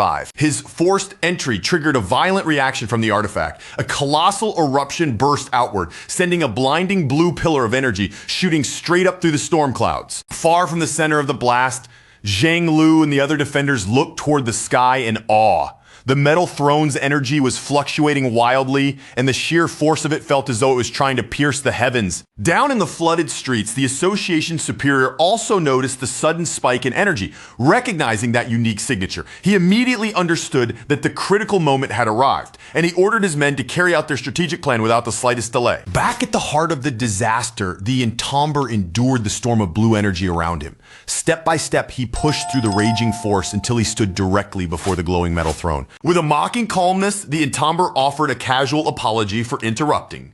Then he reached out and placed his hand firmly on the artifact itself. The system immediately detected the dense metal attribute within the throne and began compiling a new technique. In only a few seconds, the Entomber's dark energy swallowed the artifact's essence, and the system confirmed that the extraction had succeeded. From that power, the Entomber obtained a metal attribute technique capable of multiplying his attack strength, allowing him to strike 3 tiers above his current level. The drawback was dangerous, leaving him vulnerable to metal attacks during the cooldown, but he also gained the ability to grant an object or person a metal physique and enhance their strength.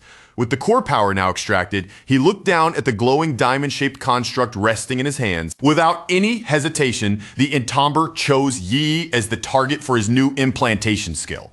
He guided the radiant golden energy toward her, letting it move gently but decisively in her direction. The core sank into Yi's chest, its light spreading through her body as the metal attribute began fusing with her. The dangerous power that had nearly crushed her now started flowing into her in a controlled form. As the light surrounded her, the pain twisted across Yi's face slowly faded away. Her body relaxed, her breathing steadied, and she slipped into a peaceful sleep while the metal throne's power safely shielded her. At the same time, a group of rogue pioneers broke into the Tai City Spirit Association base. Their leader, a metal attribute invader named Li Mingxuan, stood on top of the rubble, sneering at the ruined defenses and demanding that the local captain come out. Li Mingxuan laughed loudly, mocking the fact that Tai City's captain was already missing. To him, the entire city looked pathetic and fragile now that the Entomber was no longer there to protect it. Inside the wrecked lab, Li Mingxuan grabbed a terrified researcher by the throat and lifted him off the ground. He sneered in the man's face, asking where the association members had gone and mocking them for losing their courage just because the Entomber was believed to be dead. The researcher trembled in his grip, his face pale with fear. In a shaky voice, he asked if the invaders had come for the spirit crystals. Before Li Mingxuan could press him much further, the researcher quickly gave in. He pointed them towards safe number 3, surrendering the information as if he had no strength left to resist. Li Mingxuan was surprised by how fast the man broke, and he asked if the researcher was not afraid of being punished by the association. The researcher cried that keeping quiet would only get him beaten, and that the invaders would find the crystals sooner or later anyway. Satisfied with the answer, Li Mingxuan threw him down without concern. His thugs rushed to the vault and cracked it open, revealing a massive stash of glowing blue spirit crystals packed inside. The moment Li Mingxuan saw the treasure,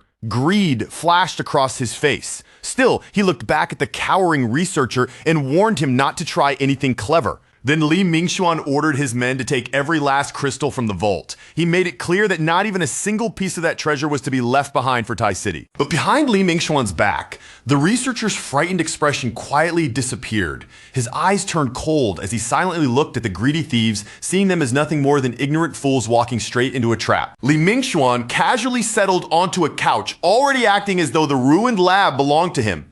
He planned to turn it into their permanent base, while his subordinates crowded around to flatter him, claiming the metal throne rightfully belonged to him and urging him to teach Tai City's pioneers a brutal lesson. Li Mingxuan laughed at their praise, saying that ancient artifacts only bowed to those truly worthy of them. He confidently pointed out that the Entomber's relatives still had not conquered the metal throne, which in his eyes proved the artifact had already rejected her. One of the thugs added that the rumors said the pioneer was only a young girl. The men burst into mocking laughter and began planning to ambush her later, completely unaware that a swirling dark void had silently opened on the ceiling above them. Their laughter suddenly died down when Li Mingxuan heard an odd dripping sound. The strange noise echoed faintly through the room, cutting through the smug atmosphere. Confused, Li Mingxuan glanced around the ruined lab, his brows tightening. For a moment, he wondered if the damaged ceiling had started leaking. Then he looked up, and his expression changed instantly. From the darkness above, sharp tendrils of black energy came raining down toward them. The dark liquid pierced through Li Mingxuan's men before they could react. Screams erupted across the room as the highly corrosive energy burned into their bodies, consuming them alive in terrifying agony. From within the swirling shadows, the Entomber calmly stepped down into the ruined lab.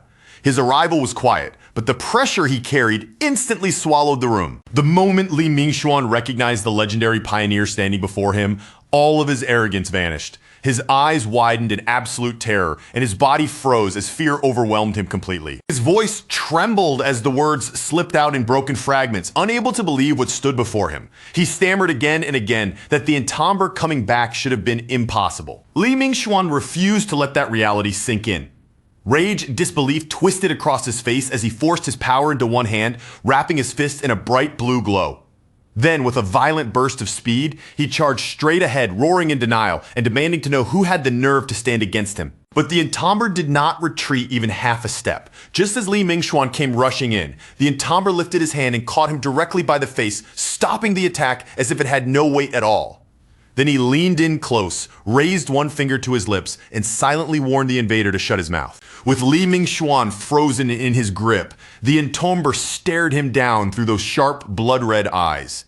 His expression stayed cold and unmoved as he delivered the judgment reserved for anyone who dared to trespass into Tai City: death. Fang Yi's voice dropped cold as ice as he looked down on the intruders, and with no hesitation at all, he handed down Taishi City's absolute law. Anyone who dared trespass here would pay for it with death. Before Li Mingxuan could even steady his breath, Fang Yi struck him with brutal force, the blow crashing into him so violently that the terrified man was sent sprawling hard onto the ground. Fang Yi stepped over the fallen leader like a shadow of judgment, and as he towered above Li Mingxuan, a radiant golden sword slowly formed in his hand, blazing with overwhelming power. Li Mingxuan stared up at him, sweat pouring down his face as fear twisted his expression. His voice shook uncontrollably as he stammered out the sealer's title, unable to accept that the man he believed was dead was standing right in front of him. Fang Yi's eyes burned with a dangerous red glow, and without the slightest trace of pity on his face, he coldly cast Li Mingxuan aside, as though the man was already nothing more than ash. In the next instant,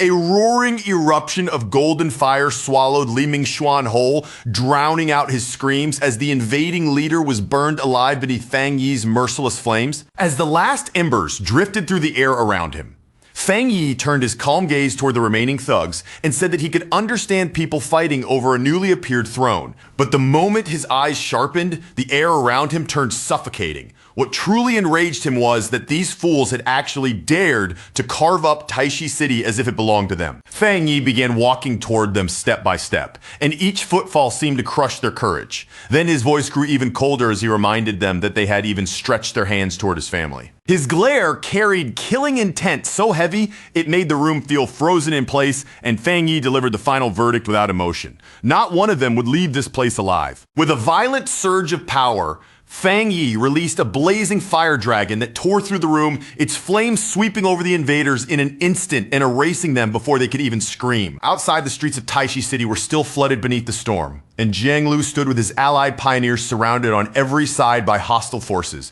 Then, from the direction of the Spirit Association building, a colossal explosion of fire erupted into the sky, the golden blaze tearing through the storm clouds and lighting up the entire city. The enemy thugs froze where they stood, their faces draining of color as horror spread through their ranks. At that moment, they finally understood that the sealer had truly returned.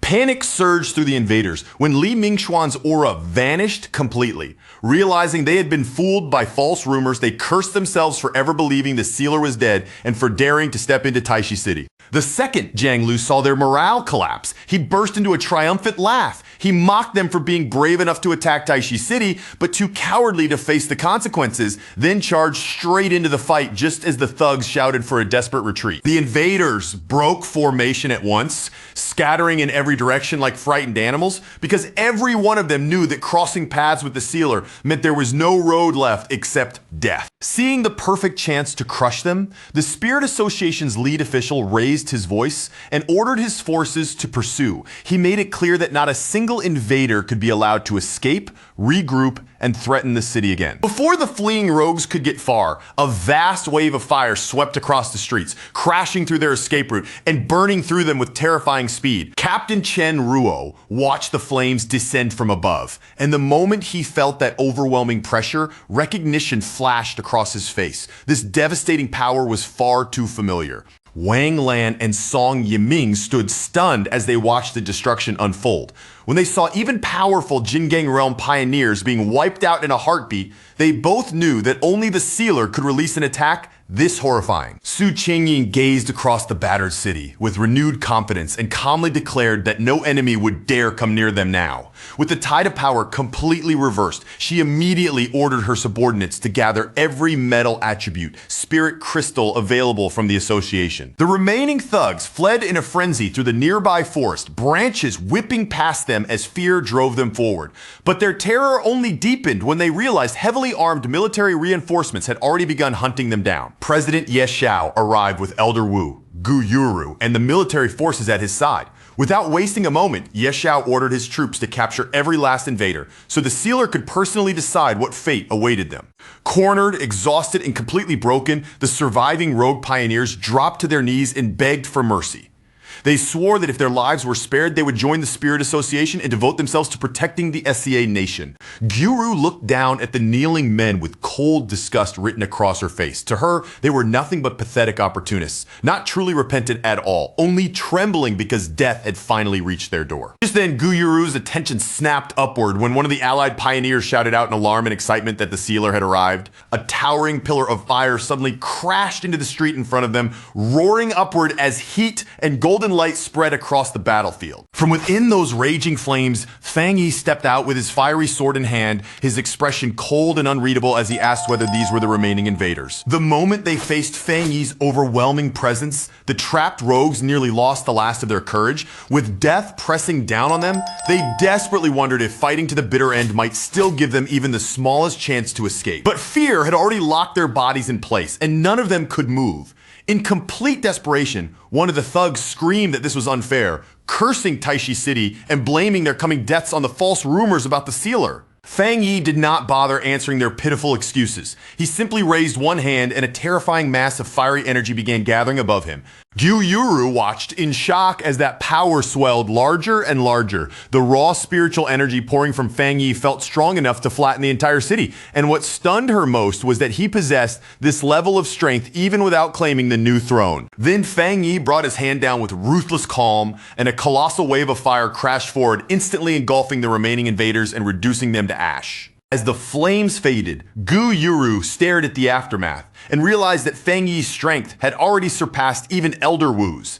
Elder Wu had become a legend for saving a city alone. Yet, if Fang Yi had not carefully restrained his attack, these flames would have destroyed everything in their path. Yi Xiao could only marvel at what he had just witnessed. The invaders who had nearly overwhelmed their entire force had been wiped out by Fang Yi with effortless precision, and despite the scale of the attack, not a single ally had been harmed. A smile appeared on Ye Xiao's face as he said that every pioneer in the Xian nation watching this scene was probably just as shocked as they were. As Fang Yi walked out from the last flickers of flame, Ye Xiao understood that everyone had finally seen the truth clearly.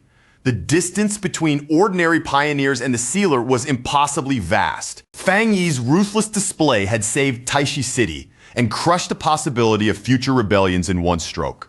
Fear was needed to restore order because showing mercy to these invaders would have insulted everyone who died protecting the country. Then Fang Yi approached the group and apologized for arriving late. He thanked Ye Xiao and the others for defending Taishi City in his absence, but his expression quickly turned serious as he asked them for help with one final urgent matter. Fang Yi explained that his cousin Lin Yi had tried to subdue the metal attribute throne alone in order to protect the city. He had already infused her with protective spiritual energy when he arrived, but he could still sense that her condition was worsening at a frightening speed. Inside the metal attribute throne's spatial domain, Lin Yi pushed her energy to the absolute limit, desperately trying to force the glowing artifact to submit. But the sentient throne only mocked her, calling her a foolish human and refusing to accept someone it considered weak trash as its master. The throne demanded a stronger master, its voice filled with arrogance and fury. Then it violently ordered Lin Yi to get lost and released a massive blast of blue energy straight toward her. Lin Yi reacted as quickly as she could, crossing both arms in front of her body to brace herself against the incoming strike. The impact slammed into her with crushing force, sending her flying backward as blood burst from her mouth. Even covered in sweat and badly injured, Lin Yi forced herself to glare fiercely at the throne, refusing to let that arrogant artifact look down on her. The artifact finally lost its patience and declared that she would die at its feet, leaving her corpse forever groveling inside its domain. But before the throne could deliver the final blow, a warm golden energy suddenly wrapped around Lin Yi's battered body. That protective aura caught her in midair, holding her steady as it shielded her from the crushing pressure of the artifact's deadly power. Lin Yi's face instantly brightened with relief as she felt that familiar power surrounding her, and in that moment she knew her cousin had finally returned. The moment the artifact felt the spiritual energy pouring from Fang Yi, everything about its attitude changed in an instant. That power was far too pure, far too overwhelming, and far beyond anything it had expected. The awe in its reaction was impossible to hide, and without hesitation, it completely abandoned its earlier stance, openly declaring that this newly arrived Fang Yi was the one truly worthy to become its king.